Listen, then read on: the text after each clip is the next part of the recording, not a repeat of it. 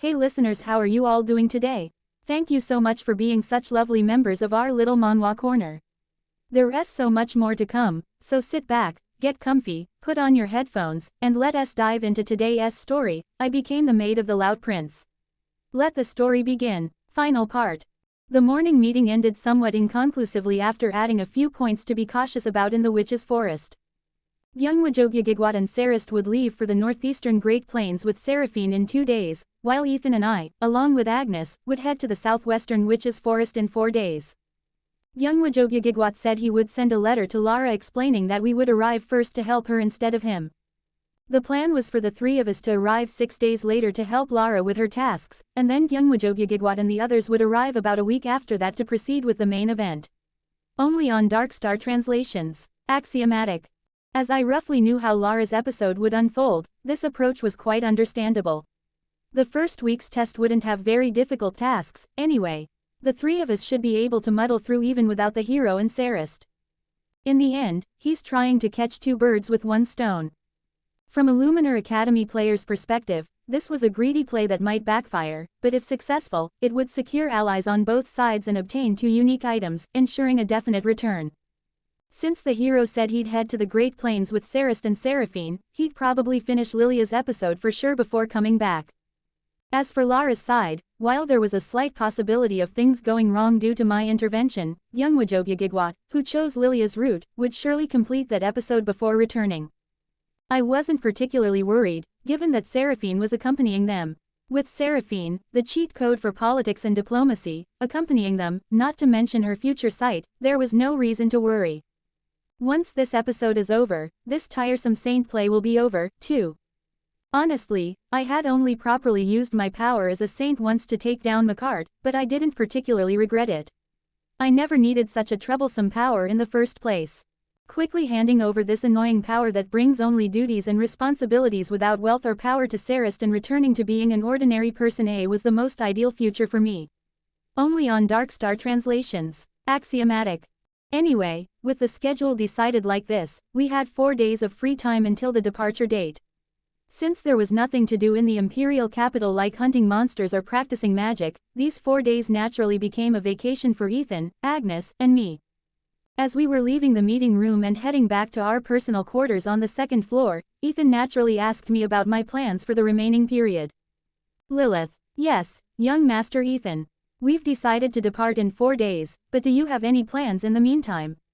No, my schedule is basically aligned with yours, young Master Ethan, so nothing is set. Right, but at last night's noble exchange meeting, you participated as a noble partner, not my maid, right? How about living like a normal noble lady for a few days, and not as my maid? Even if you tell me, a commoner by birth, to live like a normal noble lady, it only sounds like a joke, young Master Ethan. Is that so? Well, I could still roughly understand what Ethan was trying to say. He meant that while staying at the annex, I should be Lady Lilith Rosewood, the only daughter of the Rosewood family and a baroness, rather than Lilith, Ethan's exclusive maid. It was probably his way of telling me to enjoy the vacation free from duties and position, given this rare break. To be honest, the status of a low-ranking noble and a Blackwood maid seemed about the same, but I'd let that slide. But it's tiring to address everyone formally all the time. Everyone knows you're a baroness's daughter anyway, so they won't mind even if you're not performing maid duties. Alright, Ethan, if you say so, I'll try to relax for a while. You said you wouldn't do it, but you changed your stance so quickly. I was planning to ask for your permission to go out tomorrow, anyway. I was worried because I couldn't leave your side while performing maid duties, but now, I guess I don't need to ask you about going out. Gee, going out? Ethan suddenly became flustered as soon as he heard I was going out.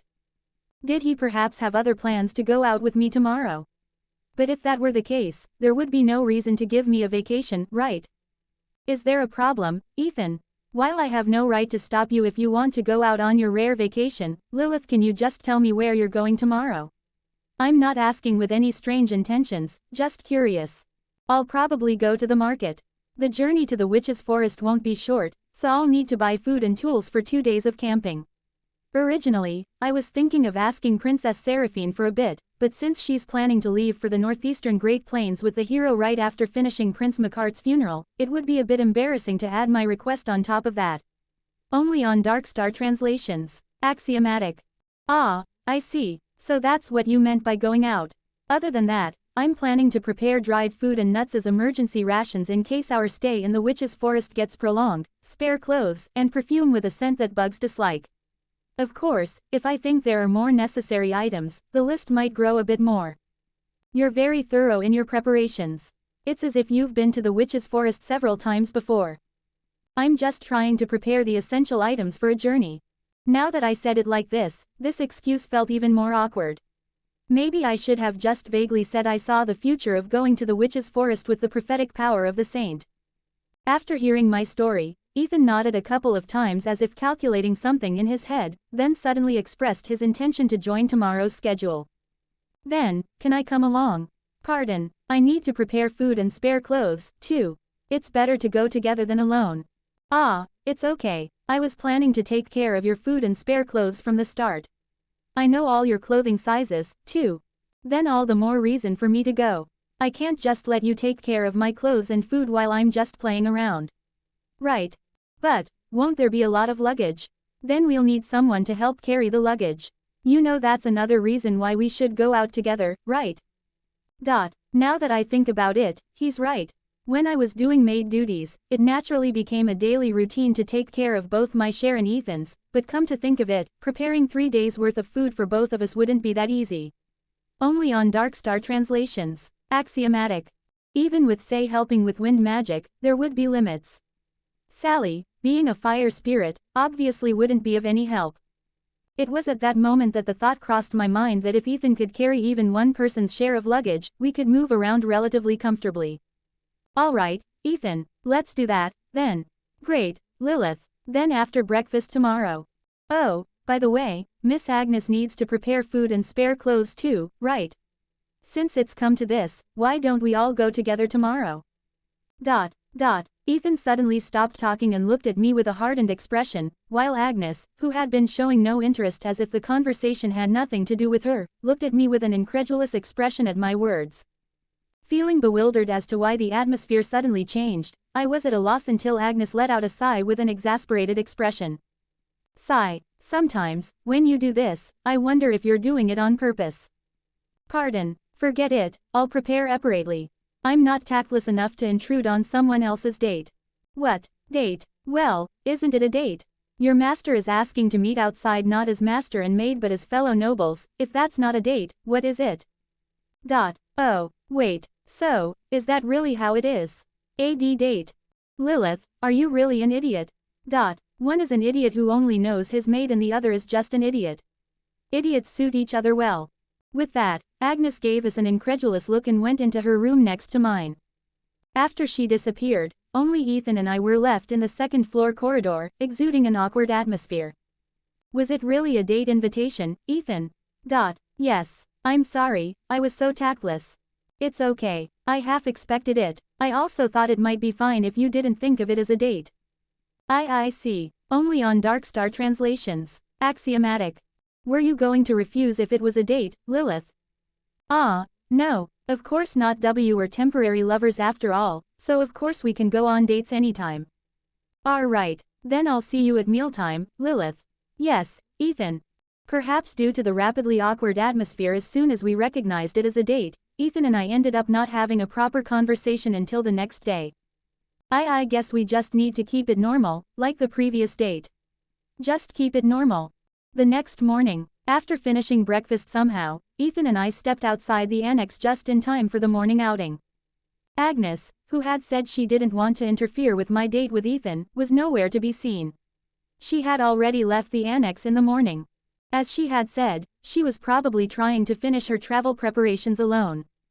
To be honest, I was a bit uneasy about letting her go alone, but she was capable of taking care of herself, so I wasn't too worried.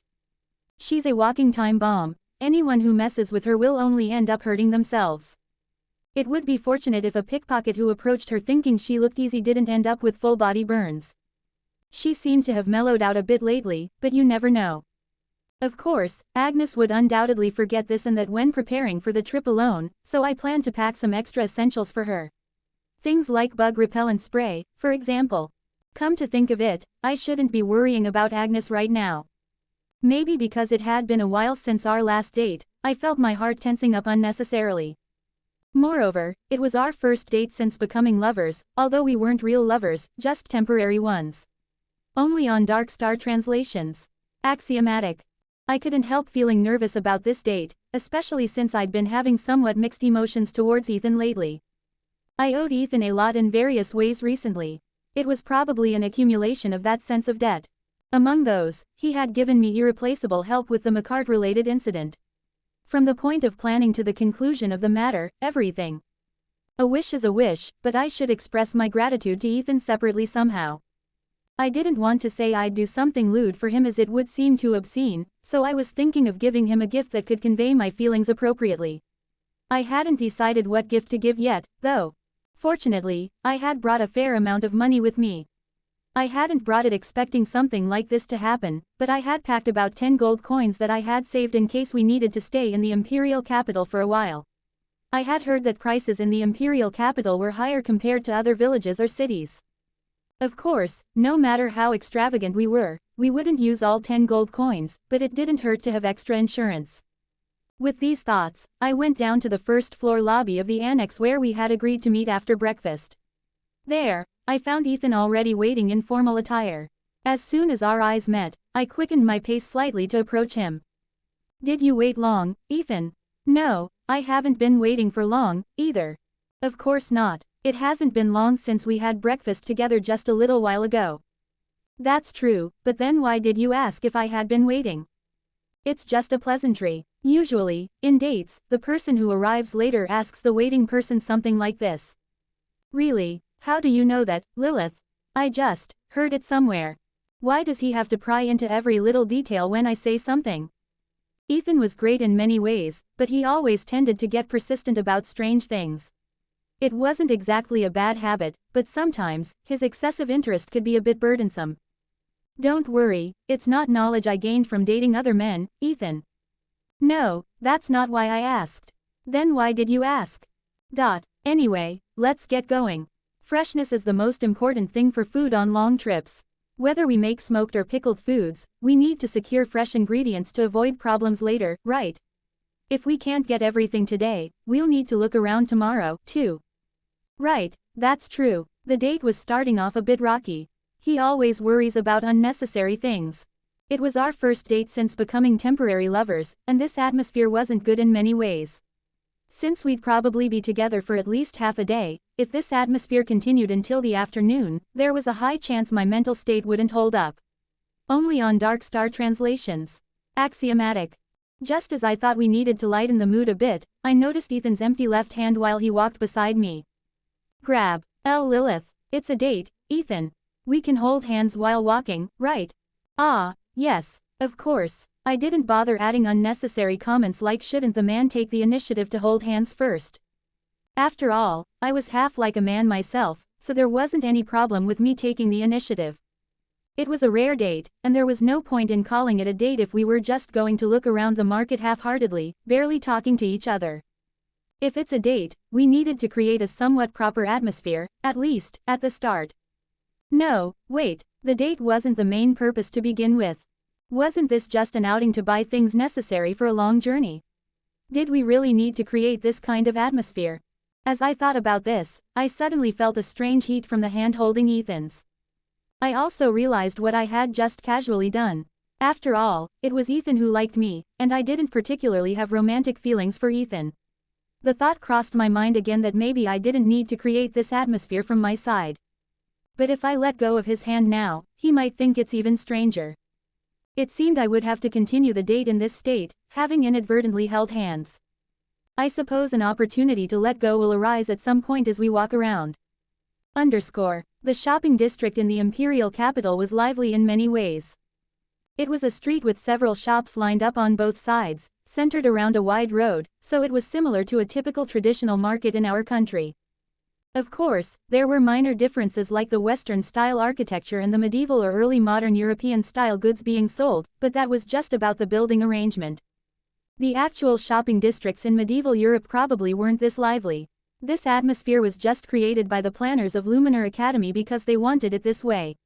After all, recreating the reality, the smelly, gloomy, cramped, and unsanitary medieval shopping streets, would just be a supply without demand. The consumers of Luminar Academy wanted the protagonist and heroines to have dates holding hands and chatting in clean shopping streets. They didn't want to experience realistic problems like getting squeezed between crowds of people, losing the heroine for a moment, getting into trouble with thugs while looking for the lost heroine, and having their wallet pickpocketed in the process. Only on Dark Star Translations. Axiomatic. Of course, I didn't want to get involved in troublesome situations, so I deliberately chose the most modest and inconspicuous dress among the ones I could wear. Even the most modest dress in the annex guest room couldn't hide my noble status completely, but at least it was a simple pastel pink dress. Your dress is pretty, Lilith. Thank you, Ethan. It wasn't a dress I wore to receive compliments on my clothes, but being complimented didn't make me feel bad, either. After we entered the shopping district holding hands like that, this time, Ethan quietly called out to me from my right. Lily. Yes. Why yes. I felt a bit flustered by the sudden use of the nickname without warning. Didn't we usually agree on this kind of thing beforehand? It felt a bit unfamiliar when this nickname, which we had used as a means to emphasize our closeness in places where nobles gathered, suddenly popped up in such an unexpected situation. What, can't I call you Lily? It's not that you can't, but so suddenly.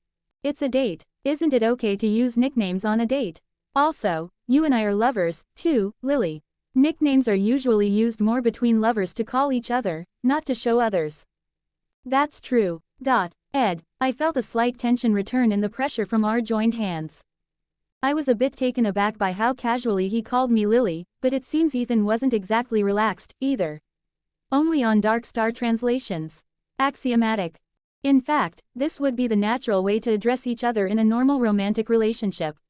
Nicknames were used more to confirm each other's affection rather than for show. With that in mind, using nicknames like this wasn't really strange, but... Lily, shall we go over there? It looks like there's some kind of street stall. Alright, Ed, I guess it's fine for a little while. Every time I used this unfamiliar form of address, I couldn't control the heat rising to my face. Have you planned what to buy, Lily? As soon as we entered the market, Ethan veered off slightly, bought a snack that looked like a baked potato with cheese on top and watermelon juice in season, shared them with me, and asked about today's schedule. Well, I haven't made an extremely detailed plan. I have some general ideas, though. How general are these ideas? First, I'm planning to secure ingredients that can be preserved for as long as possible. If fresh meat is cheap, I'll get a lot and smoke it with Sally's help. If there's not much difference in price, I'll buy processed meat like sausages. For carbohydrates, I'm thinking of buying biscuits or dried bread and supplementing moisture from other ingredients. We could make sandwiches with juicy fruits like tomatoes between bread slices, or we could soak them in stew until they're mushy. For vegetables, as I just mentioned, I'm prioritizing tomatoes, but it's not set in stone yet. If there's nothing suitable for cooking, we could buy a few limes and eat them as dessert instead of using them in cooking. Only on Dark Star Translations. Axiomatic. Isn't that already quite well thought out? I didn't come with a definite list of what to buy. So, comparing this and that might take a bit more time. Besides, we need to buy camping gear as well, not just food ingredients. We could use the tents and utensils loaded in the Blackwood carriage, but we needed to restock items closer to disposables. Especially since we're going to the witch's forest, bug-repellent perfume is a must. We need to be careful when buying food ingredients, too. If we load easily perishable meat or bread on such a summer day, it could spread bacteria to other foods and spoil everything. We could use clean ones to cut out the spoiled parts, but we'd have to throw away that much of the spoiled portion, anyway. Also, cooking with once spoiled ingredients feels unpleasant to begin with. If you're going to make stew, how about a fondue? Cheese is a fermented food, so it doesn't spoil easily, right? Oh, that's a good idea. Parmesan or Gouda cheese doesn't spoil easily. And with cheese dishes, we can use less meat but still supplement protein. Thump. While I was in the middle of discussing with Ethan what to choose for meals on our journey, my attention was drawn to the sensation of someone bumping into my side as they passed by. Ah, sorry. Someone with a rugged appearance wearing a hat pulled low over their face apologized in a hoarse voice, and before receiving a response, burrowed into the crowd. Feeling something ominous, I checked for the cloth pouch I had put in my right pocket, and as I expected, the guy had taken the pouch from my pocket without even checking its contents. Lily, did that person just now? Yes, it seems to be a pickpocket. Shouldn't we chase after them quickly? With so many people, they'll probably disappear soon if we leave them only on Darkstar translations. Axiomatic. It's okay, we'll know where they are soon, anyway. Huh, it would have been stupid not to prepare for pickpockets in a medieval fantasy world market like this. Of course, the gold coins I brought for shopping were kept in a place where they absolutely couldn't be stolen, so that wasn't a problem. Instead, I had put something special in the pocket that the pickpocket stole, rather than gold coins. AAA arg. It seems they ran into that alley over there. Yes, it seems so. I hurriedly moved towards the direction where I heard the scream in that hoarse voice from earlier. That's what you get for coveting other people's belongings. As I moved towards where the scream had come from, there was the pickpocket collapsed on the ground, clutching their face, covered in the red liquid I had made myself. Arg. My eyes. AAA arg. It was a special booby trap designed to release wind magic created by Say the moment the opening was touched. Of course, if it was just wind magic, it would only cool their face once, so I added a small trap that sprayed chili oil from the opening. The pickpockets seemed to like my booby trap so much that they kept shedding tears of gratitude while covering their face with both hands. Did you like the gift, Mr. Pickpocket? AAA arg. Fuck, what the hell did you put in there? Chili oil made by extracting oil from chili peppers in olive oil for about 10 minutes. I was saving it to use in pasta, but thanks to you, I can't use it anymore. AAA arg. Fuck, I'll take the pouch back. Actually, there are only copper coins in it, but honestly, even that's too good for you. After retrieving the cloth pouch whose booby trap had been activated, I offered some small words of wisdom to the pickpocket rolling on the ground. You damn bitch. I understand you're angry, but shouldn't you make a cool-headed judgment here? Can you afford to be this relaxed? If you don't get treatment at a church within 30 minutes, those two eyes of yours probably won't be usable for the remaining 30 years or so of your life, you know. Fuck, you damn bitch, I'll remember your face. So, what are you going to do after remembering my face? You won't be able to see that face you're trying so hard to remember if you don't go to the church right now. What only on Darkstar translations? Axiomatic. I should have asked first if you have money for treatment. If you're not going to the church anyway, how about remembering my voice from now on? Your ears are still fine, so you should be able to remember properly. Later on, if you think of me, you can grab someone's shoulder and ask like this. Somehow the voice sounds similar to that woman who blinded me, could you be that fucking bitch I met back then? If I'm in a good mood then, I might nod. Well, whether I nod or not, you won't be able to see, anyway. The pickpocket's expression became dumbfounded as if they hadn't expected me to speak up first. They even lowered their hands that were clutching their face, showing an incredulous expression. They probably imagined that I was a sheltered noble lady out for a market excursion based on my noble attire, and never expected that the stolen purse was a trap and that I would come back to curse at them. Of course, there was nothing that blind bastard could do anyway. They're just a pickpocket during the day, but at night, they'd probably engage in thievery or robbery. Even now, just looking at how they immediately reached for their inner pocket after being insulted, I could roughly gauge their character. I told you to go to the church quickly, didn't I? Though I'm not sure if you can find your way properly with those eyes. Why you fucking bitch. I'm telling you, you shouldn't keep hesitating. Do you want to live your whole life as a blind person?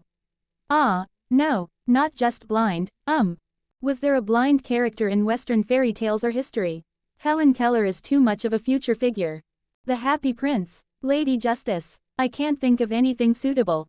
As I was pondering what to add, unable to think of what to say, the pickpocket, unable to bear it any longer, lunged at me with a blade they pulled from their breast pocket. You fucking bitch. Die, you damn bitch. The pickpocket, showing their true colors as expected, charged at me with the blade. Thanks to this predictable behavior, I could once again realize that what I had done wasn't wrong. If they had admitted their mistake and asked for forgiveness when first discovered, I was planning to wash their face with clean and even heal them with the power of the saint. After all, blinding someone for just one act of pickpocketing is too harsh, right? But when they showed no signs of remorse till the end and instead thrust a blade at me like this, I really couldn't find it in me to forgive them. At this point, maybe this person disappearing from society would be the result of a true clean. Whoosh, whoosh, fuck, where are you, you damn bitch? For me, who could parry about half of Ethan's sword strikes even with his eyes open during our usual sparring, the dagger wildly swung by this blind idiot posed no threat at all. Rather, seeing them charge recklessly despite all the warnings made me wonder if I had underestimated them too much. Only on Darkstar translations. Axiomatic. Since it seemed like I wouldn't see them again after today anyway, I just dodged the knife while tripping them with my foot. Thud. Ah arg. There was an idiot in front of me, face down on the ground, flailing around with the blade that had lost its target. As if they had completely lost their mind, they were just wildly swinging the blade they held against the ground.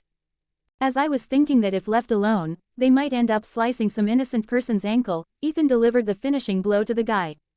Who do you dare to swing a sword at? Slash. Ah arg. The thief's blade flew into the air, along with the fist of the guy who had been gripping it tightly. Leaving the guy who had become truly blind and now truly crippled in the alley, we stepped outside where the Imperial Capital's guards, who had just arrived, greeted Ethan and me in front of the alley. Stop. We received a report of screams from the alley and came. Oh my. The guard's expression grimaced, apparently not finding the sight of the man face down on the ground, flailing his right arm with only a wrist left, very pleasant to look at. If you don't explain what happened properly. I am Ethan Richard Blackwood of the Blackwood ducal family. I'm currently staying at the annex for certain reasons. Did you say the Blackwood ducal family? And over there is my fiancée, Miss Lilith Blackwood Rosewood. You might have heard of her once or twice. Only on Darkstar translations. Axiomatic. If it's Miss Lilith, the one who's acquainted with the third princess. Just as we heard, her beauty and breasts are. Just moments ago, that person stole Lilith's money and ran away, and if that wasn't enough, he even charged at her with a knife when she came to retrieve it. The knife in that severed wrist over there should be sufficient evidence, or is further investigation needed? Ah, no, we're sorry for holding you up on your busy day. Very well, carry on then. Even the same words carried undeniable credibility when spoken by a son of a ducal family. Maybe they just didn't dare to question further, not wanting to go against the Blackwood ducal family. Passing through the guards who had parted like the Red Sea, Ethan and I re-entered the shopping district and began preparing the necessary items for camping. Not a proper date. Neither of us noticed that someone's gaze had been following Ethan and me from the moment we left the alley. Why yes, please send this to the annex as well. You can say it's for personal use by young Master Ed, Ethan. Alright, I understand. I'll pack it well and send it over. Yes, thank you. Have a good business. About 2 hours after starting to shop for travel supplies with Ethan in the market. Despite clearly buying many things, Ethan and I were still walking around empty-handed, except for the snacks we were holding. The fact that Ethan and I were staying at the annex largely eliminated the need to carry heavy luggage. At the first cheese shop we visited, the owner, recognizing that Ethan was no ordinary noble, asked where we were staying and, upon learning it was the annex, offered to send our purchases directly there that day. As it turned out, this market street was where maids from the imperial palace or annexes often came down to buy groceries. Only on Darkstar translations. Axiomatic. It was impossible for the maids alone to transport ingredients to feed the 300 or so royals, nobles, servants, and others staying in the palace, so they created a transport carriage system to move goods from the market to the palace. The shop owner kindly explained that it was a facility that transported items that needed to go to the palace or annex twice a day, so the maids just came to the market, asked for various items to be packed and sent, and returned. Since adding our luggage to the carriage carrying supplies and necessities for 300 people wouldn't delay the transport, we naturally made full use of this facility. After all, the cheese shop owner brought it up because he knew that nobles staying at the palace or annex often used this system. As a result, while we should have been carrying baskets full of groceries in both hands by now according to the original plan, our hands were completely empty. Hoo, he, ha ha ha ha ha. Thanks to this, Say, who had come out to help me with my work, was sleeping on my shoulder instead. Sally, who had followed Say, was flying around next to her, watching her sleeping face with apparent joy. By the way, I didn't end up using a single gold coin from the travel budget I had brought. To be honest, I had expected this to some extent from the moment I brought Ethan along. Given Ethan's personality, there's no way he'd quietly watch me spend money. I tried opening my wallet as a test at the cheese shop, but Ethan immediately stopped my hand and paid for the cheese himself. It was the same at other stores we visited afterward. Although I was pretending to be an ordinary noble lady now, the relationship between Ethan and me was still that of a young master and his exclusive maid. It would have been a matter of pride for a noble to let his servant pay, so his reaction was natural. Only on Darkstar translations. Axiomatic. In the end, with nothing to carry and no money to spend, I was truly leisurely enjoying shopping without any burden as we walked around the market. If we saw something that might be needed while walking, we'd buy it and ask for it to be delivered to the annex, and if there were snacks, we'd buy one and share it between Ethan and me. Going around like this, it was as if we were on a real date rather than preparing for a trip. Well, it was because Ethan had asked for a date that we were walking around together like this in the first place. Lily, say, ah. Even now, as he fed me a fruit skewer bought from a street stall, it was unmistakably a date. It's good we didn't bring Agnes along. If she had seen this, she would have made a fuss about us being lovey-dovey in public, not just today but for days to come. As I savored a strawberry skewer coated in a sweet sugar film, Ethan asked me about the remaining schedule for today. It seems we've bought almost everything we need. Is there anything left, Lily? We've nearly finished preparing the food ingredients and camping equipment, and now all that's left is the bug-repellent perfume. Bug-repellent perfume? Yes. I've heard there are many dangerous insects in the witch's forest. We don't know if Lara will have bug-repellent perfume for our share, so we should prepare it just in case. The biggest reason was that I disliked bugs. Thanks to my long experience as a maid, I could kill most creepy bugs with my bare hands, but creepy things were still creepy. I really didn't want to experience bugs swarming around me while I was hot, sweaty, and humid. Seriously. I think we might be able to find it at a general store or a magic tool shop. Usually, though, these kinds of shops might be located in remote parts of town rather than in the market streets. Moreover, since this town was a large city that could fit 2 castles, it seemed quite difficult to find one right away. To begin with, it was an item I rarely used when playing Luminar Academy, so I wasn't even sure if it was sold in the Imperial capital. As a player, I didn't think it was necessary because I wasn't the one encountering the bugs. As I was thinking about circling around the Imperial capital in the afternoon to ask where there might be a general store selling bug-repellent spray, suddenly, someone appeared in front of us, blocking our path. I saw a somewhat strange sign on the way here earlier, maybe that could have been a general store. Excuse me, big sister. Eek, kya. Startled by the sudden appearance of a girl half my height from a blind spot, my body momentarily leaned backward, and Ethan, who had been quietly following behind me, supported my body. Are you alright, Lily? Ah, yes, thank you, Ed. Fortunately, I didn't end up in an unsightly position like falling backward onto my bottom. Ethan, who had been walking beside me, supported my body faster than I could fall. Rather, it was the girl in front of us who had fallen down, startled by my scream, so I apologized and carefully extended my hand to her. I'm sorry for screaming. Are you hurt anywhere? And no. The girl, wearing a red hood over her head, carefully got up holding my hand. As I was thinking that her appearance reminded me of Little Red Riding Hood, the girl stood up, carefully dusting off her bottom. Only on Darkstar translations. Axiomatic. Judging by her appearance, she seemed to be about 6 or 7 years old. Of course, this was just an estimate, and there was a good possibility that her actual age could be older. The world of Luminar Academy wasn't like modern society where food was plentiful and there was no worry about going hungry. There was a possibility that she might actually be around 12 years old but looked younger due to not eating properly during her growth period. It seemed like you were calling me earlier. Did you have something to say? Well, that is. Did you perhaps lose your parents? Or are you lost and unable to return home? Big sister, are you perhaps an adventurer? Pardon. A stupid answer slipped out at the unexpected question from the girl's mouth, but I soon regained my composure and quietly shook my head. No, I'm not an adventurer. Then, I'm just an ordinary maid. No, a noble anyway. I'm not an adventurer, not a noble, just an ordinary person who's nothing in particular. Since I wasn't a maid right now, it felt awkward to introduce myself as one, and I wasn't even sure if this child, presumably a commoner, knew of the existence of the maid profession in the first place. But if I said I was a noble, it felt like it might unnecessarily provoke wariness, so I ended up introducing myself as just an ordinary person. Though I felt that a truly ordinary person probably wouldn't introduce themselves like this. Liar. Pardon, an ordinary person couldn't fight that well. I saw you dodging that bad man's knife like this and that in the alley over there earlier. Well, I saw everything. The strange man was swinging his knife at you, and then he fell, and then the big brother went pow. And swoosh, and cut off the man's hand. It seems she was a witness to the incident with the pickpocket main job robber that happened in the back alley earlier. I remember it wasn't exactly an educational scene to show children.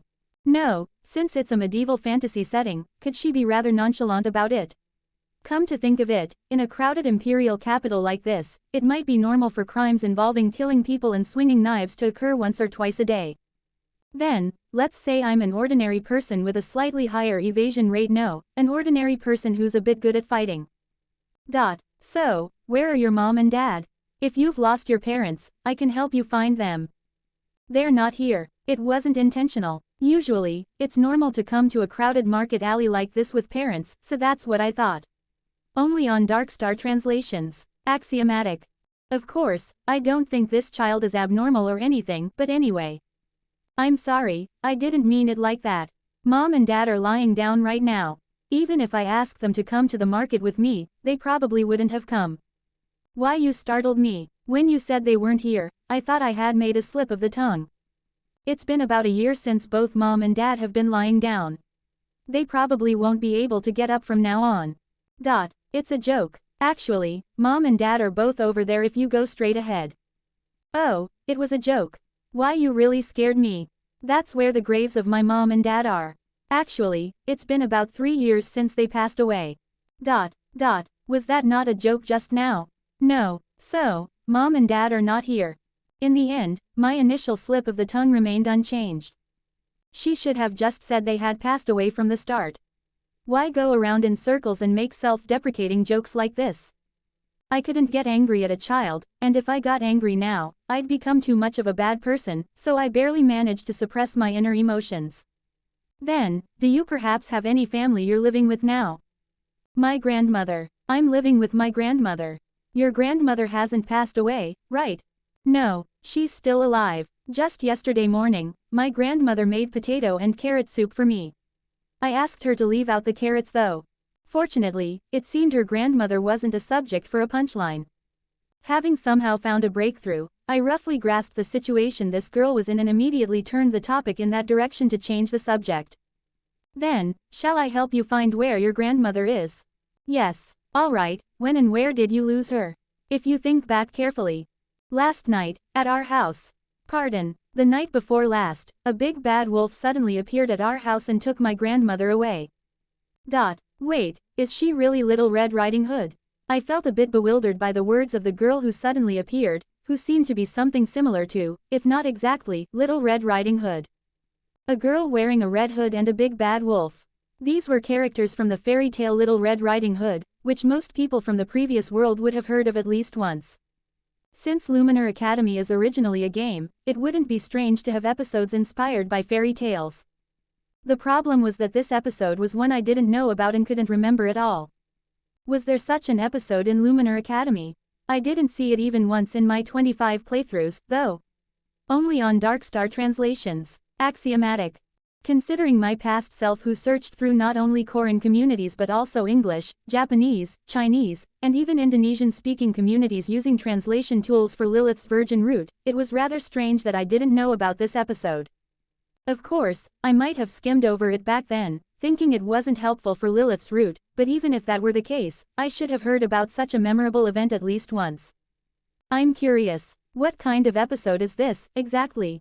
While part of me didn't want to get involved in troublesome matters, what made me hesitate even more was the instinct of a hardcore Luminar Academy player. This was the first time I was experiencing an episode where I truly didn't know what was going to happen, rather than knowledge I deliberately chose not to investigate. Besides, although it wasn't intentional, I had already made a verbal slip with this child, so it seemed okay to at least listen to what she had to say. If you just say she was taken away, I won't fully understand what happened. Could you explain in detail what happened, Little Red Riding Hood? So, the night before last, my grandmother. After listening to the Little Red Riding Hood girl's story, this was roughly how the events unfolded. First, the name of this girl who approached me and Ethan asking us to find her grandmother was Kat. As she said earlier, her parents had passed away in an unfortunate accident, and she had been living alone with her grandmother, her only blood relative, for about 3 years. She said that her grandmother always stayed by her side until she fell asleep, as she was still scared to sleep alone. Her grandmother would tell her various stories to help her fall asleep soundly. Only on Darkstar translations. Axiomatic. However, there were 2 to 3 days each month when her grandmother regularly left the house, and on those days, she had no choice but to sleep alone. The fact that she could sleep without her grandmother suggests that she wasn't entirely unable to sleep alone. Kat said she didn't know why her grandmother left the house for 2 to 3 days each month. She had heard that her grandmother went out for work, but she didn't know what kind of work it was because she had never seen it, and when she tried to go along, her grandmother would insist on leaving her behind. The last time her grandmother left the house for work was about half a month ago. The next time her grandmother was supposed to leave the house was half a month later, on her monthly cycle, so naturally, the night before last wasn't a day when her grandmother was supposed to be away from home. So, when she went to her grandmother's room to call her before going to sleep, what she saw was a big bad wolf, or so Kat claimed. Wait, there was a wolf inside your grandmother's room? Yes. Then where was your grandmother? The big bad wolf took her away. So, we're back to square one. Many things were hard to understand with a normal person's mind. It didn't seem like she had filtered or omitted anything in between. Of course, it could be that it felt this way because children tend to speak incoherently. But the idea of listening to this incoherent story from the beginning again was quite daunting. Big sister, big brother, you two are incredibly strong adventurers, so you two can defeat even a big wolf, right? No, as I said before, we're not adventurers. It doesn't matter. Even so, I'm sure you two can save my grandmother. Well, we could probably defeat a wolf, but, right, with my and Ethan's skills, we could easily defeat 1 or 2 wolves. Ethan and I had already dealt with monsters far more dangerous and frightening than wolves. Moreover, Ethan had almost certainly reached the level of a sword expert recently. Ethan alone could probably easily cut down about a dozen wolves, and with my support added, we could handle twice that number. What I was worried about wasn't whether we could defeat the wolves or not, but rather something else. Even if we found the wolf that had taken Kat's grandmother, it might be too late to save her. Only on Darkstar translations. Axiomatic. After all, it had already been 2 days since Kat's grandmother was taken by the wolf. Objectively estimating, she probably died within an hour of being taken, and in quite a miserable state at that. I didn't want to explain to this child the cruel situation her grandmother must have endured among a pack of wolves. It felt very uncomfortable to make a child who had already lost her parents understand her grandmother's death. Even in the unlikely event that she wasn't killed immediately after being captured, after 2 days, we should assume it's already too late. I couldn't know how old Kat's grandmother was, but considering this child's age, she must be a woman at least in her 50s. In this world, a woman in her 50s was considered elderly. Even if she wasn't, if she had been kidnapped while bitten by a wolf's fangs, the injuries she sustained in the process would have been severe. So, even if the wolves hadn't eaten her, she would have succumbed to her injuries after 2 days. One way or another, Kat's grandmother was no longer in this world. Unless some miracle had occurred. Did I bring this up unnecessarily by offering to find her? I just thought she was a young child who had come to the market with adults and gotten lost. Of course, I couldn't have guessed she had such a deep story. Glancing at Ethan, I saw him with his head bowed, seriously pondering something. Probably Ethan also found it quite heavy to have to tell this young child about her grandmother's death. Having lost his own mother at a young age, perhaps Ethan could empathize with Kat's feelings. For now, would you guide us to your house? What? If we're going to find traces of your grandmother, we should first check the place where she was kidnapped. If we go to the last place she was seen, we might be able to track where that wolf disappeared to. Ed, are you really? We should at least recover the body, or something that can prove it was her grandmother. If we get the girl's consent to hold a simple funeral, we might be able to make her understand her grandmother's death. Ethan whispered to me in a voice low enough that Kat couldn't hear. It seemed he intended to at least find traces of Kat's grandmother and honor her spirit, since saving her alive would be difficult. I agreed with his opinion to some extent, so I had no choice but to nod for now. Kat, can you guide us to the house where you live with your grandmother? Are you going to find my grandmother, big sister? I'll try my best as much as possible. This was the best answer I could give for now. I couldn't bring myself to say anything harsher to this young girl who hadn't yet lost her innocence. This way, this way. As soon as Ethan and I said we would help find her grandmother, Kat led us with a bright expression to a house on the outskirts of the capital. It was an old brick house showing traces of time, so this must be the house where Kat and her grandmother lived together. Only on Darkstar translations. Axiomatic. It was a single-story house that seemed adequate for 3 people to live in but might be a bit cramped for 4. As soon as I faced the house that Kat introduced as her and her grandmother's home, a question naturally arose in my mind. The exterior looks more intact than I expected. Actually, when I heard that a wolf had entered the house, I had imagined a house with 1 or 2 places broken. No matter how intelligent wolves are compared to other mammals, being canines, they wouldn't have quietly opened the door and entered through the front door when attacking a home. I had expected to see a large hole in a door, window, or somewhere in a collapsed wall, but the intact appearance of the house was the first question that came to mind. Surely a wolf isn't going to suddenly jump out from inside as soon as we open the door. Detective novel-style narrative tricks like, actually, the culprit didn't escape from the locked room but was hiding inside, are a bit. Even I would be startled if suddenly told to catch a wolf jumping out from in front of the door. After all, whether an adventurer or an academy student, one doesn't always go around in battle mode. If a wolf really suddenly jumped out from behind the door, it might be a bit dangerous. I'll go in first, Lily. Okay, Ed. It seemed Ethan had sensed something off about the same things I had, as he stepped ahead of me and stood in front of the brick house's door, carefully opening it and pushing one shoulder in while maintaining a vigilant stance.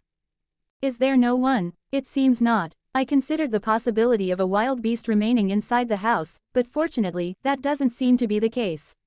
Children's words can be incoherent, so we can't fully trust them. Well, if there really had been a wolf remaining in the house, we wouldn't have come here in the first place. She said her grandmother was taken by the wolf the day before yesterday, so if the wolf that had taken her grandmother had actually remained in this house, Kat would undoubtedly have been the victim last night. It would have been difficult to mistake a wolf leaving such a small house in the first place. Even for a young child, her mind wouldn't be so addled as to mistake a wolf taking her grandmother and running away.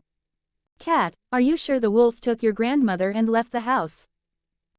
No, yes. Is she deliberately trying to tilt me this way? Reminding myself once again that I was dealing with a child, I asked Kat another question about the whereabouts of the wolf. Could it be that the wolf is still inside the house?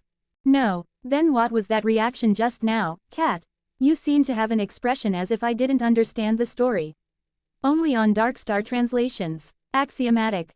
But, the bad wolf didn't take grandmother and leave the house. Pardon, I'm pretty sure she said at our first meeting that a big wolf had taken her grandmother away.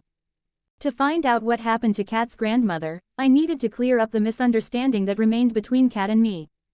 Kat shook her head and said no when asked if the wolf was still inside the house, despite having said no when asked if the wolf had taken her grandmother and left the house.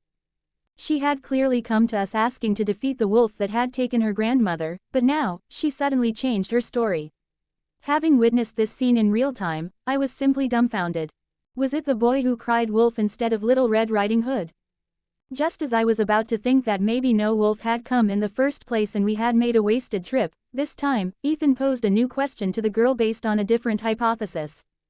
If it didn't carry her away in its mouth, did the big wolf perhaps carry your grandmother on its back or in its arms? Exclamation mark. Right, it could have been a werewolf. I had momentarily forgotten that this was a medieval fantasy world. In this world, there were beasts, hybrids of humans and animals. Only on Darkstar translations. Axiomatic. Among them, if the wolf was of a werewolf species that showed more animal traits than human ones, the kind of design that suspiciously wealthy people might particularly like, from a child's perspective, it could easily look like a wolf. And if it was a werewolf that had kidnapped the grandmother, there was still a possibility that she might be alive. No, really, are you sure? Yes, I'm sure. Right, it wouldn't be solved that easily. To be honest, a werewolf seemed the most likely possibility, but since she said it wasn't that, I couldn't press further. I couldn't accuse her of lying when she was looking at me with such earnest eyes. Keeping in mind the possibility that what Kat saw might have been a werewolf, I tried to clear up the misunderstanding between us.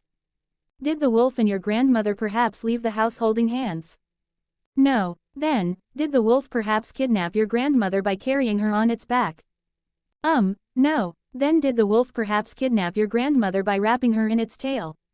What does that mean? It's nothing. I seem to have presented all the possible options for a wolf, but Cat kept repeating no, no at the end of each sentence, to the point where I was starting to wonder if this child was playing with me. It's not like we were suddenly playing 20 questions or something. If it didn't carry her in its mouth, didn't wrap her in its hands, didn't carry her on its back, what other options are there? Only on Dark Star translations. Axiomatic.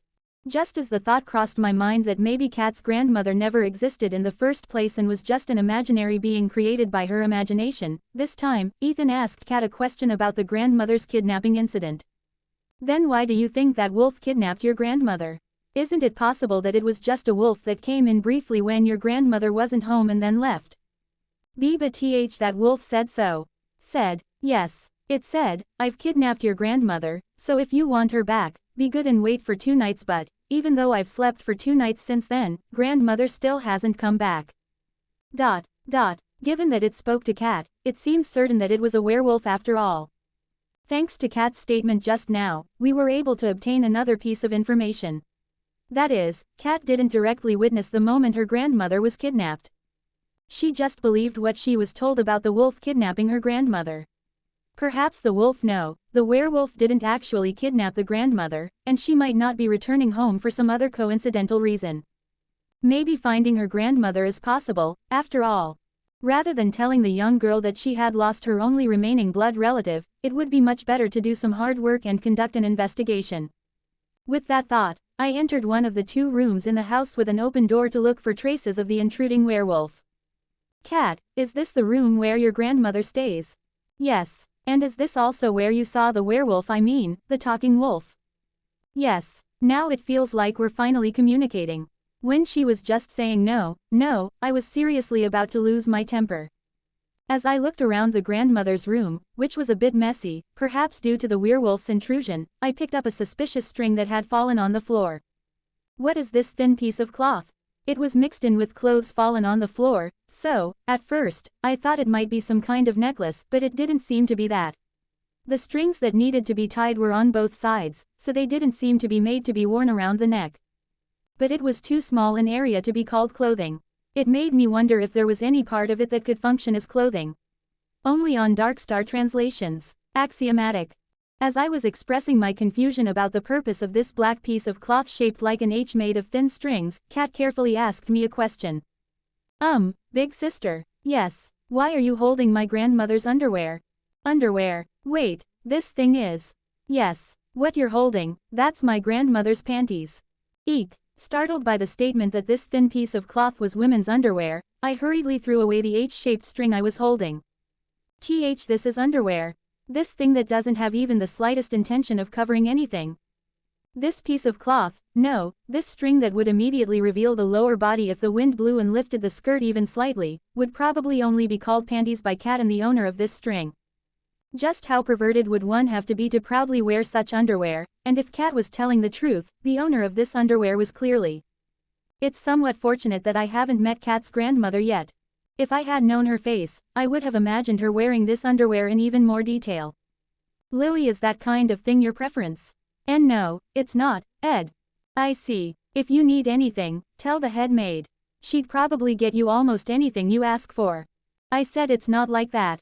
Who does he think is some kind of exhibitionist pervert?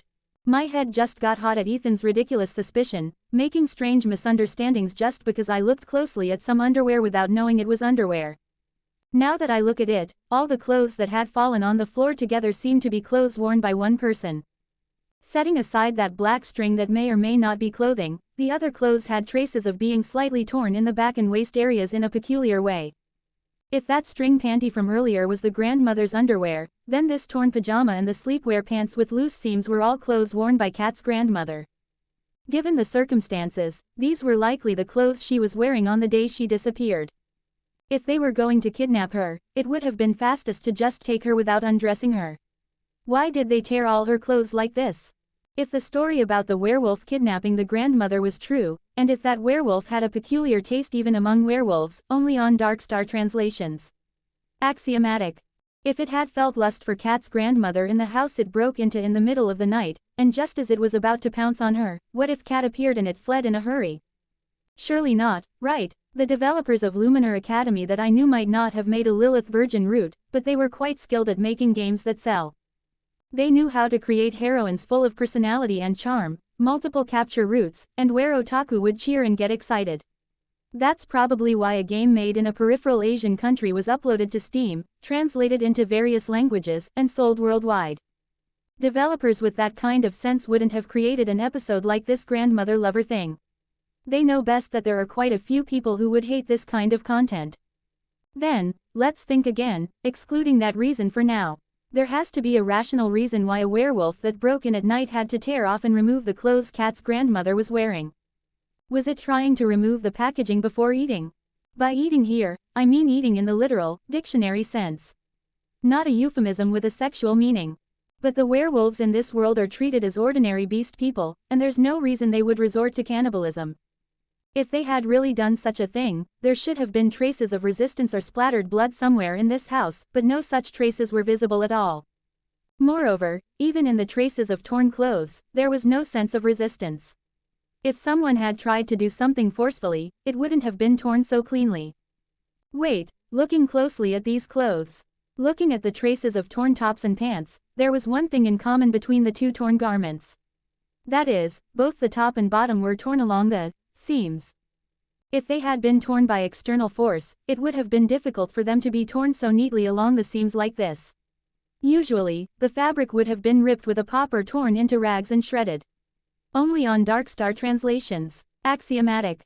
This kind of tearing happens when uniform force is applied to the entire garment and pulled with almost the same intensity. Unless it was done by wrapping a large balloon with clothes and then inflating it from inside the clothes until it burst, in this way. Ah, I got it. Eek. Big sister. Lilith. Kat's testimony, the talking wolf, the traces of clothes torn from the inside. All the puzzles are solved. The truth is always one. Although I confidently declared that all the puzzles were solved, to be honest, I wasn't the only one who had figured out the truth. To be frank, the circumstantial evidence was just too obvious. When I turned to Ethan with a self-assured expression as if I had figured it out, he already had a look on his face that suggested he had roughly reached the same conclusion in his mind. You understand too, Ed. From what I can see, it seems this child's grandmother is a werewolf. They say some types of werewolves can take both human and werewolf forms. She was probably hiding it until she was discovered the night before last. You knew. The torn clothes are probably due to her body growing larger when transforming into a werewolf. She told Kat she'd return in 2 days but hasn't come back yet, which likely means something happened that's preventing her from returning. Her leaving the house once a month before that was probably to avoid the full moon on the lunar cycle. Even for werewolves who can take human form, they would have no choice but to forcibly become werewolves on the night of the full moon. Since she left the house about half a month ago, the timing seems to match up. I see. I hadn't even thought about the lunar cycle. Well, the night before last was the new moon, so half a month ago would indeed have been around the full moon. While I was impressed by Ethan's insight, to be honest, anyone else we might have brought along could have figured it out. It was such a simple deduction problem that even I could figure it out. Only on Darkstar translations. Axiomatic. The way I played Luminar Academy in my previous life was essentially just grinding time under the name of conquering, not really using any brilliant mind. So, this is about the level of deduction my mind can handle. As I was quietly feeling somewhat deflated by this realization, Kat looked up at me with her sparkling eyes. Did you figure it out, big sister? Does that mean you can find my grandmother? Maybe. Where is she? Where's my grandmother? I think we still need to investigate a bit more. One thing that was certain was that Kat's only blood relative was alive, which was a relief. Though given that she was actually a werewolf, I was a bit unsure if Kat was really her blood relative. Since it wasn't a case of a wolf carrying her off, but rather grandmother equals wolf, the situation was actually as safe as it could be. Even if we were to actually encounter a regular wolf, Kat's grandmother, being a werewolf, would be more than capable of defending herself. With Ethan and me here as well, there's no real danger to worry about. However, the fact that there was a heavy truth that needed to be told to Kat remained unchanged until the end. It's become a bit easier to tell than saying she was eaten by a wolf and died. Still, it was a bit difficult to say directly. If handled poorly, it could lead to issues like the secret of her birth. There must have also been a reason why the grandmother hadn't told Kat the truth, so it felt somewhat off for Ethan and me to butt in and say, "Your grandmother is a werewolf." In the end, unable to reach a proper conclusion, I had no choice but to choose to postpone giving her an answer. "She'll probably be back tomorrow morning, if you wait quietly at home, Kat." "Then what if she doesn't come back?" "Well, I'm sure she'll come back, right? At least, it doesn't seem like your grandmother was taken by a wolf only on Darkstar translations." Axiomatic. "How do you know that, big sister?" Huh. Big sister, how do you know my grandmother will be back tomorrow morning? What did you figure out?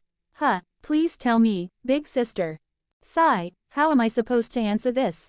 This is why I can't stand kids. They're so curious, but you can't give them straightforward answers to everything, so they always put you in a difficult position. As I was struggling with how to respond, Ethan, unable to watch any longer, interjected into the conversation between Kat and me. "If your grandmother doesn't return by tomorrow morning, I'll use the power of the Blackwood family to conduct a full search for where your grandmother has gone."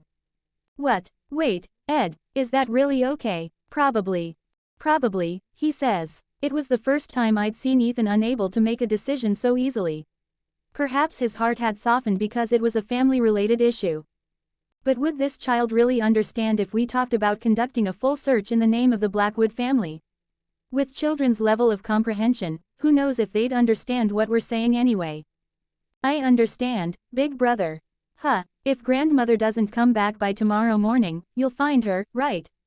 Yes, that's roughly what I mean. I'll wait quietly because the handsome big brother said so. Look at this girl. When I was talking, she kept talking back, but when Ethan spoke, what? She believes him because the handsome big brother said so. I seriously worried about Kat's future, having learned how to suck up to nobles from such a young age. It was true that Ethan was quite handsome even from a child's perspective, so I couldn't deny that part, but something felt unpleasant. Yes, wait and believe, cute little lady. Okay. To prevent Ethan from getting more entangled with that girl, we needed to meet Kat's grandmother first. Only on Darkstar translations. Axiomatic. It wasn't jealousy or anything. What jealousy could there be towards a kid who doesn't even look 10 years old? Lily, are you sure this is the right path? It's the path I found using the Saint's power, so it should be correct. About 30 minutes after leaving Kat and her grandmother's cabin, Ethan and I started searching for traces of the werewolf's path while climbing a mountain on the outskirts of the imperial capital. Using the Saint's power, it wasn't too difficult to find lost people. One of the powers possessed by the Saint, owner of lost items, included the ability to find the owner of an item whose owner had disappeared. Of course, it couldn't be used on just any item, it had to be a precious item that the owner had lost. After all, it was a power meant to return precious items to their owners. Among the items of hers that we could get our hands on, there was only one item with a strong enough attachment to use, owner of lost items, so we were simply climbing the mountain path following the direction that the spell was pointing in. By the way, Lily. Yes, Ed, does the Saint's power always have to be used while holding the item like that? Yes. I see, then I guess it can't be helped, haha. Well, it's fortunate that at a glance, it's hard to tell what it is. Besides, it's not very visible unless you're looking from the side. Maybe it's fortunate that she went into the mountains. If other people had seen you carrying that around, Lily, they might have misunderstood. Ed, yes, shut your trap, I'm feeling uneasy, too. This time, I couldn't hold back my temper momentarily and ended up blurting it out. But what could I do? Someone was walking around holding a string of cloth that barely looked like someone else's underwear, searching for its owner, and when he said such things from the side, it only looked like he was mocking me. I moved forward holding the underwear fragment that was trying to fly towards the direction where Kat's grandmother was, feeling like I was dowsing for a water vein. *1. After about 10 minutes of pushing through the mountain path with Ethan, deep into the mountain, only on Darkstar translations. Axiomatic. Fortunately, at a place that wasn't too deep in the mountains, the direction the cloth fragment was pointing began to change, and we could spot a cabin that clearly showed signs of human presence. It seems to be pointing over there. It does. It was a cabin located quite close by, considering she had fled to escape Kat's eyes. It was probably close enough that if you looked down the mountain, you could probably see Kat's house clearly. Yet when we looked up from below earlier, it was hidden by trees and bushes, making it the perfect place to hide from her granddaughter's eyes. I hope it's not a strange person. Well, considering she's hiding the fact that she's a werewolf from her granddaughter, she might actually be quite sensitive, don't you think? Maybe. To be honest, the fact that someone old enough to be called a grandmother was wearing this kind of underwear was quite something, but honestly, this was close to a matter of personal freedom if we really thought about it. However, even the place she fled to escape her granddaughter's gaze was ultimately a place where she could keep an eye on her granddaughter. Thinking that while her tastes might be a bit strange, she probably wasn't lacking in humanity, I knocked on the cabin door a couple of times where I could sense a presence. Knock, knock, yes, just a moment, single quote dot, huh, what was that bright voice just now? It was a quite young woman's voice for someone supposed to be a grandmother. Is there someone other than Kat's grandmother? Or is this someone else's house? But no matter how I look at it, this underwear seems to be pointing towards the inside of this cabin. Only on Darkstar translations. Axiomatic. Maybe she has a roommate. There was no rule saying that Kat's grandmother was the only woman who didn't want her daughter or granddaughter to find out she was a werewolf. From the start, the size of the cabin seemed a bit large for one person to live in. As I was thinking this, waiting for the door to open from inside, the owner of the voice we heard from inside earlier opened the door for us. I couldn't help but feel quite surprised at the appearance of a female werewolf wearing what looked like a form-fitting dress, the so-called dongtan dress too. Welcome, hello huh, welcome, she says. The door was open, so you could have just come in. Is there something you're looking for? Something we're looking for? Could it be this is your first time at our shop? Shish shop. I thought it was just a small cabin in the mountains, but it's actually a shop. Thinking this, I looked closely at the sign attached next to the door again, and I belatedly realized that this was not a nameplate but a shop sign. Open hollow corner bracket wolf's scent close hollow corner bracket. I sincerely hoped it wasn't a shop created for some suspicious purpose. Oh, you're not guests for our shop but Kat's visitors. This is quite embarrassing. As soon as she learned that Ethan and I had come at Kat's request, she carefully led us inside.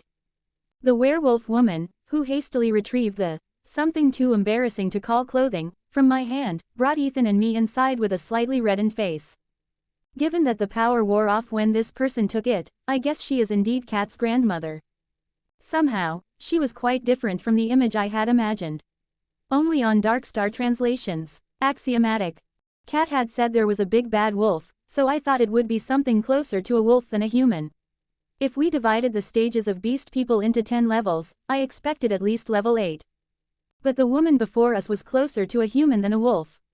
If we had to use the 10-level scale, right now, she was maybe at level 4 or 5.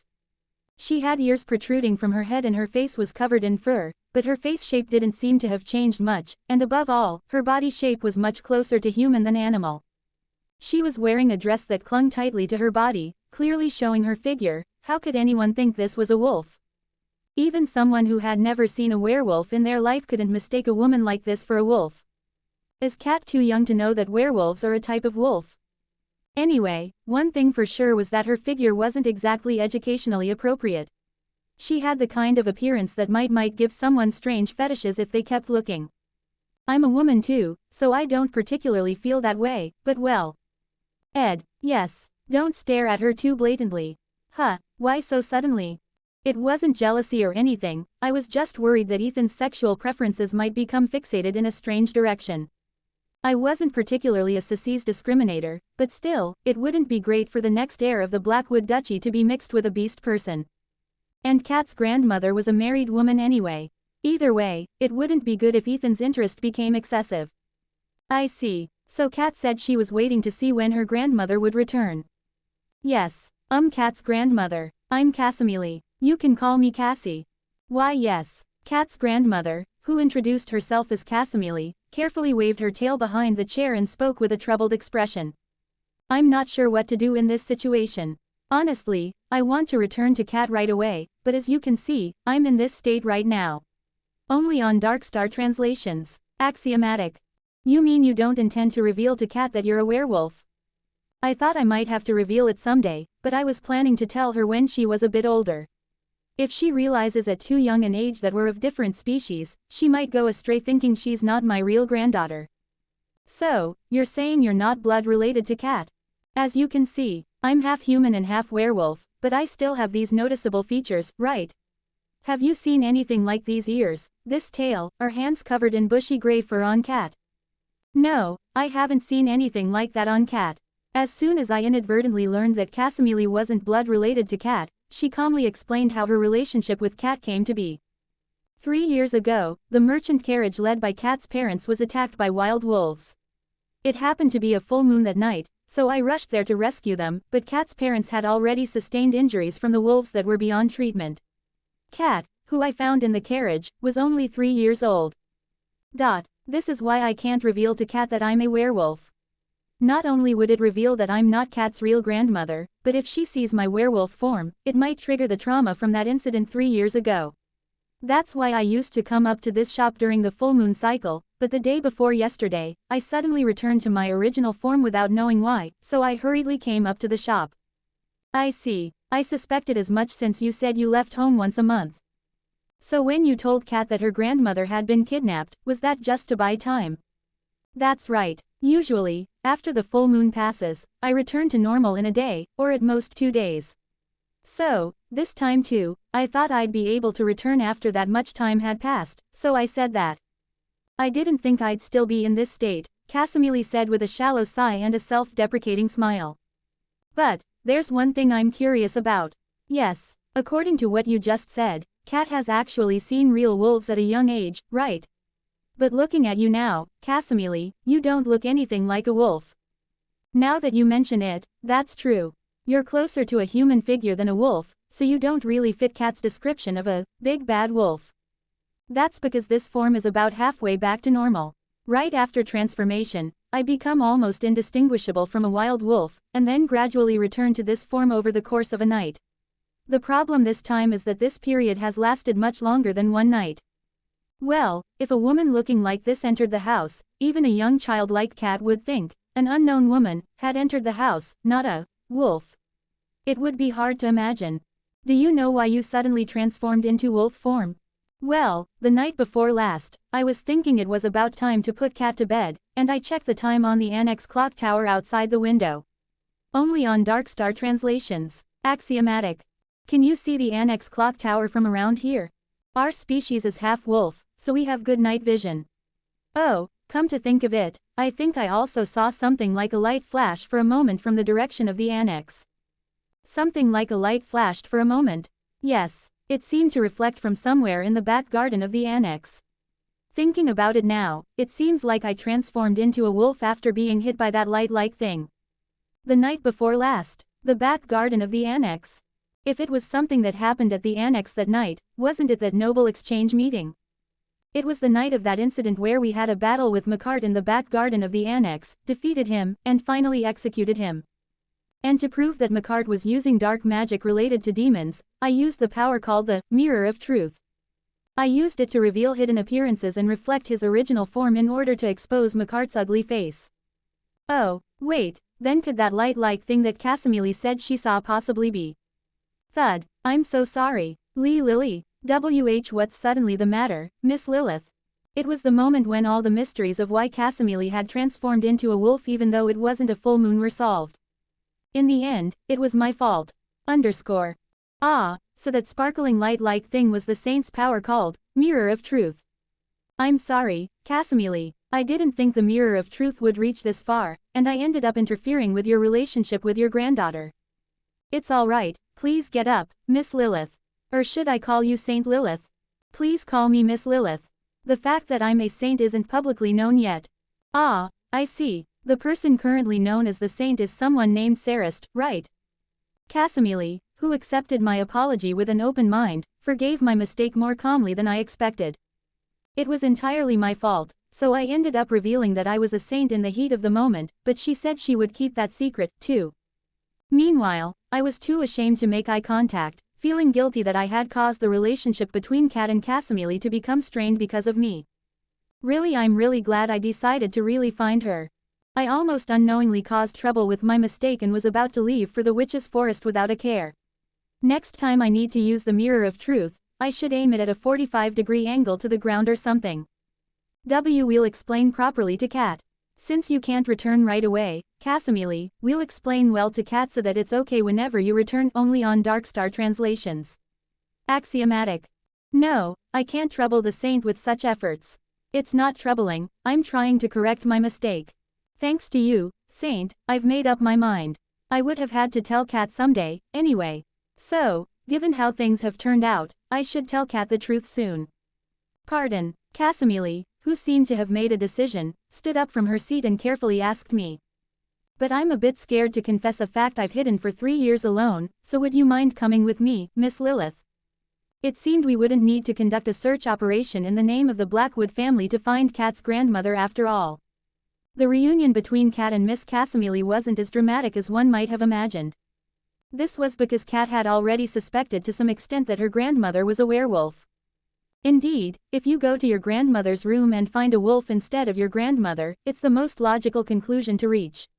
From the moment her grandmother disappeared, leaving only her clothes behind, it was practically a hint for Cat to openly suspect. When I asked why she had explained it to Ethan and me as if she hadn't even considered it, her answer was this. Less than I thought. If Grandma wasn't telling me, there must be a reason. So I just pretended the idea that Grandma might be a werewolf never occurred to me. I'm sorry for deceiving you, big sister, and handsome big brother, greater than. Less than, greater than. It wasn't possible to question a child who spoke like this about why she did such an unnecessary thing to confuse people, so we had no choice but to let it slide. Well, in the end, everything worked out fine, so it didn't matter. If we to be precise, the conflict started because I mistakenly turned Miss Casimili into her wolf form. Anyway, looking at the result, Miss Casimili had been cautious around Cat in her own way, and Cat had tried to listen to Miss Casimili in her own way, which led to this situation. I had imagined scenes of a rebellious granddaughter and a troubled werewolf grandmother, but fortunately, nothing like that happened. Only on Darkstar translations axiomatic. In any case, after Cat and Miss Casimili's dramatic reunion, the next day, Ethan and I walked together to the mountain store called Wolf's Scent to meet Miss Casimili from the morning. It wasn't exactly a date or anything, just that yesterday Miss Casimili had mentioned wanting to do something like a thank you for Ethan and me. I had also heard yesterday that her store sold the item I wanted to buy. Creak. Welcome, Miss Lilith, Mr. Ethan. Hello, Miss Casimili. You look better than yesterday. As Ethan said, she definitely looked better than yesterday. Probably because she no longer needed to hide her secret from her granddaughter, Cat. Perhaps because she hadn't fully returned to her human form yet, traces of her werewolf form still remained on her face. Like the ears on top of her head, or the tail behind her. The gray fur that had been on her face and hands seemed to have almost disappeared. You still haven't returned to your original form? I did return to human form this morning, but since I don't need to hide from Cat anymore, I slightly reverted. Most customers say they prefer me like this. What? I decided to pretend I hadn't heard that.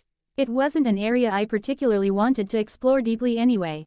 Ah, it's big sister and handsome big brother. Miss Cat.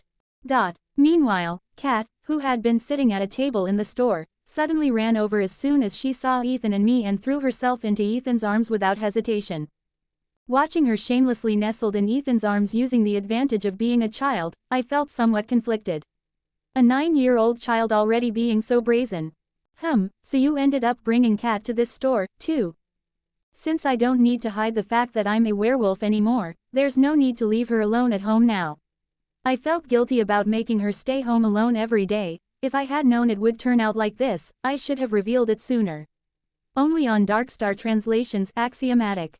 So this store wasn't just used to avoid Cat's eyes, but a store you regularly operated.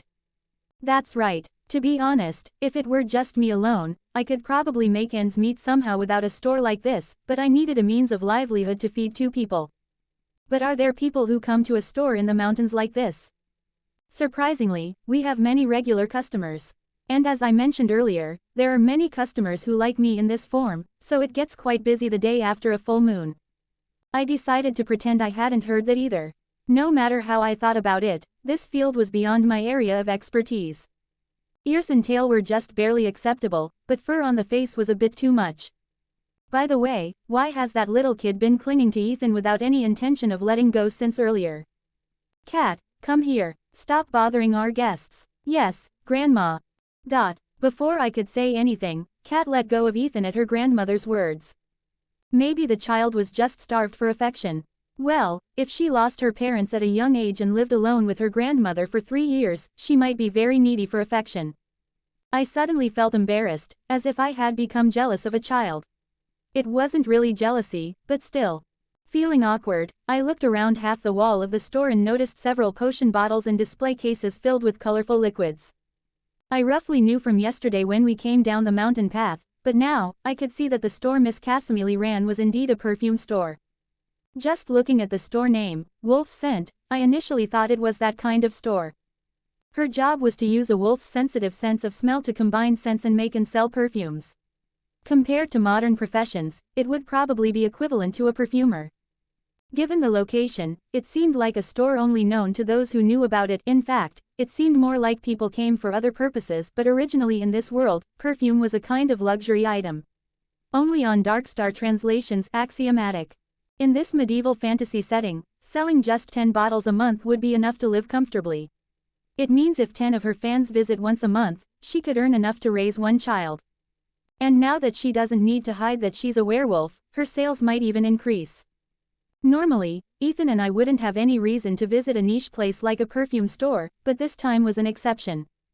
We need to prepare to leave for the Witch's Forest tomorrow, and the only thing we haven't gotten yet is bug-repellent perfume. Since I really wanted to get this before going, we had no choice. The bug-repellent perfume was something that couldn't be found in general stores or potion shops unless they were quite large. Of course, since the imperial capital is such a big city, there might be 2 or 3 general stores or potion shops that sell insect-repellent perfume, but there are also many stores that don't carry it in the imperial capital. It was enough of a gain just to avoid the hassle of going around to every store and asking, "Do you have insect-repellent perfume?" At least a perfume store wouldn't not sell insect-repellent perfume. Here you go, Miss Lilith. Yes, this is a gift from Cat and me. Regardless of how it happened, thanks to your help, Miss Lilith, I was able to honestly confess the truth to Cat. Ah, thank you. I thought about declining once, but if I was going to decline, coming back to this store in the first place would have been a transparently insincere act. I just accepted it, afraid that rejecting it once might seem hypocritical in a strange way. Originally, if she's old enough to be called Grandma, she might be much older than she looks. It might be more impolite to refuse a gift from an elder. It's a tea with a special scent. Make sure to drink it together when you're alone with your lover. Ethan and I aren't lovers or anything. You call each other by nicknames, but you're not lovers. Then what kind of relationship do you have? Fiancés. Definitely not fiancés. And I didn't specifically ask if that handsome young man over there was your lover, did I? But seeing how his name immediately came to your mind, don't you have feelings for him, too? It's fine, take it. It will probably help improve your relationship. Yes, thank you. If we're being precise, our relationship wasn't particularly bad even now, regardless of whether it needed improvement or not. Rather, I felt like we shouldn't get any closer than we are now. If we got any closer than our current friends with benefits relationship, I felt like I wouldn't be able to handle it at all. But since I had already agreed to accept the gift, there was no need to return it saying I didn't need it. I accepted it for now, even if I might hold off on actually drinking it with Ethan. When you say a special scent, what kind of scent is it? Let's say it's a scent that allows lovers to confess their honest feelings a bit more easily. By the way, it's not very effective on someone who doesn't have feelings for you, so I don't recommend using it to cheat. I'm not cheating or anything. Yes, I didn't think you would do such a thing, Miss Lilith. Wondering if he might have overheard my conversation with Casimile, I turned around to find Ethan looking at me with a reddened face. Only on Darkstar translations axiomatic. It wasn't that I meant to say I was completely devoted to Ethan. Originally, dating Ethan was the only exceptional case for me when it came to men. Other men were out of the question from start, so I just reacted sensitively to the word cheating. Of course, there was no point in explaining this as Ethan wouldn't understand anyway, so I decided to leave him with his misunderstanding. I should just do what I came to do and leave quickly. After all, the reason we came back to this store wasn't to chat while receiving gifts. Do you happen to sell bug-repellent perfume? Of course. We're a perfume store, so, naturally, we sell it. How many do you need, Miss Lilith? 2, no, 3 if you have 3. After purchasing the bug-repellent perfume, the last item prepared for heading to the witch's forest, I quickly left the store. Make sure to drink it together when you're alone with your lover. Holding Miss Cassimili's gift with its meaningful words close to my chest. The first thing Ethan and I did after returning to the annex was to pack our luggage for tomorrow's journey to the witch's forest. Since it was a long journey, we had to leave by carriage as soon as dawn broke, so if we didn't pack our bags in advance, we'd probably be in trouble tomorrow morning. If we messed up, we might even be late for our scheduled arrival. Seraphine had arranged the carriage and coachman before she left, so there was no particular problem. I heard she had entrusted the coachman to someone relatively trustworthy, so well, we just had to trust that. Only on Darkstar translations. Axiomatic. Anyway, because of this, Dittmeyer, who had stayed in the imperial capital just in case, was scheduled to return to the Blackwood estate tomorrow with the Blackwood carriage. On the way, he would also inform Harold that Ethan and I would be returning late, so the preparations were perfect. Less than clothes packed, food packed, camping gear packed, greater than. Less than did you pack the bug-repellent perfume, Lilith? Greater than. Less than I put that in a portable backpack instead of the luggage bag. I think we'll need to use it frequently once we enter the witch's forest. You should carry one separately too, Ethan, and spray it often. I've heard there are sometimes insects with dangerous venom in the witch's forest. Greater than. Less than okay, got it. Greater than. That conversation while packing our travel bags together happened a few hours ago. After that, we just washed up, had dinner, and rested a bit, and before we knew it, it was the night before our departure. Really, all sorts of things happened in just a few days. Defeating McCart, the mini-boss of Part 4, and the demon Evelyn, revealing to Seraphine that I'm the real saint, planning the summer vacation event, dating Ethan, and then the incident with Kat's grandmother. It had been such a packed week that it was hard to believe all of this happened in just a few days. This was even before the main event of Luminar Academy's summer vacation had begun. It feels like I've forgotten something. Right, I haven't asked Ethan about his wish yet. I had promised to grant his wish after the McCart incident was resolved, but since he hasn't mentioned it yet, I thought it might be better if I asked first. Should I just ask him tomorrow while we're in the carriage?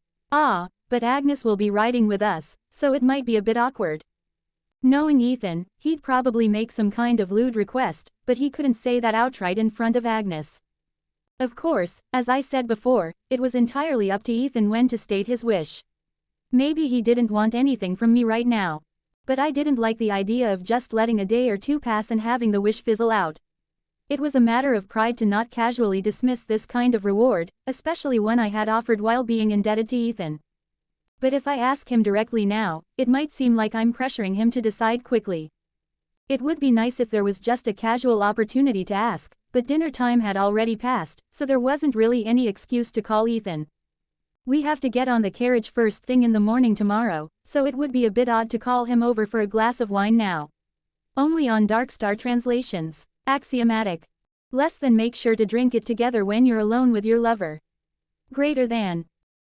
Right, come to think of it, that existed. I took out Miss Cassimili's gift, which I had put in my luggage bag because I didn't know where to use it, and immediately checked its contents. I don't know about alcohol, but tea should be fine. Even though we're leaving tomorrow morning, there should be plenty of time for a cup of tea. Tea would be relatively less burdensome on the body than alcohol. There were several slightly pink-tinged tea leaves as if they had been dyed with something. I opened the gift, which kindly included instructions on the proper amount, and checked its contents. This is the amount for one serving. When brewing, use about 6 to 7 tea leaves and 500 milliliters of boiling water, steep for 3 minutes, and when drinking, make sure to make eye contact with your partner and savor the aroma as much as possible. Since it was a gift meant to be drunk with a lover, there was only enough for 2 or 3 cups of tea.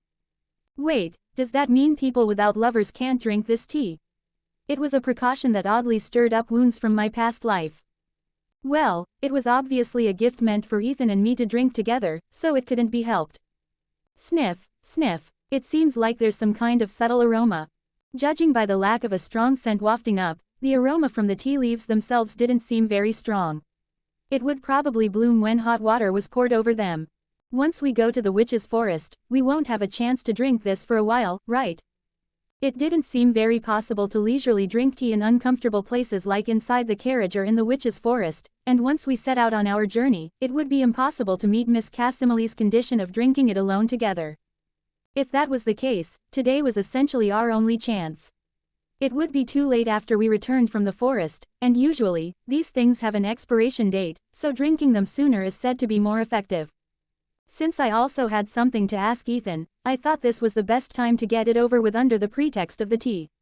With that in mind, I knocked on the door to the adjacent room, holding the tea leaves Miss Cassimile had gifted.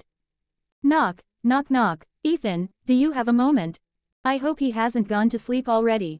There was a possibility that he had gone to bed early considering tomorrow's schedule, but fortunately, Ethan's voice came from beyond the door not long after I called him. Yeah, it's fine. What's the matter? I'd like to talk in person. Is it okay if I come in for a moment? Ah, sure, come in. Creak. It seemed he hadn't gone to bed yet, as I saw Ethan sitting at the table, writing something. Come to think of it, I think he was working on some kind of task earlier in the day too. He's really working hard even here. Judging by the fact that he was still in his formal uniform and hadn't changed into his pajamas, he seemed quite busy. I wasn't exactly sure what he was busy with, though. What's wrong, Lily? Did you have a nightmare? I told you last time that it was over. Do you think I'm a child who can't sleep without someone next to me? Well, that's good then. Actually, even if it's not a nightmare, I'd be fine with it anytime if you wanted to sleep together, Lily. What? Ah, it's nothing. How silly. As I walked over and sat down at the small table in the center of the guest room, Ethan also quietly came over from his work desk and sat down in the chair opposite me. If it's not because of a nightmare, what brings you here? It's nothing much, just thought we could have a cup of this. It's the tea leaves Miss Cassimile gave us. You know, the gift from the perfume shop earlier. Ah, that one from then. Only on Dark Star translations. Axiomatic. Ethan quietly looked down at the tea leaves in the paper bag as he listened to my explanation. I thought if not today, we probably won't have time to leisurely drink tea. At least if not now, we won't have time to relax together until we return from the witch's forest, right? Yeah, that's true. Miss Cassimile said to make sure I drank it with a lover, so I can't drink it alone, and I brought it to deal with it with you now that I've thought of it. Lover. Well, you and I aren't really lovers, but we are temporary partners, right? Since it's obvious that Miss Cassimile gave it for you and me to drink, using it like this is the intended use, isn't it? Yeah, that's right. Understanding my words, Ethan rang the call bell to summon a servant and received a teapot filled with boiling water as an errand. I opened the lid of the teapot filled with hot water, poured all 7 tea leaves into the water, and quietly closed the lid. A strange brewing aroma began to waft up towards the spout of the teapot. Click. It said it would be ready in 3 minutes, Ethan. Okay, so, shall we talk for those 3 minutes? Actually, that's also why I came at this hour. Ethan tilted his head as if it was a bit unexpected that I had come because I had something to say, but soon nodded as if he understood. Sure, I like talking with you alone too, Lily. So, what did you want to talk about? It's about that incident with Prince Macart from a while ago. Why that dead bastard? Seeing Ethan's expression harden ominously as soon as Macart was mentioned, I hastily corrected myself, feeling like I had said something wrong. No, I misspoke. What I wanted to ask about was, it seems like you glossed over something you were supposed to talk about with me after Prince Macart died. Something I was supposed to talk about. You didn't forget, did you? I said I'd grant one of your wishes, if the Macart incident passed safely, remember? Ethan, surely this promise wasn't something only I remembered. Was it that Ethan never really cared whether I granted his wish or not, and I was just overestimating the value of my wish and waiting? Only on Dark Star translations. Axiomatic. As thoughts like, was it that he didn't really have anything to wish for and was going to let it pass, but I unnecessarily brought it up and caused this? Were swirling in my head. Fortunately, Ethan nodded as if he had, of course, been waiting for it. Ethan, did you perhaps forget about the wish I offered? Of course, I remember. Oh, I see. I thought maybe you had forgotten to tell me your wish. How could I forget? It's a precious wish granted by you, Lily. I could never forget it. So, do I have to use the wish right now, Lily? Ethan, with a strangely pressuring tone, Ethan leaned in closer, and I had no choice but to awkwardly avert my gaze to the side. What's with this atmosphere? Somehow, he feels a bit different from the usual Ethan. There was an unsettling feeling about Ethan's attitude, as if the atmosphere had somehow changed. Was he always like this? I thought he was usually a bit more awkward. At least when we were alone, the Ethan I knew would be startled just by our bodies slightly overlapping on the bed. Though recently, he had become less reactive due to various occasions where we shared the same bed. He was sometimes cool when he saved me with incredible skills whenever I was in danger, but when we were alone, he wasn't that Ethan, just a guy with no resistance to women, like a virgin. So, even until I was about to die by McCart's hand, he couldn't even say, no, why is this coming up now? Somehow my consciousness had naturally scattered elsewhere, so I hastily corrected myself and returned an answer to Ethan's question from earlier. The wish you can use it whenever you're comfortable, Ethan. Right, don't worry about that. Since it's a precious wish I'm receiving from you, Lilith, I'll only use that wish for something really important. I think the tea has steeped enough, Ethan. Yeah, looks like it. What are you planning to use it for, making me anxious? Also, why have you been staring at me so intensely since earlier? You weren't usually like this. The biggest problem was that I couldn't bring myself to avoid Ethan's gaze and was quietly meeting it. Only on Darkstar translations. Axiomatic. Just making eye contact made my face burn, but I didn't want to look away. There was nothing to feel guilty about, and if I looked away first, it felt like I would lose somehow. I didn't know why he was acting like this, but I didn't want to back down. It was just a matter of pride. Swoosh. It wasn't that I looked away first. I just moved my gaze down to avoid accidentally spilling the tea while we were just staring at each other. It would be a waste to spill this precious tea we received as a gift, right? With that, we poured the suspicious tea from Miss Casimili into 2 cups, and Ethan and I simultaneously picked up our cups and took a sip. Gulp. What kind of taste is this? It tastes somewhat like cosmetics. Is this really how it's supposed to be drunk? The color after steeping was pink, which was concerning. Did we drink something we shouldn't have? It doesn't seem to contain any poison or anything. I'm not sure. I guess they gave it to us to drink like this because it's a unique tea. Also, if the taste of the tea is unusual, it could be a topic for small talk. Maybe it's a kind of consideration to prevent awkwardness when couples talk. Right, let's just start a conversation by casually asking how the tea tastes. Starting with indirect questions to deduce what kind of wish he might want to make. What kind of wish are you thinking of making, Ethan? Wait, hold on. I was clearly planning to start by asking about the taste of the tea to lighten the mood before getting to the main point, so why did I blurt out such a direct question right from the start? Well, it doesn't matter. What's done is done. I'll just have to brazen it out. There was no need to deny it again since I just asked what I had intended to ask anyway. It's actually better to get straight to the point without unnecessary conversation. Don't worry too much. I won't make any requests that would trouble you, Lilith. I'm not particularly concerned about whatever request you might make, Ethan. Really? You won't demand that I repay a debt of 1,000 gold coins when I become a first-class adventurer someday, right, Ethan? PFF'd. Wait, what's going on here?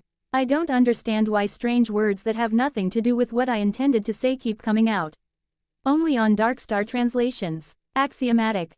Well, it's not like I've never had such thoughts. To be honest, I was worried about how to respond if he made such a demand instead of a lewd request. But I had no intention of asking so directly. I swear to the heavens, absolutely not. Haha, what, Lilith, were you worried that I might make such a request?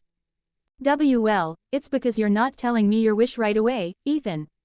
The only thing I can think of that's not a wish you can grant right now is something like this. Well, I don't think you'll ever become a first-class adventurer anyway, Lilith. Are you looking down on my skills, Ethan? No, I'm not, but you can't be an adventurer. That's not for you to decide, Ethan. Alright, if you say I can't, then I guess I have no choice. What on earth? Why is he so firmly saying I can't? And why is my mouth responding to that ridiculous demand on its own? I don't understand. My mind seems to be functioning normally and my thoughts seem to be clear, but it feels like my body keeps acting on its own, not listening to me.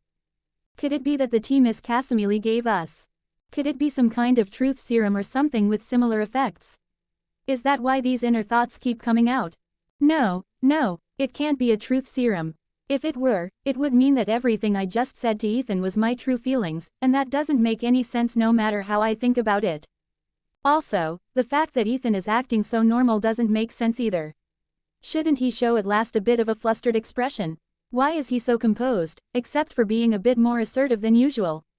Only on Dark Star translations. Axiomatic. Is it because he usually doesn't hide anything from me, so he's reacting like this? That's impossible. Even Ethan must have had one or two things he didn't want to show me usually. Otherwise, it doesn't make sense that he always shows such a cool side in front of me. It was a truly absurd assumption. Damn it, I don't know what's in the tea, but one thing has become clear. It's dangerous to drink any more of this. It probably won't harm my body, but I instinctively felt that this tea was somehow dangerous. If I drink any more, I feel like I really won't be able to control even my own thoughts. With that in mind, I should put down the teacup in my right hand onto the saucer. Sip.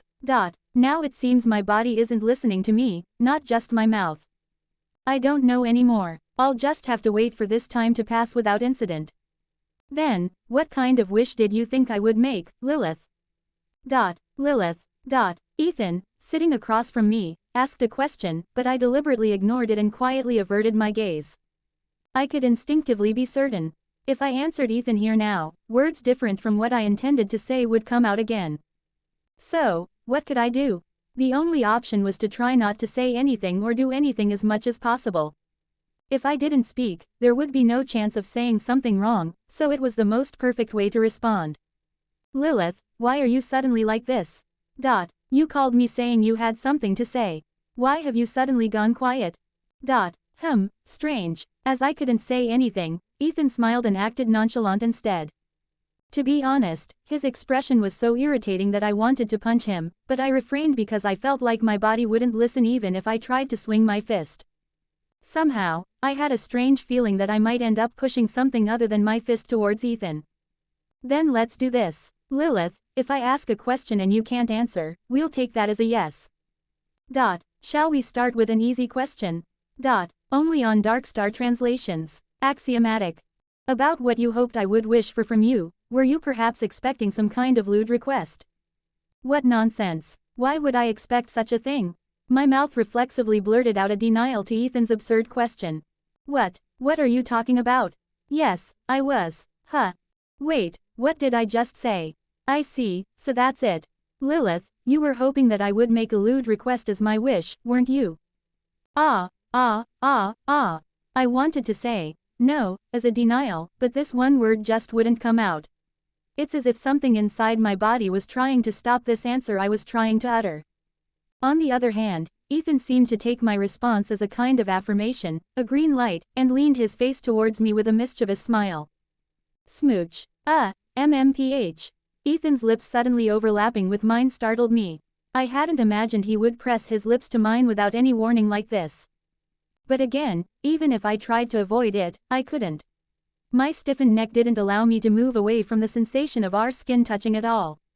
Ethan, seemingly taking my not turning my face away as affirmation, tilted his head more to explore my lips. When his lips parted slightly and he started to rub my lips with his tongue, I lick, was tilting my head just like Ethan and pushing my tongue into his mouth with my lips parted. At this point, I don't know anymore. Let whatever happens happen. It's not like this is my first kiss with him anyway. We had already kissed on the lips 5 or 6 times, and it wasn't like I had no experience with French kissing like this, mixing tongues. We had even done things beyond this several times, so a kiss didn't even count as something lewd. Only on Dark Star translations. Axiomatic. Right, just an act that means nothing.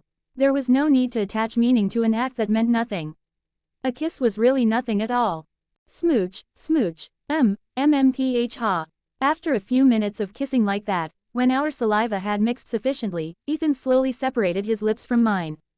Smooch. Lilith. Yes, if what you want is for me to make a lewd request, can I do that? As your wish? No, not as my wish. Just in general. Because this is what you want. You think I want you to make a lewd request? That's ridiculous. Just because I did it with my mouth once last time, do you see me as some kind of lustful woman who chases after men? In reality, it's what he wants to do. The evidence was Ethan's pants, which were taut enough for even my eyes across from him to notice. Even so, he's trying to fulfill his own desires while using me as an excuse. He's really shameless. Alright, Ethan, but, well, it's not like there's anything I can't do for him. After all, Ethan was the one who trusted me and risked his life to save me. He killed my biggest concern, and he was the first to believe in me when I was at my most difficult time. I'm usually indebted to him in many ways, too. If I think of it as settling the debts I've accumulated with Ethan so far, even if it's not a wish. There was no reason to refuse. Really, there's no going back on this. But, just one thing.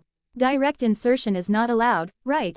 Yes. For a moment, I almost blurted out, that doesn't particularly matter. No, I don't mean I wanted to say this, but my body almost said it on its own. Thankfully, because I felt uneasy about it and answered with as much concentration as possible, I nearly lost my qualification as a saint that I was supposed to pass on to Sarist for such a ridiculous reason. If it weren't for this damned restriction of being a pure saint, we could just do it and be done with it. Ethan, who had been pondering deeply about what to ask for my promise to grant just one request, carefully conveyed his demand to me. Then, I want you to do it with your mouth. With my mouth. Well, if it's just that. I've done it once before, so, yeah. I can certainly do that much. Still, I thought he might pull back a little since I said I'd do anything, but well. It was quite a timid request for someone who had just leaned in and even French kissed me. Is it true that even after a few years, a kid is still a kid? I had even thought about him asking to do it with my chest or something like that, but it was much less than I had expected. Only on Darkstar translations. Axiomatic. If he had asked to do it from behind or something like that, it would have been a really serious problem to consider, so maybe it's fortunate in its own way. I guess he must have liked that oral act he received from me last time quite a bit. Thinking about it that way, I felt somewhat better. Alright, Ethan, then sit on the bed over there. If it's just using my mouth, I can certainly.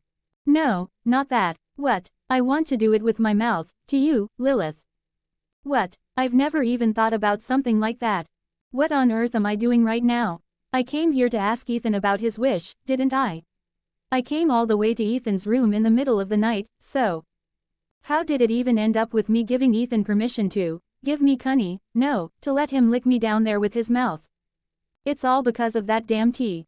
The source of all this trouble was undoubtedly that suspicious tea.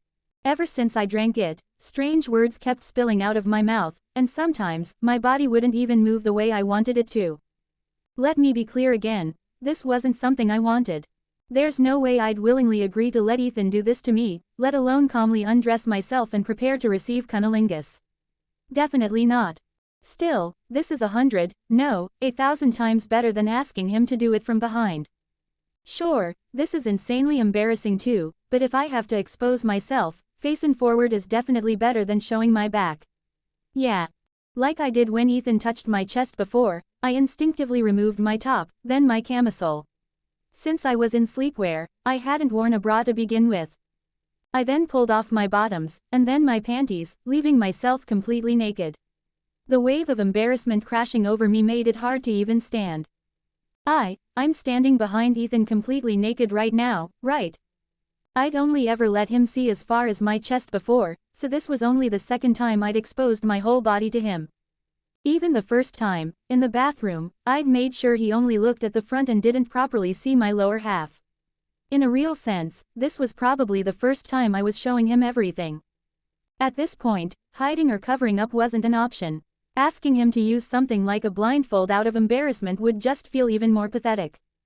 If I was going to go so far as to cover up like that, I should have refused outright from the beginning.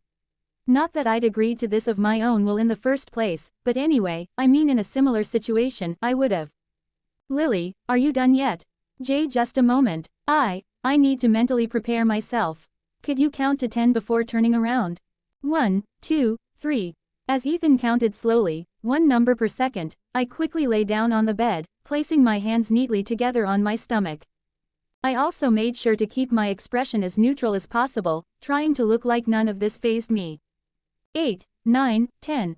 I worried for a moment that Ethan might suddenly turn around before I was ready, but he patiently finished counting to 10 before slowly turning his head. Ed. Ah, yeah, sorry, Lily. Ethan, who had been staring blankly at my naked body for a while even after turning around, finally snapped back to his senses when he heard my voice. It seemed like seeing a woman's private parts for the first time had caught his interest quite a bit. It's his first time, right? Surely, Ethan hasn't already had experiences with other women and I'm just the first one showing him. Even thinking about asking that question felt far too embarrassing, so I just decided to focus on getting through what needed to be done. I wasn't some clingy boyfriend whining about whether I was his girlfriend's first or not. Why, you can do whatever you want, Ed. I'm ready now. Ah, yeah, since you said you'd use your mouth, I'm not going to be petty and say stuff like you're only allowed to touch with your mouth, or anything like that. You can touch, you can look. Just keep my purity intact, and whatever else is fine. Got it, that's it. I'd said everything I needed to say. Now, all I had to do was calmly wait for, no, endure whatever Ethan decided to do. If I stayed like this, lying quietly on my back and staring up at the ceiling while counting the patterns one by one, he'd finish doing whatever he needed to do, and this whole ordeal would come to an end. From here on, it was just a matter of enduring the time left. I suppressed my emotions as much as I could, trying my best to pretend it didn't bother me. Lily, I have one question. What is it, Ed? Was it really necessary to take off the top, too? Ah, shit, it had become a habit, since he always touched my chest. What, you don't like it? That's not what I mean. I mean, I'm fine with it. Then what's the problem? Why ask such an embarrassing question?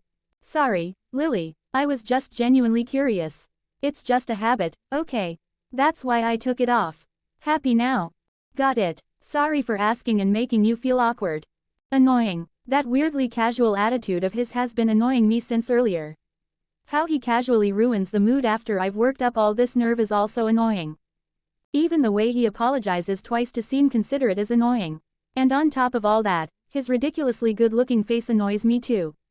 Why doesn't he just get it over with? Why does he have to keep making me feel so on edge? I'm going to touch you now, Lily. Stroke. Ah, ha. Just as my head was spinning with irritation and the situation felt unbearably tangled, Ethan's soft voice broke through, followed by something thin brushing between my thighs. The sensation of a single finger tracing between my thighs and over the crease of my groin, it was the first time I'd ever been touched by someone else there. My body twitched instinctively, and before I realized it, I let out a quiet, sensual moan. Stroke. Ah, you-oon. Stroke, ah, ha. Squelch. Ah, mmph, ha. The sticky sound coming from between my thighs jolted me back to full awareness. I immediately realized that the source of the sound was the fluid coming out of my body. When I lifted my head, startled by the strange noise I'd made, Ethan also looked toward me, clearly surprised. On his finger, which had just been rubbing between my thighs, was a glistening string of sticky fluid stretching down onto my thighs. Annoyed for no reason and flustered by his silent stare, I snapped at him as if to excuse myself, feigning anger. What are you staring at? It's just a natural bodily reaction, okay. I didn't say anything, Lily. It's not like I got wet because I was all worked up about the thought of being touched by you, Ed. No way, there's no chance it happened because I started imagining things even before you touched me. Shit, this goddamned mouth of mine. Maybe the lingering effects of the tea were still in my system, but I'd blurted out nonsense again. The worst part was, what I'd said was true, but there was no way I'd willingly admit something like that right in front of Ethan. Realizing that the more I spoke, the worse this was going to get, I quickly clapped both hands over my mouth, signaling to Ethan that I wasn't going to say another word. Lily, could you repeat what you just said? Shake, just once. I think I must have misheard. Shake. So, you're not going to say anything now? Seriously? Nod. Alright, fine, you don't have to talk anymore. It doesn't really matter, anyway. There was an odd, uneasy tone in Ethan's voice as he spoke. Then, I felt his hands gripping the insides of my thighs. A second later, I felt the sensation of my legs being gently spread apart. That indescribable humiliation stabbed through my mind like a dagger. Slide. Exclamation mark. Calm down, Just calm down, he's only looking.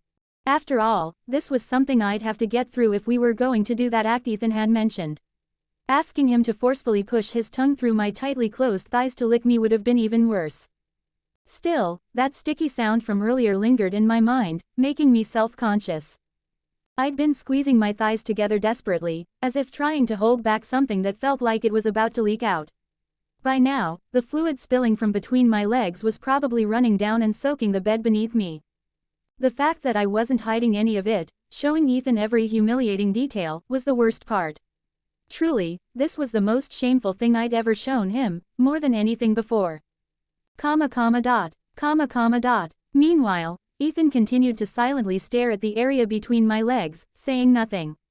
With him doing that, and me lying there showing my private parts, I felt like my head was going to burst with heat.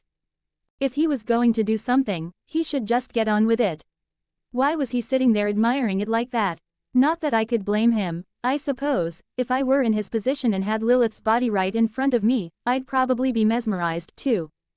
On that note, wasn't this world's Lilith supposed to be a virgin? And not just any virgin, but someone who'd never looked at anyone else except for her one guy. No, that wasn't quite right. I meant she was someone who'd never had anything of a man enter her body. She was pure, through and through. The only flaw in that purity was the fact that it was my body now, but that didn't matter much to Ethan in the moment. 1 minute, no, 3 minutes. That's the limit, seriously. If he kept staring past that point, I'd have to clamp his head between my thighs or wrap my calves around the back of his neck or something. I was being lenient because I'd been a man in a past life, and I understood the mindset. A virgin's frustrations should be met with some understanding, after all. Of course, unlike me in my previous life, Ethan was a voluntary virgin, which made a difference. But that wasn't important. For about a minute, Ethan did nothing after spreading my legs. He just stared, quietly observing. The feeling of fluid dripping out from between my legs was something I tried my best to ignore. Once I'd already shown him everything, it didn't seem to matter how much wetter I got, it was all equally humiliating, anyway. So there he was, staring at me like he was admiring the most prized fruit from some nobleman's orchard. But finally, after about a minute of that, Ethan started doing something. Though it wasn't exactly the cunnilingus I was bracing myself for. Stretch. Hua. I never thought having that part spread apart by someone else's hand could be this mortifying. I'd thought it couldn't get any more embarrassing than the way I'd been leaking like some kind of female animal earlier. But no, there's always another level of humiliation. It was a harsh reminder of one of life's lessons from my previous world.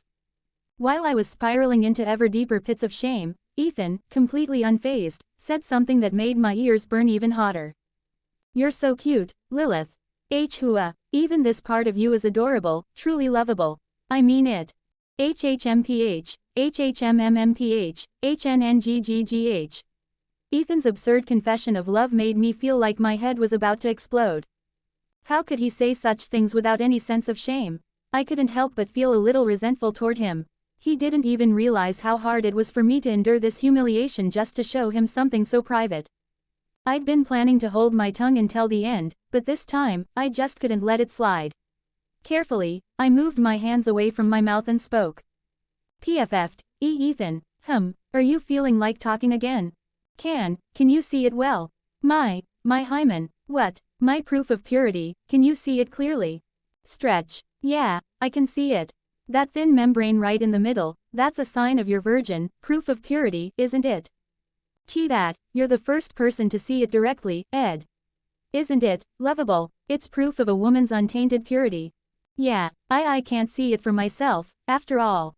Even though I've bathed with people like Isabel or Catherine before, we've never gone so far as to show each other that. So, really, truly, you're the first person to ever see it, Ed. Lily, and I'll never show it to anyone else besides you. Not to another man, not to another woman, never to anyone. Because that's the charm of a pure virgin, isn't it? No, wait, that's not what I meant to say. This stupid mouth of mine, again. I didn't know why my old world thoughts on virginity had suddenly burst out, but the words were already spoken.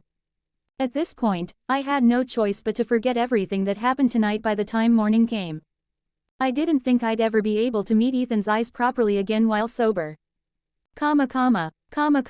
We both fell silent, unable to find anything else to say in the heavy quiet that filled the room. Lick. Hua. Hiya. Without a word, Ethan leaned forward and pressed his lips to the crease of my inner thigh. Slowly, he began to lick. Ethan brought his mouth closer, then quietly began to use his tongue to lick my most intimate area. The subtle, sticky sensation spreading from his movements crept over my lower body, filling it with an unfamiliar heat. Lick, lick, ah, uughhh, hiya. The feeling of something foreign sliding into the inner folds of a place no one else had ever seen was unmistakable. I could clearly sense Ethan's tongue slipping past the entrance of my vagina and pressing inward. That soft, warm tongue began to explore the insides of my most private area, a place no one had ever dared to enter before, violating it without hesitation. Lick. Wait a second, Ed. Lick, lick, not, too deep, ah, hua. Like a fox devouring the remains of soup from a bowl, Ethan buried his face between my legs, his tongue swirling and darting in every direction. With his saliva mixing with the slick fluids already inside, my inner walls had become a sticky mess of both of our fluids, a shared space that was as humiliating as it was overwhelming. Slurp. Hhnngh. Ah, what was that just now? What the hell was that sound just now? Why did it sound like he was slurping down soup while licking someone's private parts? Ethan's cunnilingus was so bewildering and absurd in so many ways that my head was swirling with emotions I couldn't even process. But the bigger issue, undeniably, was something else entirely. The way Ethan's tongue moved was far more stimulating than I had imagined it would be. Lick, lick, ah, hngggh, wait, Ed. Ah, don't just, ah, don't go so hard, ah. Slurp, slurp, hiya, don't suck on it. Licking like that is, on. Ethan's relentless movements, his tongue scraping every corner of my inner walls, sent shockwaves of pleasure surging through my body. It was so intense that I could barely form coherent words. This guy, there's no way he's inexperienced, right? How is he this good at this? Ha, ah. Thud. My hips bucked instinctively, and Ethan's head was thrown upward slightly by the force of my movement. It wasn't hard enough to hurt him too much, but seeing him holding his nose lightly with his hand while looking at me made me feel a little guilty. Sorry, Ed, I just couldn't hold back. You couldn't hold back because it felt good. Yes, you're really good at this. I'm glad you think so, Lily. That makes me happy. Yeah. What the hell kind of conversation is this? Was this the moment for a compliment like you're amazing at licking? Still, I suppose I was relieved the situation hadn't become even more embarrassing. Or so I thought, until Ethan's head dove back down between my thighs once again. Swirl. Hnnggh. Just when I'd started to relax, thinking it was over, Ethan launched into a second round without warning. His tongue brushed against my clitoris, my most sensitive part, and started swirling around it deliberately. Swirl, swirl. Wait, Ed, what's wrong, Lily? I just came. I came, so it's over, isn't it? Did we ever decide that? What? As far as I remember, you said I could touch and lick as much as I wanted. I don't think we set any specific rules about when to stop, did we? Well, if you put it like that, I don't really have anything to say. But still, wasn't this supposed to be over after something like this? Wasn't that how things usually went? Ethan making me climax, or me helping him finish. That's how our interactions had always ended until now, hadn't they? But now that I think about it, we'd never actually sat down and formally established any rules about it, had we? When I'd first allowed Ethan to touch my chest, we had tried setting time limits, but those had never once been adhered to. Somewhere along the line, it had become an unspoken rule between us, once I climax, tease over. But tonight, Ethan seemed to have no intention of sticking to that unspoken agreement. Even after sending me over the edge once, he buried his face between my thighs again. Do you not like it? What? From what I can see, Lilith, it looks like you want to go a little more. If you don't answer, I'll take that as a yes. Damn it, Ethan, you bastard, why was he being so smug tonight? He's making me want to smack him upside the head. I felt the urge to say something. Anything, to refute him. But every time I opened my mouth, I risked blurting out something even more humiliating than silence. Ever since drinking that tea, my mouth had been acting of its own accord, betraying me at every turn. Is it okay if I keep going? You didn't say no, so I'll take that as permission. For the record, I didn't say yes. Ethan just went ahead on his own without waiting for my approval. That's what I told myself, desperately rationalizing the situation as I clenched my eyes shut. But before long, I felt the sticky warmth of his tongue press against my clitoris again. Even the lightest touch sent an almost burning sensation through my body, as if my most sensitive spot were on fire. It wasn't just heat, it was a strange, almost electric pleasure. It was nothing like the cautious, experimental touches I'd tried on myself in private.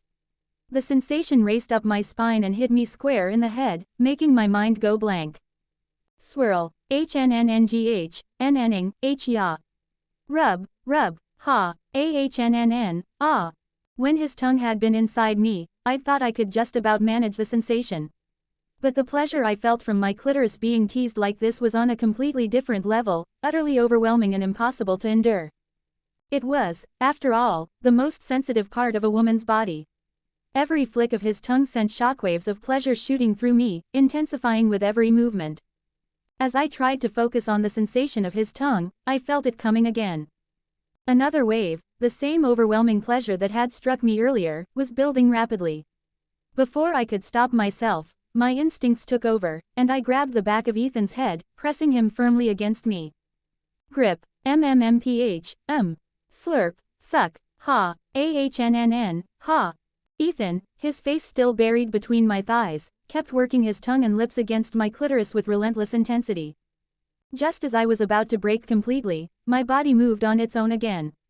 This time, I wrapped my legs around Ethan, pulling him closer in an unconscious bid to intensify the sensations. Clench, HNNNGGHHHH. Ah, hiya, it was my second climax of the night. It was the same as the first, brought on by the same person, in the same spot, using the same method. In that moment, I learned something new about a woman's body. Unlike a man's, it didn't cool down quickly after an orgasm. Instead, waves of pleasure continued to ripple through me, leaving me trembling and breathless. It was also, without a doubt, the most intense pleasure I'd experienced since coming to this world. Drip, ha, ah, ha HH. Even though I was embarrassed beyond belief at having made a mess on the bed, I couldn't help myself. I was sure any woman in this situation would have been just as helpless to control their body. The cunnilingus I'd experienced for the first time tonight was far more overwhelming than I'd imagined. It wasn't just difficult to endure, it was utterly impossible to resist. Ha, Lilith, can you let me go now? Ha. Only then did I realize that I was still clinging to Ethan with my legs wrapped tightly around him. Flustered, I quickly let go and pulled away. God damn it, this is so humiliating. If I'd just orgasmed quietly, I could have written it off as a simple biological reaction. But grabbing Ethan and forcing his face into me during the climax, that was something I couldn't explain away, no matter how hard I tried. At least, in that moment, I couldn't deny it, I'd become a woman who craved pleasure. The person who would have felt this the most, of course, was Ethan, who had faced my raw desire head-on. The shame hit me like a tidal wave, my face burning bright red. Sorry, Ed, I couldn't hold back for a second there. It's fine, honestly, I did the same thing when you did it for me last time. Compared to what I did back then, this is nothing. I guess that's true, you're not even denying it, huh? Licking someone while burying your face between their thighs is one thing. Shoving your dick straight down their throat without warning is something else entirely. When I thought of it that way, I actually started to feel a little better. After all, what Ethan did last time was worse than what I just did to him. Seriously, I mean it. So, is it over now? What's the matter? Want to go another round? And no, this is enough. No, wait. One time was enough in the first place. No, I mean, we didn't even need to do it once, technically. Ah, there's the Lily I know. But I thought the honest Lily from earlier was cute, too. Wait, what? Now that he mentioned it, I realized the strange slips of honesty, no, random nonsense, had finally stopped coming out of my mouth. It seemed like the tease effects had worn off, which was a relief. At least I wouldn't be making any more humiliating confessions in front of Ethan. I wasn't being honest earlier. That tea must have had something in it that made me spout nonsense. So, don't take what I said seriously, Ed. Sure, got it, Lily. Why did it feel like he was just humoring me? Well, whatever. At least I'd fulfilled my side of the deal. I'd granted Ethan's wish to lick me, and just to clarify, this wasn't my idea. So, as far as I was concerned, I'd done my part. I hadn't made a fuss about him only using his mouth. I'd let him touch and see as much as he wanted. Yeah, I'd done everything. Now that it's all over, this is starting to piss me off. Thinking about it, didn't I get the short end of the stick here? This wasn't even technically part of the wish he was owed. Because of that damn tea, the atmosphere got weird, and somehow I ended up letting him do this. Wasn't it unnecessary in the first place? Also, I was the only one who got naked. Ethan hadn't even taken off a single layer of clothing. He didn't even take off his jacket. I went along with him out of courtesy, but it felt like I was the only one who had to deal with the humiliation. Now that I think about it, that's always how it went, wasn't it? I was always the one stripping, showing off, bearing everything. And Ethan, how many times had he shown me? Twice, maybe 3 times, tops.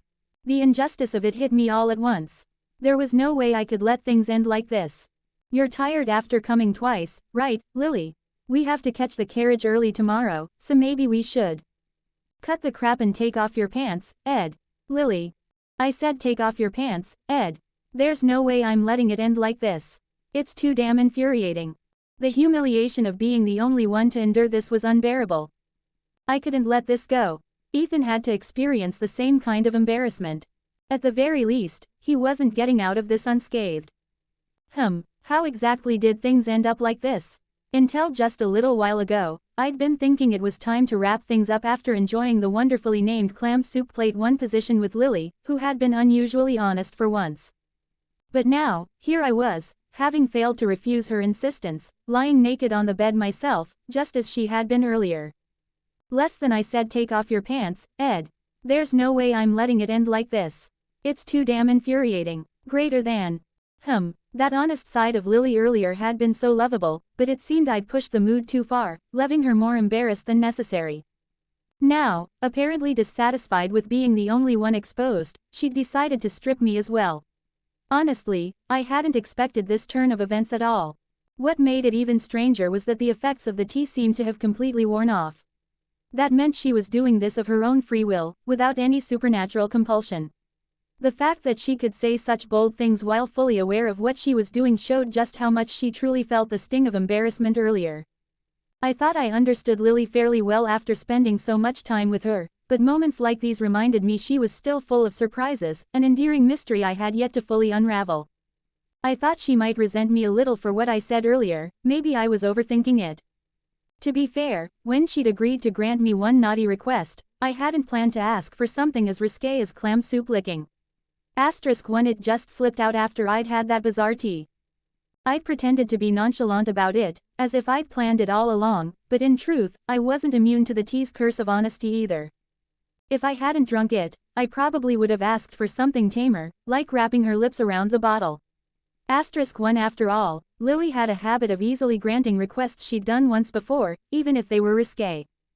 Still, learning a new position with her tonight was a significant step forward in our relationship, even if it hadn't been my primary intention. Not to mention, I'd also confirmed tonight that Lily truly hadn't been with anyone else. I never thought she'd go so far as to show me her hymen, just to prove her purity. For a moment, I wondered if my possessiveness from before had made her insecure. Perhaps my impatience and doubts about her affection had caused her to feel the need to reassure me in such a dramatic way. In response to that vulnerability, I'd given her pleasure twice, pleasure so intense she could hardly bear it. But now, here she was, stripping me down as if it were her turn to take the reins. Women truly were a mystery to me. For a fleeting moment, I found myself admiring the hero who had effortlessly handled 3 women at once. Not that I ever planned to emulate him, I couldn't even manage one. Wow, wow. Now, Lily was staring at my exposed manhood, letting out a vague sound of amazement. What was I supposed to say to that? You like it that much? That was my first thought, but I quickly dismissed it. Saying something like that would probably just make her angry and turn her bright red.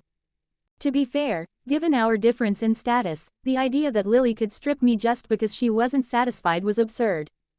Even though she was a saint, she wasn't officially recognized by the church. As the daughter of a landless baron, her position couldn't even compare to mine. Even so, I went along with her demands because, well, I cared about her. To me, allowing her to make such demands felt like it bridged the gap between us, overcoming the disparity in our ranks. Someday, when she'd become my wife, she wouldn't be the daughter of a baron anymore, she'd be a duchess. These moments, where she challenged me like an equal, felt like practice for that future. Is this enough now? Lily. Hey, Ed, yeah, I'm not saying this because I want to or anything, okay. If you're struggling to fall asleep like this, I could, help you relieve it, just once. If you want. Right now, seriously, like I said, I'm not doing this because I want to. It's just, I'd feel bad if we ended with only me being satisfied, and, well, you're already, hard, and. I knew, of course, that there was a bit of selfish desire mixed in with her offer, but I chose not to point it out. If I called her out, there was a chance she'd get sulky, and that would ruin this rare moment between us. Even as I silently vowed to treasure her, I couldn't bring myself to reject her when she offered to share such intimate moments with me. In the end, I was just a man, unable to resist the warmth she offered. All right, then, I'll leave it to you, Lily. Well, if I have to. With those words, Lily leaned down toward my lower half. A moment later, I felt her hand tentatively wrap around me, her fingers brushing my skin with a shy but steady grip. Rub. In the silence, Lily quietly stroked me, her hand moving up and down along my length. Her movements were so precise and skilled that it was hard to believe she had no prior experience with men. Of course, I'd just confirmed moments ago that she hadn't been with anyone else, so there was no room for doubt anymore. Still, how could she so perfectly find and focus on the most sensitive spots of something she didn't even possess herself?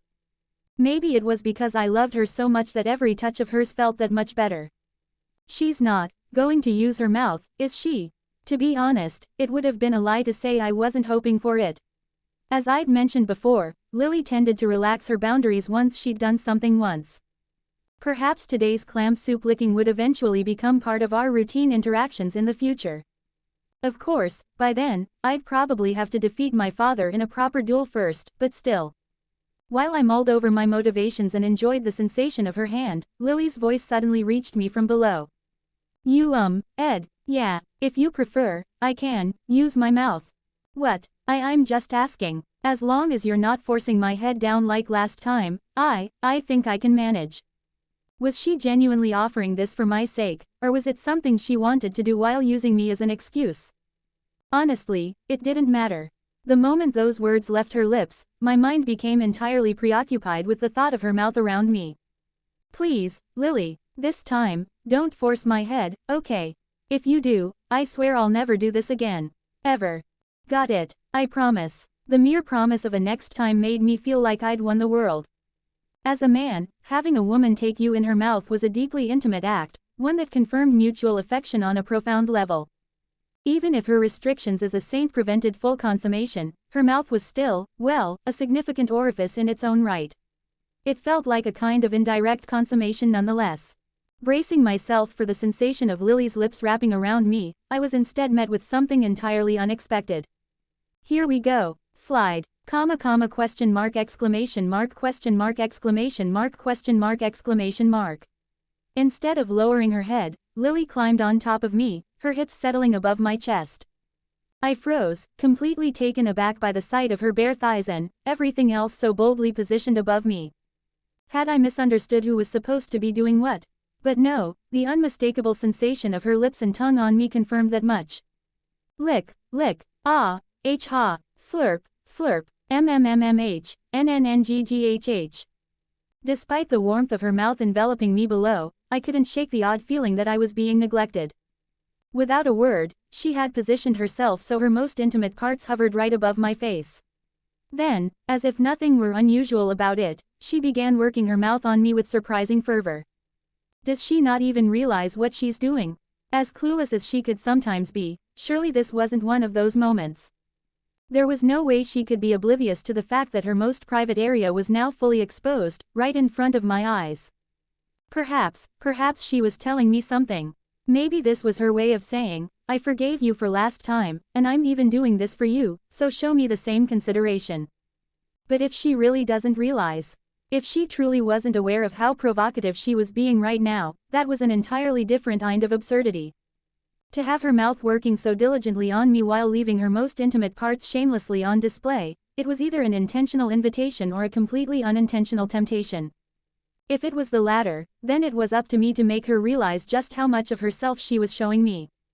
Regardless of her intent, there was only one course of action for me to take. After all, when two people find themselves in a position as intimate as this, mutually pleasuring each other, it only makes sense to reciprocate. And so, I leaned forward to return the favor. Lick. Ah, mmmph. The moment my tongue slid between Lily's folds, a muffled moan escaped her lips. Judging by her flustered reaction, she hadn't expected me to reciprocate in this way. That meant she hadn't even considered what it might look like to press her hips so boldly into my face. Realizing this, a playful streak overtook me. If she truly hadn't thought it through, then she deserved a bit of teasing. I pressed my tongue deeper into her, brushing against the thin, delicate barrier of her purity, her proof. Slurp. Mmmph. Ah, mmmph. Slurp, slurp. Ah, mmmph. Ah, mmmph. Lily moaned softly, her voice muffled by the fact that my length was still in her mouth. Even in the midst of her own embarrassment, her reaction brought a deep sense of satisfaction to me. At that moment, she felt wholly mine. Her body, her voice, everything about her belonged to me. That thought alone made me feel complete. Lick, lick, mmmph, h-ha, hnnnngh. I half expected her to stop, flustered, and scold me for what I was doing. But surprisingly, Lily pressed on with our snake biting its own tail position with remarkable resolve. Had she decided she might as well finish what she started? Or had she planned this all along, knowing exactly how much it would tempt and overwhelm me? Whatever the case, the most important thing was the connection we were sharing in this moment. With our bodies and desires joined like this, there was little difference between what we were doing and full-on intercourse. Sure, the method was unconventional, but the way it bridged our feelings made it just as meaningful. For several minutes, we stayed like that, faces buried between each other's thighs, exploring one another with tongue and lips. Slowly, the rising tension reached its peak for both of us, as though our bodies were perfectly in sync. And then, we finally reached that shared, simultaneous release. Mmmph, ning-ha. Ah, h-ha. The sensation of release hit me, followed almost immediately by the warmth of her fluids splashing onto my face.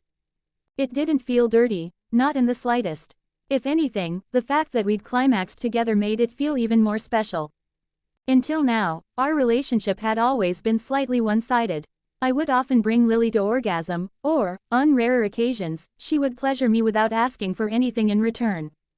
But this was different. For the first time, we had reached satisfaction together, perfectly synchronized in our desires and release. Something told me this wouldn't be the last time. Ah. As soon as the morning came, I was awakened by the sunlight pouring in. The first thing I felt as I returned from the border of unconsciousness was the warmth of someone beside me. Considering what happened last night, it must have been Ethan's warmth. In fact, it wasn't the first or second time Ethan and I had woken up like this in the same bed. In the academy dormitory, there was only one bed, so we had no choice but to sleep together, and just a few days ago, Ethan had also taken care of me for a few days when I had trouble sleeping at the Blackwood mansion. However, I still wasn't used to the feeling of bare skin I felt under the covers, which was why I couldn't easily open my eyes even though I was already conscious. At the very least, we should have worn some clothes to sleep. Last night, we ended up rolling around naked on the bed, so it didn't feel that embarrassing, but now that morning had come and I was clear-headed again, there was no situation more insane than this.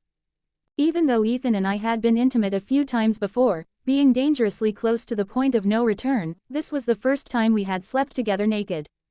Even if we were both tired and just threw the covers over ourselves. Looking back, I must have lost my mind somehow. How was I going to handle waking up the next morning naked and entangled with him? Even if it was a bit excessive, I should have taken a shower and at least put on some underwear before going to bed. Since I hadn't, Ethan and I were lying naked and entangled in bed in the morning. Is Ethan still asleep? Ethan must have been tired, too. It wouldn't be that strange for him to still be asleep even after the usual wake-up time.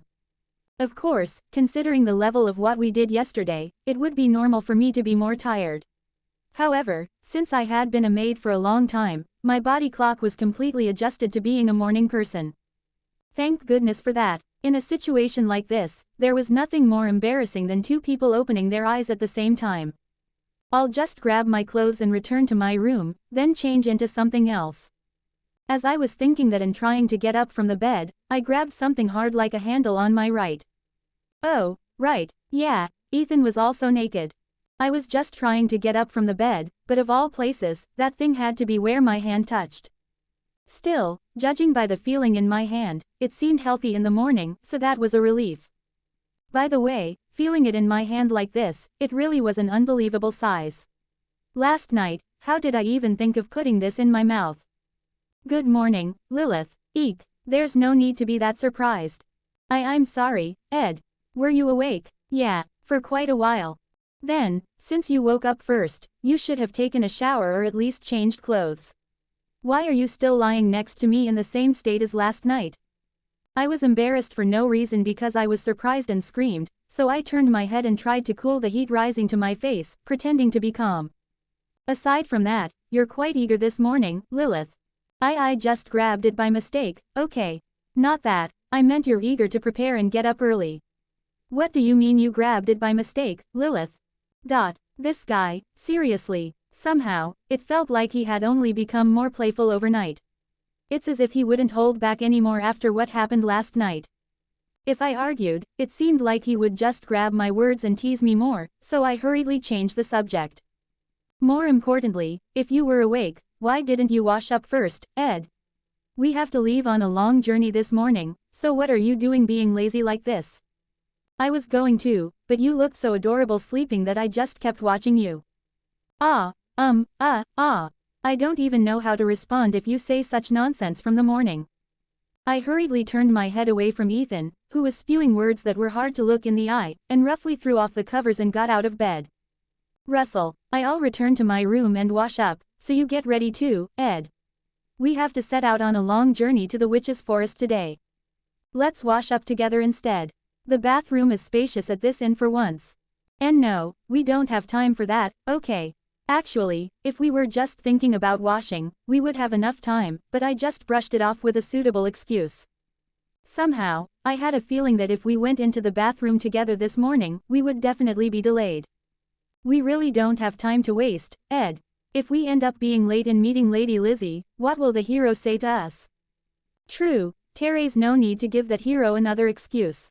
Since we'll have to ride a carriage for a long time for a few days, I'll change into clothes that are more comfortable to move in than a dress. Ed, you should also wear something that allows you to move more freely than your uniform. By the way, Lilith, I don't think you've answered my morning greeting yet. Good morning, Lilith. Yes, thanks to you, I slept well. Did you sleep well, Ed? I also did, thanks to you, Lilith. Ethan answered while looking at me with a profound smile and a leisurely voice. That expression he was making from the morning was, a foul in many ways. The thing that changed the most when the world inside Luminar Academy became a reality was that in this world, you couldn't use the skip function. The same cutscenes you'd seen to the point of being sick of them while clearing multiple playthroughs, the excessively long skill effects during battles, and the unnecessarily realistic travel times when moving to other regions that were implemented too well. In the original game, they were boring sections that you often had to skip. As it was, this game was already unfriendly to access, requiring you to level up a new character every time you wanted to see a new ending because there were no split saves, but if you had to watch all of these useless cutscenes one by one without skipping, the playtime would increase 2- or 3-fold. Of course, now that it had become a reality, I had to experience the entire journey from the Imperial capital to the Witch's Forest without exception, without skipping. I had to endure that long 3-day, 2-night carriage trip. Lilith, are you tired? No, Ed. I'm not particularly tired. If you're tired, do you want to rest on my shoulder for a bit? And no, I said I'm not tired. You don't have to worry. About 4 hours after having breakfast and riding in the carriage. It was enough time to quell my pounding heart at setting out to explore a new region in Luminar Academy for the first time in a while. We'll have to travel 12 hours a day for 3 days, the same time as this 8 more times 1. Just imagining it made my mind go somewhat blank at the unimaginably long time. I hadn't felt it much when going to the academy, the capital, or even the Blackwood estate since it only took a day to get there, but a journey that required using up almost 3 full days made me feel bored just thinking about it. Moreover, perhaps because I was a little sleep-deprived last night because of Ethan, as the fatigue accumulated in my body overnight began to be felt again, Agnes, who was sitting across from me, spat out words that openly targeted me. And who was it that told them to stick together until the night before the trip? They're really a foolish couple. I don't know what you're talking about, Lady Agnes. Who was stuck together with whom all night? It's no use trying to gloss over it. Your room is right next to mine, isn't it, Lilith? Even if I don't want to hear it, your voice passes through the wall and reaches me every day. What did you say? Lilith, calm down, calm down. You calm down too, Lady Agnes. Shut up, I told you I'm not allowing you to call me by name. Ethan and Prince Antonio, who were sitting next to me, hurriedly came out and mediated with Agnes, as the argument seemed like it would go on for a while. For reference, that prince wasn't originally part of the plan, but he forcibly tagged along this morning after hearing that Agnes was going to the witch's forest. Well, as Agnes said, I might have made too much noise last night. If it was a room 1 space away, they might not know, but if it was a voice coming from the very next room, it might have disturbed Agnes's sleep during the night. Still, the walls and floors of the annex building were quite thick, so any moaning, no, any voices would be blocked unless they were considerable, but Agnes's room was right next to mine, so it might have leaked out. No, wait, come to think of it, there's no way my voice from last night could have reached Agnes's room, right? Yesterday, I slept in Ethan's room, which was 1 more room away from mine, so no matter how sharp her ears were, there was no way she could have heard sounds coming from a room 2 spaces away. It seemed she had just roughly brought it up after seeing me tired. There was no need to get scared and confess for no reason. Lady Agnes, are you aware that there is a contradiction in the remark you just made? What contradiction? It's the very fact that you heard my voice from the next room last night that is a contradiction. I continued my logic. You, Lady Agnes, who had never entered the room where I stayed in the annex, may not have known, but my room and Ed's room are connected by a door between them. I spent the night in Ed's room through the door that opened up yesterday, so there is a contradiction in your claim that you heard my moans, my voice last night. At my words, the gazes of the 3 people in the carriage simultaneously turned towards me. I had refuted it with proper logic, so no matter how much it was Agnes, she would have no choice but to shut her mouth. So, what, in the end, the fact that you 2 slept together last night is the same, isn't it? Lilith, there was no need to state what happened last night so blatantly, was there? As it is the lady's private life, I will pretend I did not hear it. For about 2 hours after that until lunchtime, the inside of the carriage was once again filled with awkward silence. Agnes, how cowardly of you to lay a trap with letting questions. The carriage carrying 4 passengers and 1 coachman had been running for roughly 6 hours since early morning before briefly stopping in a quiet meadow. It was a place with level ground, good for getting out of the carriage for a moment to catch your breath, and the open terrain allowed for defense against sudden attacks. It was the optimal location to rest the horses and have lunch at the same time. We will rest here for about an hour to let the horses rest. I will feed the horses and prepare the meal, so you esteemed guests should also take a short break. Colt Sharp, the female former royal knight who was accompanying us as both the coachman and escort, got off the coachman's seat and told the rest of us, including myself, to rest. She was wearing plate armor on her hands and feet, but the part covering her body was a Brigandine one, prioritizing mobility over a full-plate male outfit. Since Knight Colt says we should rest, let's all take a rest for now. Once the break was decided, Knight Colt glanced over at Agnes. There was 1 member of the royal family, 1 member of a ducal family, 1 young lady of a count family, and 1 young lady of a baron family. In Knight Colt's case, as a knight of the royal family, her rank was generally considered higher than a young lady of a count family. So, it would be natural for her to ask for my and Agnes's help in feeding the horses and preparing the meal. The problem was that the prince in front of us happened to have his heart set on that young lady, and I was publicly in an engagement with Ethan beside me right now, making it difficult for Knight Colt to easily give orders. In other words, at times like this, if the highest-ranking person doesn't take the initiative, the lone knight has to handle all the work. But would Antonio, who fearlessly tagged along despite even Agnes's gaze, be the first to say such a thing? Master Ethan, we need to move the sacks of beans and feed troughs from the cargo compartment, could you help a little? Of course, Prince Antonio. I'll move the feed troughs, so I'll leave moving the sacks of beans to you. And Lady Lilith.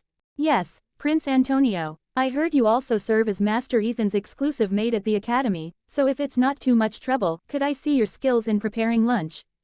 Understood. Since we still have a long way to go, shall I prepare something simple to eat? I'm in no position to be picky about food when I'm the one asking. Anything is fine as long as it's edible. Ah, and Night Colt. Yes, Prince Antonio. You go inside the carriage and rest for a bit. I'll call you when the meal is ready. No, I can't rest while everyone else is working. It's fine if you're uncomfortable in the carriage and want to rest somewhere else, but don't take on any work during this break time. You've already been driving the carriage alone for 6 hours, so you need to rest now to be able to drive properly in the afternoon, right? Plus, we'll have to rely on you to drive the carriage tomorrow and the day after that too, so if you don't rest now and your body breaks down, who's going to drive? I understand. Then I will rest for a bit as you say, Prince. He's surprisingly perceptive. Well, in the original work, he was in a supporting role for the protagonist from the beginning, so he was a pretty decent guy. Even though a member of the royal family was suddenly added to the travel plans, at least he didn't seem like the type to throw his weight around and cause trouble over things like this, so we should count that as a blessing. Antonio voluntarily helping out with the work seemed to leave a good impression on Agnes, as her gaze shifted slightly towards the prince. Yes, keep doing that. He may have made many mistakes with Agnes so far, but if he keeps this up, he can sufficiently make up for the wrongs he's done. So, what should I do? Ah, Lady Agnes, you can just rest. What? There's not enough work to trouble you, Lady Agnes. If you rest in the carriage with Night Colt, we'll call you when it's time to eat. Are you indirectly saying I'm useless because I'm weak and can't cook? Pardon. Oh no, you should have known when to stop. And no, that's not what I meant. Since it's work that the three of us can handle, there's no need for everyone to go through the trouble. And Lady Agnes, as a magic major, it would be too strenuous for you to carry heavy sacks of beans. Then, why are you telling Lilith to prepare lunch without even asking me? Aren't you just blatantly ignoring me because you don't need me? And no, that's not what I meant at all. If he had just given her any simple task, he would have earned points with Agnes and moved on. Antonio just had to leave out the little red chihuahua in the work distribution and trigger her inverted scale too. I could understand him not wanting to make the girl he likes work, but still, telling her to rest alone in this atmosphere was bound to be a dubious situation for Agnes. He should have just given her some menial task that anyone could do. Before the atmosphere could become awkward because of the clueless Prince Antonio, I hurried and moved to a different spot with Agnes. Agnes, I'm thinking of making sandwiches for lunch, and I think it would be better if we lightly toast the bread. Since you're skilled with fire magic, could you help me out a bit with starting a fire to toast them? Got it. That's okay, right, Prince Antonio? There's no particular reason Agnes has to rest, right? Yes. I just didn't know what task to give Lady Agnes. It's not that I meant there was no work to give her. HMPH. Seriously, why did he have to add that last bit? It seemed Antonio's pure love for Agnes would continue to be a rough road. And so, the first day's schedule of Prince Antonio and Agnes's relationship being on the rocks ended. As the sky darkened on the second day of the continuing carriage trip, the carriage carrying the 5 people quietly came to a stop on a field. I apologize, but I think we'll have to camp here for the night. As expected, this was a part one had sufficiently anticipated. Thankfully, on the first night of the trip, we were able to sleep and replenish the horse feed in a village not too far from the capital, but from the second day onward, there were no decent villages on the way to the Witch's Forest in the southwest. If we were lucky, we might discover a small community of about 10 people living together along the way, but even if we found something like that, it wouldn't change the fact that we'd have to camp out. Usually, places like that only farm and live off of what they can eat themselves, so they don't sell anything, and even if they took money, they wouldn't have a use for it. To begin with, communities below a certain number of people tend to have slightly lower credibility compared to villages of a certain scale. Having roughly traveled 2/3 of the distance to our destination over the course of 2 days, we began preparing for the second night's lodging by pitching tents taken out from the carriage's cargo compartment. Thanks to Prince Antonio, who had reflected on yesterday's work distribution, the evening meal duty fell to me and Agnes, and since we had ingredients we had brought along for once, we prepared cheese fondue for dinner as I had mentioned before. I was in charge of cutting the bread, bacon, and vegetables to be dipped into bite-sized pieces. Naturally, melting the cheese to a nice, gooey consistency with fire magic was Agnes's job. Agnes, do you like cabbage? Not particularly. But you should still eat a balanced diet. Plus, cabbage is rich in calcium, so it would help quite a bit with growing taller. Are you really not going to eat it? Then give it to me. Crunch, crunch. Agnes, do you like carrots? Not really. Is that so? But if you lightly boil them, they're quite palatable, you know. And carrots contain a lot of female hormones, nutrients that are good for women and would help quite a bit with making your breasts grow. Give me a lot. Chomp, chomp, chomp. Agnes, do you like broccoli?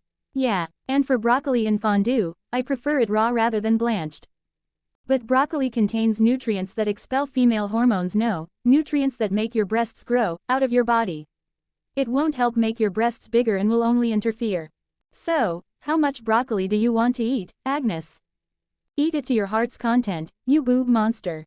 With that kind of conversation, we finished preparing the meal, and everyone dipped the vegetables, bread, and dried bacon into the cheese and ate, concluding dinner.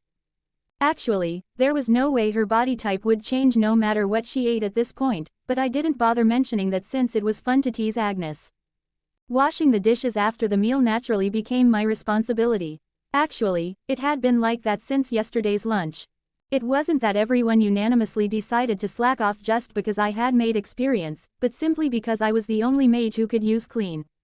Most of the magic Ethan used was physical enhancement magic, and Agnes was too busy learning combat magic to learn any support magic at all. When it came to royalty, the ability to use clean was almost considered shameful. Night Colt, as a commoner, couldn't use magic at all. I said she was treated higher than a young lady of a count family because of her royal knight status, but that didn't mean she inherited the blood of nobles who could use magic. So, with a large enough mana capacity that I had mana to spare, even using clean for dishwashing, I took on the task of washing dishes, and then night came again. After pitching 2 tents divided into men's and women's sections and lighting a campfire, the last thing we had to do before going to sleep was to determine the order of the night watch that would continue from tonight until tomorrow morning. If the 4 of us, excluding Prince Antonio, take 1 shift each, we can switch about every 2 hours. Personally, I'm thinking of taking the second shift. No, protecting the safety of you esteemed guests at the campsite is also my duty, so you can all sleep until tomorrow morning. What? But Night Colt, you have to drive the carriage tomorrow too, right? Won't you be too tired if you do night watch on top of that? Royal knights can engage in physical activities without issue even if they don't sleep for about 3 days. I don't like that because it makes me uneasy. I'm worried you might fall asleep at the reins and tumble down a cliff along with the carriage. I'm not thinking as extremely as Lady Blaze, but personally, I would feel more at ease if the carriage driver gets sufficient rest. I understand. Then, since Lady Rosewood said she would take the second shift, I will take the third. I think it would be better for Night Colt to take the first shift. The first or last shifts allow for securing the longest sleep time. A carriage driver should receive at least that much consideration. I agree with Lilith's opinion. You've already driven alone for 2 days, so shouldn't you get as much rest as possible? Take either the first or last night watch shift. I will take the first shift. By the way, I don't understand why it's naturally decided that I won't be taking a night watch shift. I'll take one too, so how about we redistribute the shifts to 1.5 hours each, including the one I'm taking? Will that be alright? Do you know the protocol for night watch? Don't sleep, keep your ears open, and if any suspicious people or monsters approach, wake you all up. Even if my martial arts are lacking compared to you all, I can do that much. Got it. Then I think it would be best for Prince Antonio to take the very last shift. Monsters may attack in the morning too, but at least there won't be any bandits attacking after daybreak. Shall we do that then? By the way, Lady Agnes, could you tell me which shift you're taking, just for reference? I only intend to keep it in mind. I think it would be good for Lady Blaze to take the 4th shift. Everyone will avoid the middle, so I'll take the 3rd.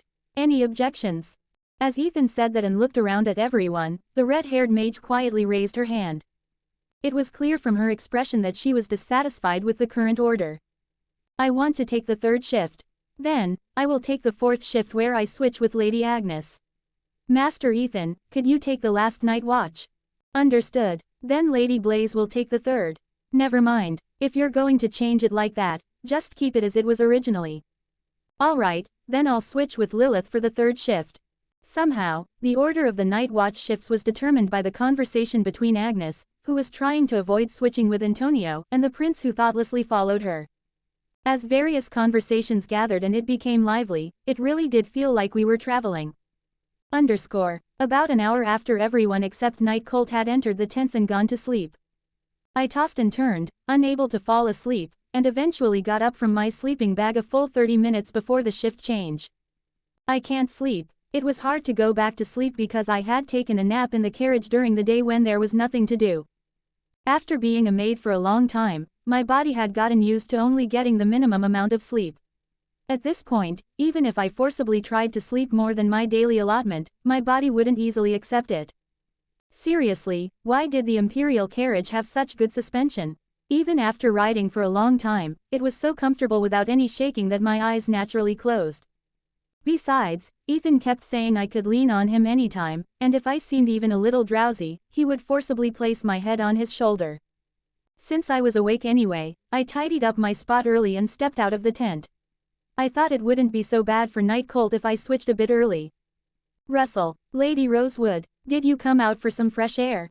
It was a roundabout way of asking if I had woken up because I needed to use the restroom, so I shook my head and answered. No, I couldn't sleep, so I came out to switch early. There's no need for you to go out of your way, Lady Rosewood. I'm used to night watch from my night duties. It's not my consideration, I really can't sleep.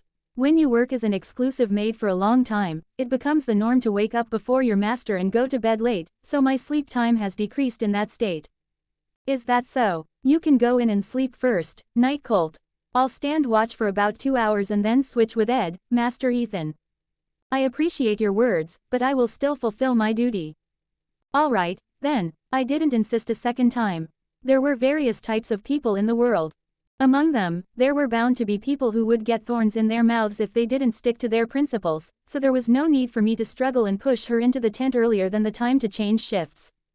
Anyway, if I had to stand night watch like this, I would probably just blankly open Lilith's information window and stare at it for a while. Having at least one person to talk to was slightly better. How many years have you served as a knight in the Imperial Palace? Ah, you can speak casually when it's just the two of us, Lady Rosewood. I'm more comfortable with formal speech since I'm used to it. Is that so? This is my 3rd year working in the Imperial Palace. I was able to join the Royal Knights right after graduating from the Academy. Then if you were a 4th year at the Academy 3 years ago or about 5 years my senior. That may be the case in terms of academic level, but you don't need to be particularly mindful of the senior aspect. I wasn't particularly mindful of it. It's just that your age seems similar to an acquaintance's older sister I know, and your last name is the same, so it caught my attention a bit. Night Colt's attention shifted slightly at the vague hint I dropped. Actually, I had somewhat anticipated it from the moment I first saw her face, but it seemed my guess was right that she was indeed Natalie's family. Night Colt, you're Natalie's older sister, right? Were you friends with that child, Lady Rosewood? Not quite friends or just acquaintances who know each other in passing. We've met a few times at social gatherings, but we've never talked one-on-one. Ah, I see, Lady Agnes or Master Ethano. Anyway, Lady Agnes probably has a bit more overlap with her than I do. They're in the same party as the hero at the Academy. Of course, having more overlap and being close were separate issues, so Agnes and I were probably on a similar level. Bringing up Natalie and seeing Night Colt strangely fidgeting was a bit cute. I don't know too much in detail, but would you like me to tell you a little about how Natalie is doing at the Academy? Yes, please do, Lady Rosewood. Actually, I've mostly only seen her in joint swordsmanship department classes, so I don't know that much either. Last semester, Natalie had a swordsmanship match with Master Ethan. We talked for about 30 minutes with Natalie as our shared topic. It was quite fun to see Night Colt's expression change with various emotions as she listened to her younger sister's life at the Academy. When I mentioned that Natalie won against the hero quite a few times during class, she made a somewhat proud expression, and when I told her that the hero's party, including Natalie, won last year's hunting festival, she nodded her head in satisfaction. When I talked about how Natalie had a bit too much to drink at a social gathering with just one cocktail and committed a faux pas one, she held her head and made a despairing expression. Sigh. So, she ended up doing it outside, too. I warned her so many times never to drink alcohol outside. The way each emotion was clearly displayed on her face was almost identical to how Natalie did. If I had to express it, Night Colt was like Natalie if she grew a bit taller and became slightly more mature. To put it in a good way, she was assertive, and to put it in a bad way, my impression of Night Colt so far was that she was like Natalie's personality, restrained. But in the end, it worked out well. Since the situation at the time was all recorded in a magic crystal, I heard she's been avoiding alcohol to the point of fearing it these days. That's a relief, at least. When I saw her last time, she didn't say a word about drinking and making mistakes. Sigh. She must not have spread it around because she was embarrassed about it. Ah, and please keep it a secret that I told you. Even though I didn't have feelings for her now, I didn't want to be hated by the character who was once my favorite. Night Colt, who nodded with a troubled expression, slowly got up from the campfire about 30 minutes after I came out. I will go in now. Thank you for telling me various things about my younger sister, even if briefly, Lady Rosewood. You're welcome, Night Colt. Go rest first. If any strange signs appear during the night watch, please wake me up at any time. As a royal knight, I'm always ready to wield my sword. Clang, clang, clang, clang, clang. The loud sound of an alarm bell ringing in the middle of the night. Judging by the fact that they weren't particularly trying to hide their presence, the intruder was probably closer to a monster than a bandit. That sword you just mentioned, I think you'll have to use it right now. Yes, I think so too. Night Colt stopped her steps toward the tent and drew her sword from her waist, and I also quietly got up from the campfire and took out the dagger attached to the side of my thigh. I didn't mind an unexpected XP event like this in the middle of the night. Keeg, Carrick, Keeg. The goblins that appeared in the dead of night caused everyone sleeping in the tents to crawl out. I had thought about gauging their numbers and not waking the others if possible, but at a glance, the number of goblins that had swarmed in was too large for just me and Night Colt to handle. Ethan, take the left side, and Night Colt, please take the right side. I'll handle any enemies that slip through you too, so don't look back even if you miss some. Got it, understood, understood. Ethan, who sprung out first as if he had been ready the moment the men's tent opened, and Night Colt, who was already outside due to night watch, each ran to take charge of one direction on the left and right. While I could engage in close combat, it wasn't my main skill, so I was in charge of any monsters that slipped through. Also, my role in this battle was to provide backup with support magic, just as Lilith did in the original game. I immediately gave orders as soon as the monsters rushed in, so I inadvertently ended up feeling like a battle commander, but neither Ethan nor Night Colt seemed to mind.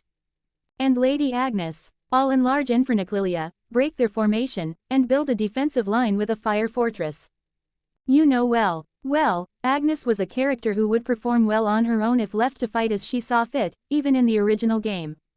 Large-scale fire magic was always right in battles like this, so I could just leave her to fight as she pleased.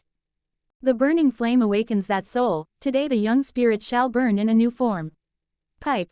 Whoosh. All right, I'll be back, Agnes. Pipe, don't go into the forest. Agnes's fire spirit, enlarged through Agnes and Infernaclilia's combined spell, leapt into the horde of goblins.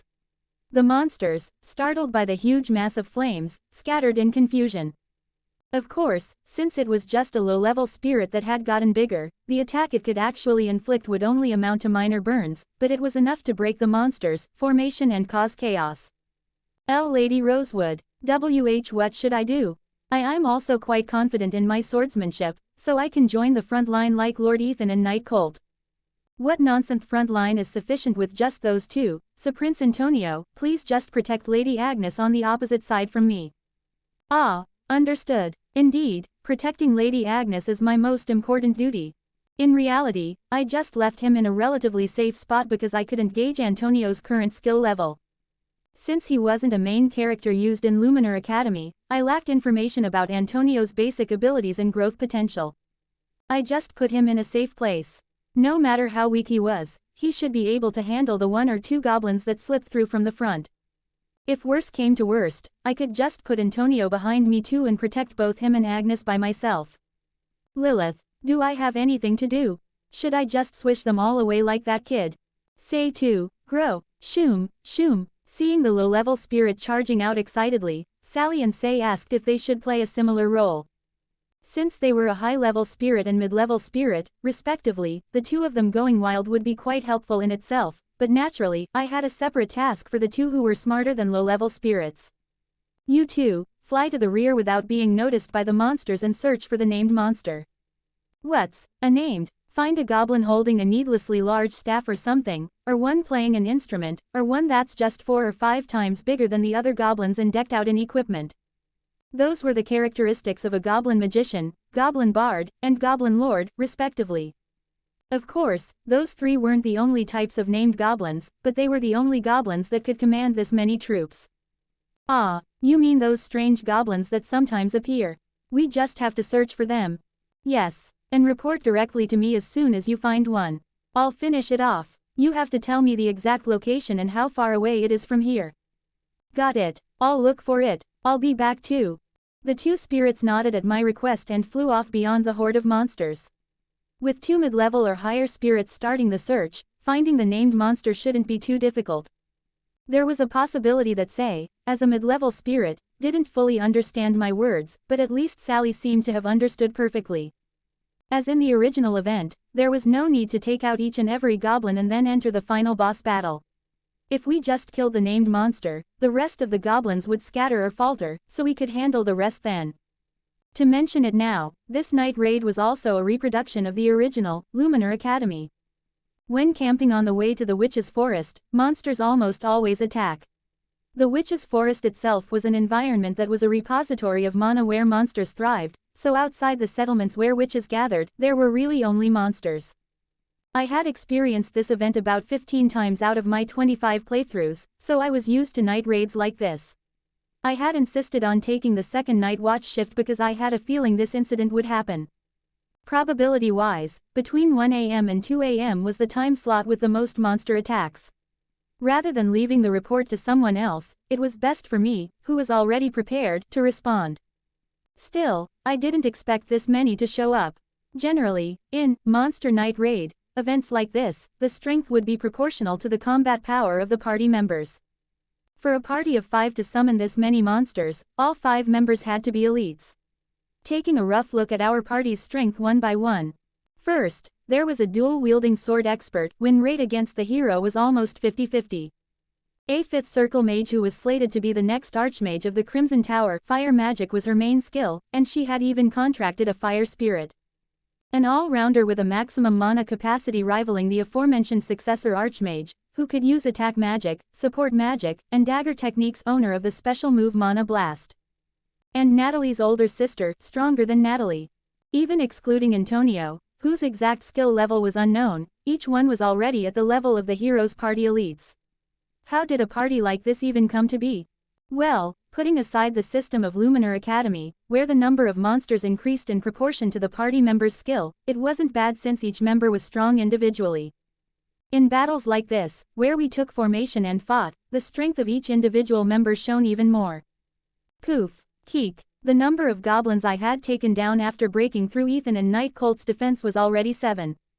It wasn't comparable to Ethan, who was cutting down 5 or 6 at a time with a single sword strike at the very front, or Night Colt, who was thrusting 3 times per second with skilled Royal Knight swordsmanship, but I was still steadily gaining XP. Moreover, the sharp blade buff I had cast on the two of them was also playing its part as an assist. I would definitely reach level 18 by tonight, and if I was lucky, I might even aim for level 19. Meanwhile, glancing at Antonio's side, where I had given him the task of protecting Agnes on the side opposite from me, the prince had just cut down his 5th goblin, his whole body drenched in sweat. Slash. Huff. Ha huff. He's fighting somewhat better than I expected.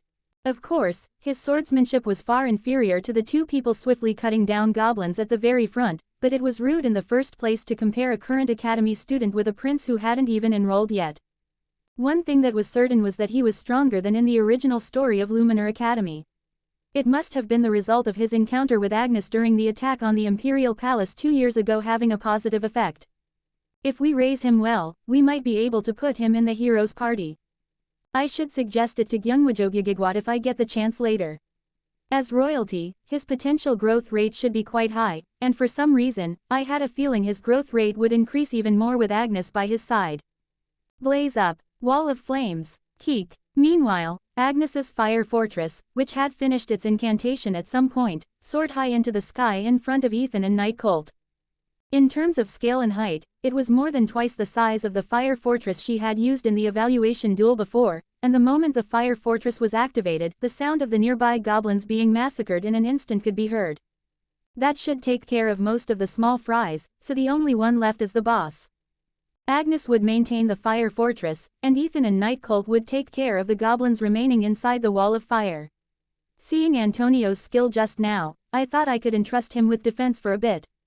Ethan, Night Colt, from now on, you only need to handle what's inside the fire fortress. Got it, understood. Prince Antonio, could you please help me protect Agnes for a bit? You can do it, right? Ha why yeah, leave it to me as much as you want, Lady Rosewood. To be honest, I had far less faith in him than Ethan, but this was still the best way to end it quickly. Just then, I spotted Sally and Say passing through the wall of fire, so I began the incantation for Mana Blast to be ready to shoot at any time. I had to prepare so that I could use my special move whenever, in line with the location Sally and Say would tell me. Lilith, over here. The huge boss goblin was over here. About 300 meters away. I threw the Mana Blast I had gathered with all my might, following the two spirits' location briefing. Actually, using Mana Blast against a Goblin Lord was a bit of an overinvestment, but if not now, when else would I use Mana Blast? In the first place, among the spells I possessed, there was no spell other than Mana Blast that could kill in one hit, so it was an inevitable choice. Explode. Storm of Mana. The moment my Mana Blast flew, Agnes's fire fortress was retracted with good timing. Through the gaps in those flames, my special move flew in a straight trajectory towards a huge goblin that was faintly visible. Immediately after, a massive explosion sound resonated through the campsite in the middle of the night. Open hollow corner bracket Lilith has reached level 18. Open hollow corner bracket Lilith has reached level 19. Open hollow corner bracket Lilith has reached level 20. The morning after completing the Goblin Lord extermination near the campsite in the Witch's Forest. I woke up this morning feeling unusually refreshed and immediately started packing up the tent with a joyful heart. Even if I tried not to show it, it was impossible to hide my good mood. That's because last night's battle allowed me to level up 3 times all the way to level 20. I gained XP from slaying the few goblins that had approached close to me, the XP from providing sharp blade buffs to the other 3 except Agnes and receiving a share of their XP, and almost all of the XP from exterminating the Goblin Lord, the boss monster. In the end, I even tracked down and hunted the remaining goblins that scattered in panic after losing their boss, so it was the result of diligently gathering every possible XP source available. Thanks to that, it was my first level up in a long time and the first since starting summer vacation. It was sweet to reliably level up before the main event started. You look like you're in a good mood, Lilith. Does it seem that way, Ethan? Did something good happen? Well, if you're talking about good things, Ethan, wouldn't just traveling far away with you like this be one of them? Oh, is that so? Of course, I also enjoy traveling together with you, Lilith. Bletch. Agnes, who was folding the tent next to us, openly stuck out her tongue with a disgusted expression, but I just ignored her. In the first place, I couldn't use the excuse that my mood improved thanks to leveling up, so it was an unavoidable choice. Rather than becoming a crazy girl spouting nonsense, it was better to just be a sassy girl. If it were up to me, I'd just want to roam around hunting grounds together like this and farm XP. Ignoring the academy and the heroes party, the most efficient party was just the 3 of us together like this. Ethan at the vanguard, Agnes handling the small fry, and me, Lilith the archmage, delivering the final blow to the boss. Well, the best spell I can use is still limited to third circle magic, but anyway, my maximum mana has already exceeded 4,000. Even if I can't actually use grand magic, Mana Blast is on par with the maximum output of second circle magic, so it's practically the same as grand magic. Of course, it was just wishful thinking, as forming a 3-man like this was impossible in reality. Agnes was already part of Gyeongwajogigigwat's party, and Ethan was the only son of the Blackwood family, so he wouldn't have time to go on adventures with me after graduating from the academy. That's how we roughly packed up the tents and prepared a simple breakfast. During the meal, fifth Prince Antonio cautiously spoke up. Thank you for your hard work yesterday, young Master Ethan. And you as well, Miss Rosewood. I was already well aware of Miss Agnes's skills, but after seeing yesterday's battle, it's clear that you two are also students of Luminar Academy. It was a quiet compliment from the prince, who was the only one without any notable achievements in yesterday's battle. Despite his words, his expression seemed a bit bitter.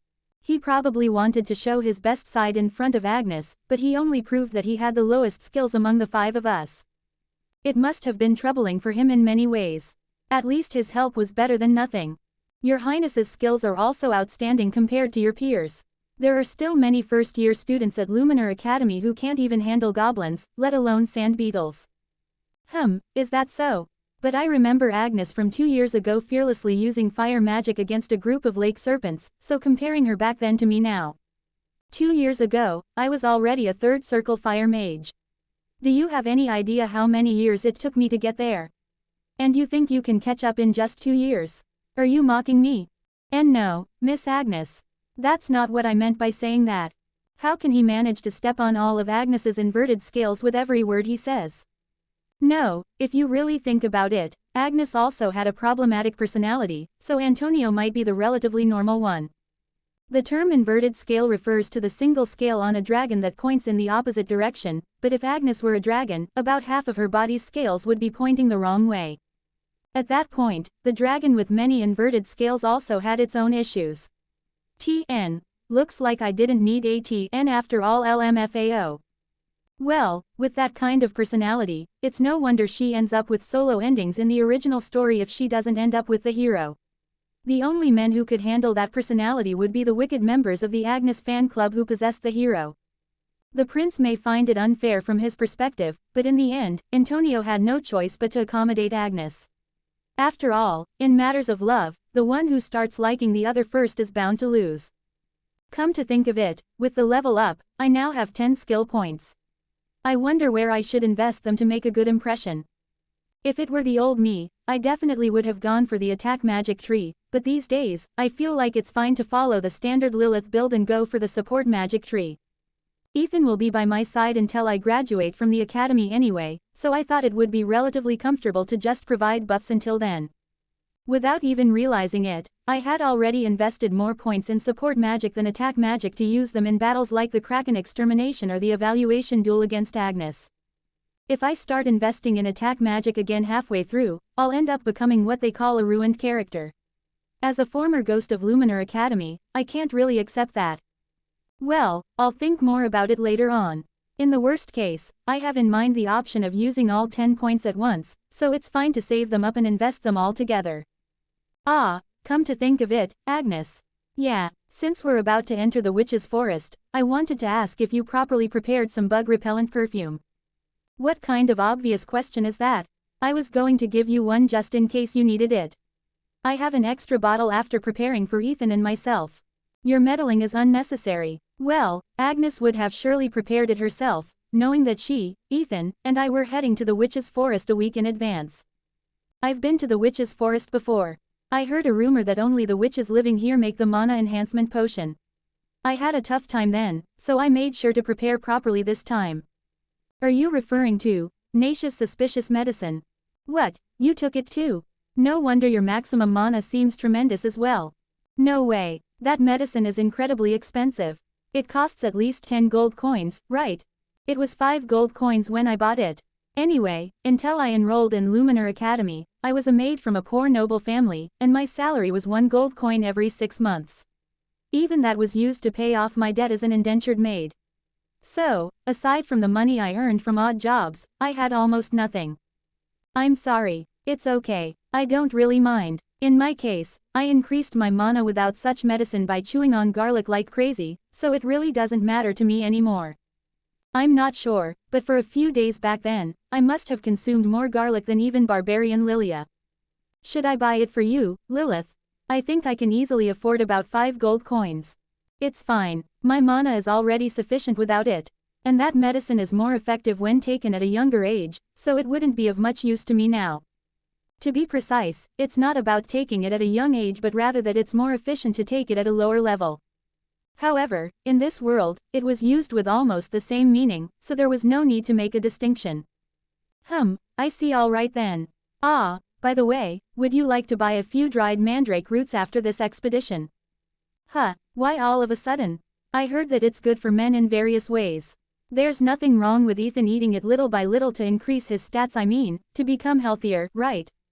In Luminar Academy, dried mandrake roots were an item that increased the maximum health, attack, and charm stats of male characters.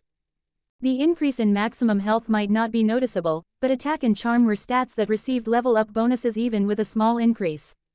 So, I made the suggestion, thinking it would be good to have Ethan eat it while his level was still relatively low, but for some reason, Ethan's gaze towards me was strange. Excuse me, Miss Rosewood. Yes. Is there something you'd like to say, Your Highness Prince Antonio? As far as I know, the reason dried mandrake from the witch's forest is good for men is because it's a medicine that helps with nighttime activities. Oh, wait, then in the game, does the increase in attack and charm mean? No way, that's not what I meant by saying it's good. I just meant it's good for general male vitality. No, energy. Energy. It's not like Ethan lacks in that department. It's just that since we don't come here often, I thought it wouldn't be bad to get some if we have the chance. Alright, I get it. If we have the leeway to get some, I'll buy it. But Lilith, you'll have to verify its effects, okay? That's not what I meant. Stop yapping, Lilith. No, this is a completely unfounded accusation. How was I supposed to know that it's a good item for virility when I barely raised any male party members in the first place? This time, it's truly unjust. Why did the witch's forest come to be called the witch's forest? There was no need to explain the etymology of the region's name. It was simply called the witch's forest because it was a place where witches gathered and lived together, a place where only witches resided. Then, to change the question, why did witches end up living clustered together only with other witches? Was it because mixing ingredients and making potions were illegal activities not permitted by the Empire? No way. There was even a pharmacy department openly established in Luminar Academy, an imperial academy, so there was no way it could be illegal. In fact, pharmacy, which produces effects similar to magic without using magic, was a field of study that the Empire actively encouraged people to learn. Then, could it be because the potions made by witches using wicked ingredients were different from those made by other pharmacists, so they couldn't be exposed to the eyes of others? That's not it, either. Of course, thanks to the special environment of the witch's forest, the supply of ingredients was more readily available compared to other regions, but it's not like witches used suspicious ingredients to make potions just because they were witches. Well, looking at the way they gathered together, it wouldn't be wrong to call it suspicious, but they didn't actually engage in any wicked schemes. It just looked that way. Then, if they weren't doing anything particularly unseemly, why did witches end up living together in a single forest in this corner of the Empire? It was precisely because the personalities of these witches all belong to the ultimate communication disorder occupational group. Welcome, everyone. Hello, Miss Lara Medichilling. We've come here at the request of Gyungwajogigigwa, the hero. Thank you. I'm Lara me Medichilling. I'm terribly sorry for having you travel such a long way to our hometown. It's okay. We also wanted to visit the witch's forest at least once to see what kind of place it is. Rather, it's an honor for us that you invited us like this. Lara Medichilling, unable to make eye contact with me and the others, mumbled with difficulty. As evident from her stuttering words, rough breathing, and fidgety gestures, she had a personality with somewhat lacking communication skills compared to ordinary people. I didn't invite anyone other than the hero B, but it doesn't matter as long as you're helpful. When is that Gyungwajogigigwatsi coming? It's already hard with one person, how am I supposed to remember the faces of so many people? Lara left us at the entrance of the forest and mumbled to herself in an anxious voice. We intended to wait a moment for her to calm down, but Agnes, who found this particularly frustrating, broke the silence with her voice coming from behind. So, how long are you going to keep us standing here? What? I heard from that Gyungwajogigigwa that you called us because you needed our help. Shouldn't you explain to us either on the way or after showing us to our lodging? That, just a moment. What do I do at times like this? As soon as Agnes barely uttered a word, unable to contain her impatience, Lara was startled. She then cautiously took out a piece of paper with something written on it from her bosom and began to carefully unfold it. Holding the crumpled paper tightly with both hands, Lara read it from top to bottom, mumbling. As I mentioned before, having gone through Lara's event nearly 15 times, I could roughly guess what that piece of paper she was holding was. It's probably a list of sample dialogues to use in unexpected situations. It was like a kind of script that celebrities or broadcasters read before starting a recording. The problem was that she used that script even in everyday life. It also meant that her communication skills were incomparably lacking compared to other people. As I said earlier, it wasn't surprising at all since most witches had communication disorders. Rather, the fact that she could attend the academy meant she was at a relatively better level. However, the problem was that she couldn't escape being relatively better. In this situation, unnecessarily pressuring her would only waste time, so I deliberately spoke to Lara in a considerate way. A angry person, how to respond to an angry person. I'm sure I wrote it down somewhere. It's okay, Miss Lara. You can speak slowly. Why yes why your name is Lilith Blackwood Rosewood. You can call me Lilith or Rosewood. Okay Rosewood. There is still a day or two left until the witch exam starts, right? If it's difficult for you to explain it verbally, you can write it down and give it to us later. For now, could you first introduce us to where we should stay while we're here? Why yes I'll do that. Suggest a way to roughly skip the most challenging issue and present the immediate tasks one by one. That was the way to lead a conversation with Lara in Luminar Academy. Unnecessarily rushing or pressuring her like Agnes did a moment ago was not the way to go. Doing so would only waste more time and make things turn out badly. It was because of this character that the hero was the only one who could somewhat communicate with her in the game, and it was natural that Youngwajogigigwat sent me here for that reason. First P, please come this way. Rosewood A and everyone else, too.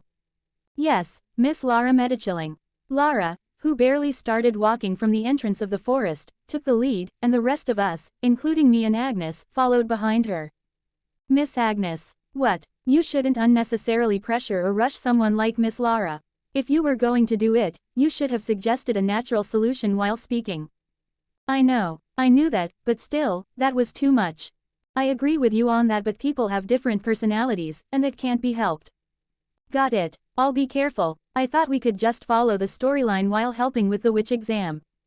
With the thought that an unexpected variable might appear if we weren't careful, I moved deeper into the witch's forest with everyone.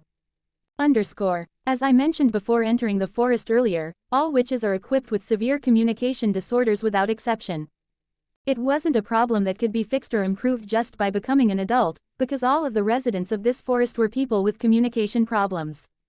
It would take almost 3 days just to exchange greetings with any one of the residents of this village, and Lara, who successfully finished introducing herself at the first meeting, was at a relatively better level, as I mentioned earlier. Mom. These are the friends I told you about. I didn't know they would come in such numbers. Is it okay? Lara Medichilling asked her mother for permission to stay at home as if asking for permission to keep a pet. Across from her was Lara's mother, who looked at her without answering a single word to Lara's question. The mother and daughter of the Medichilling family silently exchanged only glances in the awkward silence. Agnes, who had been roughly gauging my reaction, cautiously asked me a question in a quiet voice, unlike her loud voice from earlier. Isn't she not giving permission? She's not saying anything. I wonder. I think she'll probably give permission. Are you being serious? From my personal impression, it would be stranger if she didn't allow us to stay. You say that after seeing that look in her eyes? No matter how you look at it, it's a gaze that says this situation is unpleasant. Flick. Why, you can come in, Rosewood and everyone else and you need to take off your shoes before coming in. Lara's mother, who had been gesturing with her palm flicking toward herself to come in, moved up to the second floor of the stairs, and Lara also hurriedly followed her to the second floor after delivering her final words. The other characters were skeptical about such a reaction from someone who had been staring at her daughter without saying a word until a moment ago, but as someone who knew why she reacted that way, I had no reason to hesitate in my steps. I think you can go in, Your Highness Prince Antonio. Ethan, Miss Agnes, and Night Colt can follow as well. Is it really okay? Even if you and the others are friends of the hero, Night Colt and I are uninvited guests. You came all the way here from the royal villa, following Miss Agnes, knowing that. Don't tell me you're planning to leave us here and go back first by carriage. That's not what I meant. It's just that I didn't know Miss Lara and her mother were like that. Even if Miss Lara just has a very shy personality, her mother seems to have a very cold personality. It'll be fine. She may only appear to have a cold personality on the outside, but in reality, she won't be like that. I wonder if I can trust that. I think you can trust what Lilith says, Your Highness Prince Antonio. At least I've never suffered a loss from listening to Lilith's words so far. If you don't want to come in, just keep standing alone in front of the door. I'm going in. MS is Agnes. I'll come in, so please wait a moment.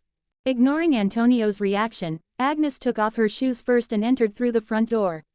Thanks to her, Prince Antonio also hurriedly took off his shoes and followed up the stairs, so unintentionally, I received help from Agnes in persuading him. In the first place, it was very foolish to worry based only on the visible reactions in this witch's forest. Living in the witch's forest meant being raised only by one's mother without a father. It was obvious who Lara inherited that severe communication disorder from without even looking. As a result, Prince Antonio's suspicion about Lara's mother was dispelled shortly after. Right after introducing the accommodations where we would stay during our time in the witch's forest, the reaction Lara's mother showed me did not seem like someone wary of unfamiliar outsiders to anyone. Grab. Take care. Pardon. Please, take good care of our daughter. Everyone's attention was focused on the sight of a woman suddenly grabbing my hand and mumbling with her head down. Her words were mumbled in a voice smaller than an ant's crawl, but the voice that came out of her mouth was a voice that definitely felt favorable toward me.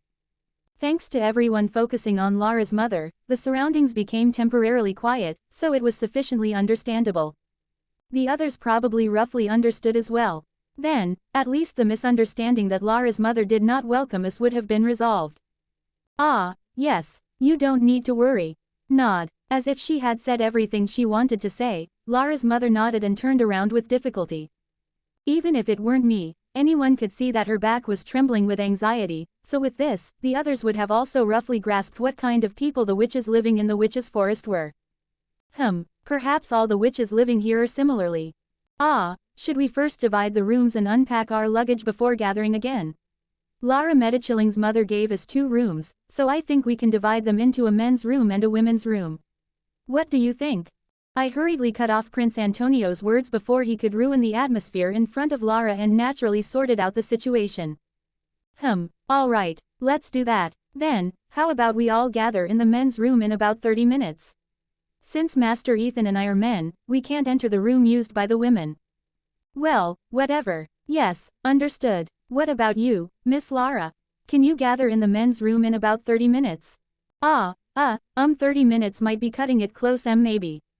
By the way, for Lara, cutting it close meant time to prepare her heart. For her, who had a communication disorder, facing 5 unfamiliar people at once required considerable resolution. When facing it in the game, I skipped it after viewing it only once at first, so I didn't know it well, but looking at it like this, it was indeed a very frustrating personality to work with. Then, see you all in 30 minutes. With that, Ethan and Prince Antonio went to the room at the very end of the corridor, Agnes, Night Colt, and I went to the room next to it, and Lara hurriedly entered her own room at the opposite end of the corridor. Watching Lara, I quietly thought. Although I said with my own mouth to gather in 30 minutes, it would probably be difficult to actually gather on time in 30 minutes. As expected, after watching Lara disappear into her room as if running away, Lara did not show up at the promised place at the appointed time. There was a high probability that she hadn't even realized that the promised time had already passed. Perhaps she was delayed because she was writing a new script to stand in front of many people. Although the protagonist of the event did not show her face, I did not go to the room at the opposite end of the corridor to fetch her. I also had some things I wanted to discuss with just us, without Lara. Miss Agnes, you mentioned before that you had visited the witch's forest in the past. Yeah, and don't call me Agnes. Call me Blaze. I'm asking just in case, but when you visited the witch's forest before, was the atmosphere like this? What kind of atmosphere? Well, both Miss Lara and her mother seem to have a certain atmosphere where communication doesn't go well if you try to continue the conversation, don't you think? It's roughly similar. If categorized by MBTI, it was a site of people who belong to the extreme I forming a community and living together. Asterisk 1. Among such people, that kind of personality was inherited, and growing up among people with such personalities, it was inevitable to develop such a personality in that living environment. The witches, who had already converged and evolved in a bad direction over several decades, had reached the point where they extremely disliked talking to outsiders, except for conversations among themselves. At least they had a common interest in being witches among themselves, so they could converse and their society could function, which was fortunate. It was like this even when I came as a child. Even when I tried to ask for directions, everyone ran away when I approached them to talk, and even when I tried to ask for directions, they either stayed still or spoke in a crawling voice. Even when I somehow found the house where the witch Naisha lived, I had to visit 3 times before they finally opened the door. Listening to Miss Agnes's words, it does seem that most of the people living in this witch's forest are very shy. That happened 10 years ago. At that time, it wasn't like today where many people visited. I came alone with a single female guard sent from the main house of the Elizabeth family, but I didn't expect it to still be the same even after 10 years. Witches generally have longer lifespans than other people. If they were the same people living here 10 years ago, they're probably still living here now. That's why it's even more incomprehensible. Why are even the elderly witches so flustered just by outsiders talking to them? Moreover, when I visited 10 years ago, I was just a kid. I almost blurted out that she still had the appearance of a child even now, not just 10 years ago. I need to be careful. Anyway, for the witches living in this forest, whether someone was a child or not was not an important factor in distinguishing people. In the first place, almost everyone living here had the ultimate communication disorder, so countless women were shy even toward newborn babies.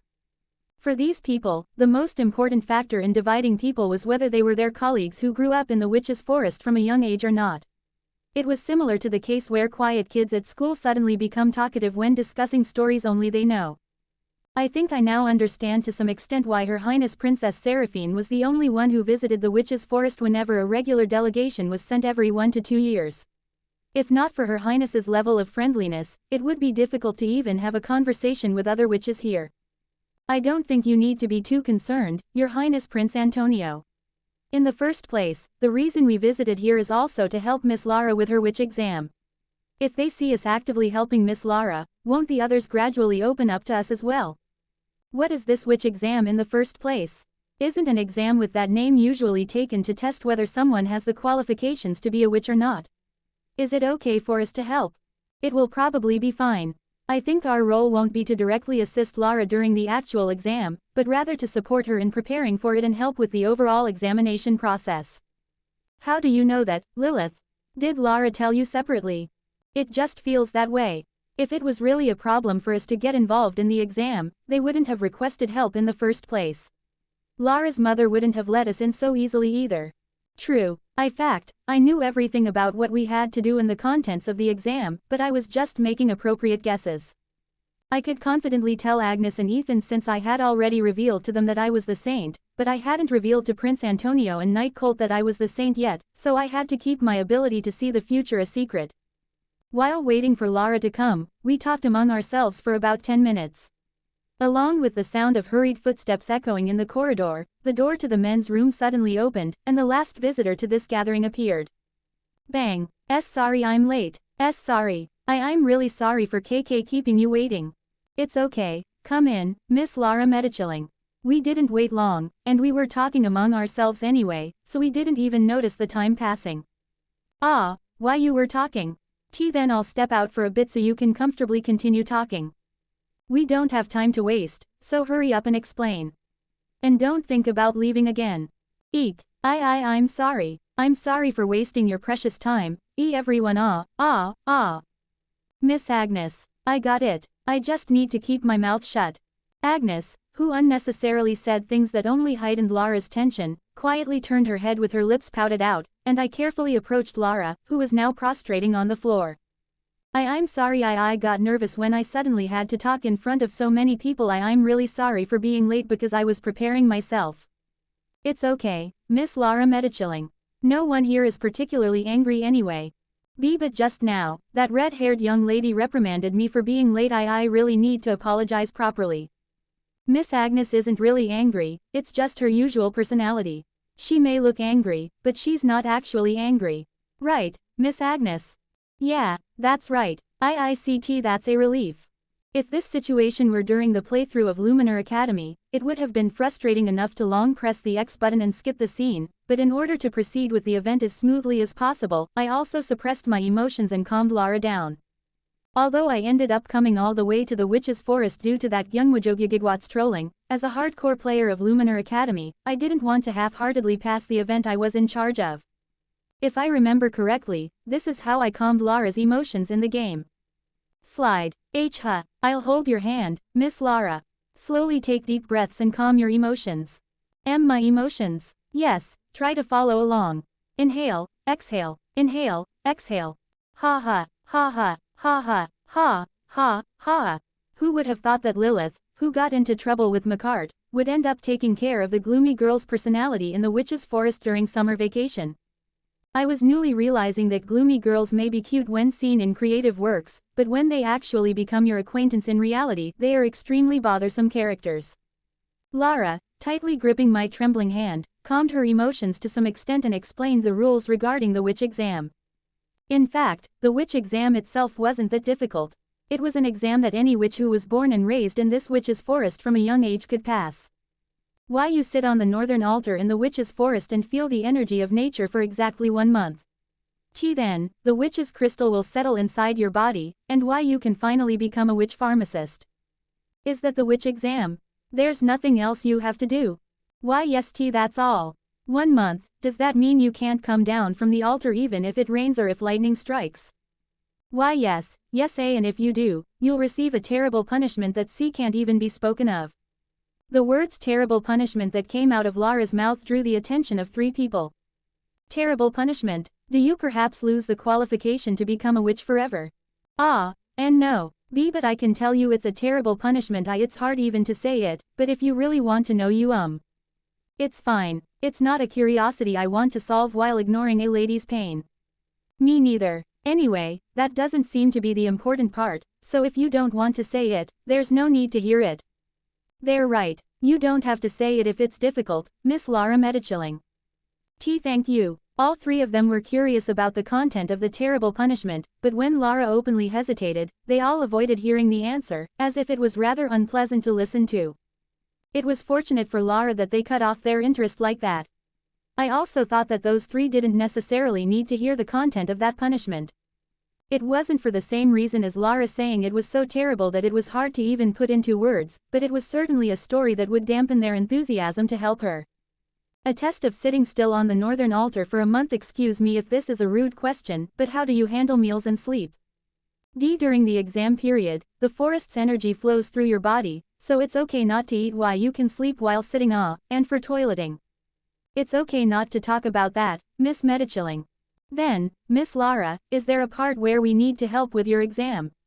From what I've heard so far, it sounds like an exam that you have to complete on her own. Originally, it's an exam that should be solved alone without the help of others, but lately, there have been rumors of dangerous monsters appearing deep in the forest. I wanted to ask you to exterminate those monsters. Here it comes. My XP event. One of the 3 rewards that could be obtained from this Lara's secret episode was this experience event. The other 2 were, as I mentioned before, an increase in the number of accessible Lara scenes and obtaining the witch's pendant item. The witch exam wasn't something that was taken based on a single person or a regular exam held every year. Once every 10 years, when the energy of the forest was most orderly, sitting on the northern altar and gathering one's mind and body for a month was the witch exam. On that same day that, all the women who were qualified to take the witch exam would sit on the altar and take the witch exam. Since you're asking us to protect you from monster attacks during the witch exam, if it's such an important exam, wouldn't it be more appropriate to recruit adventurers who directly hunt monsters in the forest rather than us? Right, witches have a lot of money, don't they? We usually do that, but this time, I'm the only one taking the witch exam. Does that mean you can't afford to hire adventurers or mercenaries because only one person is taking the exam?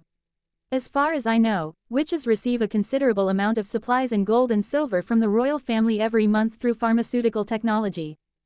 And no, the elder witch will pay for everything. B. But the reason is a bit different. Then, what is it?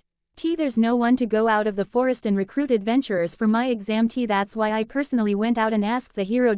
Well, to be precise, I was able to answer because the hero spoke to me first.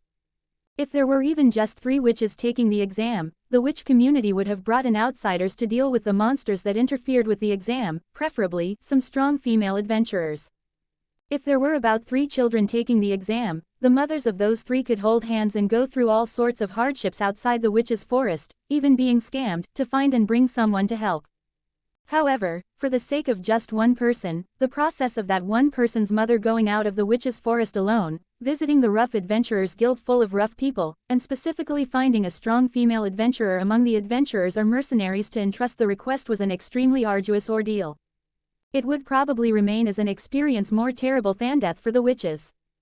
As much as everyone expected after seeing Lara's mother earlier, telling a woman with such a personality to go out of the witch's forest alone and do what was mentioned was practically no different from a decree of exile from the witch's forest. If such a person were sent out of the witch's forest alone, she would be left behind and isolated in some distant village, unable to even catch the returning carriage. In other words, the reason this communication impaired Lara deliberately enrolled in the academy was to find someone to help with this witch exam in place of her mother. We were the ones who reached that point in the process. The reason is a bit absurd, but since we've come this far, we have no choice but to help. R. Really? T. Then. Ethan Richard Blackwood. Just call me Blackwood. T. Thank you, B. Blackwood. Yeah, I'll help too, although my strength is meager. What will you do, Knight Colt? I will also attend for the safety of His Highness and the others. T. Thank you. If it were a request like this, it would have been nice if you told us before coming here. My specialty is fire magic, so I can't fight in the forest. Ah, T. There's a large lake called the Spring of Mana to the east of the altar. Why, you can use fire magic as much as you want there, even if it's your specialty. Alright, I understand. It's better than doing nothing. Of course, I'll help too. So, when does the witch exam start, Miss Medichilling? INT 3 days. Ah, and I need to tell the elders that I brought people to help. Before a suggestion to rush to the elders could pop out, I quickly intervened and changed the subject. Then, let's go see them now, including that. Also, are there any rituals that the elders need to perform at the altar before the exam? R. Rosewood, H. How did you know? I had a feeling there would be. W. Wow, amazing. R. Rosewood, have you ever thought about becoming a witch? I think you'd be good at it since you're so smart. Thanks, but I'll pass. I had seen countless times what the witch exam meant in the world of Luminar Academy. It wasn't a ritual that someone not native to the witch's forest would do. No matter how much I desire the skills of a witch, no sane person could endure such an exam.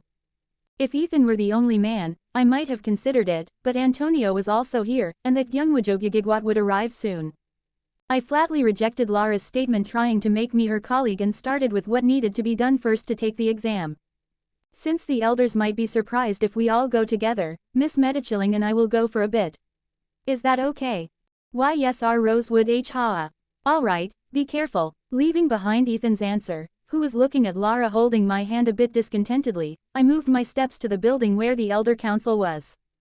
I felt a bit excited at the thought of being able to directly face the 3 elders I had only seen in the game. The Elder Council building, where the 3 elders stayed, was not far from Lara's house. It was close enough to see after passing about 5 houses. The reason why the house of the elder who had spent a long time in the witch's forest was close to the house of Lara's mother, who was just a young witch, lay in the residential style of the witch's forest. The witch's forest had a village structure where about 100 houses surrounded a central square in a circular shape. Among them, starting from the house of the oldest supreme elder, it was common for a slightly younger witch to live next door one by one. This was the result of the witch's characteristic tendency to want to live closer to someone, even slightly closer being manifested. Usually, only about 1 witch was born every 3 to 4 years, so their numbers were so small that even just going through about 3 people older than oneself within the village would result in an age difference of over 10 years. To that extent, there was bound to be a generation gap even among fellow witches. Of course, in the witch's forest, 10 years was a sufficient age difference to build a friendship through hard work and conversation, but it was still natural to have better communication with someone of a more similar age.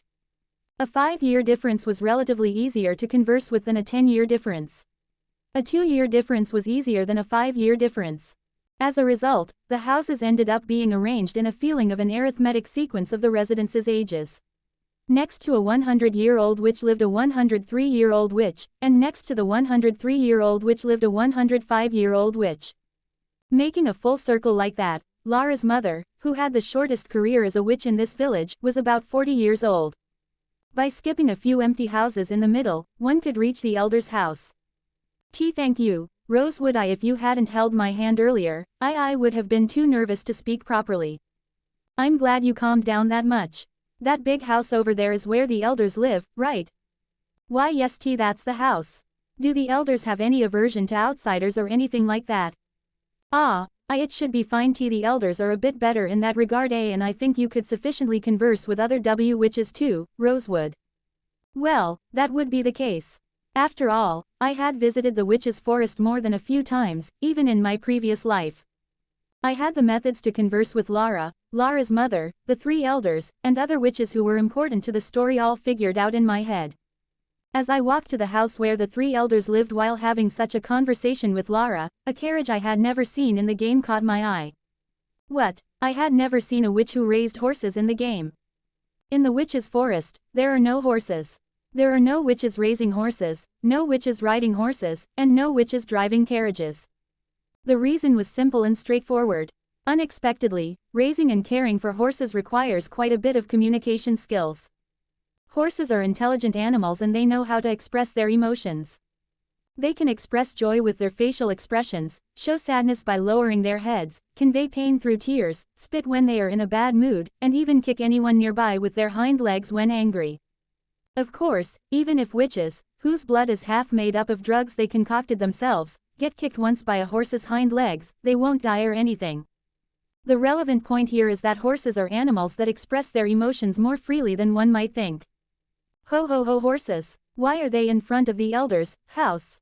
The witch's personality of always being mindful of others' gazes and feeling dejected was no exception when it came to horses, and witches who couldn't handle emotions when dealing with people didn't want to bother regulating their own emotions for livestock, either. That's why witches are afraid of horses. Lara, who was trembling just by looking at the horse next to me, was living proof of that. It's not that they're scared because horses can physically harm them. They're just afraid that they might upset the horse's mood. In fact, it's not just horses. Witches are afraid of all animals that have rich emotional expressions, like dogs, sheep, goats, pigs, deer, etc. You can assume that among mammals, they dislike all of them except cats. If witches do keep any other pets, it would be birds, amphibians, or reptiles. In other words, the presence of well-groomed horses and shiny carriages here meant that there were guests from outside visiting this house of the 3 elders, aside from the royal carriage we had all ridden together. It's still a long way off until the royal family's regular delivery date. Since the next regular delivery, which would take place 2 to 3 weeks after wrapping up Lara's event, was Seraphine's job, there was no reason for the royal merchant carriage to arrive now. This is. Just in case I could recognize it, I examined the criage and noticed an emblem that seemed familiar from somewhere. It wasn't the royal emblem, nor was it an emblem from the church. It obviously wasn't the Blackwood emblem, either. I tried to recall in my mind all the other noble family emblems I might know, but none of the ones that came to mind seemed to match. Well, even I can't possibly memorize every single noble family emblem. Still, if it was an emblem that left an impression on me, I would probably recognize it when I see it. With the same thought, I knocked on the door of the 3 elders' house 3 times without hesitation. Knock, knock, knock. Is anyone there? You're the witch elders, right? Wah, wait a moment, Lilith Rosewood. It seems there's a guest, so let's come back next time. We will visit again later. The witch exam is in just 3 days, so when is the next time? You said the elders have a ritual to perform before the exam. We should inform them about this as soon as possible. That's true, but I'm not mentally prepared yet to see the elders and if there's another guest. I won't ask you to speak, Lara, so don't worry. If there's anything to discuss with the visiting guest, I'll handle it somehow. Okay, if that's the case. When I said I would speak on her behalf, Lara carefully nodded her head while hiding behind me. Even though she was taller than me and had a similar chest size, hiding behind me wouldn't conceal her at all, but I just let it slide. We waited in a somewhat awkward posture in front of the three elders' house for someone to come out, but even after quite some time had passed since knocking, no one emerged from the house. Ma, maybe they're not in right now. Should we come back later? Knock, knock, knock. Excuse me, elders, are you not inside? Eek, HYAA. Lee Lilith Rosewood, WH. What if you startle the elders by knocking like that? Just now, you suggested they might not be in, but suddenly, you're saying this. If they're inside, they might not have heard, so I'm knocking again. Also, if all three of them are out, there's no one to hear it anyway, so there's no one to startle. They might be pretending not to hear. What? They might be inside, but for some reason, they might not be in the mood to see anyone today, so that they might be pretending not to hear. What if that's the situation? Considering the witch's communication skills, it was a plausible story, but my hand knocking on the door didn't stop. In the first place, this kind of situation never appeared even once in the original game. There was never a single instance where the elders pretended not to be home when someone knocked on the door. Then, we should tell them to come out quickly. Isn't your witch exam the urgent matter right now, Lara? My exam is important, but still, the elders might need to prepare themselves mentally too. Knock, knock, knock. Eek, eek, eek. At the third knock, Lara grasped her head as if committing some great sin and even sank to the floor. Finding her reaction absurd, I was really starting to wonder if there was indeed no one inside the house right now. At that moment, the door opened from the inside and a person slowly poked their head out. It was a familiar face of a young man with sky blue hair characteristic of the August family. The elders are currently speaking with our sister. So, if you could visit another time. Young Master Karaham, Miss Lilith. I see. No wonder the carriage emblem looked familiar. The emblem I saw on the carriage turned out to be the August Marquis family emblem attached to Lizzie's uniform. It was an emblem I used to see almost every day while doing student council activities, so it couldn't help but look familiar. If it had been another witch visiting, he would have probably intended to turn them away, but facing me, whom he knew, Karaham couldn't bring himself to do that and let us into the three elders' house. In the first place, even if he tried to kick me out, I, who had a clear purpose, would have forcibly entered the house anyway. Young Master Karaham, what brings you to the witch's forest? It's a regular trade of the August Company. The August family also conducts business with the witches in the witch's forest. Pardon, what is he saying? Was there such a fact in the original work? As far as I know, witches are extremely cautious when it comes to meeting new people, and they tend to avoid doing business with anyone they don't know well. First of all, witches generally try not to make deals with people who are blatantly profit-driven. This is not because witches are particularly good at reading people, but rather because their uniquely cautious personality can cause various problems when dealing with profit-seeking groups.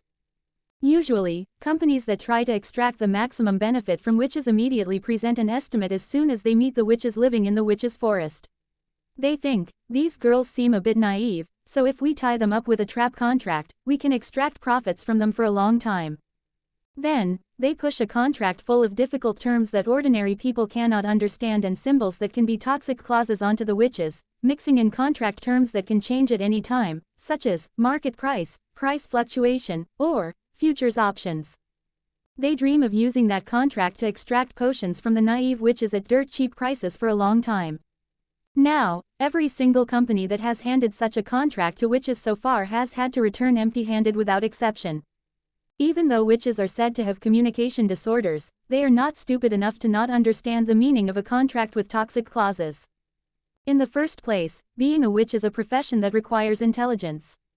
Even apprentice witches have to keep hundreds of types of potions in their heads, and as elders gain experience, they need to memorize the recipes for tens of thousands of potions. Moreover, while they avoid talking to strangers, their network among themselves is better established than most siblings, so being rejected by one witch essentially means that contracts with other witches will also fall through. A sentiment spreads like, that person came with this and that kind of contract last time, and they hid something strange with toxic clauses. I almost fell for it. Wow, really, I should never even exchange words with that outsider. So, I couldn't help but express my doubts about the August Company, a profit-driven group, having made a deal with witches. The August Company conducts regular business with witches. Yes, of course, regular business doesn't mean buying and selling fixed goods. You can think of it as a kind of merchant carriage that only our sister can operate. Does Miss Lizzie do business similar to Princess Seraphine? Ah, yes. Our sister said she learned a lot from the princess's methods. There was only one way to do regular business with witches.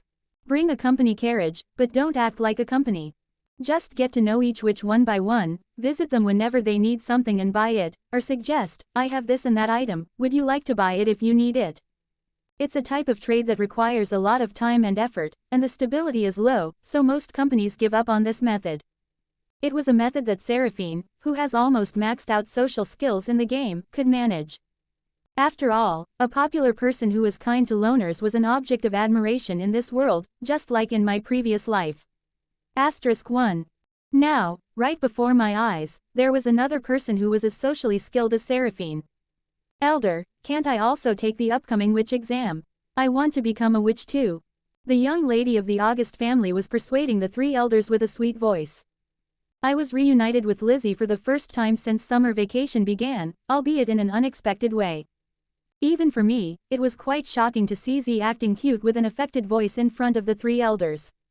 What was just as shocking was the fact that the elders didn't seem to mind her ego at all. *1. Elder Choo Choo, are you saying I really can't take the witch test this time? Well, I wonder. Among the recent outsiders who took the witch test, not a single one passed all the way through. Even if it's you, Lizzie, I wonder if it would be okay. From what I could see, though I wasn't sure of the exact circumstances, Lizzie seemed quite interested in this witch test. Actually, despite how she appeared, Lizzie belonged to the pharmacy department at Luminar Academy. She was even second in her class, which meant she was essentially first among non-witches, excluding Lara. In a way, it made sense that someone like her would be interested in becoming a witch. So this is how she managed to get into the pharmacy department as second in class. She must have established connections with the witches in advance to enter the pharmacy department. Even just a fragment of the pharmaceutical knowledge witches possessed was worth more than the talent of any decent pharmacist, even without becoming a witch. I accidentally discovered the secret of how Lizzie had gained admission to the pharmacy department at Luminar Academy. I'll never give up, you know. Right, Elder Tut Tut. And remember, I gave you that imperial rocking chair last time. Sue, surely you won't take it back if we say no. That wouldn't be right. Oh, nothing like that. Actually, among the items I brought this time, there's a perfectly fitting cushion made for that specific rocking chair, stuffed with duck down, making it incredibly soft. It was really difficult to procure, but I might be willing to gift it to you, Elder Tut Tut. Duck down, soft and fluffy, what about me, don't I get a gift? Of course, Elder Choo Choo, I have something for you, too. Remember when you told me you were curious about what ice cream was? I brought some in a magical container that can maintain the cold temperature. Ah, ice cream. That aside, it was truly remarkable. How did she manage to get this close to all three elders of the forest to the point where they were dancing in the palm of her hand? She even seemed to know exactly what each elder liked. Elder Choo Choo liked sweet foods. Elder Tut Tut liked comfortable furniture. And as for the young Elder Coco, probably. Young Elder Coco, I brought lots of pretty clothes that would suit you this time, too. Shall I bring them to you later? Nod. Karaham, did you hear our conversation just now? Quickly, go get the duck down cushion, the freezing magical device, and the box of clothes from the carriage. Oh. Hello, Miss Lizzie.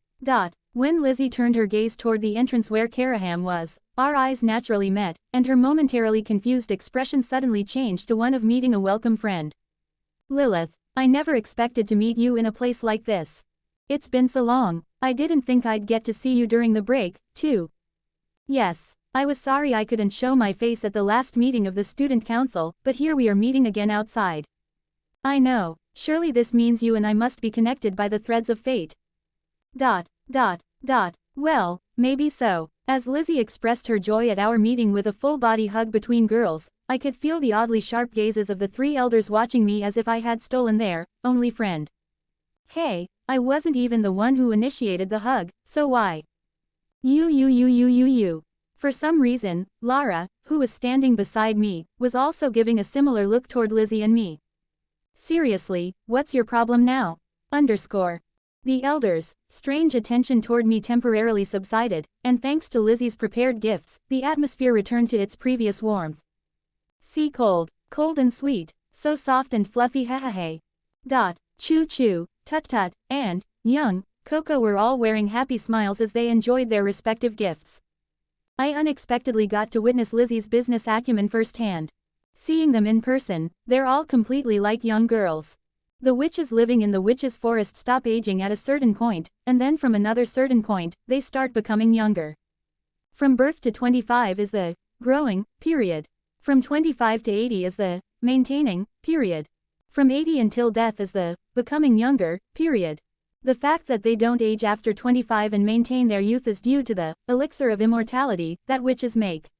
It's a potion that only witches can create, and only witches who have consumed various potions since a very young age can digest a potion of youth. From the start, ordinary humans and witches have different constitutions, so if an outsider were to drink it, it would be more of a poison than a potion.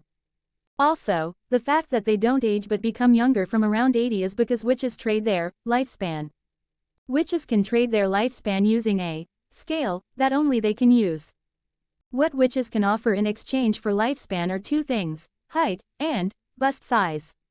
Roughly calculated, it's 1 year per centimeter of height and 1 year per centimeter of chest circumference bust size. For example, if there was a glamorous witch with a height of 180 cm and a chest circumference of 110 centimeters, the maximum height and chest circumference she could offer would be 80 centimeters and 60 centimeters respectively. This means she could add 140 years to her lifespan and live until 220 years old. Any more than that would interfere with basic functions needed to live, so witches set this as the limit for lifespan trading. The final line was drawn at 100 centimeters in height and 50 centimeters in chest circumference. As a result, witches who live to their natural end typically end up with the physique of a 3 or 4-year-old. However, their body proportions would be slightly different from actual girls of that age. In other words, being an elder of the forest of witches meant being the oldest elder in the witches' forest, and paradoxically, also meant being the witch with the youngest appearance. Choo Choo was a witch with the appearance of a 10-year-old girl, still retaining some height but with a flat chest. Tut Tut, who loved soft and fluffy things, had barely traded any of her chest circumference, resulting in an unusual body type that looked like a child with only a developed chest. And, young Coco, who had traded away almost all of both her height and chest, was the most senior witch. We came here to talk about the witch test, but seeing this atmosphere, it seems we can't bring it up right now. Rather than disturbing them while they were thoroughly enjoying Lizzie's gifts, it would be better to discuss it when they were in their best mood. Since this wasn't about an outsider but about Lara's test, they probably wouldn't refuse even if we asked for the ceremony, but still, it would be better to ask when they were most relaxed. Besides, I had plenty of things I wanted to ask Lizzie as well, so there was no need to rush things. Miss Lizzie, I think I overheard you talking about a witch test with the elders earlier. Are you here to take the witch test as well? Oh, Lilith, your way of speaking has become a bit more casual. I remember you used to be quite formal. Also, you're not even wearing your maid uniform. There were various circumstances. I'm planning to speak this way throughout the summer break. It's much more comfortable and better this way. Before, it seemed like you kept your distance from most people, including me. I wasn't particularly keeping my distance. When wearing a maid uniform, I just tried to maintain the mindset of a maid. But the uniform you wore at Luminar Academy wasn't really a maid uniform. It was just the academy uniform with some frills added. If I think it's a maid uniform, then it's a maid uniform, Miss Lizzie. Well, if you say so, Lilith, I guess that's how it is. Lizzie looked at me with a somewhat pitying gaze, as if I had said something strange. Ah, but we were talking about the witch test, weren't we? Yes. When you ask if I am here for the witch test too, does that mean you're here to take the witch test as well? Not me, my friend is planning to take the witch test this time. You mean the person hiding behind you right now? Oh, now that I look closer, that face seems familiar. Well, of course, it would be familiar. Being first and second in the pharmacy department and all. Ah, Miss Lara, it's been a while. Hello. Come to think of it, Miss Lara, you were from the witch's forest, right? Then I can take the witch test together with you. Ah, well, nothing's decided yet. We didn't get to talk much at Luminar Academy, did we? But how did you become friends with Lilith when you're not even in the same department? Of course, I'm Lilith's friend, too, so I shouldn't be saying this, but Miss Lara, you used to avoid even me who's in the same department. We're not really CL close friends. Our Rosewood just became my friend to today. Ah, right, Miss Lara. Are you taking the herb collection class next semester? I heard there's a group project in that class, so if you're okay with it, maybe we could be on the same team. I'm not mentally prepared for. Just a moment, Miss Lizzie. You're scaring Miss Metachilling. The vibrations transmitted through my shoulder as she trembled felt quite dangerous, so I stepped between the two to stop their conversation. I'm sorry. I've been speaking quite comfortably with the witches living in the forest recently, so I unconsciously spoke casually to you as well. Ha. Lizzie wore a sincerely apologetic expression while Lara gripped my shoulder tightly from behind, breathing heavily. By the way, she said she speaks comfortably with the witches living in the forest, right? How long has she been trading in the witches' forest to make that possible? It was quite shocking that she had achieved something that seemed impossible even to me with my knowledge from my previous life. Just how high is her aptitude for social networking for this to be possible? Well, I suppose that's why she was able to win the three elders over like that. It must also be proof of how she entered the academy as second in class by obtaining fragments of knowledge from the witches. Perhaps because she was a character who disappeared in the original story, she seemed to be bustling about here and there, making up for her death in the original version of the world. So, Lilith, are you just here to help with Miss Lara's test? Well, something like that. I see. I thought maybe you came to buy something you needed from the witches' forest. That's also part of it. Since I'm here, it would be a shame not to buy anything. If that's the case, our August Trading Company can help you.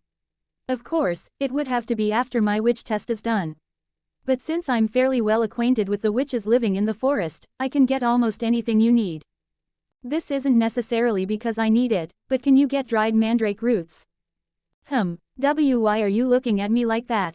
It's nothing. I just realized that despite your cold exterior, you must have a very passionate relationship with your fiancé. I haven't said I'm buying it yet. I was just curious if you could get something like that. Yes. Then, I'll get about 10 roots for you. I hadn't said I'd buy that many. Well, I suppose it's not bad to have extra. Yeah.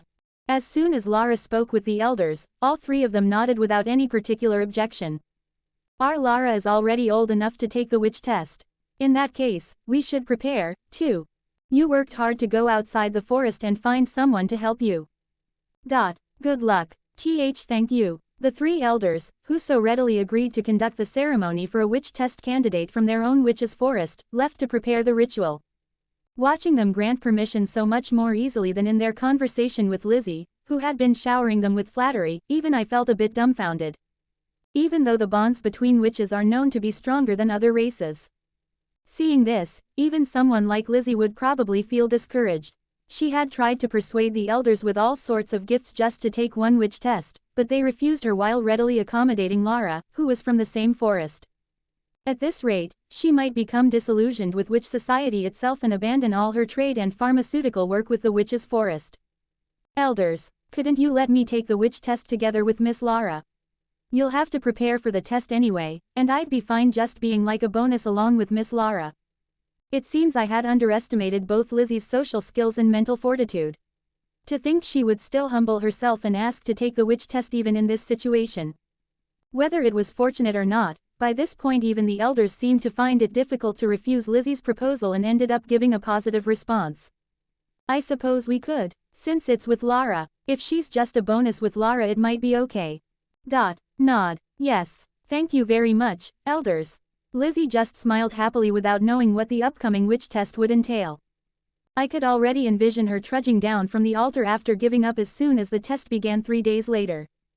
3 days later, in the morning. Right on time for the witch test, our group and the August siblings made our way to the northern altar of the witches' forest. Somehow, it had turned into quite a large procession. The number seemed excessive just to help with Lara's witch test. Climb the altar, Lara. Lizzie, you too. Yes. Why yes. Lizzie climbed the altar with a confident expression while Lara carefully followed behind her. While Lara would likely pass the test if there were no particular interference, Lizzie was the problem. A witch test in the witch's forest wasn't something that could be endured with just patience and perseverance. Witches who had grown up in the witch's forest from birth lacked not only communication abilities but also, one other thing, from birth. However, for Lizzie, who hadn't been born and raised in the witch's forest, especially as a noble lady from the distinguished August Margrave family, this emotion had to exist. As I silently watched to see if she could even begin the witch test, Lara was the first to take action. Russell. Question mark. Russell. Wait a moment, Miss Lara. Why yes. WH what is it? Why are you suddenly taking off your clothes? And on top of the altar with so many people watching. But the test to take the test, you need to gather the forest's purest energy with your whole body.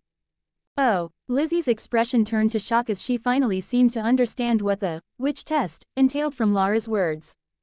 In the world of Luminar Academy, there is an emotion that must be discarded to take the witch test, an emotion that witches don't have but outsiders do. It was the emotion of shame, felt when exposing one's naked body.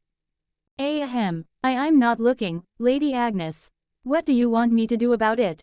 Ethan and Prince Antonio hurriedly averted their eyes when Lara started removing her clothes, each checking the reactions of Agnes and me. Of course, even in all this chaos, Lara continued removing her clothes as if they were just a hindrance, showing no sign of shame. Russell. Wait a moment, Miss Lara. Is that really the test condition? You're not just teasing me, are you? Yes, receiving and gathering the forest's energy with your bare body, it's only natural. Russell. You're really going to take everything off? Not leaving even a single piece? Why do you keep asking about obvious things? It's not even difficult, we're just returning to nature to receive nature's energy. Sensing the unsettling situation, Lizzie frantically darted her eyes around.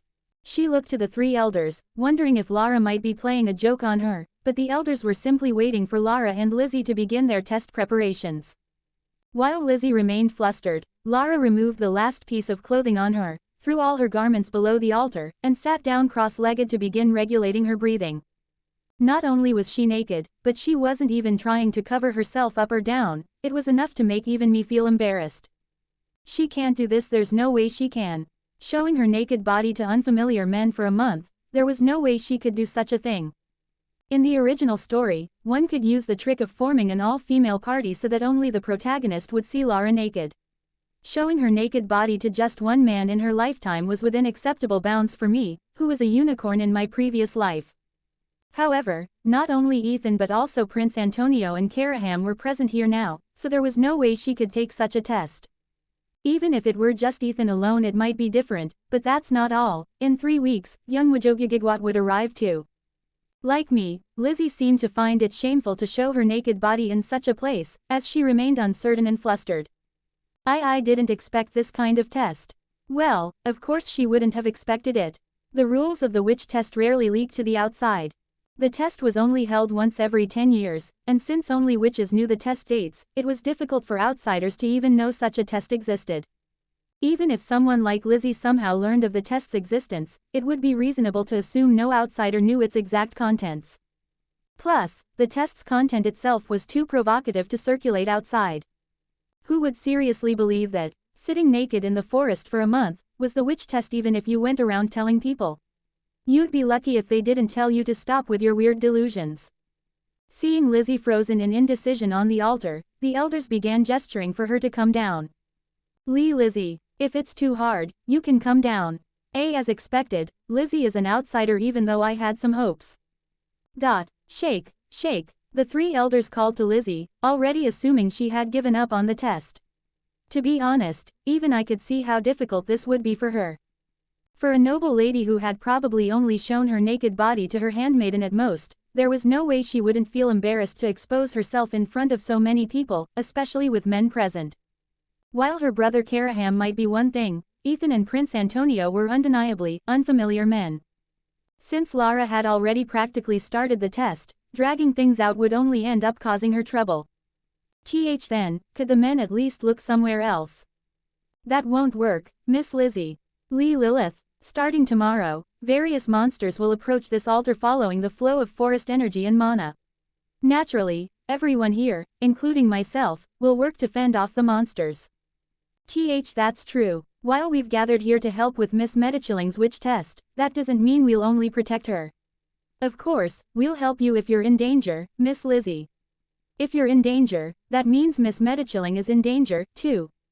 Yes, but if Master Ethan or Prince Antonio can't protect you in time because you're embarrassed about showing your naked body to others, you won't be the only one facing that danger. And Miss Medichilling, shy as she is, even enrolled in Luminar Academy just to ask for our help. I suppose so. Once the test begins, you won't be able to hide forever, anyway. If you're going to show your body, show it proudly in front of the other men. And I'm sorry to say this, but if you're not prepared to show yourself to men, please give up now for Miss Medichilling's sake, Miss Lizzie. And gentlemen, yes, what is it, Miss Lilith? If you truly intend to help with Miss Medichilling's witch test, please don't avert your eyes from the altar. Miss Medichilling is taking an important test that can only be attempted once every 10 years. If the test fails because you, the observers, turned away out of embarrassment rather than the one being observed, can you take responsibility for that? Understood, Lily. Very well, sister. The three men turned their gazes back toward where Lara and Lizzie were, as if they had no choice after my words. In the end, the decision was Lizzie's, not mine. Either truly let go of everything and take the test to become a witch, or give up now without interfering with Lara. While I didn't particularly have any ill feelings toward Lizzie, these kinds of issues needed to be addressed clearly. If she became distracted by the men's gazes and created a gap in the defense, it would lead directly to the failure of Lara's event. As this was an event that Youngwajogigigwat had entrusted to me, I needed to definitively conclude this, Lara's secret, episode. And if she were to act as a negative variable in that process, she would naturally have to be excluded. While I understood Lizzie's desire to become a witch for the sake of the August Trading Company, here, I had no choice but to make her give up, even if it meant speaking harshly. Lizzie, we need to start soon. It's not particularly shameful for an outsider to give up the test. Enough. Do you think I can't do it just because you all say that? Russell. Jay, just a moment, sister. Surely you're not really thinking of doing this. In front of others might be one thing, but in front of Master Ethan and Prince Antonio. Shut up, Karaham. If I say I'm doing it, I'm doing it. House August never backs down from any adversity. The other men can look or not look. Do whatever you want. Russell. Despite the protests of the elders and her younger brother, Lizzie proudly began removing her clothes one by one. Even I was a bit surprised by her boldness, which seemed unbelievable for a noble lady. I suppose this showed her northern roots, after all. Before I knew it, Lizzie had thrown all her clothes below the altar just like Lara and sat cross-legged, regulating her breathing. Though, judging by her bright red face and slightly labored breathing, it seemed she hadn't completely shed her sense of shame. Well, if she's willing to try this hard. With the three elders' final ritual, a circular barrier formed around the two women's bodies, and thus began the witch test for one witch candidate and one uninvited guest. Since things had come to this, I should cheer for Lizzie so she doesn't give up midway due to shame. After all, nothing would be more regrettable than failing to become a witch by giving up midway after already showing everything there was to show.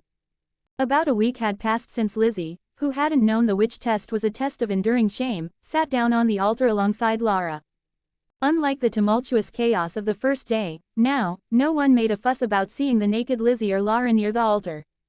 Rather, after several days had passed, the sight of the two women sitting on the altar had somehow become an everyday scene. Lily, something seems to be approaching from the lake, can you shoot it down with magic? Sure, that's easy enough now. Swoosh, screech, splash, your skills keep improving, Lily. Didn't you used to need to triple cast to hit something like that? That's ancient history. It's been a year and a half since I enrolled at Luminar Academy, I should at least be able to do this much. Our defense consisted of casual conversation while keeping our backs to the altar, with either me or Ethan dealing with anything that approached. Usually, I would handle monsters approaching from the air or water while Ethan dealt with ground-based enemies. Of course, the roles would shift slightly when defending the altar with someone other than Ethan. Lara and Lizzie's naked bodies had become nothing more or less than part of the forest background to us now.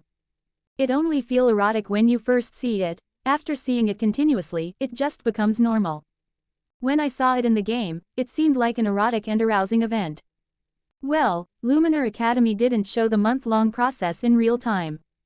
If, in my previous life, this scene had been made into an unavoidable hours-long video, it probably would have been considered boring rather than erotic. It seems Lizzie doesn't even have time to feel embarrassed anymore.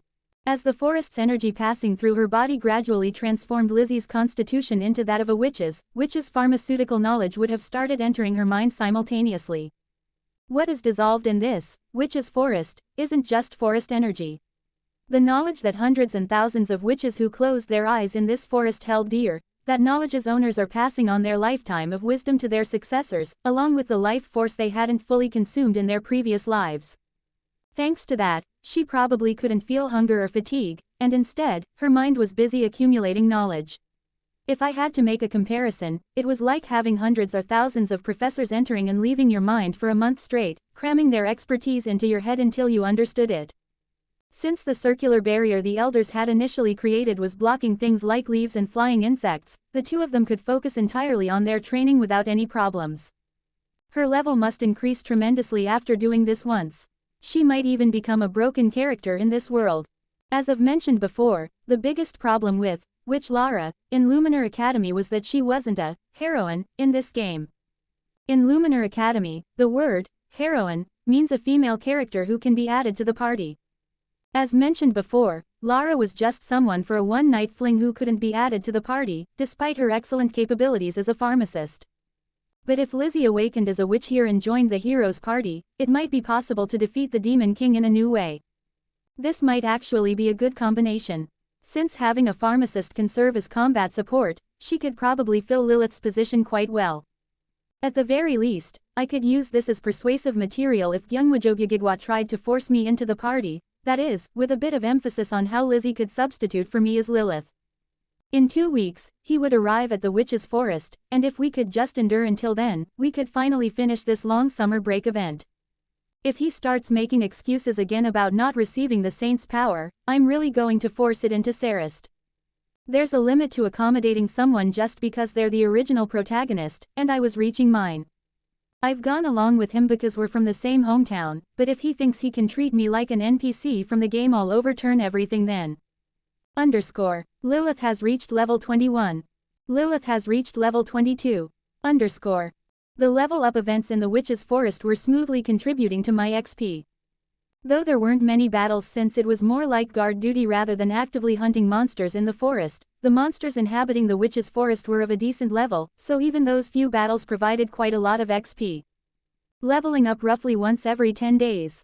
To be honest, at this point, even such rapid level ups didn't feel particularly exciting. In the past, levels 1 and 2 were directly tied to my survival, so there was an urgency to raise them somehow, but now, I didn't feel that kind of tension. I even had spare skill points since there was no rush to assign them. Story-wise, I was growing a bit faster than the original Lilith.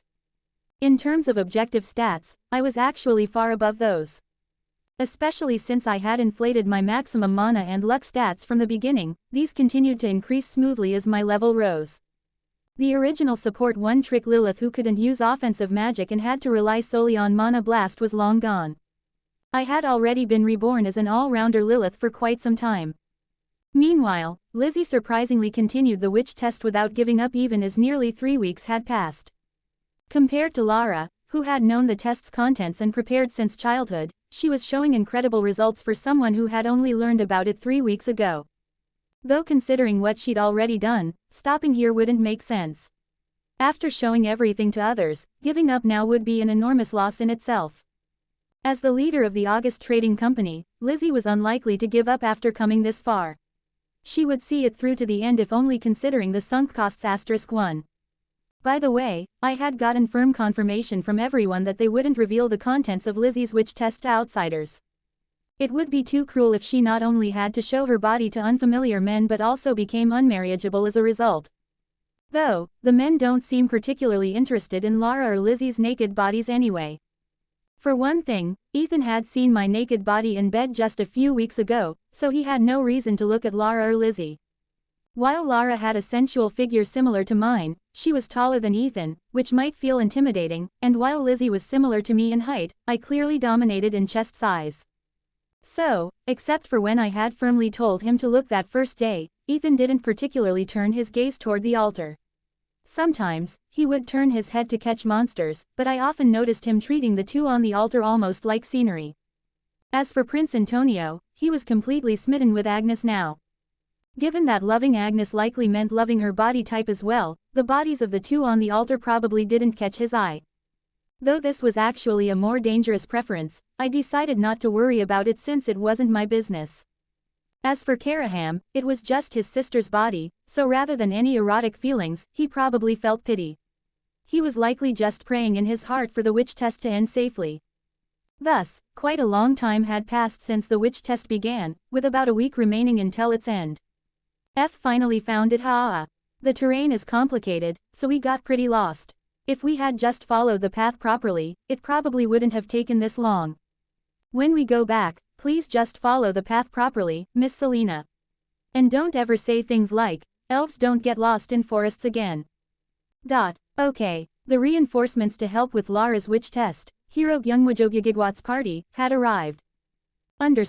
Including the hero, there were 4 members of the hero's party who had come to the witch's forest.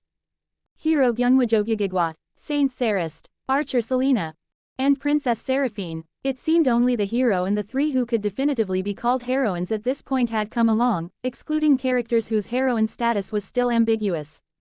Well, this event didn't exist in the original anyway, so it can't be helped. I wasn't sure what combination they had used to handle things in the northeastern plains, but they must have had their share of struggles over there, too.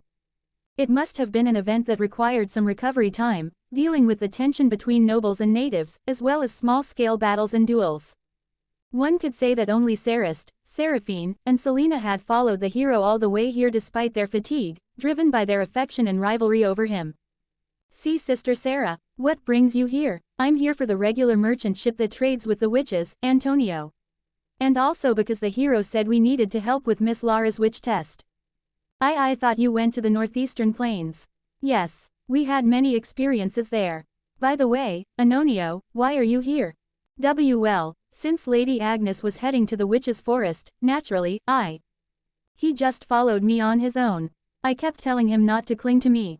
Sigh, Antonio, are you trying to worry your sister, too? And that's not how you should approach a woman.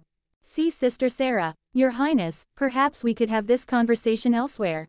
Antonio was immediately reduced to a crouch as Seraphine began scolding him, and Night Cold led them both a bit further away. Meanwhile, Agnes, being part of the hero's party, exchanged brief greetings with the other 2 heroines, and Gyungwajogigigwat quietly approached me where I was standing alone. How's the event going? And where's Ethan? The witch test is starting its 4th week, and Ethan is currently guarding the altar with Karaham. Karaham? You mean that Karaham from House August? Is there another Karaham at Luminar Academy? No, I know that, but why is he here helping with Lara's witch test? Gyungwajogigigwat was bewildered by an unexpected event taking place somewhere he didn't know about. Rather than explaining the situation with words, it seemed faster to just show him with his own eyes. So, you're saying there are 2 people up on the altar now? And besides Lara, the other one is that Lizzie from House August. Yeah, oh, and for reference, Lizzie is someone who originally wasn't in the main story because she got caught up in the palace invasion incident, but after I intervened and saved her, she joined the pharmacy department. I know who she is. I told you, I read your walkthrough. Alright, you did. Anyway, that's how Lizzie tagged along with Lara's witch test, and now they're in week 4. She's practically on the verge of becoming a witch. Also, from what I can see, unlike the original, there might be 2 witches now. Even if Lara can't join the party since she wasn't a heroine in the original, just keep in mind that you might be able to recruit Lizzie if you persuade her well. I'd rather not play in ways that deviate from the walkthrough. The world itself is already different from the walkthrough, so what's wrong with adding some positive variables? While mumbling well, that's true, Gyungwajogigigwat was walking with me toward the altar when he suddenly lifted his head to look at me and asked. Wait, if what you're saying is true, then that means Lizzie is also sitting naked on the altar like Lara right now. Yeah, that's obvious since she's taking the witch test. Then, I'll stop here. Since we need to have a discussion with everyone anyway, could you go get Ethan? Why is he suddenly acting like this when we could just go together and talk? Don't tell me, is he feeling guilty about potentially seeing Lizzie naked? Hey, Young. They're so focused on their test that they won't notice even if we go right up to them. It's not like looking will wear them out, so there's no need to be that concerned. Whether they know or not isn't really the important part. While it might be fine for Lara since she's a witch, Lizzie probably wouldn't want me to see her. Well, that's true, but is it really that important? Besides, Ethan and Prince Antonio have already seen everything, though we've agreed not to talk about it outside. Also, if she wants protection from others during the witch test, it's an unavoidable choice. Still, if possible, I want to stick to my principles.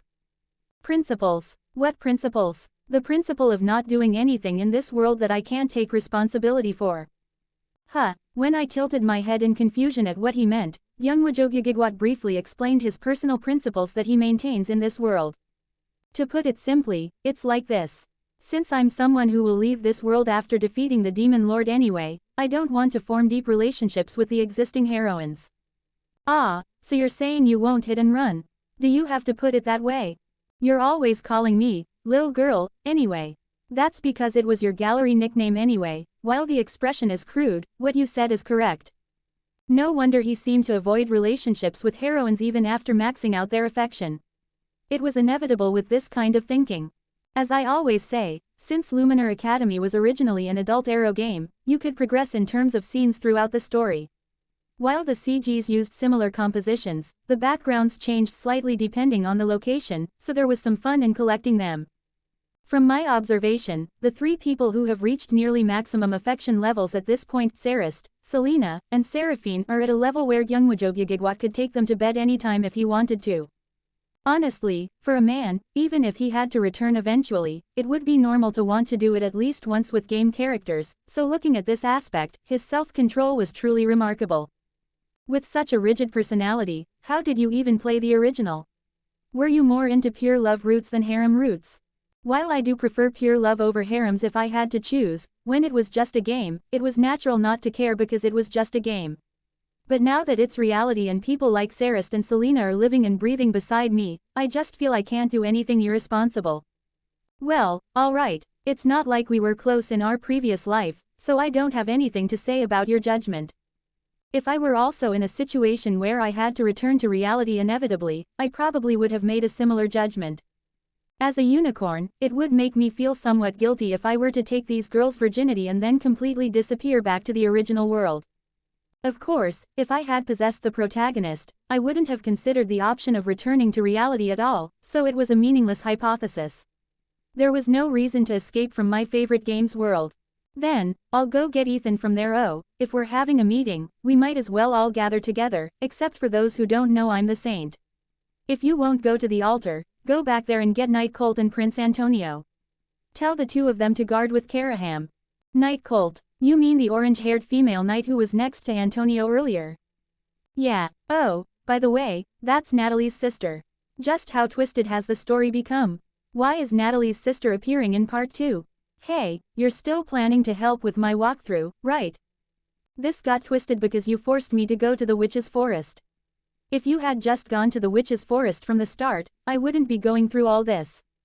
Ah, alright, let's say that's the case, then.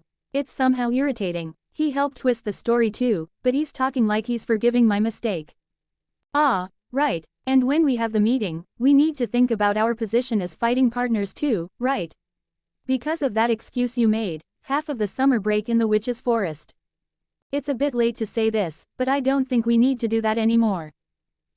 Why so suddenly? Sarist suddenly awakened as a saint. Since we don't need to transfer the saint's power to you anymore, there's no need to practice fighting as partners either. What kind of nonsense is this now? The heroes party that returned from the northeastern plains met with us who had been helping with the two women's witch test in the witch's forest. Among them, excluding Night Colt, Prince Antonio, and Karaham, the rest of the members gathered at one table to continue the previous saint discussion. So, you're saying that Miss Sarist has truly become a saint? Yes, Master Blackwood, can you take responsibility for those words? While I'm happy if Miss Sarist has become a saint, considering your actions toward Lilith until now, it makes me a bit uneasy to believe it hastily.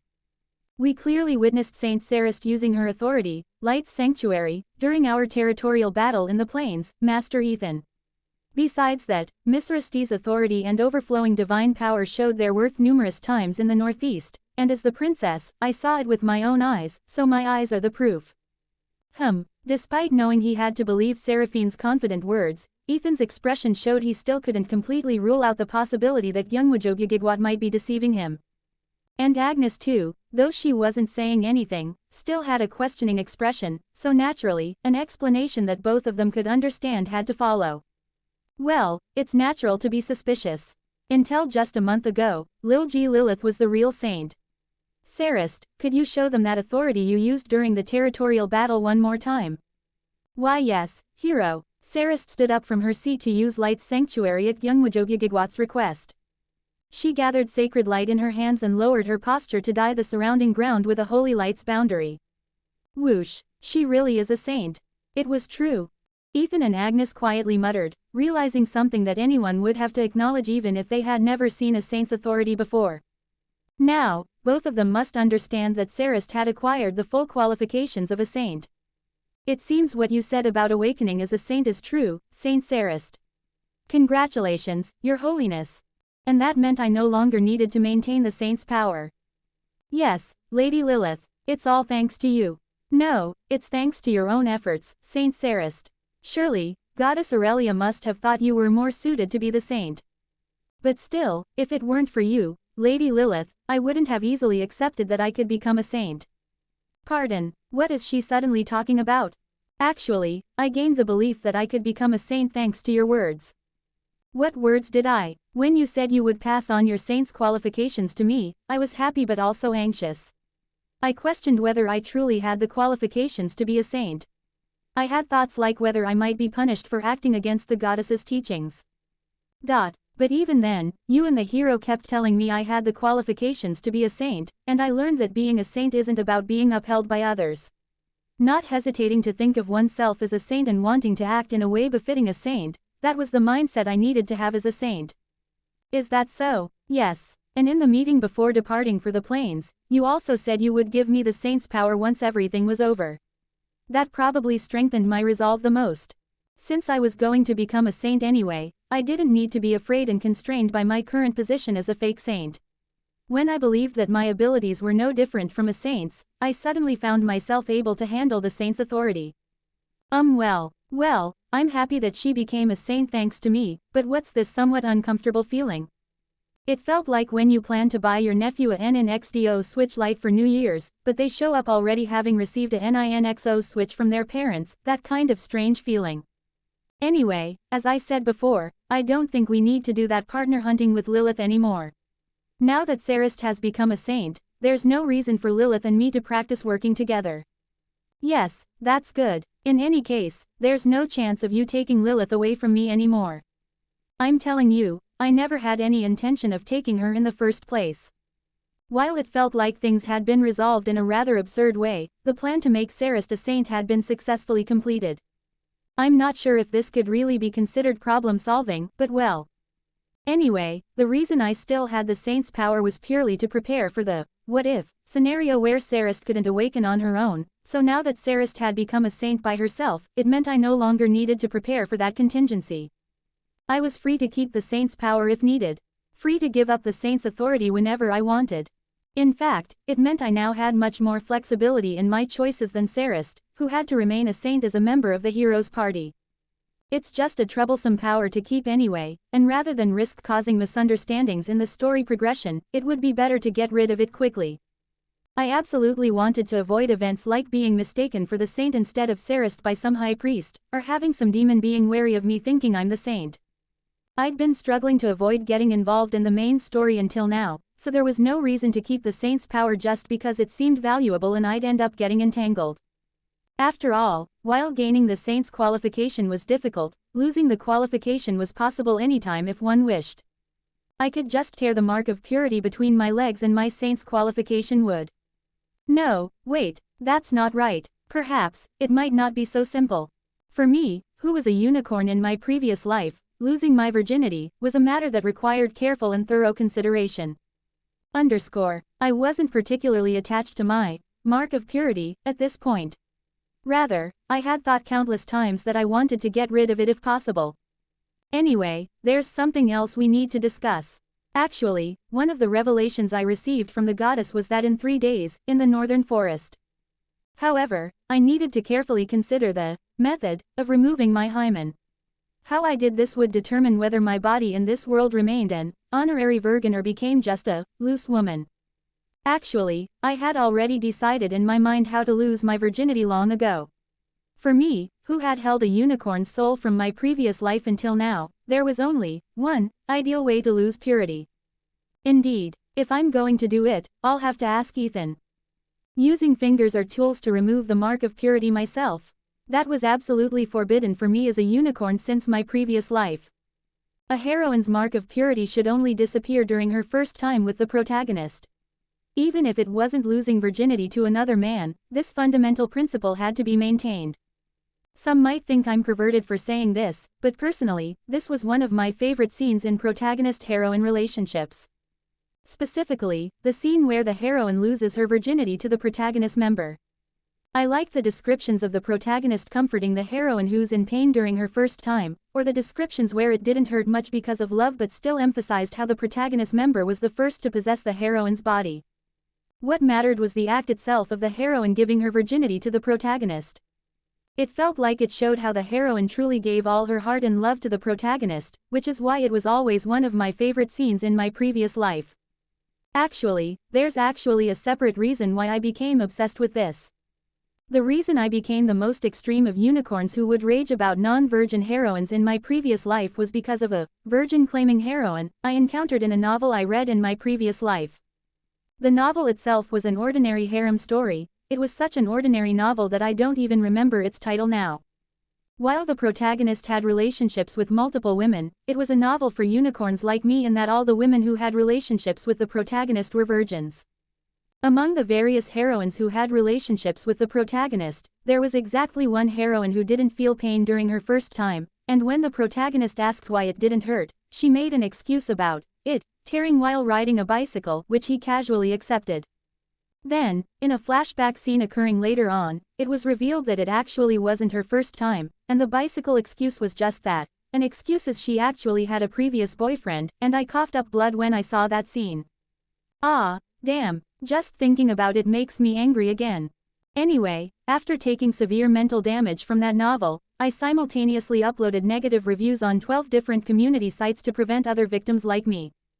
Since I couldn't tolerate the existence of such works in reality, I kept mentioning it in major communities until I finally forced it to be discontinued. I think I might have gone a bit too far, but it was self-defense, anyway.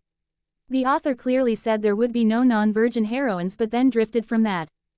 Anyway, due to the mental damage I received then, my already unicorn-like virgin obsession became even more severe.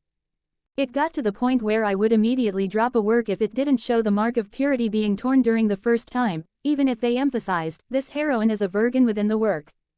While Luminar Academy was a game I got into precisely because I learned it had virgin roots, in all other cases, it was quite a significant incident that made me drop things without consideration. That mindset hasn't changed even now that I've become a woman. A woman's first time must be with the protagonist. The man who takes the woman's first time must absolutely be the man who shared the first kiss, and if she's a virgin heroine, she must never show her naked body to any man except family and the protagonist. While Gyeongwajogyeogigwat was this world's protagonist, that only applied to him and the members of the hero's party, and if there were a novel or game where I was the heroine, its protagonist would naturally have to be Ethan. Only then could I have the qualification as the virgin heroine that I had always ideally imagined in my mind. Though I don't think I can marry Ethan. I know that Ethan and I can't be together due to family matters, noble circumstances, and various other issues.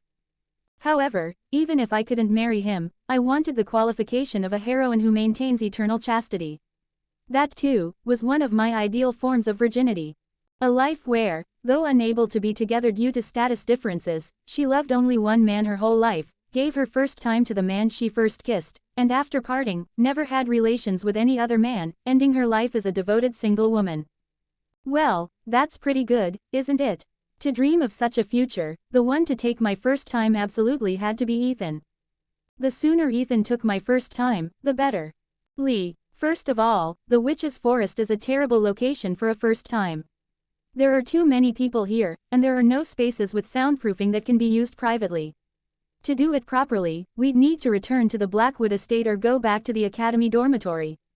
Lily, hey, but wouldn't getting rid of it as soon as possible be the way to reduce the possibility of future problems? If so, maybe doing it quickly during the next guard duty might work. Lara and Lizzie won't know what me and Ethan are doing since they're focused on their test. But, then, we might get caught by other men during the shift change. That would clearly disqualify me as a virgin by my standards. Ing is over. Then, would it be okay to sneak into the forest right after our shift ends? Once a shift changes, there won't be any traffic to the altar for a while, so if we do it quickly we might not get caught. I should always carry bug repellent perfume just in case. But if I suddenly drag Ethan into the forest, he might think I'm some kind of perverted crazy woman. Is there a way to naturally lead to the situation without being treated like a pervert? Pat, Lily, eek, my nerves suddenly stood on end as someone's hands grasped both my shoulders. Fortunately, they relaxed again when I realized those hands belonged to Ethan. Ed, what's the matter all of a sudden? Nothing's sudden, you weren't responding even though I've been calling you for a while. What, you were calling me? Yes, the meeting's over. The hero and his party members already left the conference room, including Lady Blaze. That's right, we were in a meeting until just now. I was so preoccupied with thinking about how to handle my mark of purity that I couldn't focus on the meeting. Why did they suddenly have to bring up the story about Sarist becoming a saint? Were there any important discussions during the meeting? I don't remember much after hearing about Saint Sarist obtaining the saint's qualification. The hero guy did talk about some prophecy, but I heard everything, so it's fine. I'll explain your role to you later, Lily. I'm sorry, Ed, I got lost in other thoughts. It's okay, it happens. You must be troubled in many ways too, Lily. What? How does he know I'm troubled right now? Did my inner thoughts leak out somehow? How does he know about how I want to lose my virginity? You seemed not to care much about the saint title until now, but surprisingly, you seem a bit unsettled about that part, too. What? Until now, we thought only you were the saint, but suddenly Saint Sarist became a saint too, so you're confused, right? You're wondering what the saint's qualification you currently have means. It's okay. Whether you're a saint or become not a saint, to me, Lily, you will always be Lily. I liked you even before you were a saint, and that won't change even if you stop being one. So, whatever decision you make about the saint's qualification doesn't really matter. Yes, thank you for saying that, Ed. Since Ed thought I was worried about my saint's qualification, I could only affirm his words with an awkward smile. It was 100 times better to let him misunderstand this way than to let him discover I was thinking about how to lose my virginity in my head. Regardless of how I was contemplating the way to have my first time with Ethan, the final event in the Witch's Forest was steadily approaching. In recent days, higher-level monsters have been appearing near the altar more frequently compared to the earlier weeks. Well, it made sense that the monsters' levels would increase since this was an XP event. One thing was certain, we needed to complete the final battle that would definitively occur just before Lara's witch trial ended to see the ending of this, Lara's secret, event. 2 main types of monsters could appear as boss monsters in this event. The first was a pair of moonlight wolves that appeared in the deep northern part of the altar, and the second was a single, roaring crescent bear that appeared in the west of the altar, opposite to the direction of the lake. While their difficulty levels were similar, the moonlight wolves were slightly more challenging. If we were to estimate the roaring crescent bear's combat power at 2000, then the moonlight wolves would be something like 1500 plus 1500. Actually, when doing the Lara's Secret episode, the probability of moonlight wolves appearing increases with more party members. So, it was pretty much established that the moonlight wolves were the more dangerous of the 2 monsters, and I remember writing that in the guide I wrote in my previous life. Since Gyeongwajogigigwat had read my guide without missing a single word, I could roughly predict how he would position himself. That hero guy suggested we should defend both sides where the 2 monsters appear. He said it could be dangerous for Lady Lara and Lady August if we engage in combat after they've already reached the altar. That's correct. If we carelessly start a fight near the altar, we might end up threatening Lady Lara or Lady Lizzie. Of course, this was probably just an excuse to avoid suspicion, and in reality, it was more likely that Gyeongwajogigigwat didn't want to fight near the altar. Fighting near the altar would mean inevitably witnessing Lara and Lizzie sitting naked on the altar, and depending on the situation, they might have to carry or escape with the girls while their trial wasn't even finished. This choice was inevitable for him, as it would contradict his earlier statement about not doing anything he couldn't take responsibility for. I'm a bit worried about being confident that the monsters will only appear from either the north or west. If they appear from a different direction, our response might be even more delayed. Your concerns are probably right, Ed. In the future I saw with my powers, I witnessed a scene of a pair of wolves appearing from the north. What about the crescent bear in the west? I can't be certain about that one yet. While I can clearly see the most likely future, I can't predict all other possibilities. I see. Anyway, the possibility with the highest probability is that it will be a pair of moonlight wolves appearing from the north. When I added that we couldn't rule out the possibility of the crescent bear appearing in the west, Ethan quietly nodded. Well, that works out. Pardon, defending against the crescent bear in the west will be your role and mine, Lily. Though it won't be just us two, Caraham agreed to go that way, too. Ah, well, Master August is somewhat reliable. I was worried that the hero might have assigned you a more dangerous task than himself, but it seems that's not the case. Just how much does Ethan dislike the hero to be this suspicious of him? Well, considering what that guy has done so far, I could understand Ethan's unfavorable reaction to some extent, but it didn't seem like it warranted this level of suspicion. Besides, we received his help recently with the McCart subjugation case. Although he only made up for his lateness to the main battle by killing Evelyn, we couldn't deny the fact that he had helped us regardless. The only real reason for Ethan to be angry would be that one time when he prevented me from transferring my qualifications as a saint. Because of that, we're now here on an unplanned tour of the Witch's Forest, consuming about half of our summer vacation. Thinking about it seriously again, I suppose that's enough reason to be angry. After all, we were essentially wasting a precious month here together because of the hero's stubbornness. And if I think about what happened before we came here, when Ethan and I had that one time to release our desires in the annex. Yeah, Ethan's reaction made sense. If it hadn't been for that guy's suggestion, Ethan and I would have definitely crossed the line that day, not caring about being a saint or anything else. It would have been after I had already passed my saint's power to Sarist. We'd done clam soup licking and snake tail biting, but we ended up stopping right before the main event, so in a way, young Wajogigigwat had prevented Ethan and me from having sex with just one word. Thinking about it this way, I'm getting a bit angry, too. If Sarist was going to awaken as a saint without my help anyway, we could have just done it that day. We should have just not held back. Then, I wouldn't have to worry about how to have my first time like this now. If we had crossed the line that day, it would have meant we could do it however we wanted at any suitable opportunity afterward. Crossing the line for the first time is only difficult once, it gets easier after that.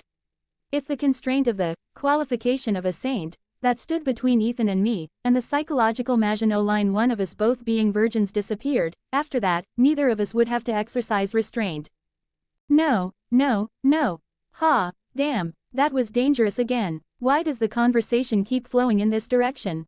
Sure, I'm currently worried about having to exchange my first time with Ethan, but that doesn't mean I was planning to mix our bodies without restraint afterward. Doing it with Ethan would only be when he won a match against Harold. Although this rule hasn't been followed much lately, we still needed some level of restraint rather than mindlessly mixing our bodies according to our desires for both Ethan's and my sake. Even though Luminar Academy is an adult game, it's not one of those power fantasy games where you level up and gain enlightenment by doing lewd things. For Ethan's sake, who would inherit the Blackwood family in the future, I couldn't let him become a corrupted man. His father, Harold, was skilled enough to be one of the Emperor's 3 swords among sword masters, so Ethan needed to reach at least the level of a sword master as well. For that to happen, I needed to continue my role as a catalyst for Ethan to focus on his training. Tap. Eek. Hey, Lily, are you tired these days? What? And no. My voice awkwardly rose in response to Ethan's sudden question as he grabbed my shoulder. Ethan's eyes narrowed slightly at my answer, which anyone could tell was a lie.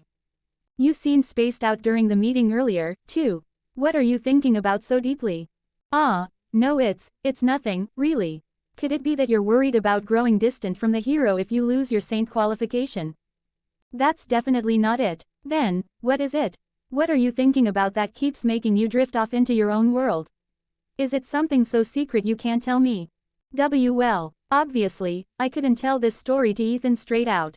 If I mentioned that I was worried about how and when to do lewd things in the future, Ethan would definitely see me as some perverted maid. Don't lie, Lily, your lies are always obvious. If you not only drift off into other thoughts while talking to me but also lie about it, then I'll get really angry. I couldn't make up another excuse in front of Ethan, who said he'd get angry if I lied. The claim that he could tell when I was lying was probably just a bluff, but somehow, just him saying that made me feel like I shouldn't lie. Without lying, while also not admitting to having perverted thoughts. After removing the lewd parts from the complicated worries that had been filling my head until just now, there was only one word left, so I carefully blurted out the cause of my concerns with an, oh whatever, mindset. I was thinking about you, Ed. I was thinking about you and not in any weird way. It might sound strange that I'm thinking about you while you're right in front of me, but it's true. Well, judging by your reaction, it doesn't seem like a lie. My brazen answer seemed to work somewhat, as Ethan backed off without further suspicion. I hadn't lied. After all, it was true that my head had been full of thoughts about Ethan both earlier and just now. Although I felt a bit embarrassed about actually saying this out loud, it was still better than trying to gloss over it with lies. Sorry for misunderstanding, Lily. No, if anything, it's my fault for not being able to focus on what you were saying, Ed. Now that I think I don't need to be bound by things like saint qualifications anymore, I keep thinking about you, Ed. I see. So that's why you've been thinking about me ever since we heard that Saint Sarist became a real saint. Wait, what? What's wrong, Ed? Did I say something strange? Ethan, who seemed to have realized something after hearing my answer, stared at me intently. As I nervously met his gaze that was fixed on my eyes, he suddenly showed a relieved expression and smiled at me. No, it's nothing, Lily. Pardon. Yes, so that's what you were worried about. Now that I hear it, I feel relieved. You did hear me correctly, right? You're not misunderstanding something, are you, Ed? I understand. And you don't need to worry about that. It's something that I, as a man, should worry about rather than you, Lily. It felt like a somewhat unsettling answer. I couldn't tell if it was an answer given with a true understanding of what I was worried about or an answer given without knowing. One thing was certain. Whether Ethan knew the content of my worries or not, this wasn't turning into a very good situation. 3 people were assigned to the battle with the roaring crescent bear, a monster that was supposed to appear, or rather, mid-appear, from the western part of the forest, me, Ethan, and Karaham. To be honest, it would be a rather close battle. The roaring crescent bear was roughly around level 35, while I was still only level 22. I couldn't accurately estimate Ethan's and Karaham's levels, but since they were in the same year at the academy as me, their levels should be similar. Normally, I should have felt a sense of crisis, but honestly, I wasn't that scared. As I mentioned before, this battle had almost no chance of actually happening. In this event, it was almost certain that the monster attacking the northern altar would be a pair of moonlight wolves. If this were a game, the probability would be nearly 99%. The higher the combat power of the party members, the higher the chance of the moonlight wolves appearing in the north. The level of the party members gathered in the Witch's Forest right now was truly remarkable. Youngwajogigigwat, Ethan, and Night Colt made 3 sword experts. Sarist and I are 2 awakened saints, each awakened through their own circumstances. Karaham, a swordsman on the verge of breaking through the sword expert barrier. Seraphine, known by the epithet of the Moonlight Shadow Princess. Selena, the elf archer and future divine archer. Agnes, the future archmage of the Crimson Tower and fire mage. And Antonio as well, just somewhat useful. It would have been impossible to gather this massive fighting force even in the game. This would probably only be possible by using cheats after installing several mods. The most unrealistic part was having 3 sword experts and 2 saints. Even Natalie, who was the first companion to bloom into a sword expert in the original game, only awakened around the middle of Part 3, and both Sarist and I were characters who only awakened as saints in the latter half of Part 4. In this situation, it would be nonsensical for the Moonlight Wolves not to appear and have the Crescent Bear appear instead. If this were a game, the Crescent Bear appearing would be practically considered a bug. Of course, this world felt more like something between a game and reality rather than a perfect game, but what mattered most was that Luminar Academy's main events flowed almost identically to the original work. So, it was inevitable that I felt a bit relaxed. The monsters that would appear would be a pair of moonlight wolves, anyway. Even if by some chance the crescent bear appeared, if we three could hold out for just 2 to 3 minutes, young Wajogigigwat's party would come to support us after hearing the commotion. Of course, if no monster appeared on our side, we were planning to go help subjugate the moonlight wolves. It was such a perfect plan, but, Ethan, lightning from the left, don't block it with your sword. And Master Karaham, it's swinging from the left. Lilith, it's dangerous to rush out like that. During the final event in the Witch's Forest, the three of us, me, Ethan, and Karaham, had to engage in a life-or-death battle. Just how did it end up like this? Haha, here we are, crossing swords again, Master Ethan. And Lady Lilith. During the final episode of Lara's Secret, Karaham called out cheerfully as we moved to the western part of the forest for the altar defense battle. Be precise with your words, Master Karaham. What we must do is not cross swords among ourselves but rather eliminate potential threats that might appear from the west. I know, since a monster might appear that could interfere with my sister's trial, I naturally cannot sit still. Looking at Karaham, who was about 30 to 40 centimeters taller than Ethan and carrying a great sword as massive as his height, I was suddenly reminded that he was indeed the mini-boss of Part 3. Of course, in terms of skill level, Ethan, the mini-boss of Part 2, was a bit more capable, but the pressure emanating from Karaham's sheer physical strength was not easily ignored. Haha, the hero said that the crescent bear is a massive bear-like monster. I hope it's big enough for me to properly swing my sword at last. I'm not really used to swinging my sword at people, haha. I definitely have to agree that your sword is absolutely not meant for use against humans. Your sword, Master Karaham, is merciless in many ways. In the last evaluation duel, you precisely split your opponent's student in half. Haha, it's not that great of a feat. I'm just following Professor Harold's teaching that since my sword is slow, I should swing while thinking about where the opponent will move. After that, with overwhelming power, cutting down 1 or 10 people is no big deal. We had meant it as criticism, suggesting he should control his excessive power, but both Ethan and I were left speechless at his muscle-brained response that completely missed the point. Having already split evaluation duel opponents in half, bisected them, twice, Karaham had already risen to first place in the swordsmanship department's most unwanted sparring partner ranking for various reasons. Even though the matches were conducted with death prevention magic in place, the sensation and fear of death was not something one could easily recover from after experiencing it once. There were even people who said they would rather spar with the hero or Ethan than face Karaham. I could somewhat sympathize with that feeling, having sparred with Karaham several times in our shared magic swordsmanship class. The strongest emotion I felt whenever crossing swords with that crazy muscle giant was helplessness. His sword itself was so brutishly large that it was impossible to parry with my dagger, which was only about the size of my fist, and his body was so damn solid that it felt like facing a knight in plate armor. While he ranked 4th in the swordsmanship department's internal rankings, he was overwhelmingly first place as an opponent people didn't want to face. He truly was a living embodiment of fear. I can't express how fortunate it is that his future as the mini-boss of Part 3 has disappeared. Though even if it hadn't, it would have been the hero facing him, not me. Hey, Master Karaham, what is it, Master Ethan? A thought just occurred to me, but can you properly swing that huge sword of yours in this narrow forest?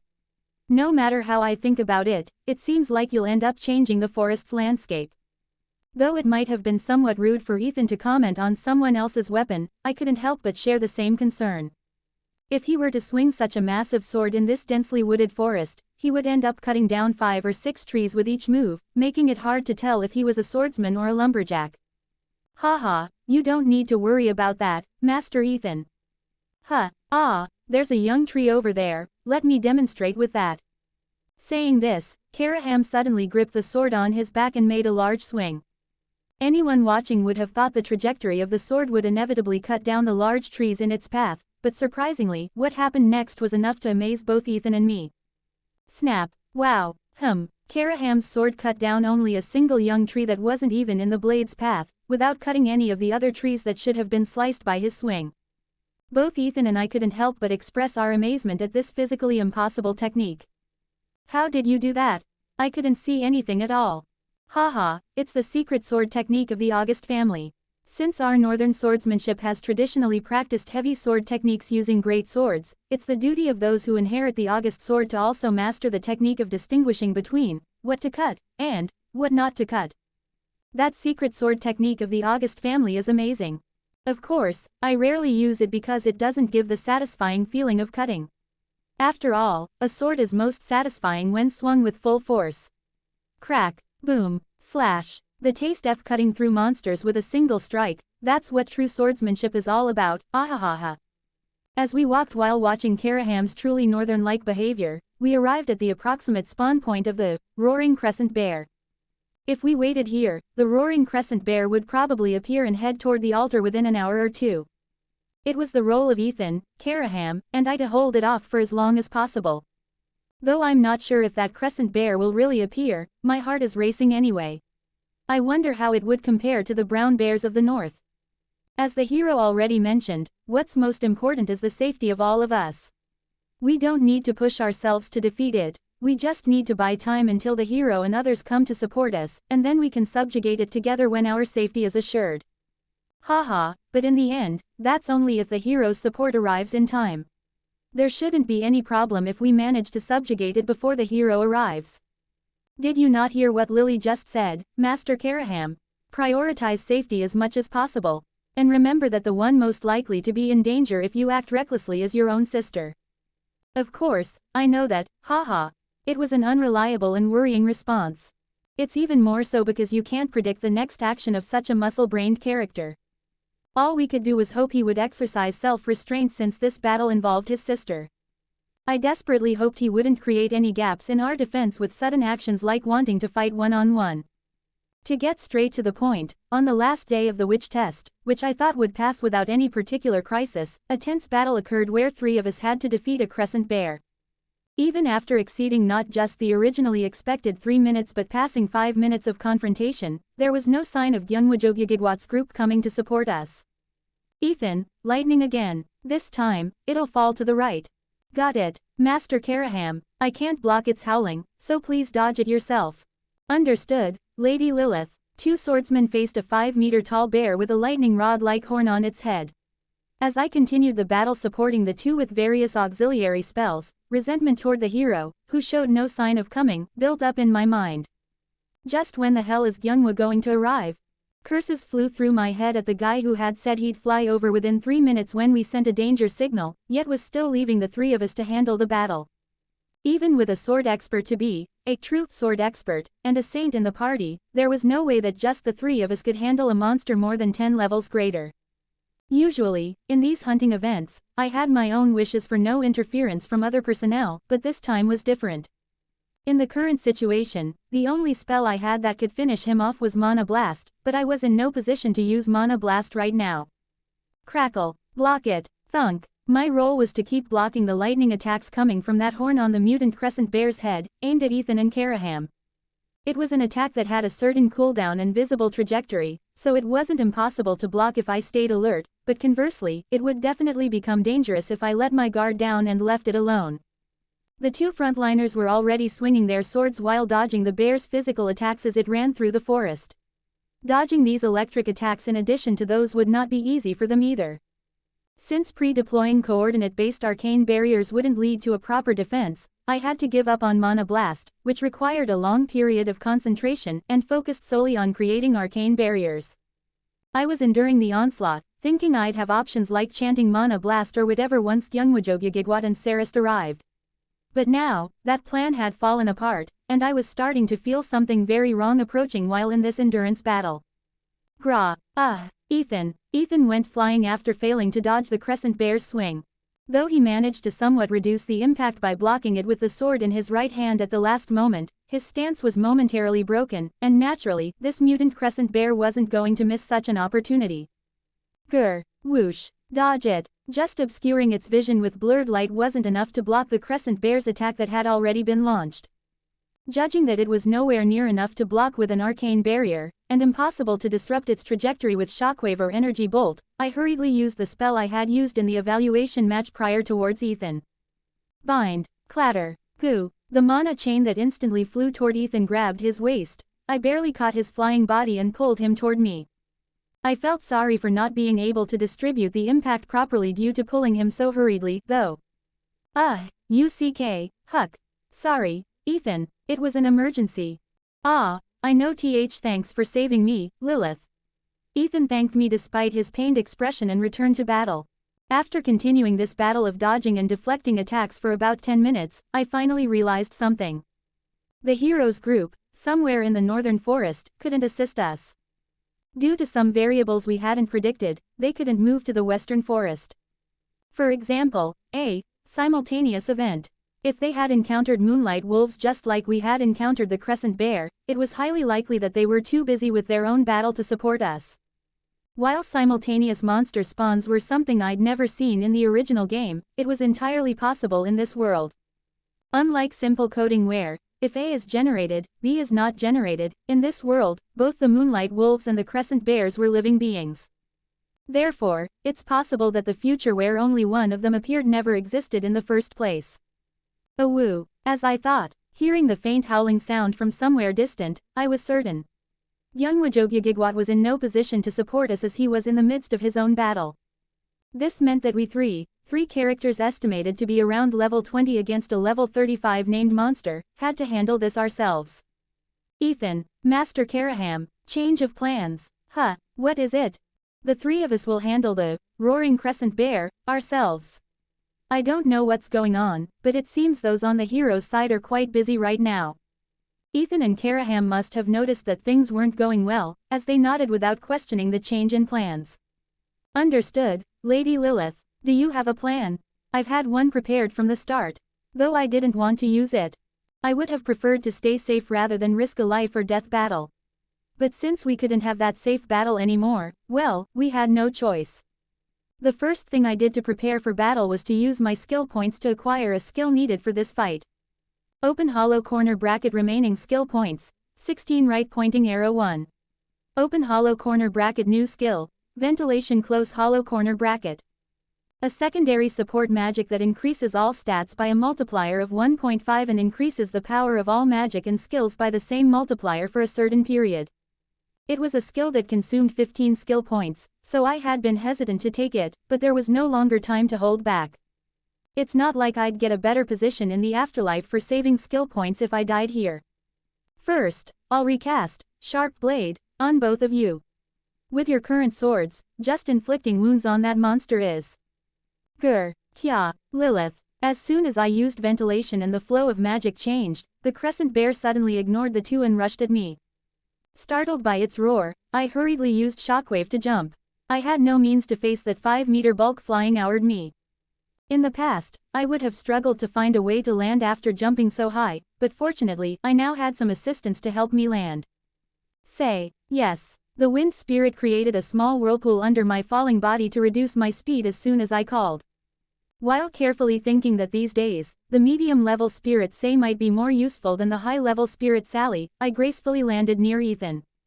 Since we're in a hurry, I'll be brief, Ethan. Okay. After I recast the enhancement magic, please chase after the monsters back immediately, Ethan. There should be one opening, and if you strike its eyes at the right moment, you can inflict a critical wound. What about you, Lilith?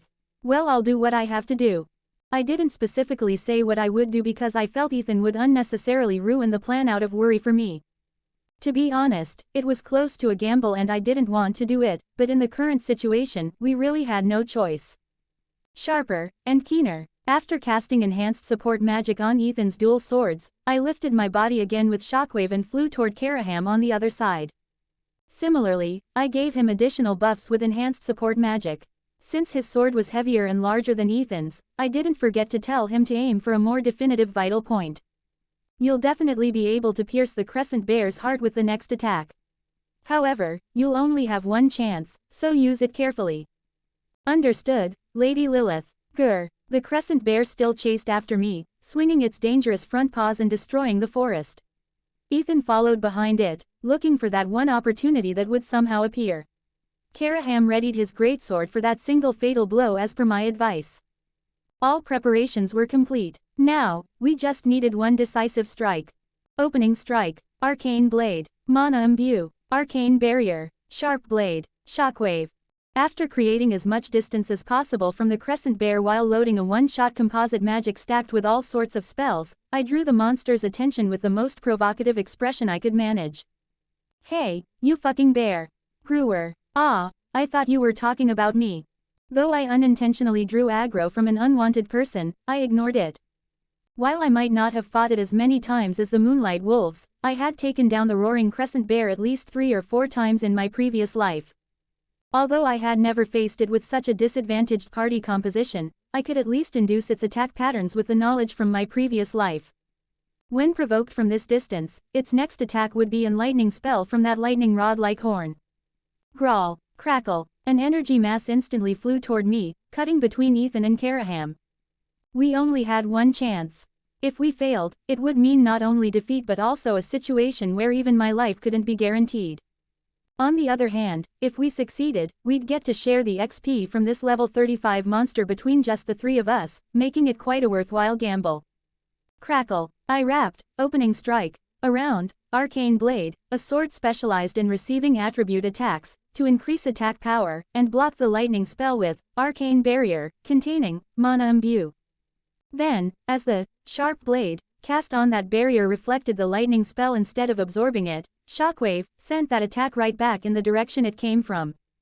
Thunk, whoosh, grew. By the time that monster sensed something was wrong, my attack had already flown toward it, and it had no means of defense, as its electric discharge was the only spell it could use. Crackle, growl, the bear growled after taking its own lightning attack head-on. Though it was a temporary shock, it was enough to seal its movements for a moment, and in that opening, the 2 swordsmen who had received my buffs each stabbed the crescent bear's eyes and heart. Stab, slash, growl, the named, roaring crescent bear, met its end instantly from the attacks it took while paralyzed. Somehow, in some way, we managed to defeat the bear in the western part of the Witch's Forest. Open hollow corner bracket Lilith has reached level 23. Open hollow corner bracket Lilith has reached level 24. Open hollow corner bracket Lilith has reached level 25. The battle fought by Ethan, Karaham, and I somehow ended our victory. It might have seemed like an easy battle, but it truly was a life-or-death fight. Gathering stacked spells while dodging this agile bear's attacks and counter-attacking its electric attacks at precisely the right moment wasn't so simple. If my swing had been even slightly too fast or too late, I would have been paralyzed by electricity instead of the crescent bear, and if that had happened, it would have meant Ethan and Karaham would have had to fight an already difficult opponent while carrying dead weight. That's why I wanted to play it safe if possible. Since we couldn't use the safe method, what choice did we have? What was fortunate was that my level was quite high and my luck stat wasn't too low. Of course, as someone who preferred certainty, I wanted to avoid such battles as much as possible. Unlike games with save load features and resurrection in nearby towns, in this world, we only had one life. After the intense battle in the western part of the forest near the altar, we dragged the crescent bear's carcass back to the witch's village, and the first to join us were Agnes and the other 2, Antonio and Night Colt, who had been assigned to defend the eastern lake. Actually, Agnes and the other 2 had been excluded from the hero's plan from the start. Agnes's fire magic was too dangerous a variable in the witch's forest. Also, Antonio was excluded for being too weak. Night Colt was a variable that shouldn't have appeared in the original story and was excluded to protect Antonio in case of emergency. In other words, it was essentially like exiling Agnes and Colt to the eastern lake just to prevent one powerless royal, Antonio, from getting hurt, but ironically, among the 3 who returned, Prince Antonio was the one who came back the most injured. Ah, Prince Antonio, are you all right? Ah, you've returned, too, and judging by the size of your prey, it seems you've had quite a battle. Looking at our injuries, Antonio was the most severely wounded among us. The fact that he returned injured from what we thought was the safest location left me quite shocked. When we heard the full story, it turned out Agnes's group had also fought a battle around the same time as us. The 3 of them fought a 3-headed hydra that emerged from the lake. I apologize. Due to my incompetence, the prince was injured. I will pay for this sin with my life. Night Colt, you shouldn't judge so hastily. It's fine, I'm not that badly hurt after all, it was my own carelessness that caused this. Night Colt showed her sense of responsibility as a royal knight, while Agnes, for some reason, remained silent with a troubled expression. I felt it would be improper to ask for details, so I refrained from inquiring. Instead, I used my saint's power to maintain Antonio's strength so his wounds wouldn't worsen. Fortunately, Sarist, a real saint, was also in this forest, and she immediately poured her holy power into healing Antonio's wounds upon her return. This should do it, Prince Antonio. Yes, thank you. You should rest well for about 3 days starting today. Although I managed to seal it somehow with my holy powers, it will take more time to heal completely. I understand. Thank you, Saint Sarist. And I'm sorry for troubling you with my thoughtless younger brother. You must be tired after the battle. And no, not at all. I can quickly replenish any lacking holy power with just one desperate prayer. Why, your highness was just in the most dangerous place fighting with the H-hero, and compared to that, my skills aren't that impressive. Who contributed how much to the battle isn't what's important right now. Seraphine is probably saying that because she feels bad about making you work after the battle. Anyway, good work, Sarist. Thank you, hero. Young Wajogigigwat casually called even Seraphine, the highest-ranking person in this space, by name. How ridiculous. He claims he won't do anything he'd have to take responsibility for in this world, yet he makes people misunderstand like this. Seeing Seraphine slightly flinch beside him just now when the hero called her name, there was a high chance that the future he envisioned wouldn't come to pass.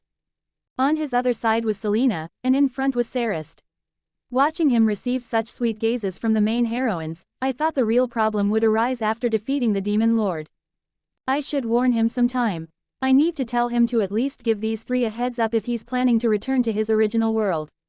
If he just disappeared with a poof, without saying anything, a small-scale war would break out between the Empire, the Holy Kingdom, and the Elves.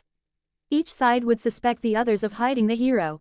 Keep this splint on for 3 days. The broken bone needs to stay in this position to heal properly. In this state, why yes it will be uncomfortable, but…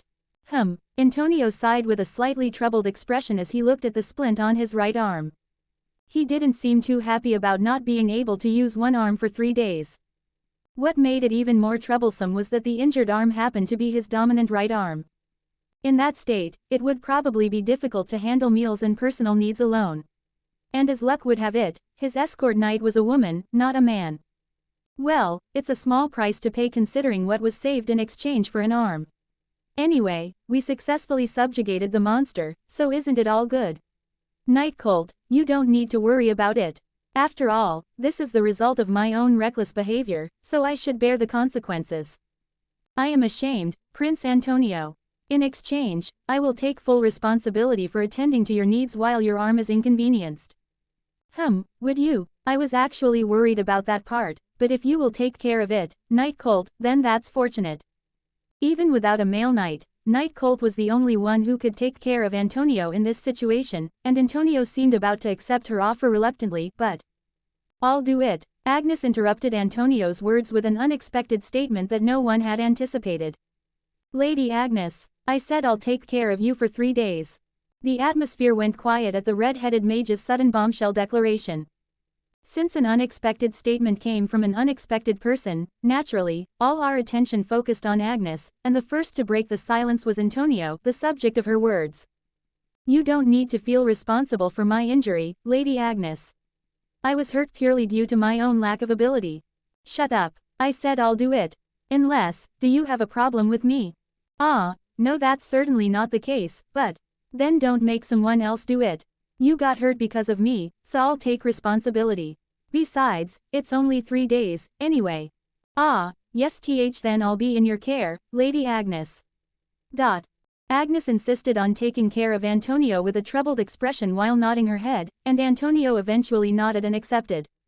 It wasn't hard to guess that something had happened between these two. Shortly after the commotion following Agnes's declaration to take care of Antonio, we proceeded to have a meal to recover everyone's strength after the battle. There were typically 2 types of meals in the Witch's Forest. Traditional vegetarian dishes made with vegetables native to the Witch's Forest, cooked with spices, and occasionally, meat dishes using monsters from the forest as ingredients. On this day, when we had caught both moonlight wolves and a crescent bear, we naturally had an abundance of meat, so our meal turned into a meat party. This feels like we're having a samgyeopsal party. *1. Of course, the meat we were grilling now probably tasted closer to a hindquarter or a chuck roll than samgyeopsal. Wild monster meat typically had less fat, after all. Well, the grilling atmosphere was similar enough, so it didn't matter. After all, meat is always good to eat. If only we had some grilled kimchi to go with this or even some samjang. Once the thought occurred to me, I was suddenly overwhelmed with emotion thinking about Korean food. Come to think of it, how many years had it been since I'd had proper Korean food? Since my memories of my previous life returned about 7 years ago, it felt like it had been that long since I'd eaten Korean food. I knew it couldn't be helped. It was actually a luxury to even think about whether I could eat Korean food in this kind of setting. While eating meat grilled with salt and imagining dipping it in oil sauce to make up for what was missing, a familiar seasoning dish was suddenly placed on the table between me and Ethan. Doesn't this feel like we're having a samgyeopsal party, grilling all this meat outdoors like this? People do think alike, I guess. Is it because we're both Korean? After spotting Gyeongwajogyeogwat, who had quietly appeared before me with some seasoned dipping sauce, I immediately checked my surroundings. If I talked with him alone in this setting, it could easily lead to misunderstandings with Ethan or the others. What about Ethan? I asked him to distract Seraphine for a moment. Selena, Sarist is keeping her occupied. Thorough. Just what kind of important conversation requires all this? If you're going to ask me to help with another event like this time. Don't worry about that, I won't be needing your help anymore from now on. Then, what is it? Well, thank you for all your help until now. Looking back, I made you go through trouble with things that weren't even your business. Whatever, it's better for me to help you defeat the demon lord anyway if I want to live peacefully in the future. Meeting with you alone like this makes me conscious of Ethan and Seraphine anyway. In any case, I won't need to meet with you alone like this anymore. If I have something important to tell you, I'll pass it through Agnes or Seraphine. They can keep secrets and they're our mutual acquaintances, so it should be fine. Gyeongwajogyeogwat said with a grin that since they're women, Ethan wouldn't freak out or be suspicious. Yeah, that's better. We had different objectives in this world from the start, anyway. It's about time we go our separate ways. But it's really amazing, you know. Didn't you hate Ethan the most in your previous life? Among Luminar Academy characters, yes. And now, that same Lily fanatic is working so hard to get a pure love ending with Ethan. When I return to the real world, I'll report your current situation on Lua Gal. Don't, unless you want to die. This guy doesn't seem to know, but because I was so active in that forum, I had social connections with some people there, and there were even a few who knew I was a man. If this kind of news got leaked to the guys in the Steam co-op game group chat, I might literally die of embarrassment. Though that wouldn't mean much since I already died in my previous life. Well, doesn't this still achieve your wish in the end? You said you wanted to see Lilith's pure love ending in Luminar Academy. The only difference is your target isn't the protagonist, but you're still achieving your goal. Actually, I've been thinking lately that this isn't so bad, and that's making me troubled, so please shut your mouth. PFF'd, really that Lily fanatic becoming Ethan's fiancé. If you came to pick a fight, just get lost. Right, and this. As I quietly fixed my gaze on the familiar colored seasoning sauce placed on the table, the hero explained what he had given me. Here, some samjang. Hot, you might need it. Where did you get this? Made it with cooking recipe. You wrote down the recipe locations in your walkthrough, right? I haven't collected them all, just gathered what wouldn't interfere with story progression, so unfortunately there's no kimchi. It's fine, I'm in no position to be picky when I'm receiving food. Besides, if we grilled something like kimchi with meat here, we'd have to deal with countless stares directed at me and Gyeongwajogyeogwat, so it was an impossible dream from the start. Don't you use cooking recipe? If I remember correctly, there were 2 or so you could get at the Blackwood estate. Lilith couldn't learn them, probably a protagonist-only privilege. If it had worked, the samjang recipe wouldn't be in your hands now, would it? I would have secured it first. True, if I had to compete for recipes against a veteran player, I'd have no chance of winning. Anyway, thanks, I was missing Korean food. I'll enjoy it. If you want to wrap it, the mandrake leaves over there work well. Though not exactly the same, they taste similar to perilla leaves *1. I'll keep that in mind. Alright, then. With those words, Gyeongwajogyeogwat left just the samjang and leisurely returned to his harem. Did he really come just to give me samjang and not to ask for another unreasonable favor? I feel a bit sorry for being suspicious at first. But considering how much he's pushed me around until now, it seems like it was a reasonable suspicion. Anyway, now that he said he won't bother me anymore, I felt somewhat bittersweet. This really tastes like samjang. My tongue reacted automatically, probably because it was my first taste of Korean food in almost 7 years since being in this world. Well, more accurately, it's been 7 years since I regained my memories. Except for the garlic taste being a bit stronger, it was surprisingly similar to the samjang I ate in my previous life. The characteristic sharp taste must be how Lilith perceives garlic, so I'll have to accept it. Still, the basic flavors of samjang, saltiness, sweetness, spiciness, and umami, blended well enough to make it quite edible. Just as I was about to wrap the meat dipped in the samjang that Youngwajogyagigwat had charitably given in a mandrake leaf, Ethan, who had been talking with Seraphine for a while, returned to my table. "Lily, what's this?" "It's a condiment the hero left, Ed. He said it goes well with grilled meat." "It's not suspicious." "Of course not. He gave this only to you and not to the others. Is it some kind of drug that makes you feel strange if you eat too much?" "It tastes similar to a secret seasoning my mother used to make. Since it's a sweet and salty seasoning, it goes well with plain meat." "Is it a similar sauce, maybe?" That was just a thought. So it's similar to what your mother used to make." Actually, it wasn't the taste of my mother's cooking of this world but my previous life's mother's, and it wasn't even homemade but tasted just like store-bought samjang. I said that just to quiet Ethan's nitpicking about every little thing. If I let him continue being suspicious of even small gestures of goodwill, the conflict between Ethan and Youngwajogyagigwat would never end. Ethan should know that Youngwajogyagigwat has no reason to have lingering feelings for me now that Sarist has awakened as a true saint, so his concern in this situation, while appreciated, was a bit excessive. Anyway, him loving me too much is also a problem. Though he was already completely different from the original Ethan in every way, the one thing that was identical was his obsession with Lilith. Feeling sorry for scolding Ethan, I placed a piece of meat on a mandrake leaf, added garlic, samjang, and some vegetables to make a pseudo-perilla wrap, and held it out to him. After all, a carefully wrapped psalm from someone else was always right for resolving conflicts. "Here, Ed, say ah." "Huh, Lily," I said, "say ah, you just put it all in your mouth at once. You've gotten better at joking, Lily. Even so, putting such a large piece of food in one bite is a bit. Last time, you forced something even bigger and less tasty into my mouth, didn't you? And now you're saying you can't accept what I'm offering." Chomp. It's delicious, Lily." Watching Ethan hurriedly eat the wrap before I could finish speaking, I quietly made a small wrap for myself and put it in my mouth. Actually, I did know how to make my own samjang. Back when I lived alone and cooked in my previous life, I had tried making my own doenjang too out of curiosity by buying maju *2 and making it myself. I had seen maju being fermented several times when helping at my grandmother's farm, so I could probably recreate it. I could probably make samjang, too, by adding some seasonings and adjusting the consistency of the homemade doenjang. Of course, I had given up on that idea as soon as I realized it would be impossible to ferment maju as a maid of the Blackwood family.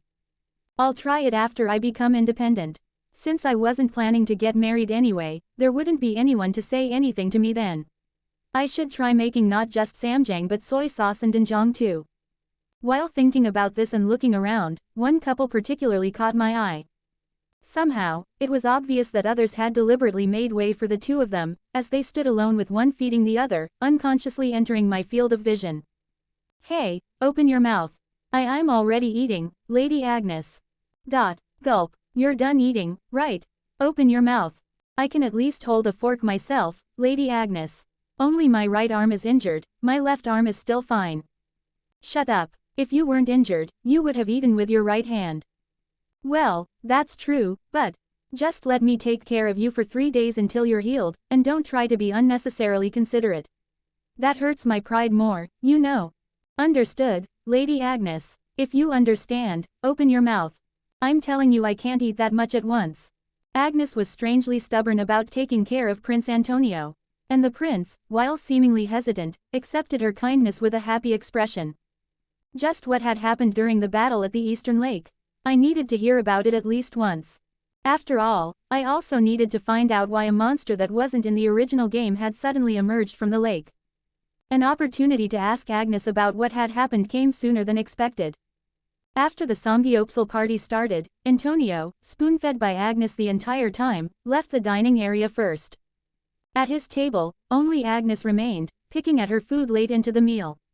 It wasn't difficult to have a private conversation with her since no one else was paying attention to her. As I mentioned before, Agnes doesn't have any friends except for me and Seraphine. Also, since Seraphine was currently in the midst of a fierce competition for the hero's attention between Sarist and Selena, it was only natural that Agnes would be left alone. Fortunately, Ethan didn't particularly try to stop me from going over to talk with Agnes. From the beginning, Ethan wasn't the type to restrict me much unless it involved talking with the hero or other men. Lady Agnes, Lilith, did something happen earlier today? Things seemed a bit complicated between you and Prince Antonio. It's nothing. Could it be that Prince Antonio's injury is related to you? She flinched. Though she didn't speak up, that gesture alone was as good as an answer. Well, I had already suspected as much from the moment Agnes volunteered to take care of Antonio. When Agnes, who showed no interest in others, or rather, went beyond disinterest to actively find them bothersome, voluntarily offered to get involved with Antonio, I had already drawn my conclusions. It was a simple deduction that if Prince Antonio hadn't returned with one arm injured like that, Agnes would have been the one injured instead. From our reaction, I think I can guess what happened. What do you think you know? Well, the reason why Prince Antonio got injured. So, are you really not going to tell me what happened at the lake? Since Agnes seemed to think she'd been completely found out, her expression grew complicated, and it didn't take long for her answer to come. Don't tell anyone else. Of course not. To get to the conclusion first, Agnes apparently didn't know why the three-headed hydra appeared near the lake. She said it just suddenly appeared while she was being cautious as usual, watching for any monsters that might approach the lake. It was probably either a hidden monster from the Witch's Forest event at Luminar Academy, or the type of monster that appears when certain conditions are met during battle events. Or perhaps, like how the Roaring Crescent Bear and Moonlight Wolf appeared together, it might have shown up due to the increased number of people and the average level of everyone combined. It was a complex situation where nothing could be confirmed with certainty. Well, since the event in the Witch's Forest was almost over, it wasn't particularly important anymore. There was a more important issue at hand, anyway. The relationship between Prince Antonio and Agnes is more important. Just until a few hours ago, Agnes had openly disliked being in the same group as Antonio, so why did she suddenly volunteer to take care of him? By listening to Agnes's story, I was able to confirm what had happened between the two of them. It was my mistake. What kind of mistake? I should have kept more distance while casting my spell. If I had taken out the heads one by one from range by sniping them, it could have ended without anyone getting hurt, but I hastily cast an offensive magic spell as soon as it appeared. She had acted assuming that once she destroyed one head, it would either collapse or hesitate, but the three-headed hydra didn't stop attacking even after two of its heads were killed. Above all, she said she hadn't expected all three of its heads to target her. Fortunately, Night Colt cut off one of the three heads with her sword, and Agnes's magic destroyed another before it could reach her body, but there wasn't enough time to prepare the next spell to block the last one. The time needed to prepare that next spell was bought by Prince Antonio, or more precisely, by the sacrifice of his right arm. To be honest, I was a bit disappointed. I didn't think he wouldn't even be able to cut off one hydra head properly. But still, it's true that I didn't get hurt thanks to him. So, I have to take responsibility. She couldn't deny that it was thanks to Prince Antonio blocking the hydra's head by letting it bite his arm that Agnes could chant her second spell. Thanks to her defeating it right after the prince's arm was bitten, his injury was limited to just a broken arm, but Agnes seemed concerned about Prince Antonio who had gotten hurt while trying to protect her. It seemed that this current, taking care of Prince Antonio, situation started because she was looking for a way to repay her debt and apologize. I can't repay this with money, anyway. The budget from our family wouldn't be nearly enough, and I'd just get criticized for trying to put a price on a royal's body.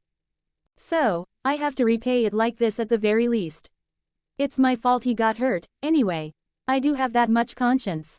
I thought it might be turning into a romantic flower garden situation for Prince Antonio, but it wasn't that simple.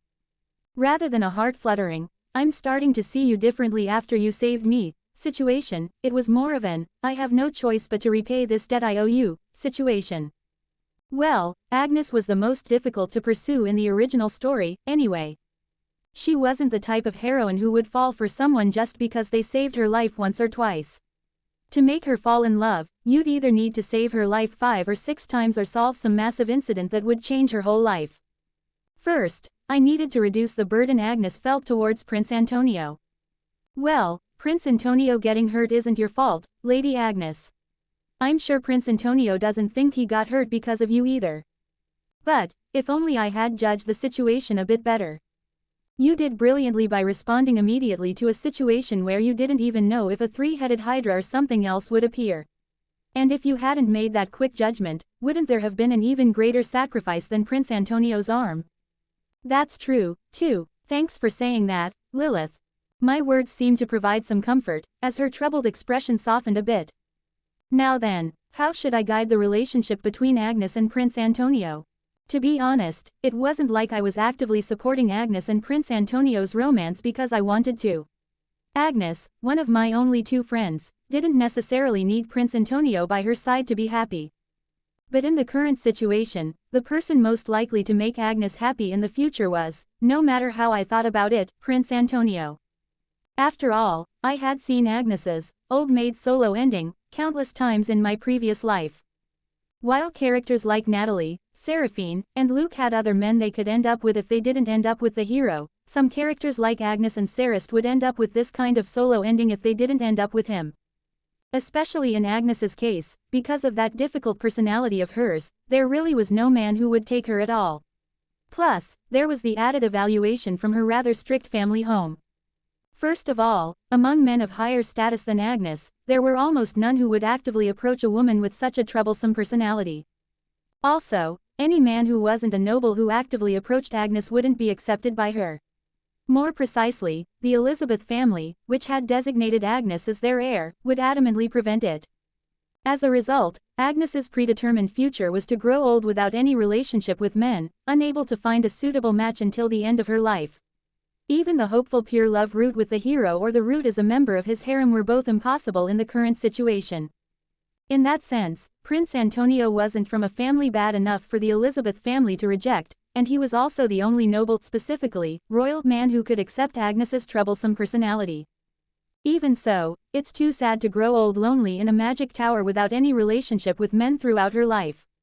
Wouldn't it be good to create at least one opportunity for her to meet a man who matches her standards and would love her?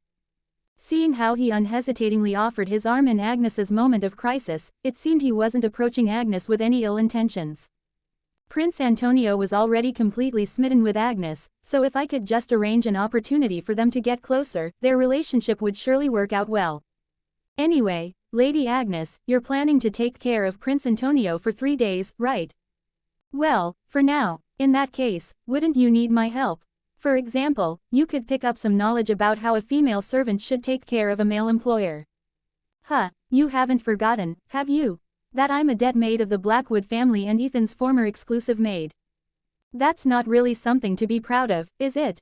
Well, that's true, but anyway, wouldn't someone with experience in serving be better at it? If you're going to take care of Prince Antonio anyway, I think it would be wise to listen to my advice. At the very least, we should make sure you don't commit any improper acts while taking care of Prince Antonio. That's true. What should I be careful about? Grin. This is my chance. A chance to be the Cupid for Agnes and Prince Antonio. 5th Prince of the Argentian Empire. Antonio Robert Valtoria. A moment ago, he had entered the bathroom alone and began preparing for his bath with somewhat awkward movements as he undressed. Indeed, this is rather inconvenient. To be honest, he wasn't in a particularly good mood. He was physically experiencing just how difficult it was to undress with one arm tightly bound and immobilized in a splint. Of course, Antonio was also a royal prince who had trained in swordsmanship and magic since childhood, and among the injuries he had sustained during his recent increased training spars, there had been worse injuries than this. However, this was the first time as a royal that he had to undress without the help of other servants while having one arm injured like this. NNGH. Prince Antonio, wouldn't it be better if I helped you, after all? I'm fine, Night Colt. How could I call myself a member of the royal family if I can't even manage to undress myself properly? But you're in no condition to move one of your arms. Since Lady Blaze is still having her meal, perhaps I could at least help you with bathing. If Agnes were to discover that, she would surely be angry. She'd say something like, "Am I so untrustworthy that you need to assign someone else when I said I would take care of you?" But I don't want to be hated by her anymore. To be honest, I think things are already a bit precarious with everything that's happened so far. He had thought he could somehow make up for mistaking Agnes for his junior and treating her like a child during their first meeting. However, after that, Antonio's feelings toward Agnes kept going in strange directions and only ended up hurting her feelings, which even the prince had come to realize by now. If he made any more mistakes here, even the slight possibility of things working out with Agnes would completely disappear. At the crisis where Lady Lilith's life, her precious friend, was nearly endangered, he had unfortunately held both her and the hero back. When he tried to be considerate of Agnes by not giving her any tasks, he only ended up offending her. Also, even though he had followed her all the way to the witch's forest, instead of showing his manly side, he kept revealing his inadequate side. If only he could have coolly cut off one of the three-headed Hydra's heads in today's battle, he wouldn't have been injured in such an unsightly way. Antonio felt pathetic and worthless for not being able to wield his sword properly and ending up sacrificing one arm, so it was inevitable that he'd act more reserved and passive. It's not something that requires borrowing your hands, so you need not worry, Knight Colt. After all, you're accompanying me as a coachman and guard knight, not as a lady-in-waiting or maid. That's true. If you understand, then you may go now. If you stay here, Agnes might catch you. I can manage washing myself without requiring someone else's assistance. Understood, Prince Antonio. Antonio continued preparing for his bath while listening to Knight Colt's footsteps moving away from the bathroom door. It was somewhat fortunate for Antonio that things became less inconvenient after removing his top, even with one arm being uncomfortable. Of course, the process of getting dressed again after bathing would be troublesome once more. Originally, all of these tasks were also things Agnes would have to assist with. After all, taking care of a patient who couldn't use one arm meant helping with these kinds of things more than with meals. Of course, such service was only possible if Prince Antonio could confidently request such things from Agnes. If it were someone clearly his subordinate like Colt, there would be no difficulty in commanding them, but Agnes was different. Even making such small requests of her made him feel somehow guilty, especially because he held special feelings. Among them, asking for help with bathing was the kind of service he could hardly request. Even though it was to take care of him as a patient, it was essentially the same as showing his naked body to the person he loved. The prince was embarrassed, and above all, he deliberately didn't ask because he thought Agnes would dislike seeing his naked body. Splash. Indeed, trying to do this with one arm, it's not so easy. Though the wet splint could be dried with magic, it was quite troublesome for him to wash while being unable to use his dominant arm from the start. It took more than twice the usual time just to wash his hair, and there were many areas he couldn't reach with just one hand. Still, thinking that he only had to live like this for 3 days, Prince Antonio was trying his best to soap his body with one hand when 2 light knocks were heard from outside the bathroom door. Knock, knock, is that you, Knight Colt? As I said before, I'm fine. It's not so difficult that I need to borrow your hands. And if you help me bathe, won't Agnes misunderstand again? You should go rest first before she catches you here. There was no answer from beyond the door. Perhaps it was drowned out by the sound of water in the bathroom. Prince Antonio, assuming it had to be Knight Colt, just focused on washing himself with one hand. After all, he didn't think it would be good if Agnes caught him washing himself without her help, either. As he turned his head back trying to somehow rub the towel against his heart to reach back, Prince Antonio witnessed a woman entering the bathroom as the door opened. Creak. I said bathing assistance isn't nieces. Really, it's not necessary. Huh, I'm asking if you really don't need help bathing. Ah, Lady Agnes. Prince Antonio's thoughts momentarily froze as he watched her calmly enter the bathroom. In fact, if Agnes had just come in to help him bathe, he might not have been so flustered. After all, Antonio's reason for not accepting Agnes's help with bathing was more about the fear that she might find his body unpleasant rather than being embarrassed about showing his naked body. While he felt relieved that she seemed to show no particular emotion about his body in the current situation, what made Antonio's heart race even more was Agnes's attire as she opened the bathroom door and entered. Well, it's because she was in the same state of dress as him, that is, she had entered the bathroom completely naked. Moreover, Agnes's appearance, as she entered confidently without even attempting to cover herself with a towel, made such a strong impression that it turned Antonio's mind completely blank. When he finally came to his senses, he barely managed to turn his gaze away from the heart-pounding sight. What are you doing, Lady Agnes? We're not even engaged yet. Of course, I would be happy to accept such feelings from you, but these things should come after we spend enough time getting to know each other. What are you talking about? I came in to help you bathe. Pardon, I told you, didn't I? I told you I'd take care of all your needs for 3 days. That naturally includes helping you bathe. But that. And isn't it a servant's rule that the one helping should also be naked since the one receiving care might feel embarrassed? I came knowing all that. Wait, was there such a rule? No, at least, as far as he knew, there was absolutely no such rule. Countless maids had helped Antonio bathe as he grew up in the royal family, but none of them had ever entered the bathroom showing their naked bodies. This meant that Agnes had entered the bathroom in such a state due to some strange misunderstanding. Though he couldn't know who had planted this strange misunderstanding. Who told you such a? Lilith did. Miss Lilith? Yeah, since she was originally a Blackwood maid. She taught me various things, saying it's different when someone of the same gender helps versus when a woman helps a man. What in the world was this about? Could it be that the Blackwood family was the kind of house that toyed with their servants in this way? As far as he knew, Harold, the head of the Blackwood family, still hadn't taken a second wife, unable to forget his deceased wife, and his son, Ethan, also appeared to be completely devoted only to Lilith at present.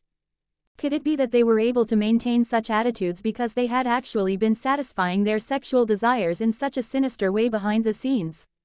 To think he would discover the ducal family's dark secret in such a way. No, that can't be right. He shouldn't jump to strange conclusions. Hadn't he just recently angered Agnes by jumping to wrong conclusions about her? And if such things were commonplace, there would surely have been rumors disparaging the Blackwood family as sexually depraved. After all, young Master Ethan had tried to avert his gaze just like Antonio when Lady Lara and Lady Auguste were naked on the altar. It was impossible to imagine that such a person would actually take turns receiving such borderline harassing service from the maids of his mansion. In other words, this notion of naked service was just an idea that came from Miss Lilith's mind. Perhaps she had played this prank to tease her friend Lady Agnes, or she had deliberately arranged this to help him.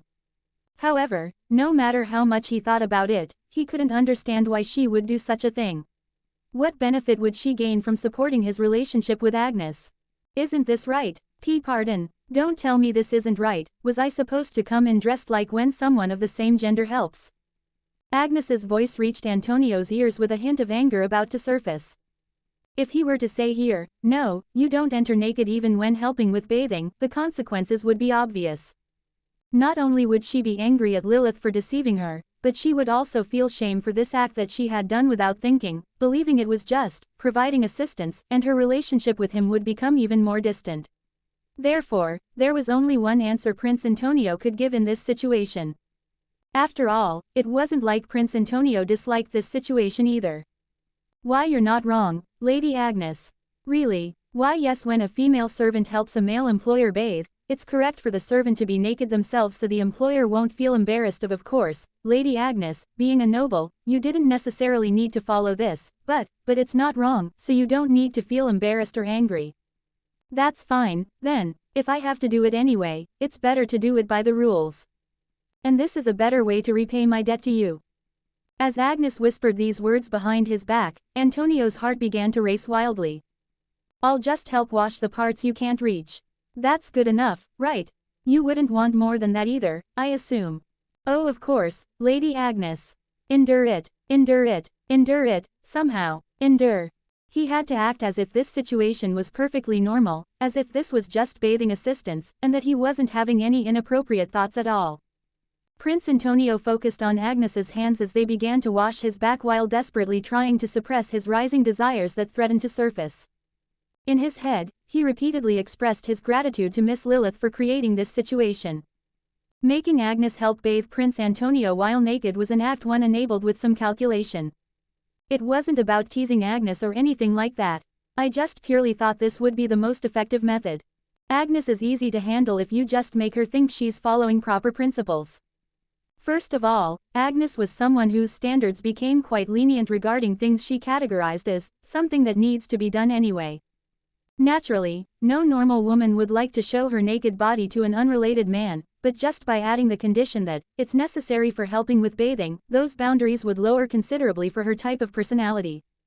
If Agnes didn't realize this was strange on her own, the gamble would be successful. After all, Prince Antonio, who was completely smitten with Agnes, wouldn't refuse bathing together with her. Prince Antonio might appear proper, but he's appropriately faithful to his desires for his age. His faithfulness to his desires had already been proven through his actions over the past month. He had even followed her all the way to the witch's forest just to create opportunities to get closer to Agnes, who earned curses at the mere mention of her name. So, even in this extremely abnormal situation where someone of the opposite sex enters the bathroom naked to help with bathing, Prince Antonio would probably keep his mouth shut and not tell Agnes the truth. After that, everything would flow smoothly. Not only was Prince Antonio obviously in love with Agnes, but even someone as wooden as Agnes would naturally awaken to romantic feelings with just a little trigger. Even if she didn't feel anything seeing Prince Antonio's body, it didn't particularly matter. After all, after today's events, Prince Antonio would become even more conscious of Agnes. He'll probably think something like he needs to take responsibility since he saw Agnes naked. Just achieving that much would be a success. Once Prince Antonio enters the academy next year and bumps into Agnes more often, their relationship will gradually grow closer after that. In the end, women tend to be happiest when they're with a man who loves them. Actually, I had seen this in some research results on the internet in my previous life. When they surveyed the happiness levels of married couples, men were happier the prettier their wives were, while women were just happier the prettier they themselves were. The research concluded that women were happier when they were pretty because their husbands treated them better as a result. Among all the men I knew, Prince Antonio was the one most capable of treating Agnes well. Well, anyway, even if it doesn't work out, it wouldn't be my fault. If he can't make anything happen after I've done this much, that's the prince's fault, not mine. I think I've done as much as I could. I was looking forward to seeing if Agnes could achieve a sub-couple ending that differed from the original story. 3 days passed after we defeated the last monster in the witch's forest. After completing Lara and Lizzie's witch trials, we exchanged farewells at the entrance of the witch's forest before naturally parting ways to board carriages heading to our respective territories. Thank you so much, R.O. Rosewood. Thanks to you, I saw safely finish the test. It's nothing, Miss Metachilling. Also, others worked harder than me. Bu but Rosewood, why you helped the most if it weren't for you I might not have been able to take this test if that happened, you. Lara grabbed both my hands tightly as she expressed her gratitude after safely completing the witch trials with Lizzie. She shivered, clutching her arms as if imagining the penalty for failing the test. So, what's the penalty for failing the test? What? You can tell us now, right? Everyone here helped you and that one over there take the test. That. My name would have changed. Your name, what do you mean? While Lara answered, trembling as if it was something she really didn't want to imagine, the others focused on her words. Only the hero and I, who knew what the penalty was, quietly averted our gazes. My name would have changed to Leah Metachilling. That's it. What you mean that's it? Do you know how shameful it is for a witch to have her name changed? It means dropping back an entire witch class. It would have happened just because I couldn't pass the test on my first try. And besides, Leah is such a difficult name to pronounce. Agnes's expression hardened ominously upon hearing the true nature of the penalty from Lara's mouth. I had deliberately prevented them from talking about the penalty because I expected this kind of reaction. It was natural to feel disillusioned when everyone here had taken turns guarding the altar for a month, dealing with monsters while facing potentially life-threatening crises, only to learn about such an anticlimactic penalty. You made us go through all that trouble just for this. Come to think of it, if you couldn't take the test this time, the next chance would be in 10 years, right, Lara? Why yes, the purest energy only seeps into the northern altar once every 10 years. If you hadn't made it this time, you would have had to wait a whole 10 years. That could have been really serious. That's important too, but more than that, the name. Now, it's already over. Anyway, you successfully took a test that can only be taken once every 10 years. Isn't that what matters? The hero belatedly joined the conversation and added supplementary information about the witch trials. If Agnes were to become angry here, the entrance to the witch's forest might have been set ablaze. Reminded me of this one fictional character in this one gacha game in my previous life. Actually, for witches who live for hundreds of years, a decade doesn't feel particularly long. Of course, it's not an extremely short period either, but it feels much shorter than how ordinary humans perceive 10 years. That's why Lara didn't seem to care much about that aspect, but Agnes appeared to somewhat accept the point about it being a test that could only be taken once every 10 years. If it was such an important test, you should have said so earlier. Agnes was someone who had lived each day more fully than others, even cutting sleep time until right before entering the academy. Having devoted herself to studying magic while even giving up proper growth during her crucial developmental years, Agnes couldn't help but soften at the mention of a test that could only be taken once every 10 years. After placating Agnes like that, we decided to split up and return in 3 carriages that had gathered from various regions. 1 merchant carriage brought by the Augusts. 1 private carriage that the hero had brought from the northeastern plains. And 1 imperial carriage that we had ridden from the imperial capital. The simplest method would have been for everyone to return with the carriages they came in, but that wasn't the most efficient choice. The second semester at Luminar Academy would start in just 10 days, and it would be quite wasteful to spend several days visiting the capital or other places on the way back. Therefore, the 11 people decided to split into 3 groups for temporary travel companions. People with the same destination would move together, and if someone needed to pass through an intermediate route, they would make a brief stop to drop them off. See you at the academy in a week, Lilith. Yes, Miss Lizzie. Take care on your way back. The first carriage was the merchant carriage that Lizzie and Karaham had ridden. Since it was a carriage of the August Trading Company, the August siblings, who owned the carriage, naturally had to return in it. After all, Karaham was the coachman who had driven this carriage here. 1 additional person was riding in this carriage. You remember the elective courses for next semester, Lilith? Advanced Spirit Theory and Applied Fire Magic. Yes, we're taking them together, so don't worry, Agnes. Right, don't forget, since one of the Elizabeth family's branch houses was on the way to the August territory, Agnes also decided to return in the same carriage. Originally, Agnes was supposed to return to her residence after returning to the imperial capital, however, there were so many people heading to the capital after joining the heroes group at the end. Rather than cramming into a tight carriage, she decided to impose on the August family. With only 3 carriages available, they had to divide themselves up somehow anyway. Ah, Miss Lilith, I secretly packed the mandrake roots in the box that you'll be taking. It's the box with the light blue X marked on it. Keep it down, Miss Lizzie. Things would get complicated if Ethan found out. If he discovered I bought something like this, it might look like I'm not satisfied with my nighttime activities with him. It was just something I bought as insurance and as a souvenir from visiting the witch's forest, not particularly something I bought to use on Ethan. Meanwhile, Agnes and Prince Antonio were also exchanging farewells. Lady Agnes, please take care on your way back. Right, I'll send letters to the address you gave me. And gifts too. Don't, that's unnecessary meddling. Yes. Agnes seemed to converse more freely than before as if they had gotten closer, but she still drew clear lines. Prince Antonio became dejected as usual at such behavior. While I observed Agnes and wondered if my strategy hadn't been very effective, she suddenly swung her staff lightly toward the ground before getting into the carriage. Whoosh! A brief flame that instantly bloomed and disappeared from the ground. Where Agnes's fire spell had swept past, burn marks created what looked like letter-shaped stains here and there. Lady Agnes, my dormitory address. Pardon. I can't stay at home for long. If you're going to write, send it here. Don't send anything else. Ah, yes, thank you, Lady Agnes. Judging by this reaction, it seemed they had at least become friends. At the very least, they had gotten much closer than before when she would become serious at just the mention of his name. Of course, it still seemed like these two had quite a long way to go. After the merchant carriage carrying the August siblings and Agnes departed, we boarded the remaining 2 carriages, dividing the remaining people into groups of 4. Fortunately, we didn't run short on carriages. There were people whose destinations happened to overlap or were heading in similar directions. See you at the academy, hero. And if you get too close with Miss Selena, someone might be angry when we meet again. I told you that won't happen. Have I ever laid hands on anyone until now? You haven't. That's exactly the problem. Being cautious is good, but I wish you would choose someone soon if possible. I've told you, Seraphine, I'm not in a position to be choosing anyone.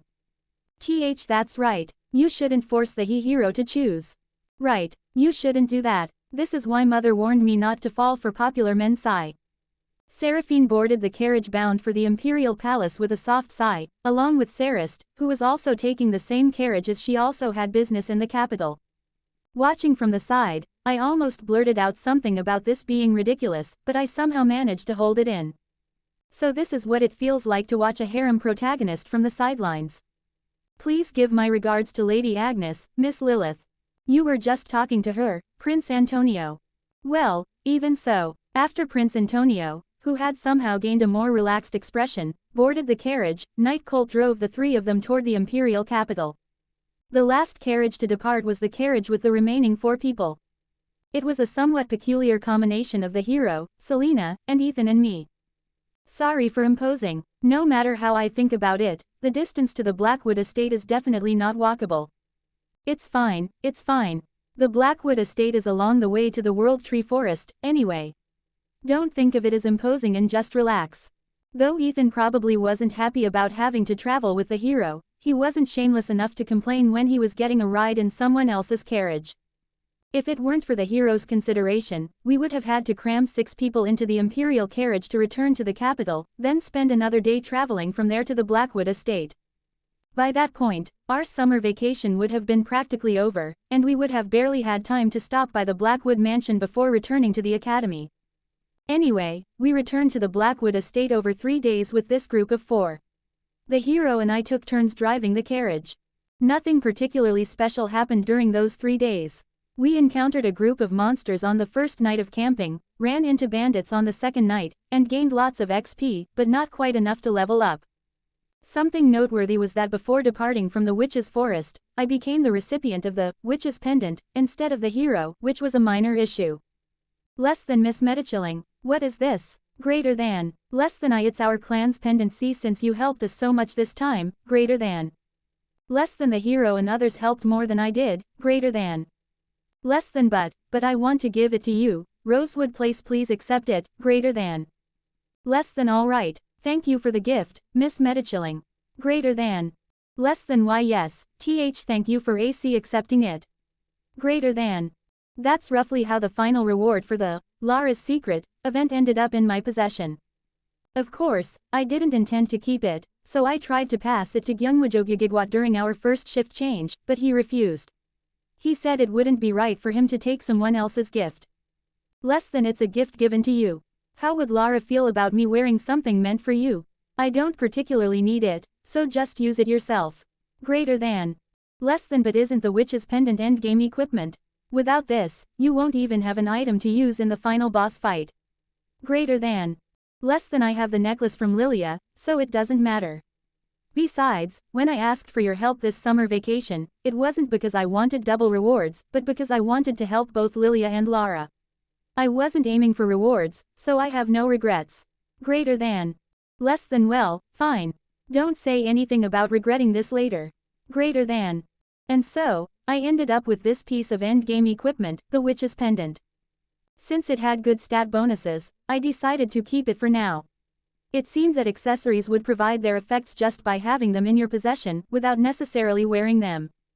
On our first day back at the Blackwood estate after finishing all the summer vacation events that had been packed with unprecedented density of incidents. Before falling asleep in my room after completing all scheduled tasks, I seriously contemplated plans regarding Ethan and me. Now then, how could I create the right atmosphere to have say no, to share a bed with Ethan? As I've mentioned before, this absolutely wasn't because I wanted to do it with Ethan. This was purely about preparing for something that I had to do now. There was no longer any need to maintain the Saint's qualifications, also, this power left in me was only binding me down. The power of a Saint only came with various duties and responsibilities with practically nothing gained in return. I definitely wasn't the type of person like Sarist who would say, just having the qualification to be by the hero's side is enough to satisfy me. Therefore, to eliminate the power of the Saint, I needed to remove my qualification as a saint as soon as possible, and Ethan was the only person who met the conditions to help me remove it.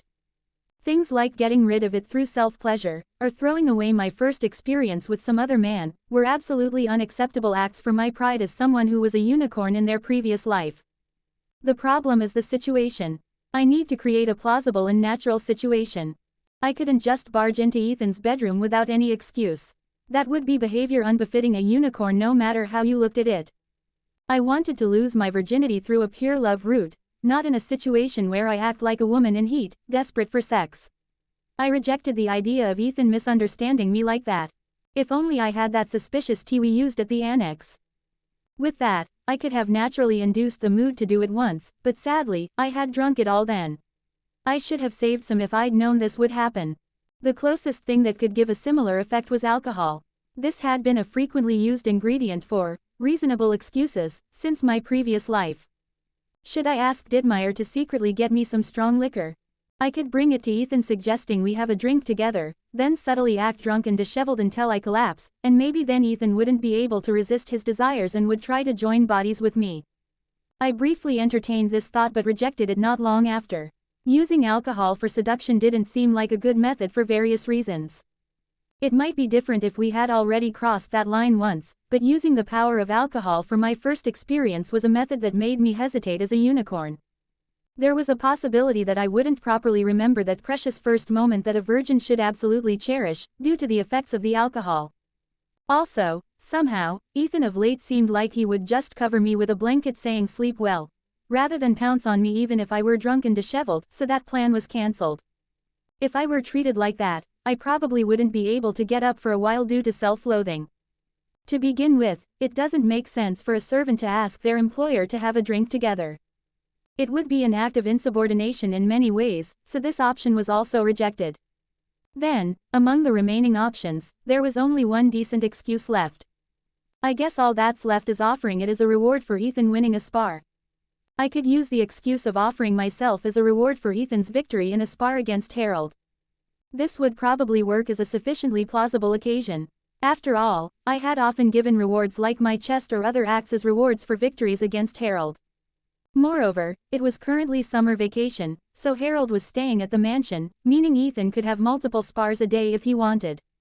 Ethan had already returned after gaining quite a lot of XP through numerous hunts in the Witch's Forest. Even before that, he had nearly won one-on-one against McCart. My guess was that even if achieving a complete victory would be difficult, he might be able to win 1 out of 10 or 20 matches against Harold at full strength. Though it's nonsensical to think that a second-year academy student could win even one match against a sword master.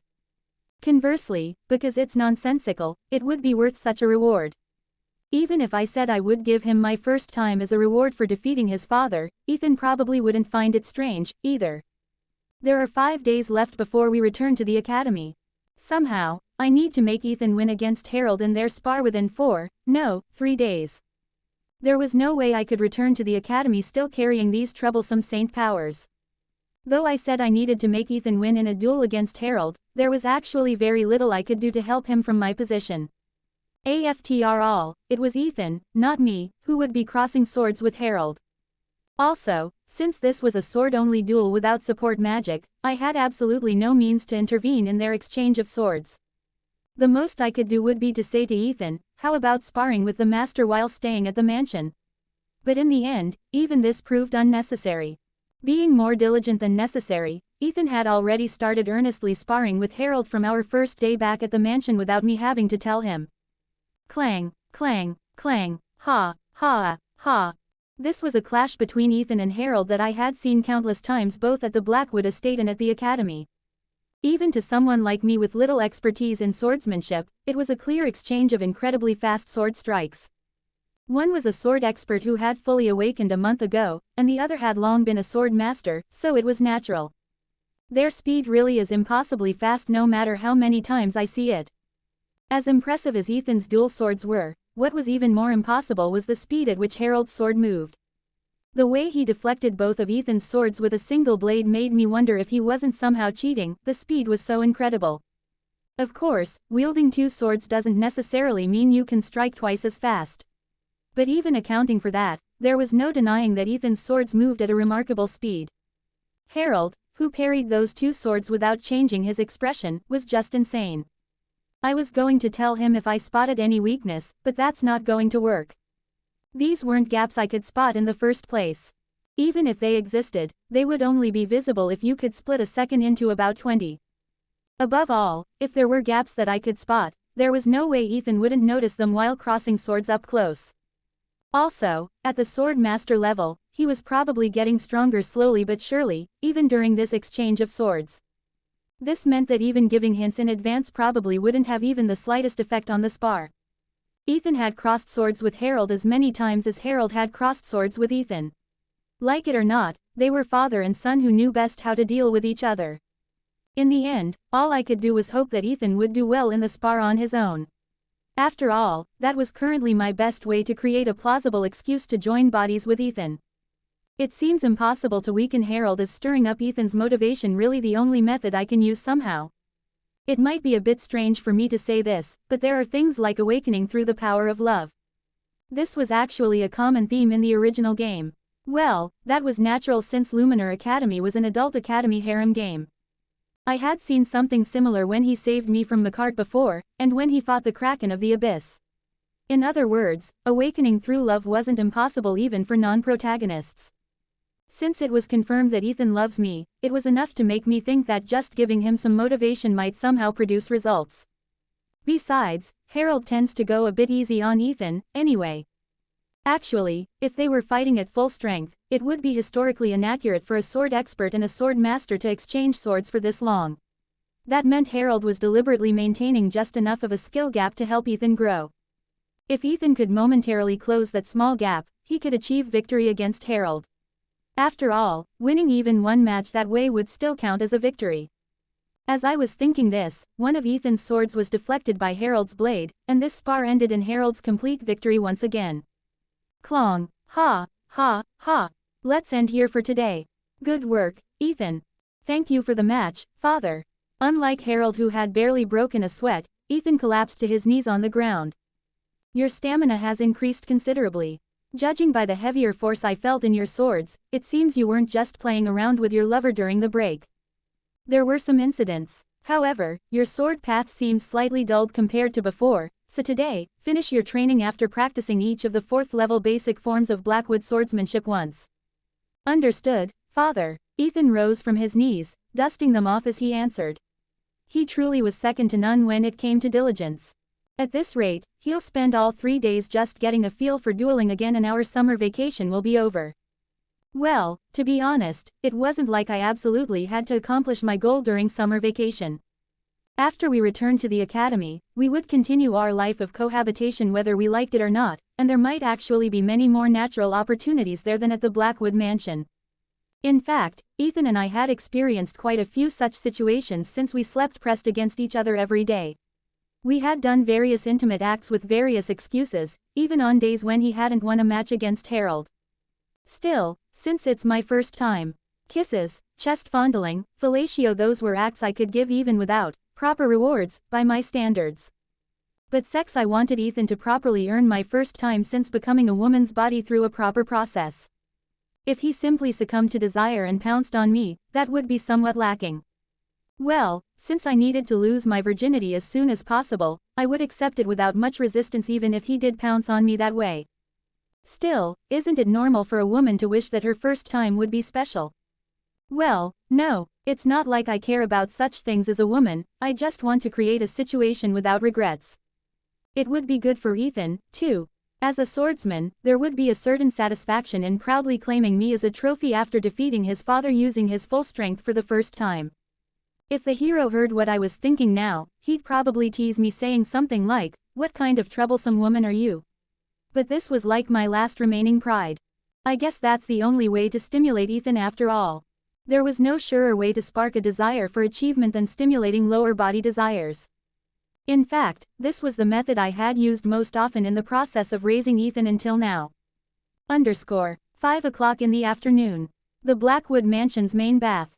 Splash. Phew www. A young man lowered his tired body into a bath large enough to easily fit 10 people with room to spare. Ethan Richard Blackwood, the only son of the Blackwood ducal family. The young man who had completed his full awakening as a sword expert a month ago leaned against the hot water-filled tub and quietly sank into contemplation. As expected, I still have a long way to go before I can defeat father. His father's swordsmanship still felt like an enormous wall despite having fully awakened as a sword expert. His will was slightly crushed by his father's heavy sword, to the point where he felt the gap might be even larger than before. Even though he could physically feel that he had grown stronger, he still couldn't catch up to his opponent at all. I thought I could win at least one match if I clashed like crazy. Of course, he had won several matches in their spars until now. There had even been days when he won 2 or 3 matches, and sometimes even achieved complete victory in their countless exchanges. However, all the matches he had won until now were spars where his father had imposed some handicaps on himself. Some handicaps included using only basic forms, not using sword energy, or not using magic. Without such restrictions, crossing swords at full strength, he simply couldn't win. No matter how much he swung his swords trying to create an opening, he just couldn't reach the sword of Swordmaster Harold. I couldn't see any openings at all. Rather, it felt like I was being led into creating openings myself. After all, Ethan's father, Harold Richard Blackwood, was a hero of the Imperial War. He had encountered and cut down countless swordsmen of Ethan's level and those even stronger. Ethan was painfully aware that surviving such a war meant he was that much stronger. They say that when he was my age, he even cut through the capital's walls despite all their magical barriers. With each exchange of swords, Ethan felt himself being overwhelmed in every aspect, technique, power, and talent. He realized there was still an unbridgeable gap even though he thought he could at least grasp his father's ankles by now. Ethan found himself needing some primal motivation to somehow defeat his father. The one in the bathroom right now must be Ethan, right? I stood in front of the Blackwood family's main bathroom. Before entering, I checked the clothes left outside one last time. The training clothes were undoubtedly Ethan's, judging by their size, stains, and smell. Seeing that there were no other clothes in the basket, it was certain that only Ethan was inside. After all, in this mansion, besides me, only Harold could share the bathroom with Ethan. I confirmed earlier that Harold went into his study. It would be quite awkward if I went in naked only to find it was someone else. Once Harold enters his study, he typically sits there motionless for at least 3 hours, so he'll probably stay there like a statue handling mansion business until dinner. With that thought, I deliberately placed my neatly folded clothes in a somewhat noticeable spot before entering the bathroom. This way, if anyone else tried to come in, they would see both mine and Ethan's clothes and know to turn back. Slide. As soon as I opened the bathroom door, I saw the back of Ethan's head. No one else was there. He probably had a general idea of who entered based on the sound of the door opening just now. However, he couldn't tell exactly who it was since his back was to the door while he soaked in the tub. Father, it's me, young Master Ethan. Ah, Lilith. Yes, young Master. He was still responding normally without any particular reaction. He probably thinks I came in to help wash him. Though my intentions were quite different. Did you come to help me wash? Or do you have something urgent to tell me? No, I just came in to bathe together with you, young Master, so please don't mind me. Tea together. I subtly hinted at the fact that I was naked, but his reaction was somehow peculiar. I'm pretty sure he used to be startled even when I just came in to wash his back before.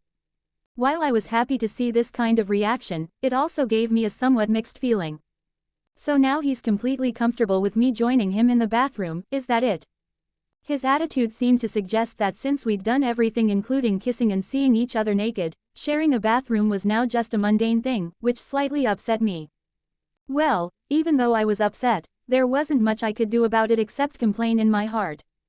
Besides, I came into the bathroom like this to get Ethan to cross that final line, so I had to be patient here.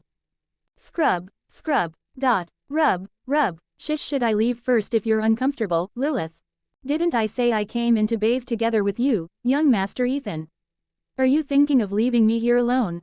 Sorry, what kind of exclusive maid would drive out the master who entered first and take over the main bath, anyway?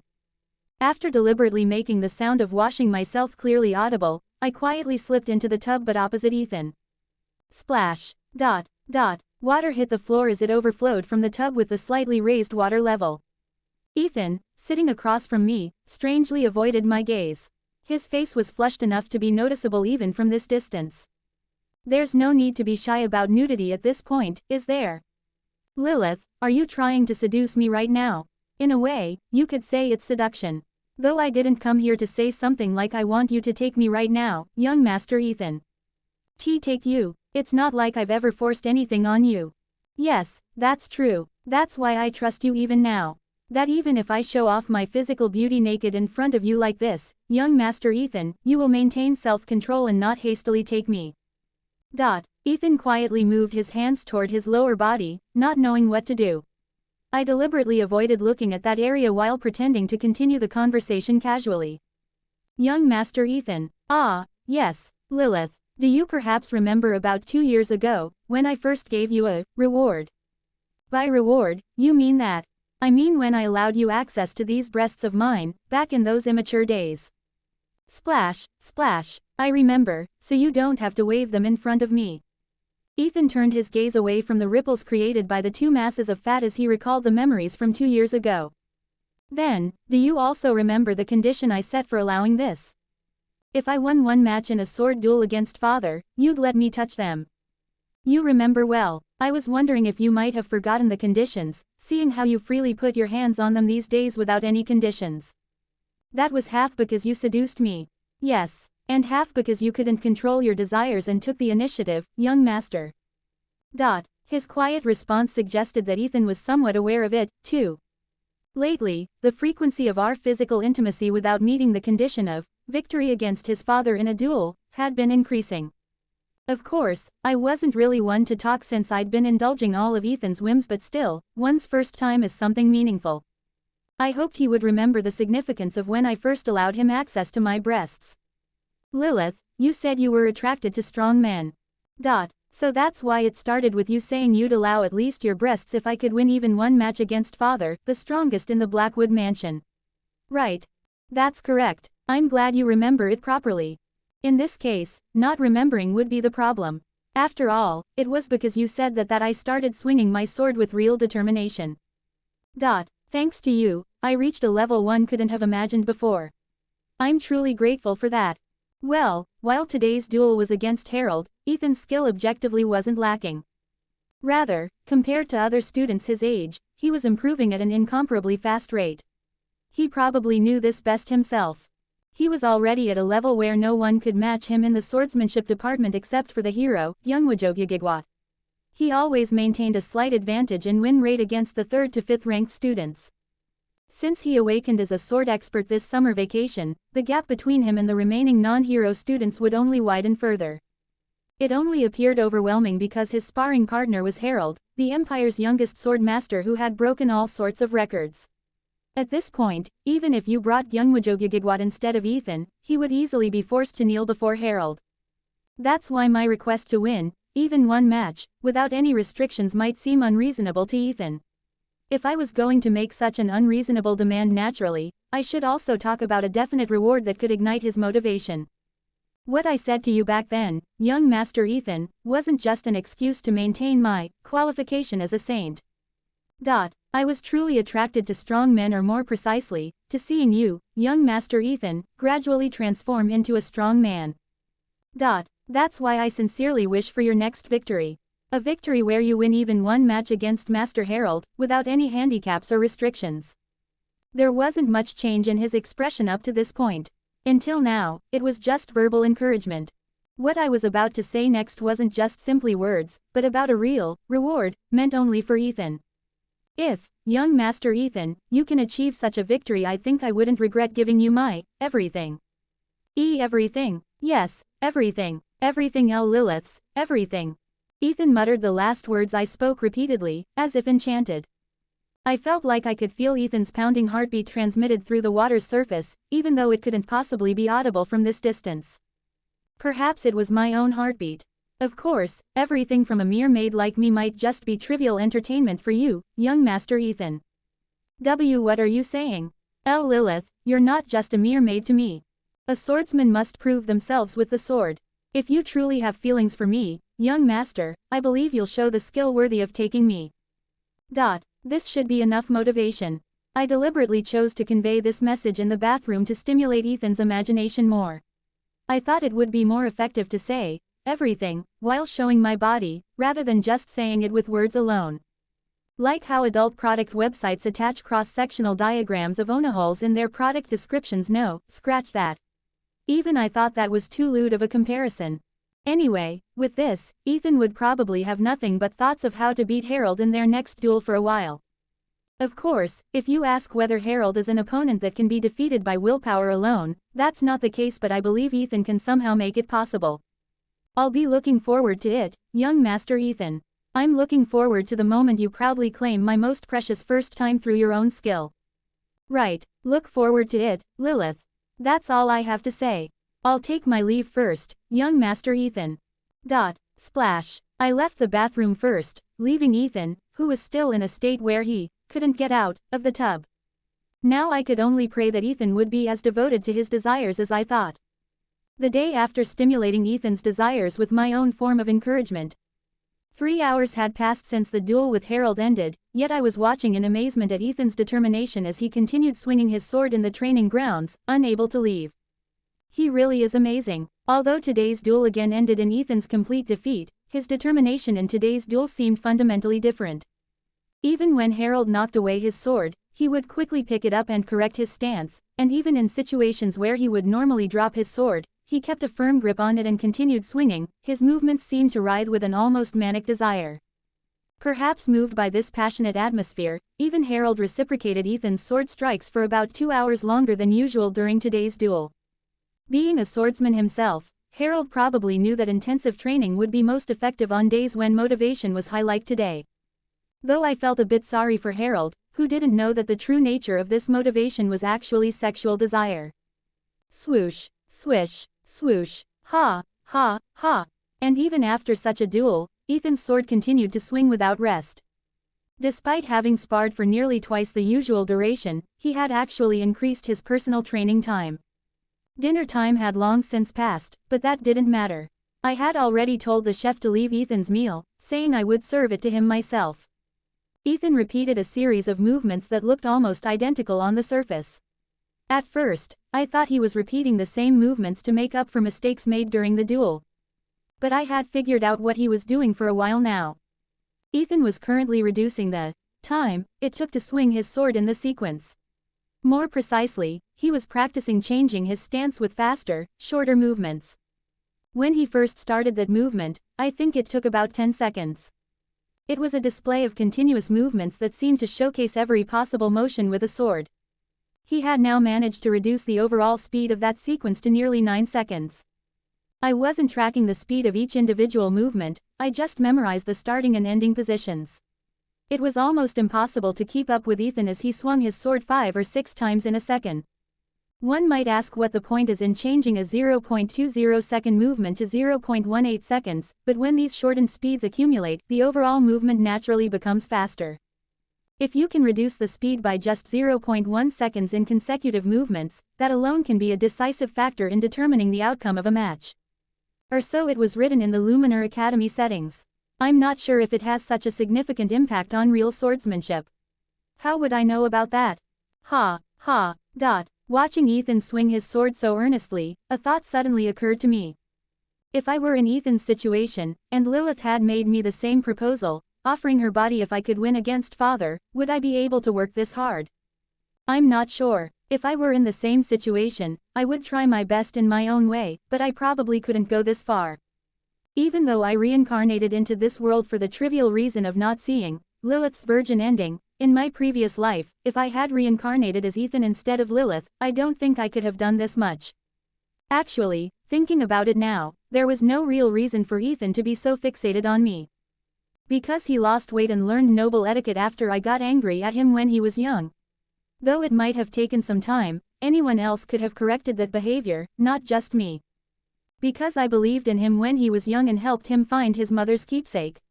Whatever value Thanasia's necklace held in Ethan's mind, he had already saved my life nearly 3 times, so if anything, I was the one indebted to him.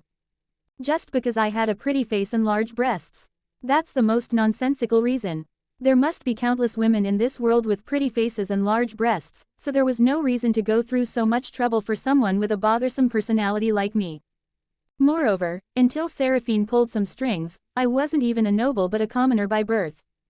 If he lowered his standards to that of a commoner level, there must be at least 1 or 2 women in the Blackwood estate with a figure like mine. Just recently, Lara from the Witch's Forest had a similar build except for height. Though in terms of face, that's a matter of personal preference, and I probably look prettier in Ethan's eyes. Anyway, seeing him work so hard to claim me despite not needing to put in such effort. Honestly, at this point, I didn't really care whether Ethan won or lost against Harold. I was already somewhat moved by the fact that Ethan was taking our relationship seriously and working so hard. I've never really thought about marriage in this world, but lately, I often found myself thinking that if it were with Ethan, I wouldn't mind. However, I quickly shook my head and gave up on the idea, knowing it could never actually happen. Unless it was the hero, who was free from status concerns and didn't care whether someone was a princess or a commoner, the relationship between Ethan and me was impossible for various reasons. Ethan, the only son of the Blackwood ducal family, couldn't waste his marriage on a maid of commoner birth. Even if I swallowed my pride and entered as a concubine, I wouldn't be able to have the married life I wanted due to various pressures between the Leal wife and her family. Before it came to that, having a playful relationship before parting ways would be the best future for both Ethan and me. So well, at this level, it should be okay to act according to my desires at this level. At most, 2.5 years. Until our graduation from the academy, it seemed okay to live in this pleasant dream. The next day. In the same training grounds as always, Ethan and Harold crossed swords for hours again today. A fierce exchange of attacks and defenses, using strikes several times per second that ordinary people could barely follow with their eyes. Such exchanges continued for hours between Ethan and Harold's swords. It was the kind of duel that made one's chest burn just from watching. Even the mansion's priest and head butler Didmeyer held their breath as they focused on the swordsmanship of the two. Though their fighting styles were the same as usual, their attacking speed was different, and though they exchanged blows in the same pattern as usual, the way they were pushed back was different. Everyone present must have quietly noticed in their hearts. Perhaps, today might be the day Ethan could defeat Harold in a true duel between swordsmen. The two had already exchanged dozens of attacks and defenses just today. Both Ethan and Harold were exhausted to their limits. Between the two, Harold was probably more tired. In a duel that wasn't a literal fight to the death, when both sides were of similar skill, the one who consumed more stamina was usually the winning side. Having won all the previous fights against Ethan by the slimmest margin, even a sword master like Harold had his limits when it came to stamina in a serious duel. Just one match is enough. Even if there were dozens or hundreds of defeats before, winning just one match would be enough. The condition only required winning a single match, not a true victory as swordsman against swordsman. For this moment, that alone was enough. Several minutes passed since the two began tracing a different pattern with their swords than usual. In the moment just before the final duel ended, the one who first brought their blade to the opponent's neck was not Harold, but Ethan. Ha, ha, ha. Hoo, father. Yes, Ethan. Did I just win a match against you, father? Yes, I have to acknowledge it. Thud. As soon as he heard Harold's answer, Ethan put down his sword and collapsed face first onto the floor. Even Harold, perhaps due to fatigue, quietly caught his breath while standing in place, unable to move carelessly. To think I'd lose a match to an expert, even if he is my son. Perhaps it's time I put down my title of sword master. Yet seeing the strange smile on his lips, it seemed Harold wasn't entirely unhappy about this defeat. Even though it was a duel that had been drawn into a battle of stamina, for a moment, Ethan had defeated Harold. Of course, he would be happy. Breaking through an insurmountable wall is only difficult the first time, it tends to become relatively easier from the second time onward. Ethan would probably grow even further using today's experience as a stepping stone. No parent who properly fulfilled their role would dislike seeing their child's sincere achievement. If you put down your title of sword master, my lord, there probably won't be anyone in the empire who could be called a sword master. Still, a loss is a loss. Help me up, Didmeyer. I'm so exhausted for the first time in a while that I don't think I can walk on my own 2 feet. Understood, my lord. Watching Harold leave while leaning on the butler's shoulder gave me strange feelings. It was probably the first time I'd seen Harold, who always appeared in the game with ridiculous stamina and combat power, looking so exhausted and on the verge of collapse. Of course, Ethan, who had defeated that monster like Harold, was lying collapsed on the floor, unable to move even a finger. Well done, young Master Ethan. Thanks, Lilith. You were truly magnificent, so much so that I wouldn't regret giving you my everything. Ha, ha ha, shall I help support you? Or since you look like you can't move a finger, should I carry you like a princess? I can get up on my own after resting a bit, so you don't need to go that far. Ethan looked up at the sky while shaking his head with a laugh at my joke. His expression was so refreshing and relieved that it made my heart flutter just looking at it. It took another hour after the duel with Harold before Ethan could get up from his position. That meant a significant amount of momentary fatigue had accumulated in Ethan's body. It was a natural result, considering he had been swinging his sword at a similar speed to a sword master for nearly 2 hours. Well, he was pretty cool, anyway. At the very least, Ethan had earned a passing grade in my heart just for not giving up, thinking that as a sword expert, he couldn't face a sword master. He was really cool for holding out until the end and finally winning a no-handicap match against a sword master. If I were an ordinary woman, I might have thrown myself at Ethan like some naive country girl right after the duel ended. Of course, being someone who knew restraint, I didn't thrust myself at him so vulgarly. I just sat quietly next to Ethan as he lay on the floor, waiting for his body to recover enough to get up. How does it feel to achieve your first victory against the master, young Master Ethan? Well, to be honest, I'm not sure. Pardon, strictly speaking, this wasn't a complete victory. I barely won one match after intentionally wearing down Father's stamina, but I didn't really defeat Father's swordsmanship. I don't think the details are that important, young Master Ethan. Either way, the clear result is that you won one match against Master Harold, isn't it? I suppose so. Or perhaps you're indirectly refusing because you're not satisfied with the reward I promised. No, there's no way. Fortunately, it seemed he still remembered my promise to give him my everything. After all, Ethan had crossed swords with Harold this far to fulfill that desire. Lilith, I clearly remember your words that you'd give me everything if I won even one match against Father. Yes, I'm glad you remember so well. Hearing these words from Ethan's mouth made it suddenly feel real. The moment when I would give my virginity to Ethan was not far off. At this point, I couldn't run away even if I wanted to, and I had no intention of running anyway. Having Ethan take my first time was something I wished for as well. You said it clearly with your own mouth, Lilith. You wouldn't regret giving me your everything after I won my next match against Father. That's right, young Master Ethan. I heard that the first time can be a bit difficult for women, but I won't go easy on you even if you say it hurts. I've been prepared for that since the first time I saw your thing, so it doesn't matter, young Master Ethan. Right, when I calmly said I understood, Ethan actually showed a somewhat apologetic expression. Naturally, I had no intention of making Ethan feel indebted over something like this. Considering the effort Ethan had put in until now and what he had achieved, I would have to accept any request he made of me. Although we couldn't call Ethan a sword master since it was just a temporary victory, there weren't many people who could defeat a sword master going all out even once as a sword expert, so he had reason to be proud. So, young Master Ethan. Yes, when do you plan to properly take me? You've earned the right to take me through today's duel. This means you can demand your reward for today's duel from me whenever and wherever you want. Alright, for your reference, I'm ready anytime. I wouldn't mind even if you said you wanted to take me tonight. If you can't wait until then, we could even do it right now in the main bath. Wait, Lilith, I understand you're excited, but could you calm down for a moment? I'm particularly excited, young master.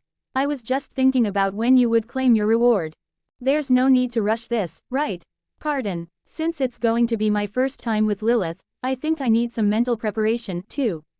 And if we did it right now, I think I might be a bit lacking in stamina. Well, that makes sense.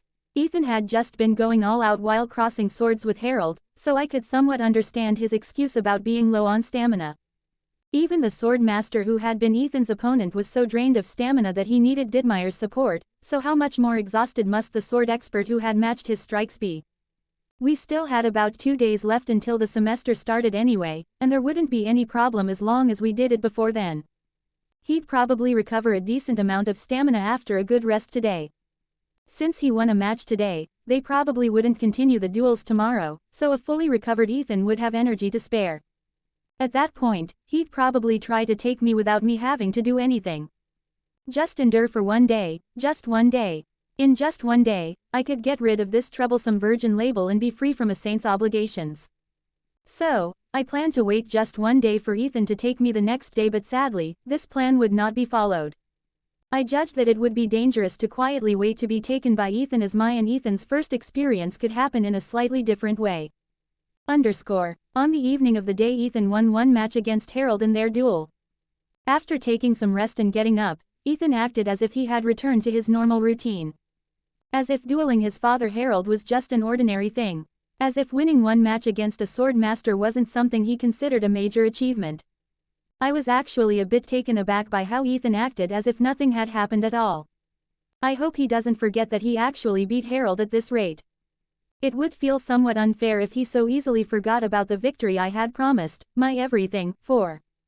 Of course, given Ethan's obsessive personality, it would be nonsensical to think he'd forget anything about me. If I keep bringing it up, Ethan might start seeing me as some lewd maid.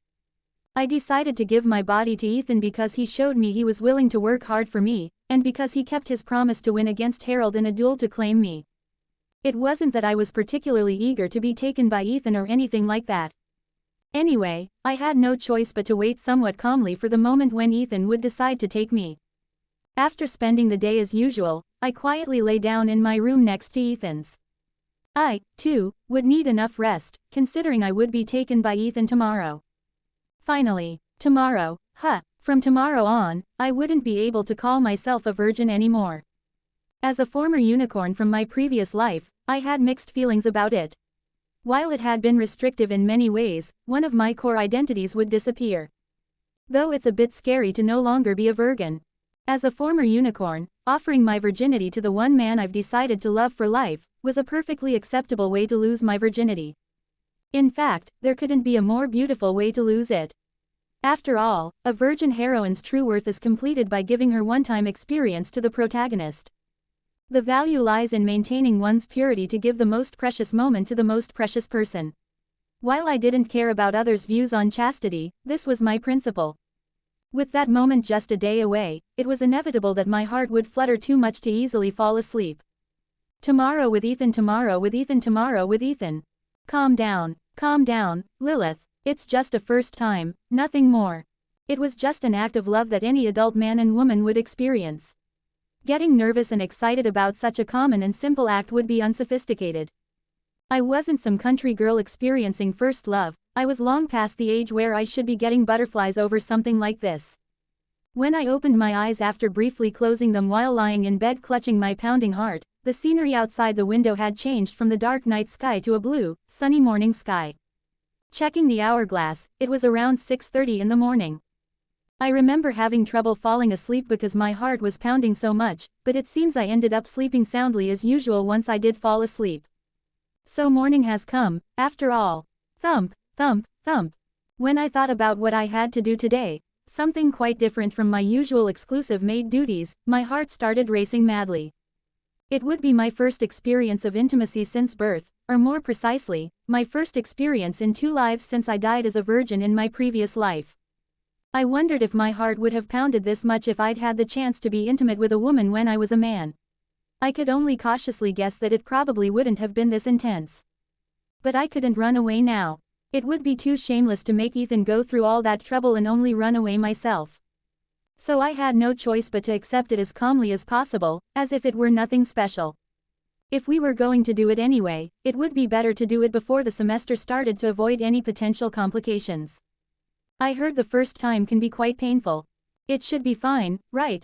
After all, my partner is Ethan. While they say breaking the hymen hurts, that mainly occurs when proper foreplay isn't done. It shouldn't apply to Ethan and me, who had already shared dozens of intimate moments with foreplay alone. If we took enough time to prepare, it probably wouldn't hurt that much. Probably.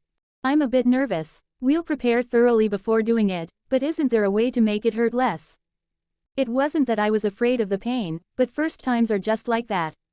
Wanting to make it a good memory is an instinct shared by women worldwide. And the size of Ethan's thing was also somewhat concerning. No matter how well we prepared, something that size entered my body couldn't possibly be painless. What if I took the initiative instead? Wouldn't it be better if I were the one in control than be led by him? If I could move on my own, the situation might be a bit better. At least I wouldn't have to endure continued thrusting while in pain. Having reached this conclusion in my mind, I quickly got up from bed and changed into my maid uniform. As they say, strike while the iron is hot, it's better to do these things quickly once you've made up your mind. The same morning, in Ethan's bedroom.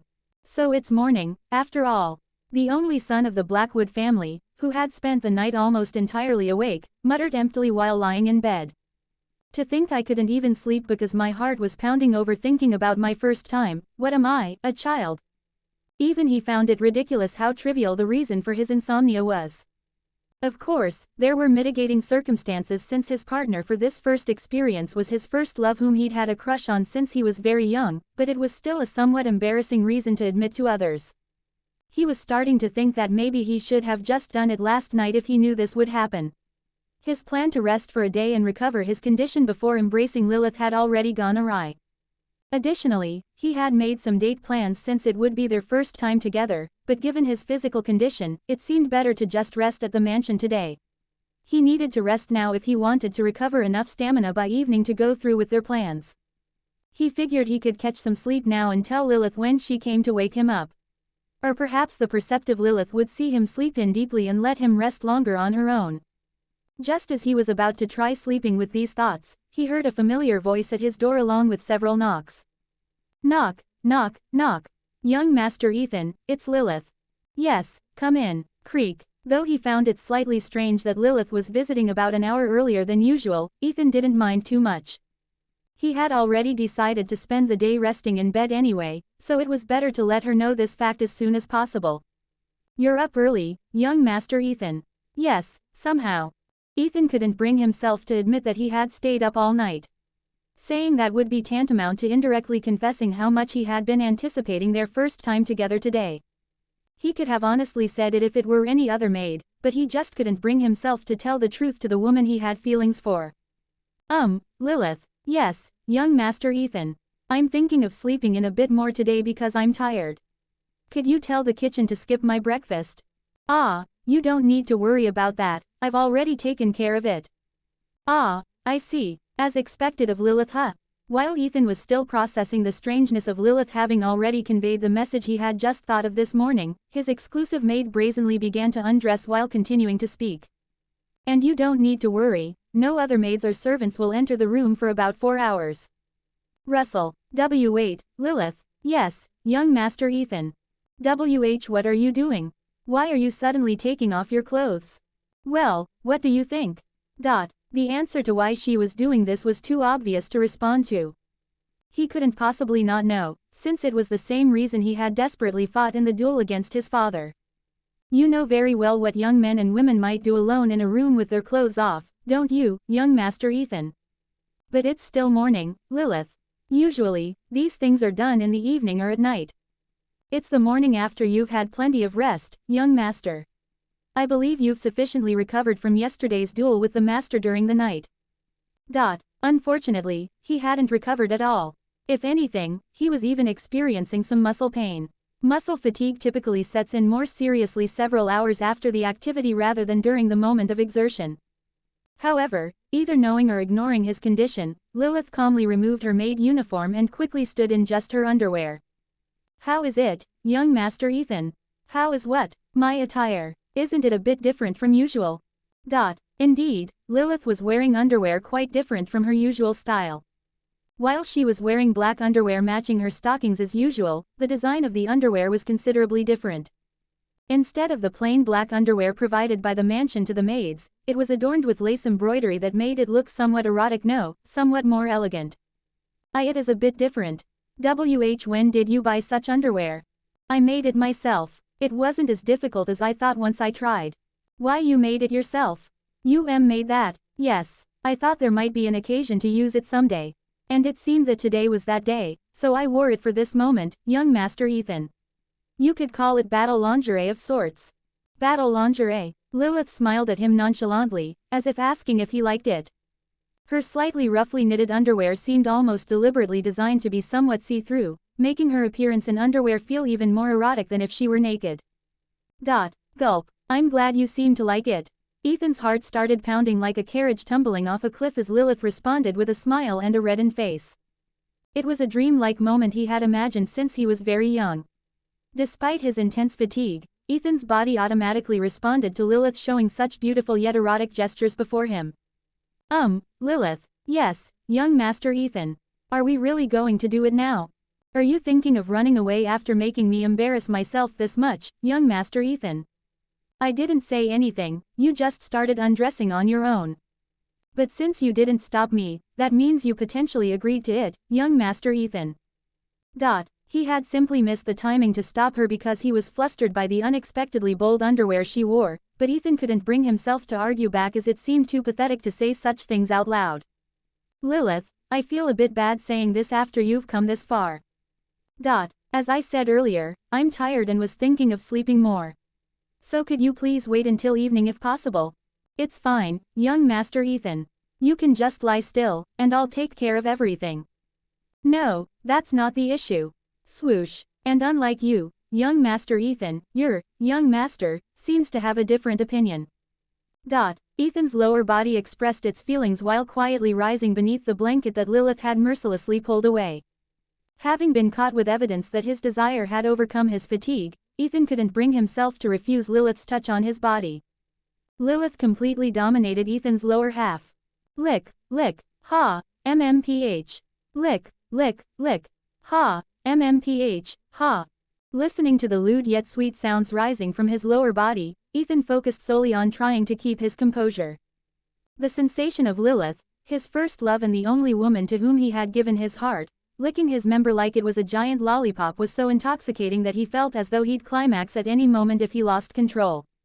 She had not only undressed him but was now completely naked herself, lying prone over his lower body as she licked his cock. The wet sensation of her tongue, combined with her soft breasts enveloping him and sliding up and down, made it nearly impossible to hold back. I've had her use her mouth on me a few times before. Today, though, the sensation of Lilith licking his cock was especially hard to endure. Was it because he couldn't help but imagine what would come next? And unlike usual, her breasts were pressed against the base of his shaft, subtly stimulating his lower body in a way she'd never done before. Slurp, Lilith. How much longer are you just going to suck? A moment ago, you were acting like you were about to pounce on me. MMPH. Could you take it out of your mouth and then talk, maybe? Ethan was struggling to understand her muffled words and endure the flickering movements of her tongue around his shaft. Lilith finally pulled his cock out of her mouth and spoke again. Young Master Ethan, you'll need to release once before we decide whether to put it in. Did you seriously think you were just going to shove something of this ridiculous size into my body right away? I mean, no matter how much I try, putting something like this in without any preparation would be overwhelming. So is that why you've been sucking so intently? Yes, that's correct. Now, if you'll excuse me, I'll continue.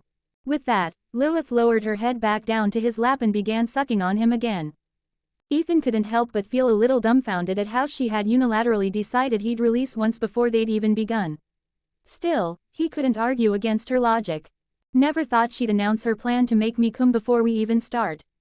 Even though Ethan was already feeling quite exhausted, Lilith was pushing for something so demanding that he couldn't bring himself to say no. As a man, it would be hard for him to refuse her, especially with their first time. He wasn't sure if he'd still be awake and coherent after releasing twice, but Ethan resolved to grant Lilith's wishes for now. Alright, Lilith, MMPH, before I put it in like you want, I'll release once. But could you swallow everything for me? If you really don't want to, I won't force you. But it'd make me really happy if you did. Slurp. After hearing his request, Lilith pouted briefly but then resumed sucking on him. Her ambiguous reaction left Ethan unsure whether she had agreed or not. For now, he chose to quietly enjoy the sensation of Lilith's devoted attention to his member as she licked him with care. For a while, only the quiet sounds of her blowjob filled Ethan's room. Then, when the first release left his body, Lilith kept her lips wrapped around him, silently accepting everything. MMPPH. MMMPH. MMH. Lilith let out faint, muffled moans of discomfort as the thick liquid continued to fill her mouth. She pressed her lips tightly together, determined not to let anything escape. Ethan felt a slight pang of guilt as he watched her struggle. Yet at the same time, he was deeply moved by the sight of her making such an effort to fulfill his request. HMPH, gulp, ha, ha, ha. Are you okay, Lilith? At Ethan's concerned question, Lilith furrowed her brows tightly and replied. To be honest, it was awful. Did you hate it that much? Do you have any idea how unpleasant it is to swallow something so fishy and foul-smelling all the way down my throat? And to make matters worse, your seed is so thick it clings to my throat. I'm sorry, Lilith. I didn't think you'd dislike it that much. I'm only doing it because it's you, young Master Ethan. So please, if you ever end up being intimate with another woman, don't make such a request to her. Okay, I'll keep that in mind. Of course, the thought of being with any other woman was something that Ethan knew would never happen. Quietly swallowing the plan he had been secretly preparing, Ethan simply nodded. In any case, based on what Lilith had just said, it seemed she was implying that she'd continue to grant his request in the future. So, thoughts about other women didn't matter much to him anyway. Think of what happens when the roles are reversed, young Master Ethan. If I were to order you to lick my womanhood, and then ask you to swallow all of the juices, the fluids I release when I climax, wouldn't you refuse? If it's me doing it for you, I wouldn't mind at all. What, if it's something that comes from your body, Lilith, I'd love it. In fact, if you'd like, I could swallow it all next time. Don't say something so absurd. I'll pretend I didn't hear that. Ethan couldn't help but find Lilith utterly adorable as she turned crimson and shook her head frantically at the idea of him swallowing her release. If the chance comes for us to play the snake tail biting or clam soup licking games again, I'll make sure to try it, Ethan thought. He wanted to see the embarrassed expression she'd make if she were on the receiving end of such a vulgar act. In the meantime, Lilith grasped Ethan's slightly softened, though still formidable, cock and shifted her body on the bed. She lifted one leg slightly, aligning his member with her entrance as she panted heavily. Tease. Ha, ha, ha. Lilith carefully positioned the head of his cock against her opening, preparing herself for insertion. Just the sensation of her folds pressing against him was enough to make Ethan feel an electrifying, ticklish pleasure that he had never experienced before. From as far back as his childhood, or, more accurately, since the day Lilith first let him touch her breasts, this moment had been something he had imagined countless times. Standing on the threshold of his first time, the pounding excitement in Ethan's heart was nearly uncontrollable. Tease. MMMNGH, ah. Tease, tease, ah. NGHH, ha. The narrow, slightly resistant opening that the head of his cock was pressing against. Ethan already knew exactly what it was. Thanks to Lilith's candid conversation with him in the secluded palace, she had openly shared that her hymen was still intact. That narrow barrier, unbroken by any man, was the last defense keeping him from fully entering her body. Ethan knew that with even the slightest movement downward, his cock would tear through her virginity, penetrating her completely. If he wanted to, he could easily thrust upward and claim her in that moment. But he didn't want to force her or cause unnecessary pain, especially when Lilith was already showing signs of struggle.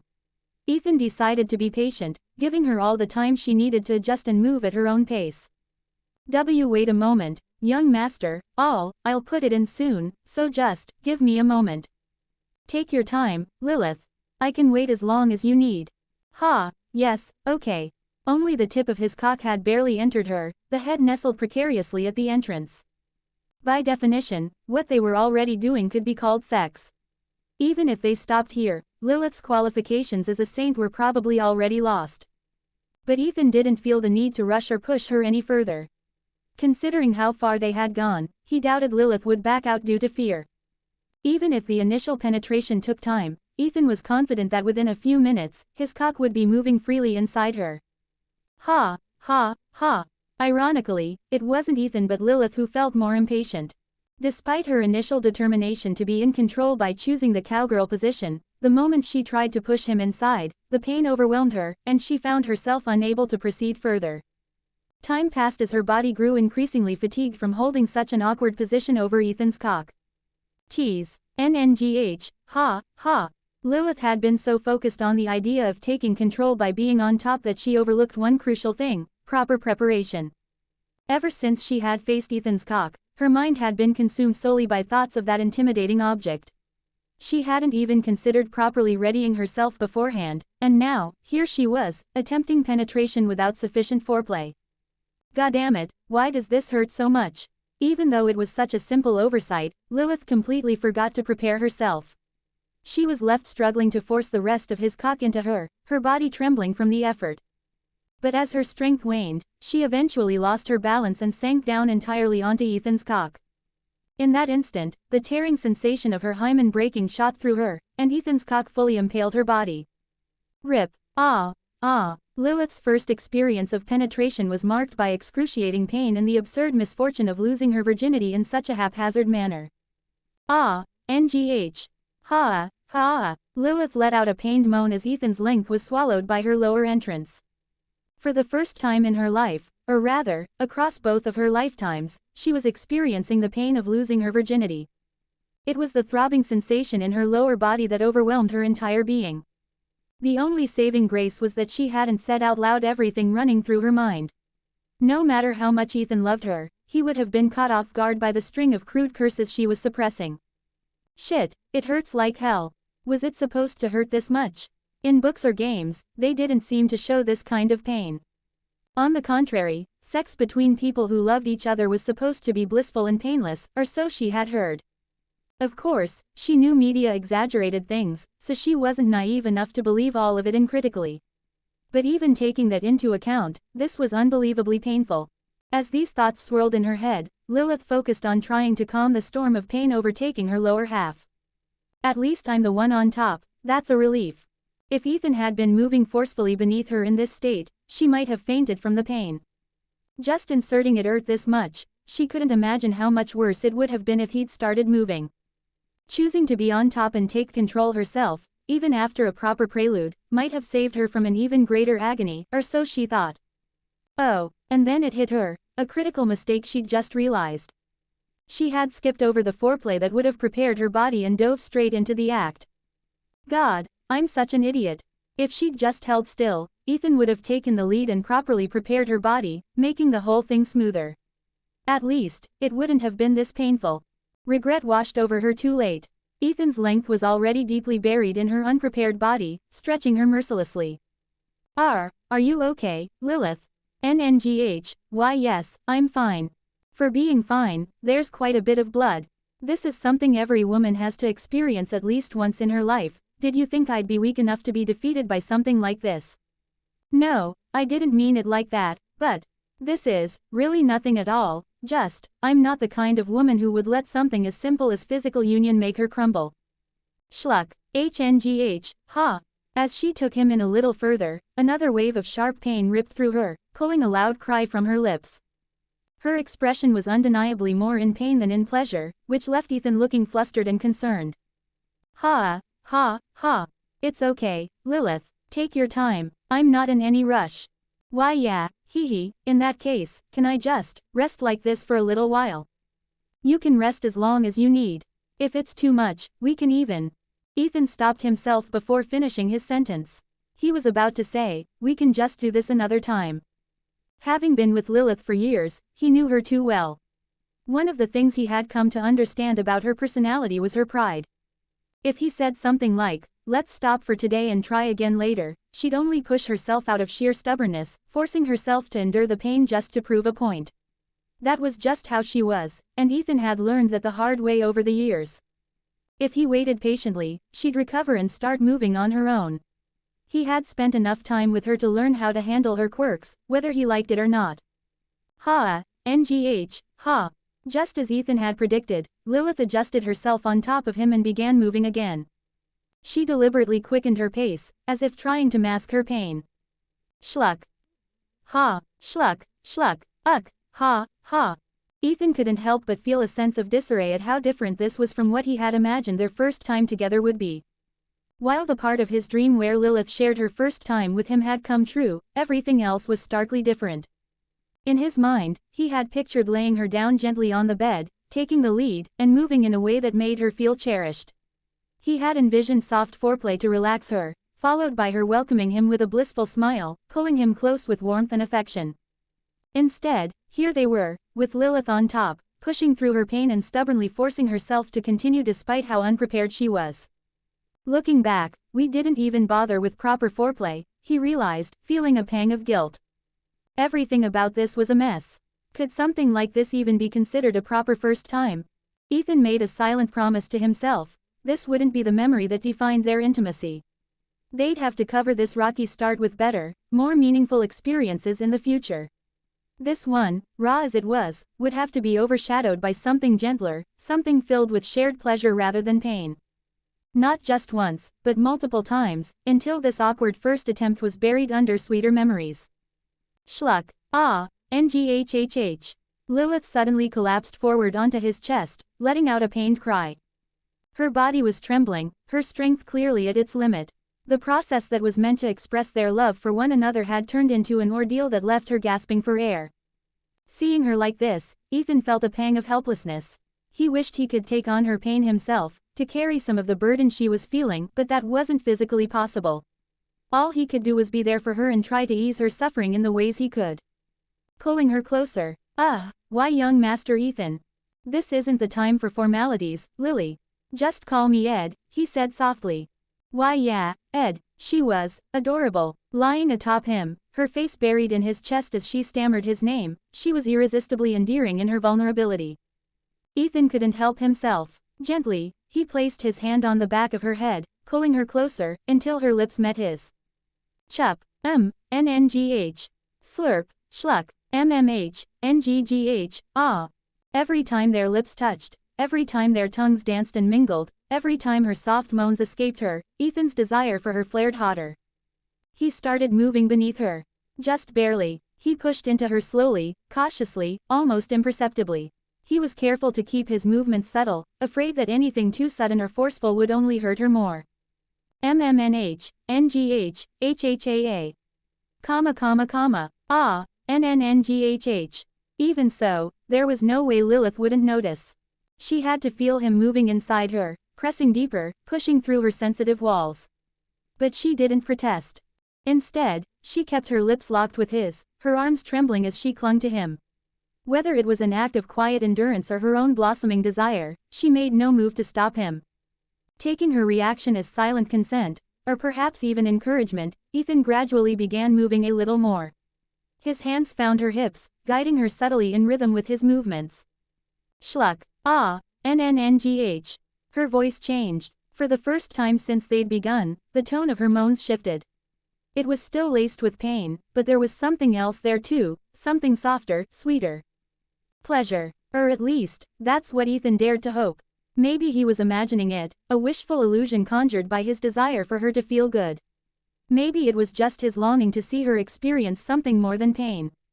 Even so, he clung to that hope. Taking it as a sign he was doing something right, he kept his pace steady, his movements gentle and deliberate. Slow enough not to hurt, yet persistent enough to keep them both aware of each other's presence, their connection.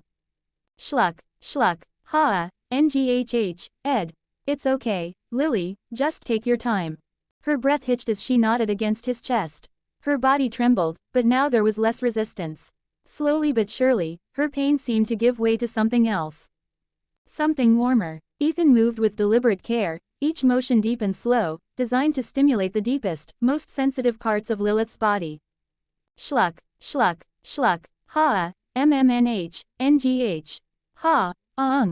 Lilith's moans gradually changed in tone. What had begun as sharp cries of discomfort transformed into softer, more sensual sounds, not unlike the noises she made when he'd teased her breasts during their past intimate moments. How long had they been like this, locked together in a slow rhythm, lips meeting and parting as their breaths intertwined? Ethan wasn't sure. 15 minutes, maybe more. All he knew was the rising heat cooling in his lower body, an inevitable tension building as his movements continued. Should I finish inside? It was a simple thought, but one that brought hesitation. Given their relationship, it felt almost absurd to worry about asking her permission. Yet, Ethan didn't want to risk doing anything that might upset or inconvenience Lilith, no matter how small. He knew the risks, Pregnancy wasn't guaranteed, of course, but if it did happen, I might disrupt her life in the academy, her studies, and her goals. And if that happened, he knew she'd carry resentment, and he couldn't bear the thought of being the cause of such regret. Breaking their kiss, Ethan met Lilith's gaze, his question lingering in his expression even as his lips remained silent. Lilith, still panting softly, was the first to break the silence. It's okay. You can finish inside. Really? Why yeah, we can use clean later. That should work as contraception too. Oh, it was so obvious. How could he have forgotten something so basic? Apparently, having Lilith like this, vulnerable and beautiful, had turned him into a complete fool. And, well, she added, her voice dropping to an almost inaudible murmur. I wouldn't really mind if it happened.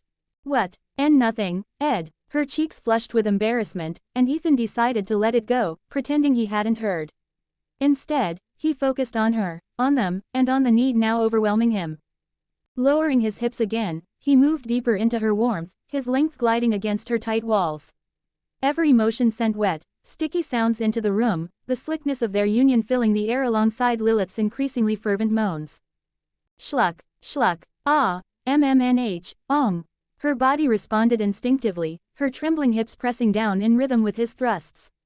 Their pace remained slow but purposeful, each movement drawing them closer to an inevitable climax. Ethan could feel it now, the pressure coiling tighter at the base of his spine, ready to snap. His movements grew slightly more insistent, his hands guiding her hips to meet his. Finally, the moment arrived. Throb, throb, splurch, splurch. Thick, hot liquid spilled into her, coating her deepest walls and filling her completely. Oh. Lilith's back arched as the sensation overwhelmed her, a tremor running through her entire body as she cried out. The warmth that filled her, the sheer intensity of it, sent shudders through her limbs. Ethan pulled her close, his lips finding hers again as he rode out the waves of his release. Their kiss was deep and desperate, their breaths mingling as the room was filled with nothing but the sound of their union and the wet, sticky aftermath of their climax. Splurch, splurch. When it was over, they finally broke apart, their lips parting with a string of saliva connecting them. The same sticky connection mirrored the mess they'd made between their bodies, a tangible reminder of their shared intimacy. Ed. Yeah, Lily, I just wanted to call your name. Her voice was soft, almost shy, as she snuggled closer to him, her arms wrapping around him tightly. Ethan couldn't help but smile, his heart swelling with affection for the woman in his arms. Pulling her closer, he held her tightly, savoring the warmth of her body against his. For hours, they stayed like that, wrapped in each other's arms, letting their shared warmth banish the world outside. After consummating with Ethan, a single exclamation involuntarily escaped my lips as I opened my eyes in his room. My first impression was that the area below my waist felt somewhat sore. Not only the area between my thighs where that thing had entered, but also the inside of my thighs felt tight, and my knees were painful. Now that I was conscious of it, my chest also seemed to ache strangely. Come to think of it, I don't think he even touched my chest today. Well, besides those, what I was most confused by was my embarrassment. Even though it was our first time, I seemed to have babbled so many things that I would never have said if I were in my right mind. Less than did you seriously think you were just going to shove something of this ridiculous size into my body right away? Greater than. Less than I wouldn't really mind if it happened. Greater than. Less than I just wanted to call your name. Greater than. My face burned hot. These words were so cringeworthy that I wondered if I had really said them earlier. This is why people should always be careful with their words. I could have just mechanically moved my hips, but why did I have to get carried away by the mood? Well, on the bright side, at least I had successfully achieved my primary goal, so that was a relief. Looking back, hardly anything went according to plan, but the result was good. Come to think of it, almost all of the plans of Maid in this world were like this. Now that I was finally free from the constraint of chastity, I felt oddly bittersweet. I had finally shed the qualification of a saint, the power that had allowed me to use magic and the constraint that had forced me to maintain my chastity until now. Well, I wouldn't set my heart on any man other than Ethan for the rest of my life, so by my own standards, I was still an honorary virgin, but objectively speaking, I had irreversibly lost my qualification as a saint. With this, finally, only Sarist would remain as the sole saint in this world, as it should be.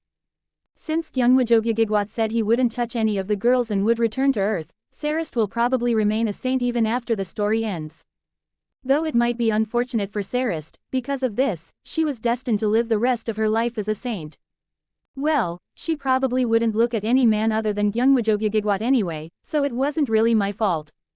She'd be the same as me, as I had never even considered a future where I would lose my virginity to any man other than Ethan. Actually, in my case, it wasn't that only Ethan caught my eye, it just happened to turn out this way. It was simply that the unicorn in me wouldn't allow any man other than Ethan to take it, so I had no choice but to choose him. Having my breasts touched, being seen naked, and doing all sorts of embarrassing things, then having my first time with another man would be something only a complete whore would do. If I were going to do it, I would complete everything from first to home base with one person alone. That was my last pride as a unicorn.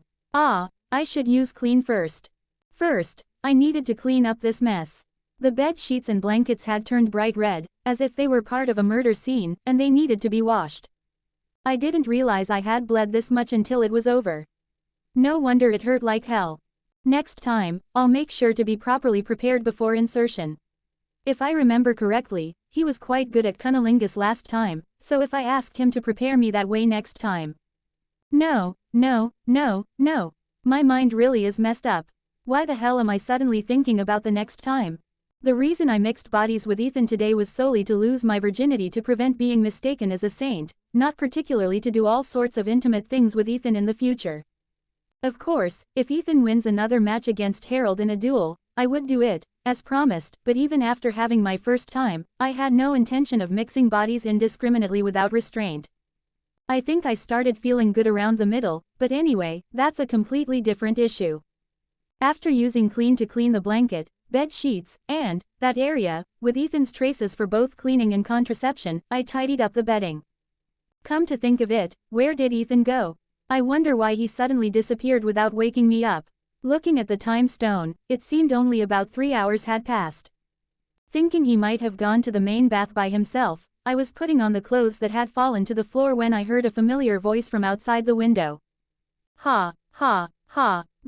Looking down from the window toward the training grounds, Ethan was repeatedly swinging forward with just one wooden sword in hand. The reason Ethan, who usually used dual swords, was training with just one sword was obvious. He wasn't training, it was more like an activity to clear his mind.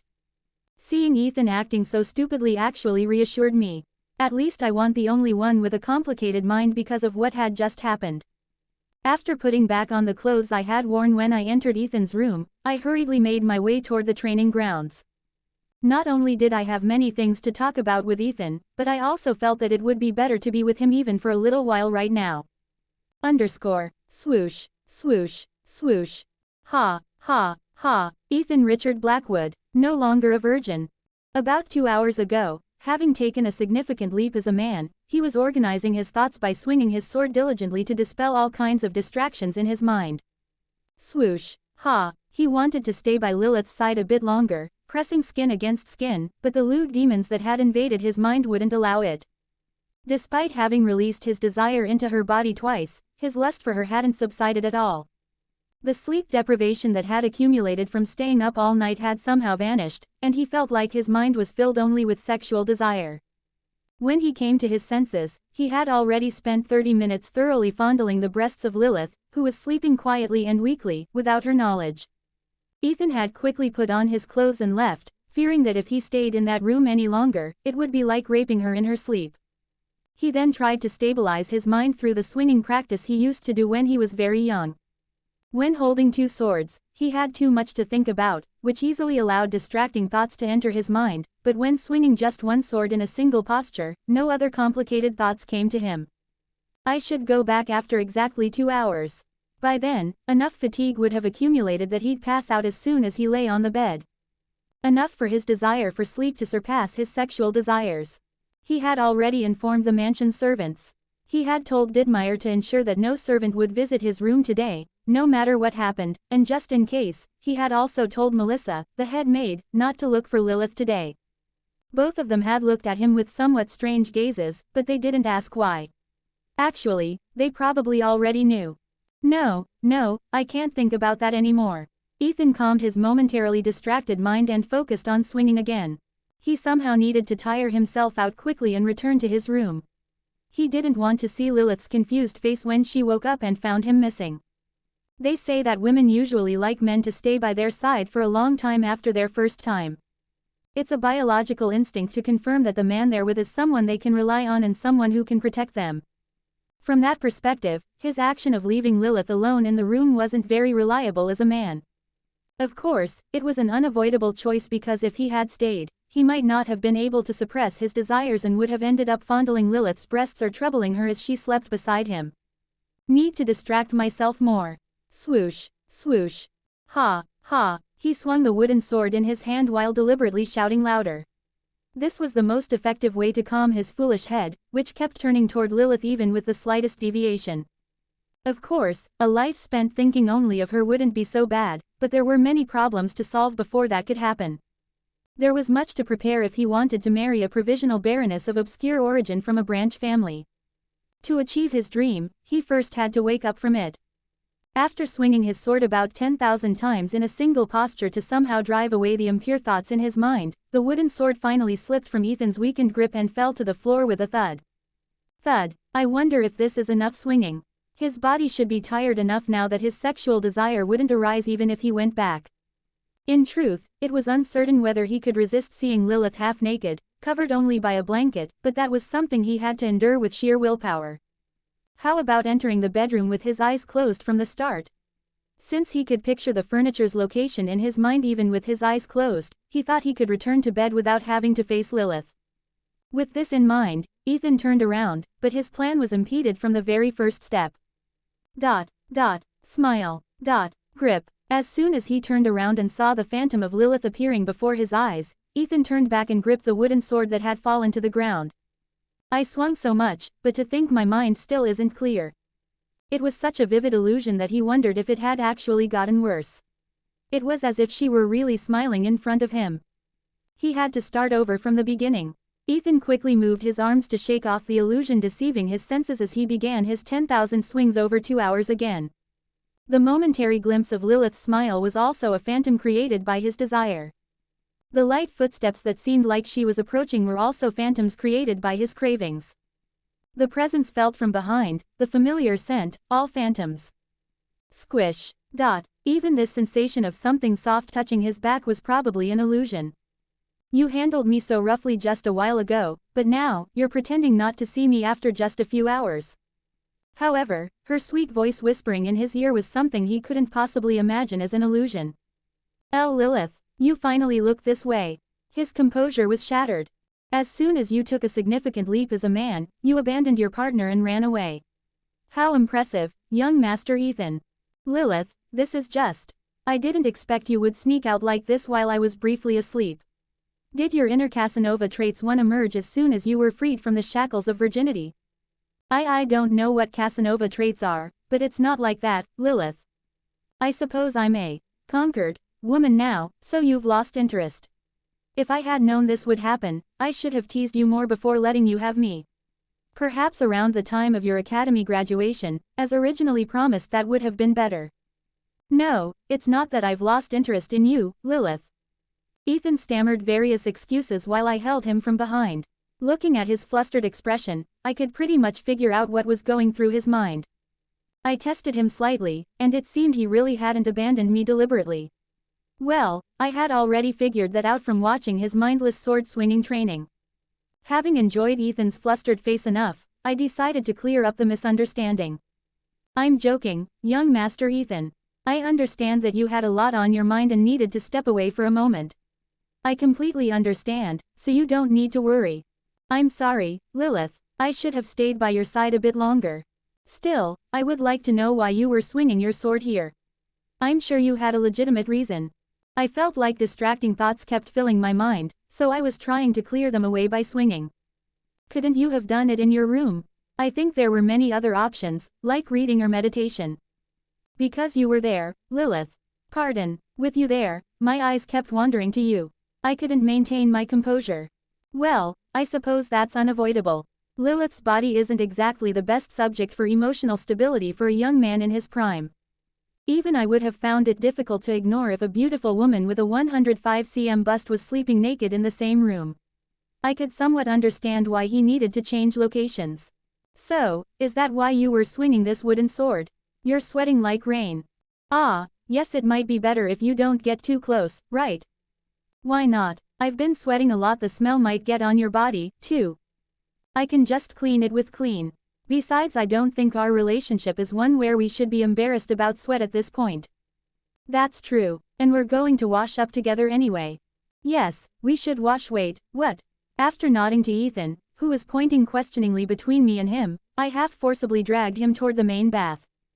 It would be unpleasant to return to the bedroom I had just cleaned with these sweat-soaked clothes. Splash. Ha! After Ethan and I washed our bodies briefly, I leisurely immersed myself in the hot water-filled bath. The warmth that enveloped my body from all sides as soon as I lay in the bath. I felt the strange muscle pain I had gotten from the bed earlier gradually melting away. Why don't you come in too, young Master Ethan? Ah, yes, sure. Splash. Ethan, whose body had just been washed by my hands, carefully dipped his feet into the tub with a slightly embarrassed face. I pretended not to notice his slightly hardened, young master, down below. Somehow, Ethan himself had been acting strangely shy. Somehow, it feels like our positions have been reversed. Normally, after their first time, shouldn't the woman be embarrassed while the man is confident? Why do Ethan and I seem to be the opposite? Judging from the occasional manly behavior he shows, it's not like he doesn't know how to act that way. For me, who thought he looked somewhat cool, no, decent when he took the initiative, this was a bit disappointing. Come to think of it, there was always some issue when Ethan took the initiative. Like the night I returned from a secret outing with Agnes, or when he was jealous thinking there might be something between me and the hero, or after drinking that suspicious tea from the suspicious perfume shop lady. Usually, it was when his feelings toward me became honest due to emotions like jealousy or worry. So this docile Ethan is probably closer to his normal self. Now that kind of emotional reaction will probably decrease relatively. Either way, since Ethan had taken my first time, at least he wouldn't have to worry about someone else taking it. Of course, that doesn't mean a preference for being taken by Ethan would suddenly develop. At the very least, those periodic fits he showed toward Youngwajogigigwat would definitely decrease. He would also realize, to some extent, that he had been overly cautious. I wonder if Ethan won't forcibly take the initiative like before anymore. It's a bit disappointing. No, what am I thinking? It's good if Ethan doesn't take the initiative. What's there to be disappointed about? What kind of crazy thought is this? Maybe it was because it hadn't been long since my first time, but my mind was confused in various ways. Young Master Ethan. Ah, yes, why are you sitting so far away? Sorry, should I come over there? How could I, a mere maid, dare to call for you to come? I'll come to you. Wait, Lilith. Splash. I moved toward Ethan, who was looking at me with a dumbfounded face from across the large bath, and as expected, he became flustered and didn't know where to look as soon as I approached. If he was going to be this flustered, he shouldn't have sat so far away in the first place. First, leaving the bedroom suddenly without me, and now this.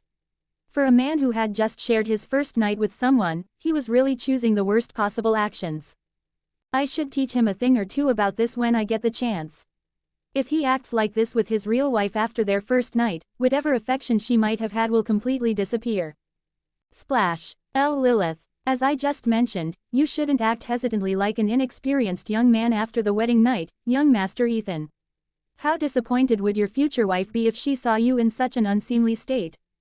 I'm sorry, Lilith. Are you disappointed? I'm fine, young Master Ethan. I already knew you had some awkward aspects to your personality. But it will be a problem when you eventually marry someone other than me. Someone other than. Isn't marriage between nobles a union of families? If you don't cherish your wife, you'll inevitably create conflicts with her family in the future. Conflicts with her family, haha. Ethan looked at me with a detached smile, making me wonder if he was really listening to what I was saying. Come to think of it, Ethan seems to be coming of age, so why haven't there been any engagement announcements? Of course, publicly, I am known as Ethan's fiancé or something similar. After all, the dormitory we use is the marriage-engaged couple's dormitory. But in noble circles, it's a common practice to present a fake fiancé while secretly bringing in another wife. Using fake fiancés like this was a method to prevent indiscriminate courtship requests from other families. It was used to convey messages like, "I'll find a fiancé on my own when the time comes, so don't bother trying," or "I already have a fiancé but can't announce it publicly, so don't interfere." In fact, after Ethan first showed his face at social gatherings, there was a period when he received as many as 10 love letters a day. Marriage proposals from ladies of other families always followed like a tail behind a handsome, capable young nobleman from a good family. After I started acting as Ethan's public fiancé, the number of love letters decreased significantly. Though even now, it feels like about one still arrives each day. While thinking about all this, I wondered what Ethan was preparing, but his answer suggested there was no need for me to worry about it. "Thanks for worrying, but you don't need to be concerned about that part, Lilith." Pardon. Things like the woman being disappointed, or conflicts with her family, you don't need to worry about those things. Ah, I see. So Ethan does have someone in mind, after all.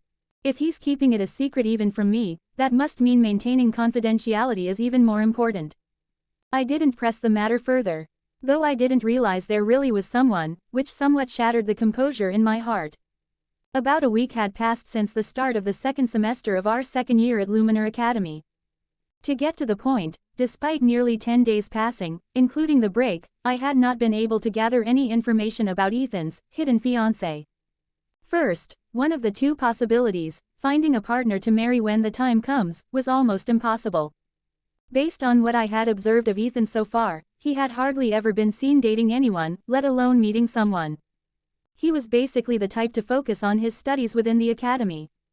Occasionally, he would meet and talk with certain nobles, especially professors or figures whose connections could only be made at the academy, but I always accompanied him on such occasions, so they were quite far from romantic meetings. If you're in the swordsmanship department at Luminar Academy, you must have met my daughter, who's in the same department. Although you're in different years, she's quite famous for her beauty. Well, since I already have a fiancé, I don't pay attention to other women's appearances, so I'm not sure. I see. Well, I suppose that can't be helped then. This was how he would typically avoid answering when someone tried to probe about his fake fiancé. It didn't make sense that he wasn't engaging in any marriage activities, even with a fake fiancé in place. Usually, in this world, the common noble practice was to set up a fake fiancé while secretly maintaining a relationship with an heir from a powerful family. That left the second possibility. The fiancé had already been decided, but it couldn't be publicly announced. In such cases, it usually meant that Ethan's match was either a member of the royal family or a royal from another country. The engagement itself was probably made much earlier. It would have been before Ethan fell into a sleep due to the curse, so it was likely at least 10 years ago. Most likely candidates are roughly 3 people.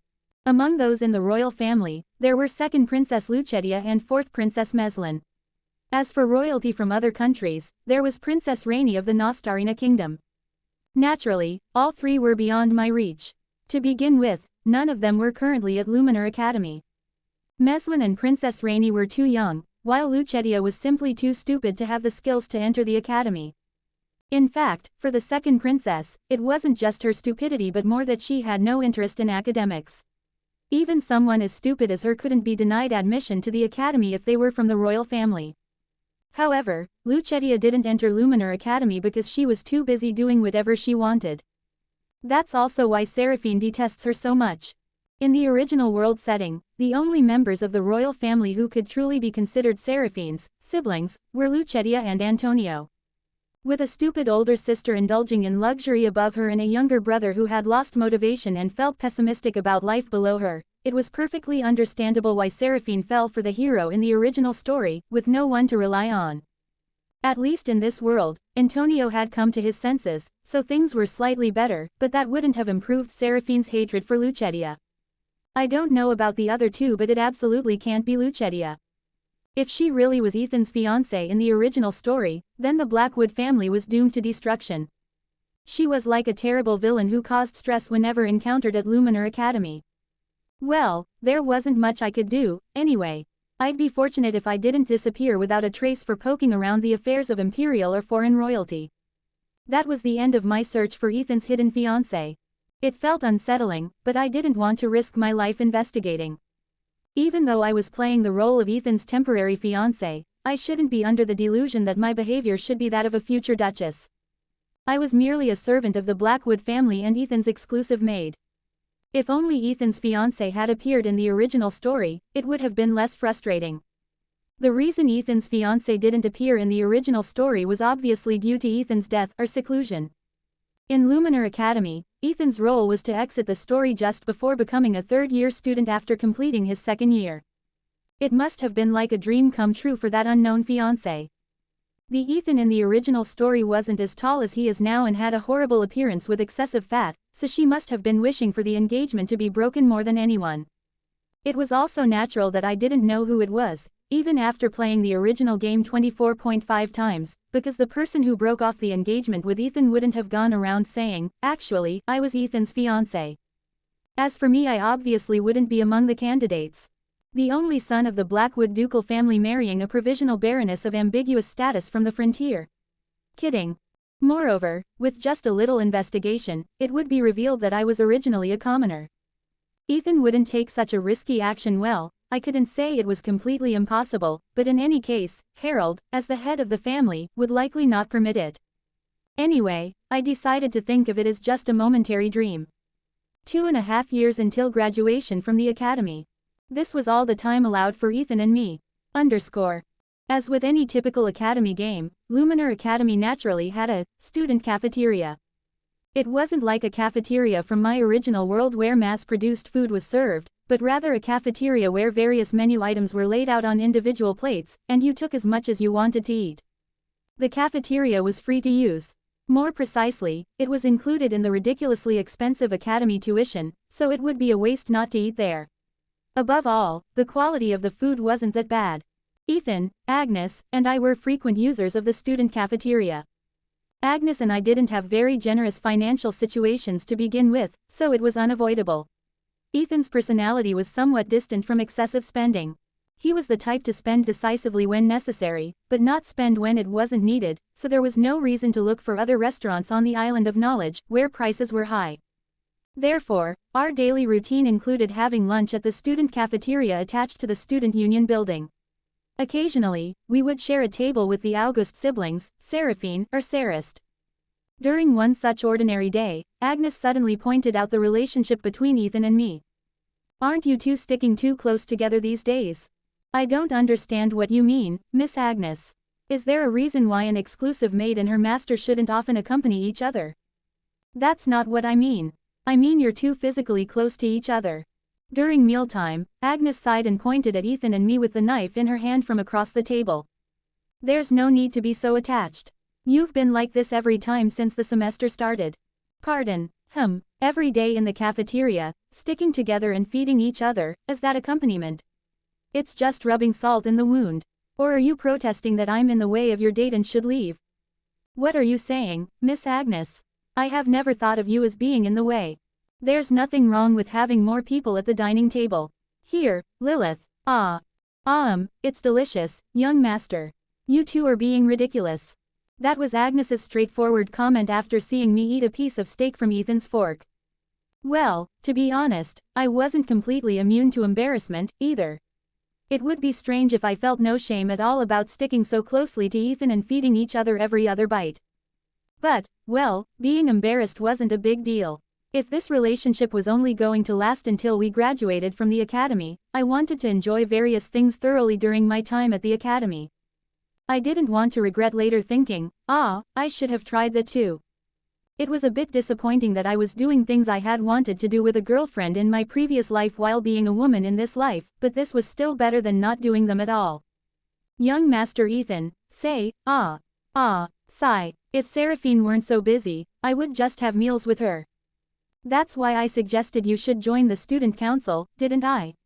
Since the young master and I left, there must be at least 2 vacant positions. I don't have time for that. I'm already busy with research. What do I need the student council for? Well, Agnes would be busy, being Agnes. She was preoccupied with both her studies and personal research on fire magic. In the end, Agnes was in this predicament because she had no one else to eat with besides me. On my end, however, I planned to spend as much time as possible with Ethan during the remaining 2.5 years. To let go without regrets when the time came, I needed to enjoy various things now. Miss Agnes, won't Prince Antonio be entering the academy next year? From then on, you won't need to see the young master and me flaunting our relationship, so please bear with us for just one semester. What are you talking about? He and I are just acquaintances. Even if you're just acquaintances, isn't it fine to have meals together at mealtime? Do you think meals should only be shared with family, friends, or lovers, Miss Agnes? I've lost my appetite, I'm just going to leave. Alright, I'll stop now, so please sit down. Young master, please move away as well. Ah, okay. Seeing Ethan and me instantly move apart as soon as she said she was leaving, Agnes gave us an incredulous look before sinking back down to continue her meal. As I was secretly smiling at Agnes, who had been eating dishes with carrots more frequently since the advice at the campsite. Crash! Our attention was drawn to a small disturbance that occurred in one corner of the student cafeteria. Our three heads turned simultaneously toward the sound of something collapsing loudly in one corner of the cafeteria. It seemed like someone had accidentally spilled their tray. Since such accidents were common in the cafeteria, I was about to turn my head back without paying much attention when a voice I couldn't easily ignore reached my ears. What was that about, Panoman? My head turned again at the voice that was clearly displeased. First of all, it was a familiar voice that I had heard somewhere before, and a familiar voice to me meant it belonged to a character who had at least played a supporting role in Luminar Academy. Ah, sorry, my mistake. Yes, that was by mistake. That didn't seem like a mistake.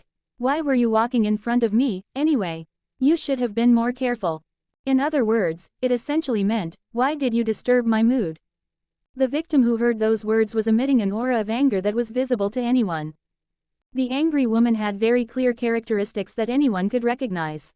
Tall, slender, muscular, with tanned skin, had a brown ponytail, and a ragged academy uniform so torn that it looked like it barely covered the essential parts, like a straw mat. There was only one woman in Luminar Academy who would dress in such a barbaric manner. Barbarian Lilia. Lilia Marasendar anyway, that girl with the long name. There's no need for me to memorize her full name. Everyone just calls her Lilia, anyway. In any case, just looking at her physical attributes, she was not at all inferior to most adult men. Of course, that didn't mean she actually had a macho body with just a woman's face attached. If I had to compare, she was like a female bodybuilder but not too muscular, closer to a slim physique, and her healthy appearance was definitely eye-catching enough for anyone to notice. She now glared at the man in front of her, who had spilled her tray, with anger. Fine, I forgive you. I don't have a hobby of bullying the weak, anyway. Ha, weak, yes, so I'll give you, a weakling, a chance to make up for your mistake. Swish. Lilia extended her arm and held out her hand to the noble young man she was arguing with. Not understanding her intention, the man stared at her palm with a stupid expression. What is this? Are you going to hit me? As expected of a barbarian woman, your true nature wherever you go. Give me your meal ticket. I'll forgive you if you give me that. What? I'll forgive you for disrupting my mealtime because of you. However, since I haven't eaten yet, I have no choice but to take your meal ticket. Ha, as expected of a muscle-brained barbarian, you only say stupid things. Why should I care about your meal? What did you say? Are you like a guard dog that bites without recognizing its master? Haven't you been taught not to bare your teeth at your master? Ah, I remember now. This episode, I had seen it in my previous life while playing the game. Specifically, it was a bonus scene that appeared after Lilia's summer vacation event, Lilia's Land. It was about Lilia, who had gained rightful ownership of her land through victory in a territorial dispute, taking satisfying revenge against the second son of Count Ludens, the northeastern noble who had been tormenting her. So, you're saying you can't give it to me? That's right, hasn't a dog been taught not to bite the hand that feeds it? A dog, I didn't know you've been thinking of me that way all this time. If you're so desperate to eat, you can pick up the bread that's fallen on the floor. Licking food off the ground is the most suitable for stray dogs. The Ludens Count's second son could only speak coherent words up to that point.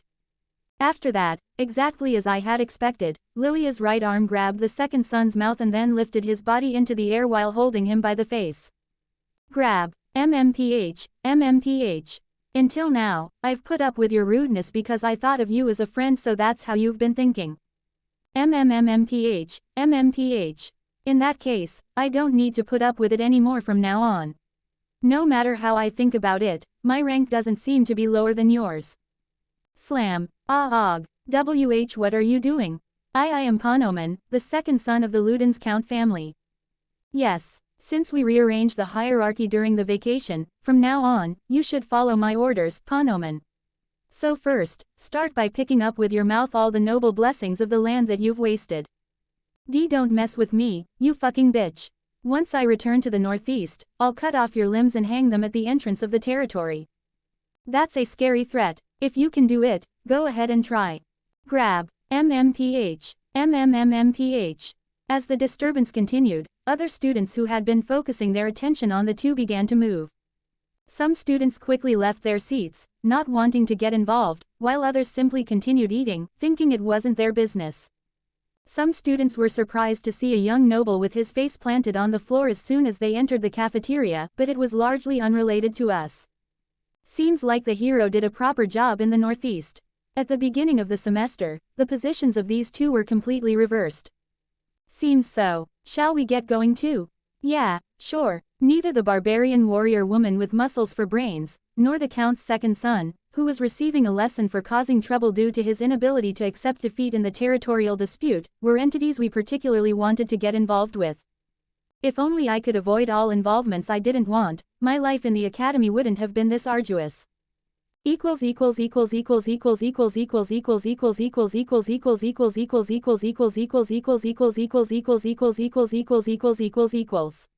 One day, about 4 weeks after the start of the second semester.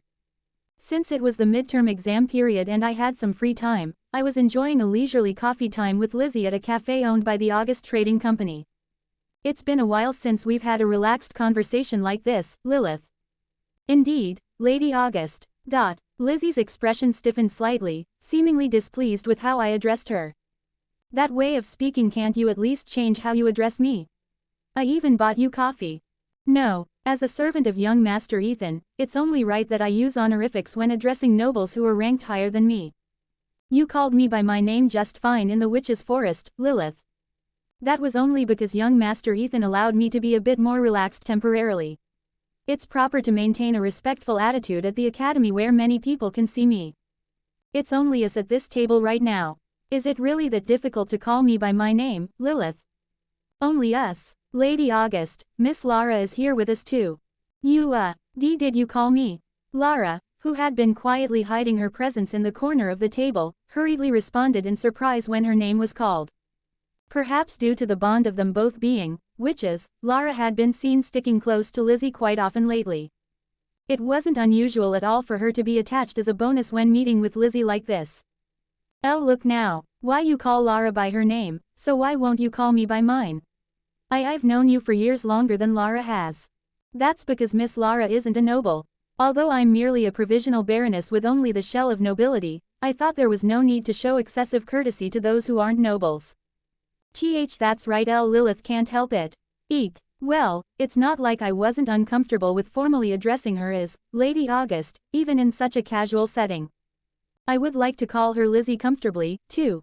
After all, I've known Lizzie for quite some time. Still, it was right to maintain a slight distance just in case.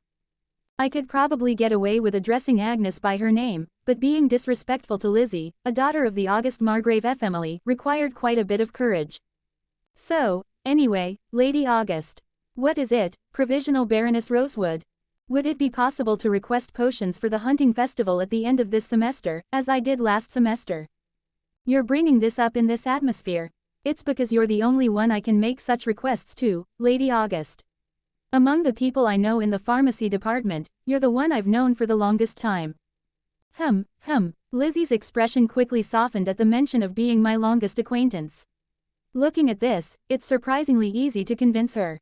Well, if it weren't for me, she'd have been lying under a grave with incense burning, so if Lizzie had any conscience, she would easily grant this much of a request. 100 gold coins. Pardon, I remember it was 5 when I asked you last time.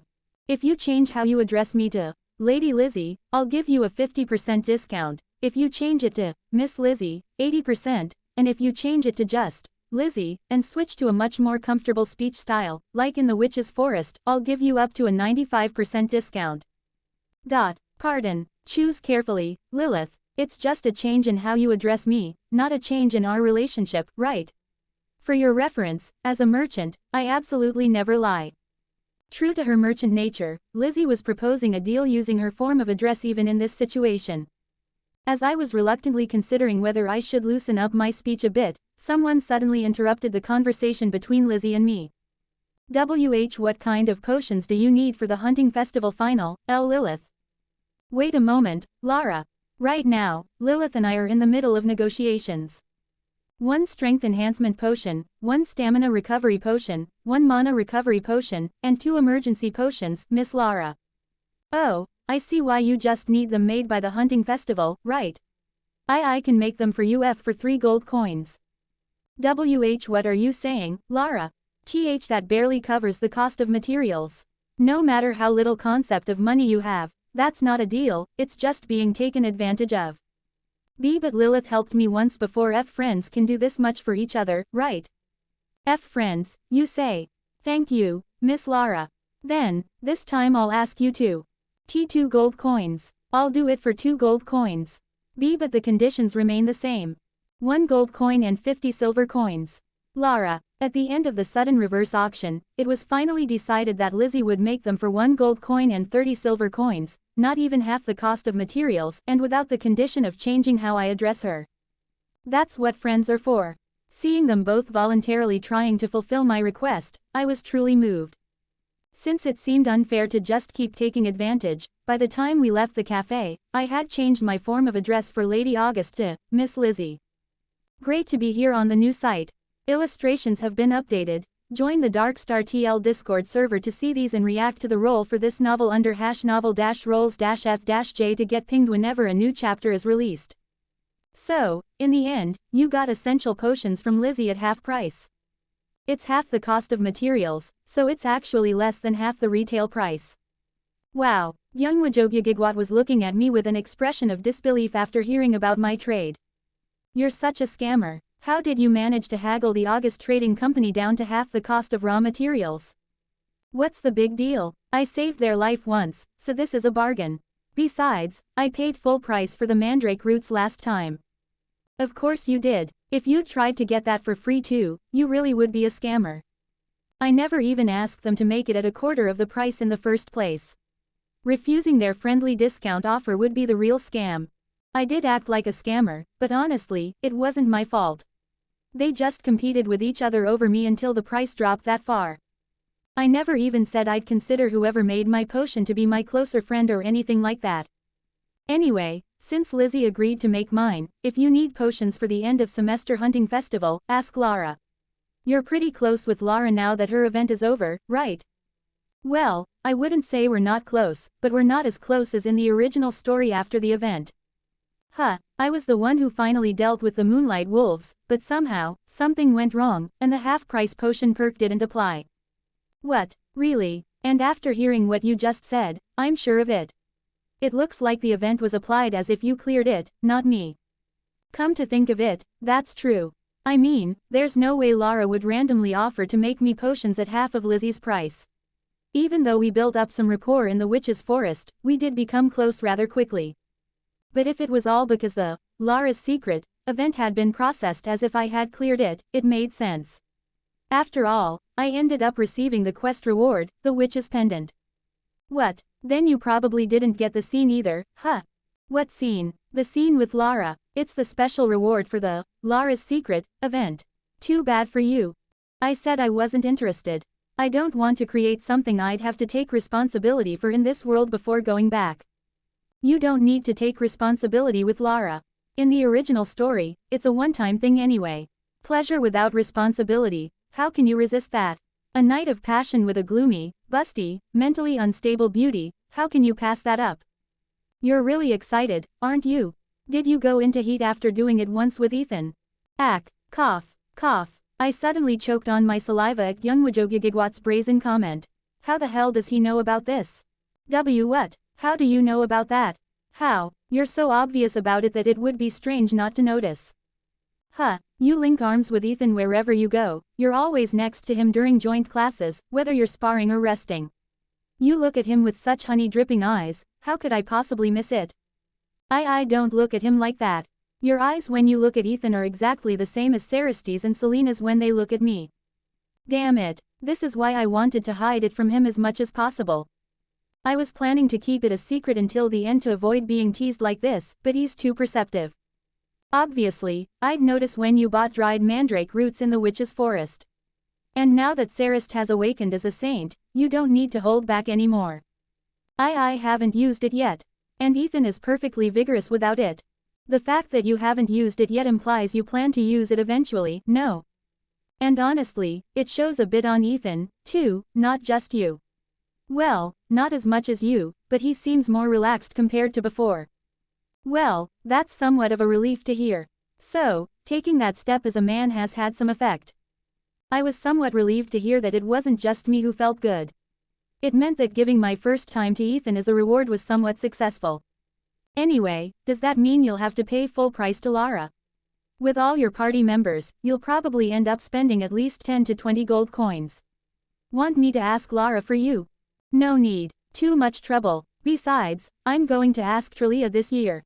Trelia is much more conscientious compared to Lizzie or Lara. When did you get close to her? You really are busy. I have to be busy. Especially if I want to return to my original world. So his determination to return to his original world hasn't changed. To be honest, I wanted to ask him to stay for the sake of Sarist and Seraphine. As a former unicorn from my past life, it was truly sad to see a devoted first love be sent away for such a flimsy reason. The problem was that looking at his attitude, young Wajogyagigwat seemed to have no intention of reconsidering his original resolve. I didn't want to force him, but if I didn't, the original heroines were destined for heartbreak. I could leak young Wajogyagigwat's plans to Seraphine or the others in advance to prevent his return, but I didn't want to see them earn his resentment that way. As someone who had completed Luminar Academy 24.5 times in my previous life, I couldn't help but have a certain affection for all the heroine characters in this world. From main heroines to sub-heroines, I had experienced at least one solo ending with each of them. Wishing for a world where as many of them as possible could be happy was, in the end, an unavoidable desire. Well, I should get going now. Ethan's meeting with the professor seems to be almost over. Sure, take care of yourself and Ethan. Lewd Maid Lilith. Yeah, you take care, too what? Why you must have a death wish. By the way, I didn't make that up. I checked your status window and saw it's your title. Why you're talking nonsense? Why would I have such an insane title? As I skeptically pondered young Wajogyagigwat's words, I clasped my hands to check my status window after a long time. I couldn't help but scream on the spot when I saw my ridiculously changed title. Open hollow corner bracket name, Lilith Blackwood Rosewood. Title, Lewd Maid close hollow corner bracket. Kya. This is the worst. The absolute worst. No, seriously, what is this? What kind of nonsensical situation is this? Open hollow corner bracket title, Lewd Maid close hollow corner bracket. I couldn't accept why such a preposterous title existed in this world, and why it was attached to me. Since when has this been my title? It was definitely prophesied saint when I was in the witch's forest. I remember checking my status window to assign new skills before facing the roaring crescent bear, so I'm certain. It probably wasn't after I leveled up either, since I checked my stat bonuses then. So it must have changed sometime after that. I can roughly guess when it might have changed. I cautiously speculated that it probably changed around the time I did it with Ethan. Looking back, the situation between Ethan and me during our first time was a bit, well, inappropriate in several ways. I seduced Ethan with my body, telling him to somehow beat Harold because I wanted to give him my first time, and then I slipped into his room and kind of half-jumped him. Afterward, I set aside all embarrassment and engaged in various acts of affection with Ethan, so in many ways, it was inevitable that I'd get a title like this. At least, fortunately, it's not visible to others. Only young Wajogyagigwat, as the hero, has the special privilege of seeing other characters' status windows, so no one else will suddenly look at me and say, Miss Lewd Maid. In that case, there was no need to feel dejected, I could just be confident. So what? If you're curious about my title, get reincarnated into another world yourselves. Lilith. Did you wait long? Just as Ethan returned from his meeting with the professor, I put aside my concerns and immediately returned to my role as Ethan's exclusive maid. No, I didn't wait long, young Master Ethan. I think I saw Gyungwajogygigwat passing by earlier. Did he say anything strange? Other than a simple greeting, we didn't have any notable conversation, so you can rest assured. Oh okay, I'm not doubting you or anything, just wondering. Ethan was still the same, still wary of the hero even after claiming me in bed. Well, he has definitely become more docile compared to before. In the past, he would have glared with fiery eyes and warned me not to even approach the guy if I'd just had a conversation with him. Having shared his first time with me, he probably wouldn't have delusions about losing me to Gyungwajogygigwat for a while. When is your meeting with the professor, Lilith? It's scheduled for next week. I think we'll discuss my minor for the 3rd year. Have you decided what direction you'll take? Until last year, I was thinking of focusing on offensive magic centered around vision magic as my minor, but yes, I'm thinking it might not be bad to learn magic that supports swordsmanship. At least while I'm at the academy, I could be of help to Ethan. That's a good idea, Lilith. I'm not learning it just for you, young Master Ethan. I use daggers too, you know. Yes, why yes, I know that, but since part of my reason is for your sake, young Master, you should be grateful to me. Yes, thank you, Lilith, as long as you understand. Oh, and regarding the potions for the end-of-term hunting festival. And so, after planning a slightly closer future together with Ethan and ending the day, the next afternoon. Please help me, Senior Lilith. I found myself facing new confusion due to Lilia, who had suddenly come to the magic department building. My past statement about not wanting to get involved with the members of the hero's party wasn't just empty words. What I wanted in this world was a life where I could enjoy the magic and adventures of this world while still being leisurely. I wanted the life of an adventurer with some skill, who deliberately lived at a relaxed pace without trying to raise their rank, living freely and easily. So naturally, even within the academy, I avoided creating points of contact with characters related to the original story as much as possible, except for those I couldn't avoid getting entangled with. Especially in the case of first-year Lilia from the spearmanship department, I hadn't even had the slightest point of contact with her, let alone become friends. Please help me, Senior Lilith. So, of course, I couldn't help but be surprised by Lilia suddenly appearing in front of the magic department building and asking me for help. Ahem, are you calling me, Miss Lilia Fiones? Yes, Senior Lilith. Do you know her, Lilith? No, this is our first meeting, right, Miss Fiones? That's correct, Senior Lilith. What's gone wrong this time? As I just said, I swear to the heavens that I've never had any points of contact with Lilia. Well, not just with Lilia, but I had no interactions with first years in general. Lilia and Kaniel were in the spearmanship and martial arts departments, respectively, so there was no chance for me, from the magic department, to encounter them in the first place. Serdik was also from the technical department, so he was unrelated to me. As for Trelia from the pharmacy department, whom I might have had a chance to be involved with, since she was friends with Lizzie and Lara, I didn't need to approach her to ask for potions. Lilia and I weren't even seniors and juniors in the same department. I knew in advance which main characters would be entering Luminar Academy as freshmen, precisely to avoid getting involved in troublesome situations like this. I didn't expect the main character of the game to approach me when I was trying to avoid them. With Macart, at least, I mistakenly caught his interest, but with Lilia, this was literally the first time we'd even made eye contact and spoken. Miss Fiones. Yes, Senior Lilith. I don't know what favor you're trying to ask, but I don't think I'll be able to help you. Why is that, Senior Lilith? Well, I'm Ethan's exclusive maid. As his maid, I'm already busy dedicating my time to being responsible for my young master's school life, so I don't think I have the leisure to hear your request. You mean you're busy clinging to Ethan, linking arms, and licking and sucking? Be quiet, Miss Agnes. I didn't exactly lick and suck. Though I did occasionally link arms with him. Then, should I ask Senior Ethan if he could give you enough free time to hear my request? No, please don't, as expected of a barbarian. She doesn't understand subtle hints. It was just an excuse because I didn't want to get involved, but I don't know how to respond when she reacts like this. I apologize for making you misunderstand, Miss Fiones. While my lack of free time is indeed one reason, even if I did have free time, I probably wouldn't accept your request.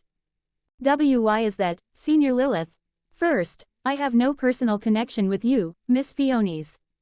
The first reason is that we haven't built enough of a relationship for me to accept a sudden request. Second, when asking someone for a favor, you need to observe basic courtesy. No one would agree to help when suddenly approached by a stranger with a request. Third, I simply didn't want to because it's troublesome. I'm already going to be busy preparing for the end of term hunting festival, so I don't have the capacity to focus on anything else. I see. If you understand, would you please leave now, Miss Fionis?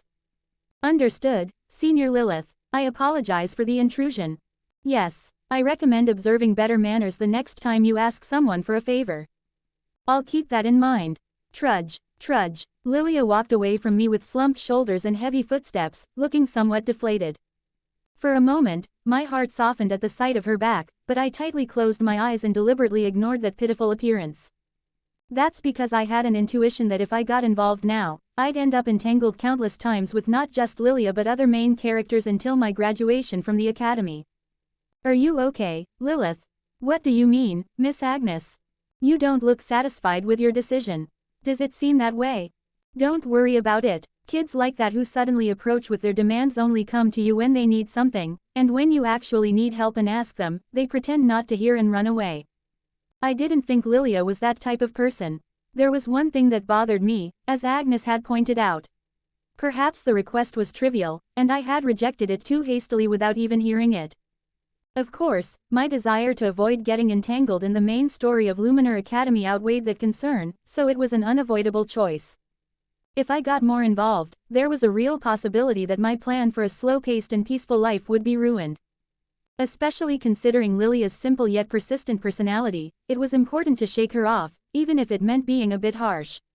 Characters like her are like chaos that keeps creeping up once you get involved. Whatever event this is, blocking it in advance would be the wisest choice. It was better to maintain a relationship with Lilia where we had no personal connection. The problem was that Lilia wasn't the type to back down just because I didn't want to get involved. The next morning, not even a few hours after waking up, I started my day feeling dumbfounded for two reasons. Good morning, Senior Lilith. Good morning. Oh, good morning to you, too, Senior Ethan. Yes, good morning, Miss Lilia Marisendar Galanhar Soraban Fionis Barbarakis. First, I was dumbfounded by Lilia's appearance right after Ethan and I left the dormitory dining hall after breakfast. Second, I was dumbfounded by Ethan calmly greeting Lilia and starting a conversation with her. Thank you, Senior Ethan. Is today the joint training day for the swordsmanship and spearmanship departments? That's the only reason I can think of for you to come looking for us this early. I deeply apologize to you, Senior Ethan, but today, I came to speak with your fiancée, Senior Lilith. With Lilith? Yes. If it's not too presumptuous, would you be so kind as to allow me just a brief moment to speak with Senior Lilith?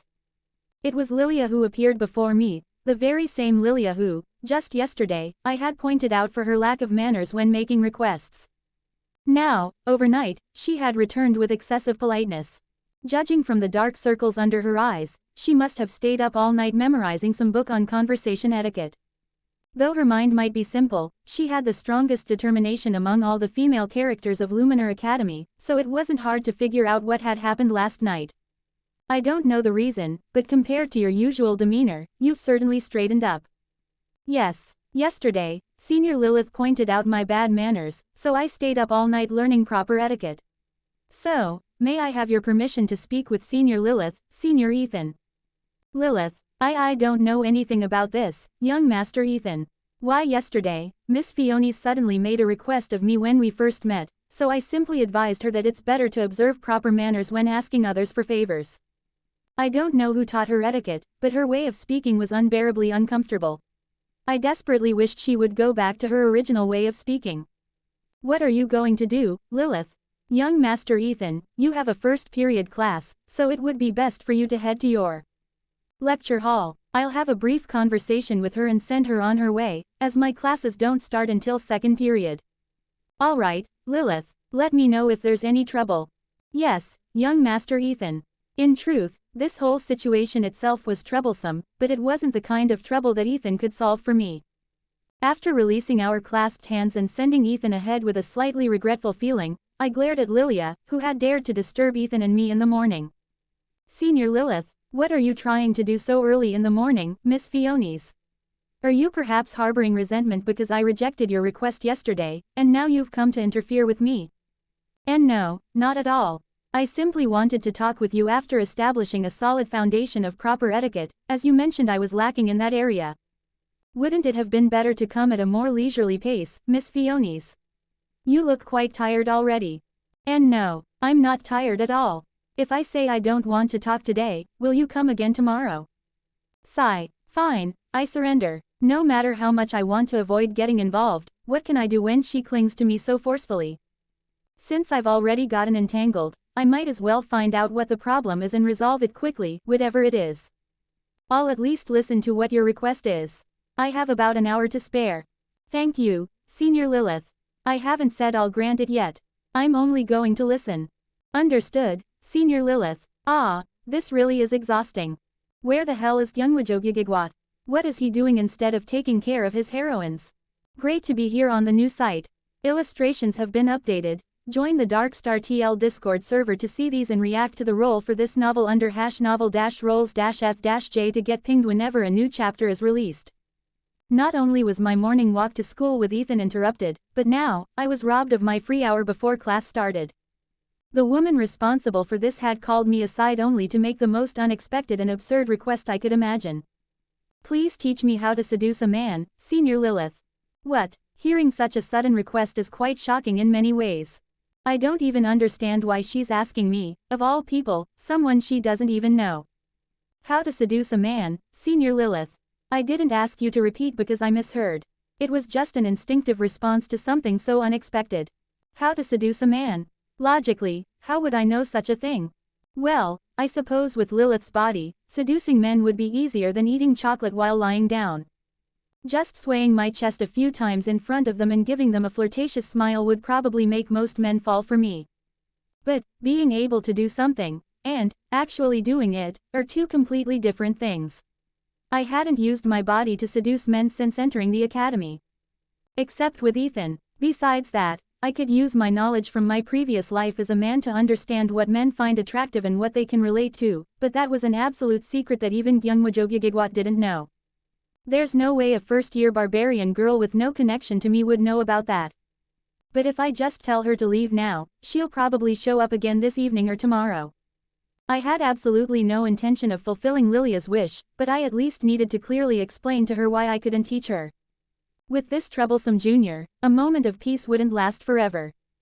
If I didn't give her a proper answer, she might bother me for at least a week, possibly a month, or even the entire semester. First, I understand why you've come to me, Miss Fionis. Yes, however, I don't understand why you'd ask me such a question. If you want to know how to seduce a man, there are probably better people than me to ask. If not you, Senior Lilith, then who would you suggest? Perhaps a friend from the spearmanship department. I don't have friends. What about other departments? No. Ah, right, she's a barbarian. Since the academy was still predominantly noble, with a certain level of racial discrimination remaining in this world, I could fully understand why it would be difficult for her to make friends. Then, what about other seniors? That's why I came to you with this request, Senior Lilith. No, I mean, besides me. Surely, you must have other seniors you're close with. A senior I'm close with. Lilia's face flushed as though recalling someone in her mind. This wasn't the reaction I had intended with my question, but one thing became clear. The man Lilia wanted to seduce was one of the academy's seniors, not a classmate. Logically speaking, it must be Gyeongwajogigigwat. Recently, I'd seen many cases of heroines from the original story having something going on with other characters, Natalie and Thomas, Agnes and Prince Antonio, but nevertheless, Lilia was still a heroine character from Luminar Academy. A senior she was close enough with to fall for. Logically, it was hard to think of anyone other than Gyeongwajogigigwat. The problem is that even if something good happens with that bastard Gyeonghwa, it ultimately means nothing. Loving that hero, who was only thinking about returning to Earth after abandoning all the heroines once the game was completed, would only end in tragedy. Who does he think he is? Not even Romeo, yet trying to create how many Juliets in this world before leaving. Even though I claimed to be a unicorn in my past life, I couldn't tolerate the creation of virgins who would never experience love in their lifetime. Virginity is most valuable when it's given to the one person you love most. A virginity that goes unused and fades away is no different than leaving a delicious apple in storage until it rots. The person I would call a close senior is a man, not a woman. Do you have feelings for this close senior, Miss Fionis? Yes, I understand. Although I'm not sure if my advice will be helpful, I'll do my best to assist you as much as I can. Really, Senior Lilith, but only if you agree to one condition. Yes, this was a special measure to prevent Lilia from clinging to an unrequited love. It's also a strategy to prevent Youngwajogyagigwat from expanding his harem indiscriminately. I'll help you only until the moment you can confess your feelings to this close senior. Yes, if, despite my help, this close senior rejects your confession, then you must promise to let him go without regret and never love him again. What? I absolutely cannot tolerate the act of pathetically clinging to someone who has already rejected your confession. If you've come to me, a stranger, for relationship advice, you need to be prepared to that extent. Lilia appeared to be deep in thought at my somewhat strong statement. She was contemplating the idea that if her confession failed, she wouldn't be able to get close to Youngwajogyagigwat again. Seeing her like this made me even more irritated as that bastard's face came to mind. Thinking about someone who planned to abandon all those beautiful women lined up for him and return to his own world made me not want to do anything good for that bastard. Alright, Senior Lilith. So, what will you do? I still want you to help me, Senior Lilith. If I'm going to express my feelings just once, I think it would be best to follow your advice. Very well, you'll keep your promise, right? I swear on my tribe. Yes, this was the expected response. For her sake, someone who couldn't stop once she started running, like a runaway carriage, I had no choice but to create a very special plan from now on. I really wanted to see that damn hero's bewildered face at least once. Now that I had decided to help Lilia, there were 3 key elements that had to be included in her confession. 1. Make the recipient of the confession Youngwajogyagigwat flustered. 2. Thoroughly create a confession that would be rejected, ensuring it wouldn't appeal to Youngwajogyagigwat. 3. Make sure Lilia could cleanly let go of any lingering feelings for Youngwajogyagigwat when the confession was rejected. How to seduce a man. I never intended to teach her that from the beginning. First of all, I didn't like the idea of her asking me to help seduce that Youngwajogyagigwat guy, and even if she succeeded, he was the type who would abandon all the heroines in this world without a moment's hesitation when it was time to return to Earth.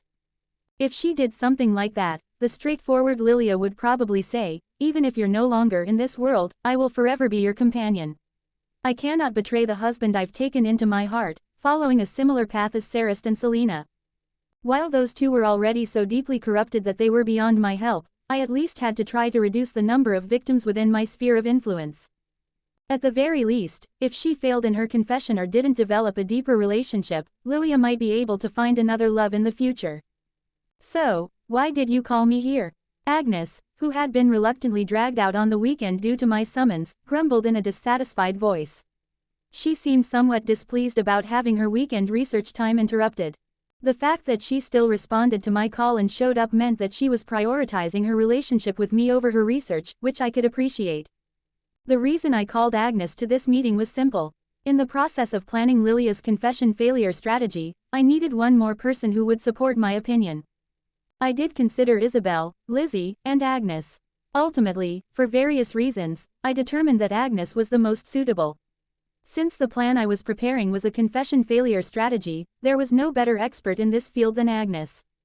Isabel, who, upon hearing that Ethan and I were officially dating, immediately said, "That's wonderful. I've been cheering for you all along.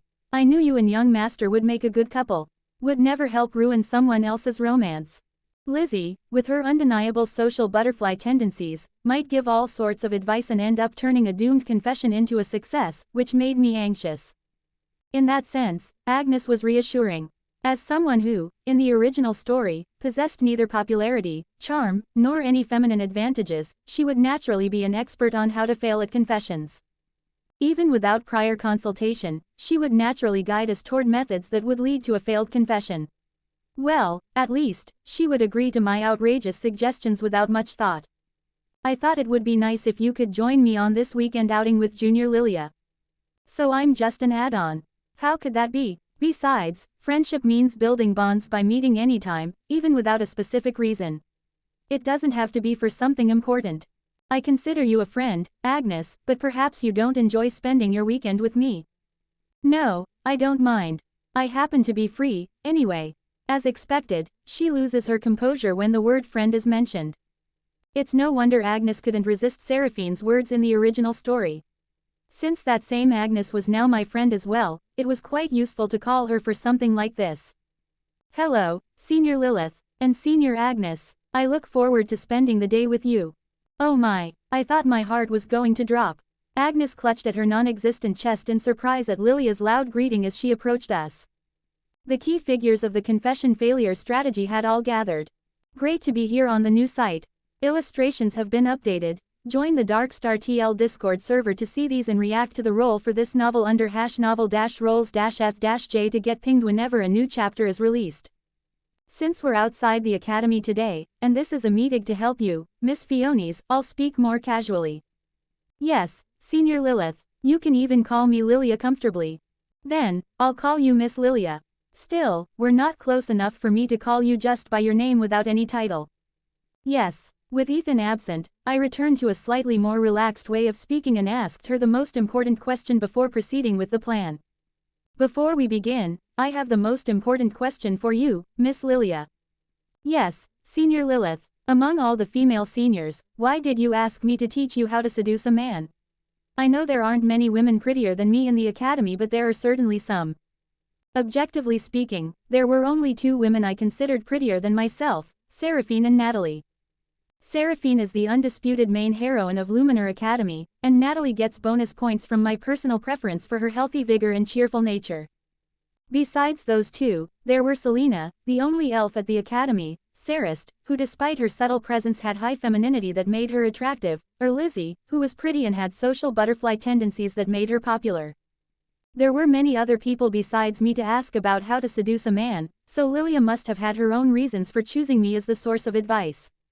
That's because I heard rumors that Senior Lilith is a genius at seducing men. A genius at seducing what? PFF'd. As I was bewildered by the ridiculous statement from Lilia's mouth, Agnes beside me couldn't hold back her laughter and let out a snort. I don't understand. Why would I be considered a genius at seducing men? But Senior Lilith, aren't you engaged to Senior Ethan? Well, yes, that's true. For a maid to become engaged to the noble she serves, isn't that something only a genius at seduction could accomplish? You made him fall so deeply in love with you that he overcame class differences. Is that how it works? Now that I hear it, it kind of makes sense. Or maybe she's just spouting nonsense, and I'm going along with it.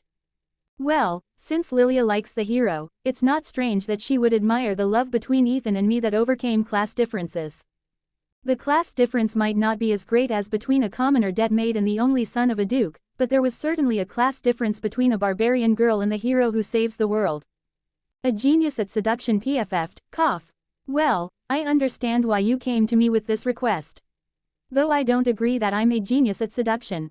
Why not? Because there's someone else who truly is a genius at seduction, someone who has overcome class differences right here.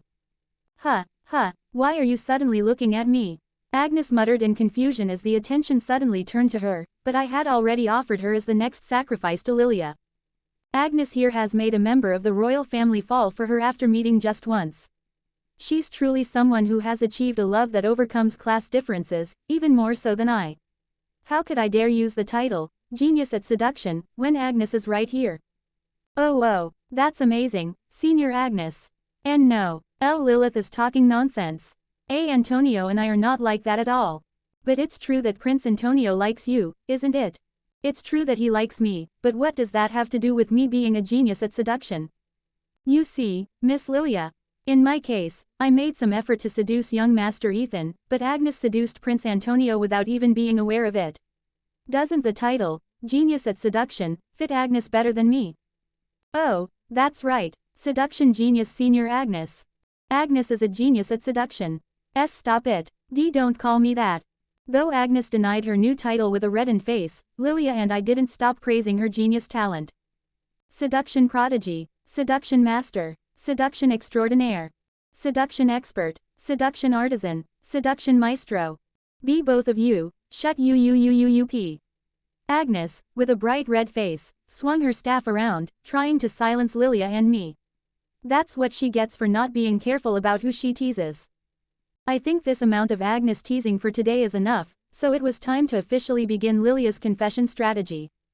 Miss Lilia. Yes, Senior Lilith. Actually, I know the identity of the close senior you want to confess to.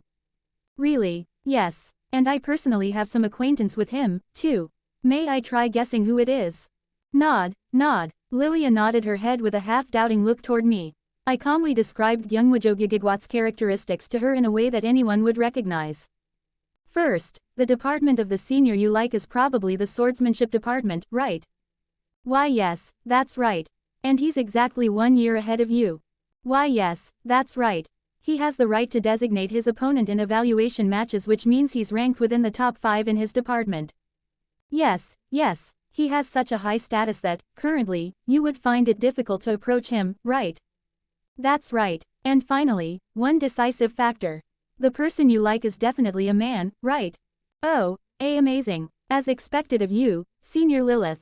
Lilia nodded her head and grabbed my hands enthusiastically as I listed each of Gyeongwajogigigwat's characteristics. As expected of a muscle-brained character, she wasn't difficult to handle once she had made up her mind. It's nothing special. I actually guessed who you liked from the beginning. Of course, the person she's confessing to is a man. Agnes muttered in disbelief beside me, but I ignored her appropriately. In these situations, creating the right atmosphere is most important. It's like fortune tellers, what matters isn't how genuinely psychic they are, but how much information they gather in advance to appear all-knowing at once. That's the secret to their business. Once I gained Lilia's trust, everything else would go smoothly. This simple barbarian girl was the type of character who didn't know how to doubt someone she had started to trust. First of all, your confession won't be too difficult. After all, you're quite beautiful, at least, in terms of your face. Thank you. Don't misunderstand, Miss Lilia. For your confession, everything except your face needs significant improvement. Yes, Barbarian Lilia. Apart from her beautiful face, there were many other aspects of her that were quite burdensome. A height slightly taller than the protagonist. A chest that could generously be called slender but was actually almost non-existent. Six-pack abs and sun-tanned skin. And a needlessly loud voice for a girl, along with a somewhat lacking muscle-brained personality. From my perspective as someone who appreciates healthy vigor, she was quite an appealing character, but honestly, from an average man's viewpoint, she had many elements that could be divisive. Characters whom everyone would call pretty were firmly occupying the main heroine positions of Luminar Academy. Among the main heroines, perhaps only Agnes had beauty standards that differed from the general public. It was inevitable that sub-heroines, especially those with minor roles, would have more divisive features. After all, game companies need to prominently display the main heroines on the cover to sell their games. Gyeongwajogigigwat's standards of beauty probably wouldn't differ greatly from the average man's.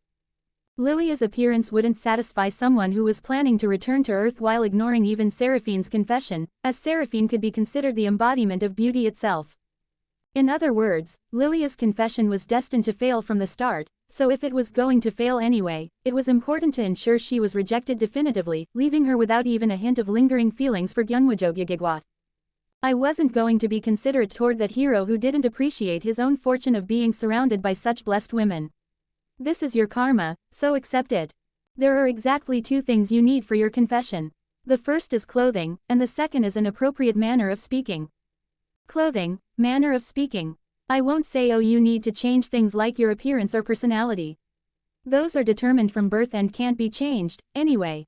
Besides, Miss Lilia, you shouldn't have any lingering feelings for a man who doesn't like a beauty like you. Ah, I understand, Senior Lilith. So, there are only 2 things I can change about you for your confession.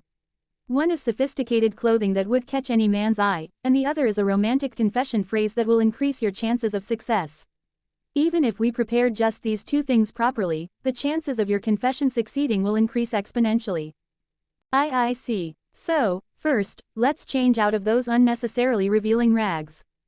Rags. Gyeongwajogigigwat would already be used to such shabby clothes, so they wouldn't surprise him.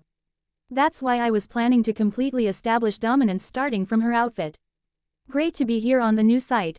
Illustrations have been updated. Join the Darkstar TL Discord server to see these and react to the role for this novel under #novel-roles-f-j to get pinged whenever a new chapter is released. Finally ended here. You are free for next manhwa guys. Have a good day. Bye bye.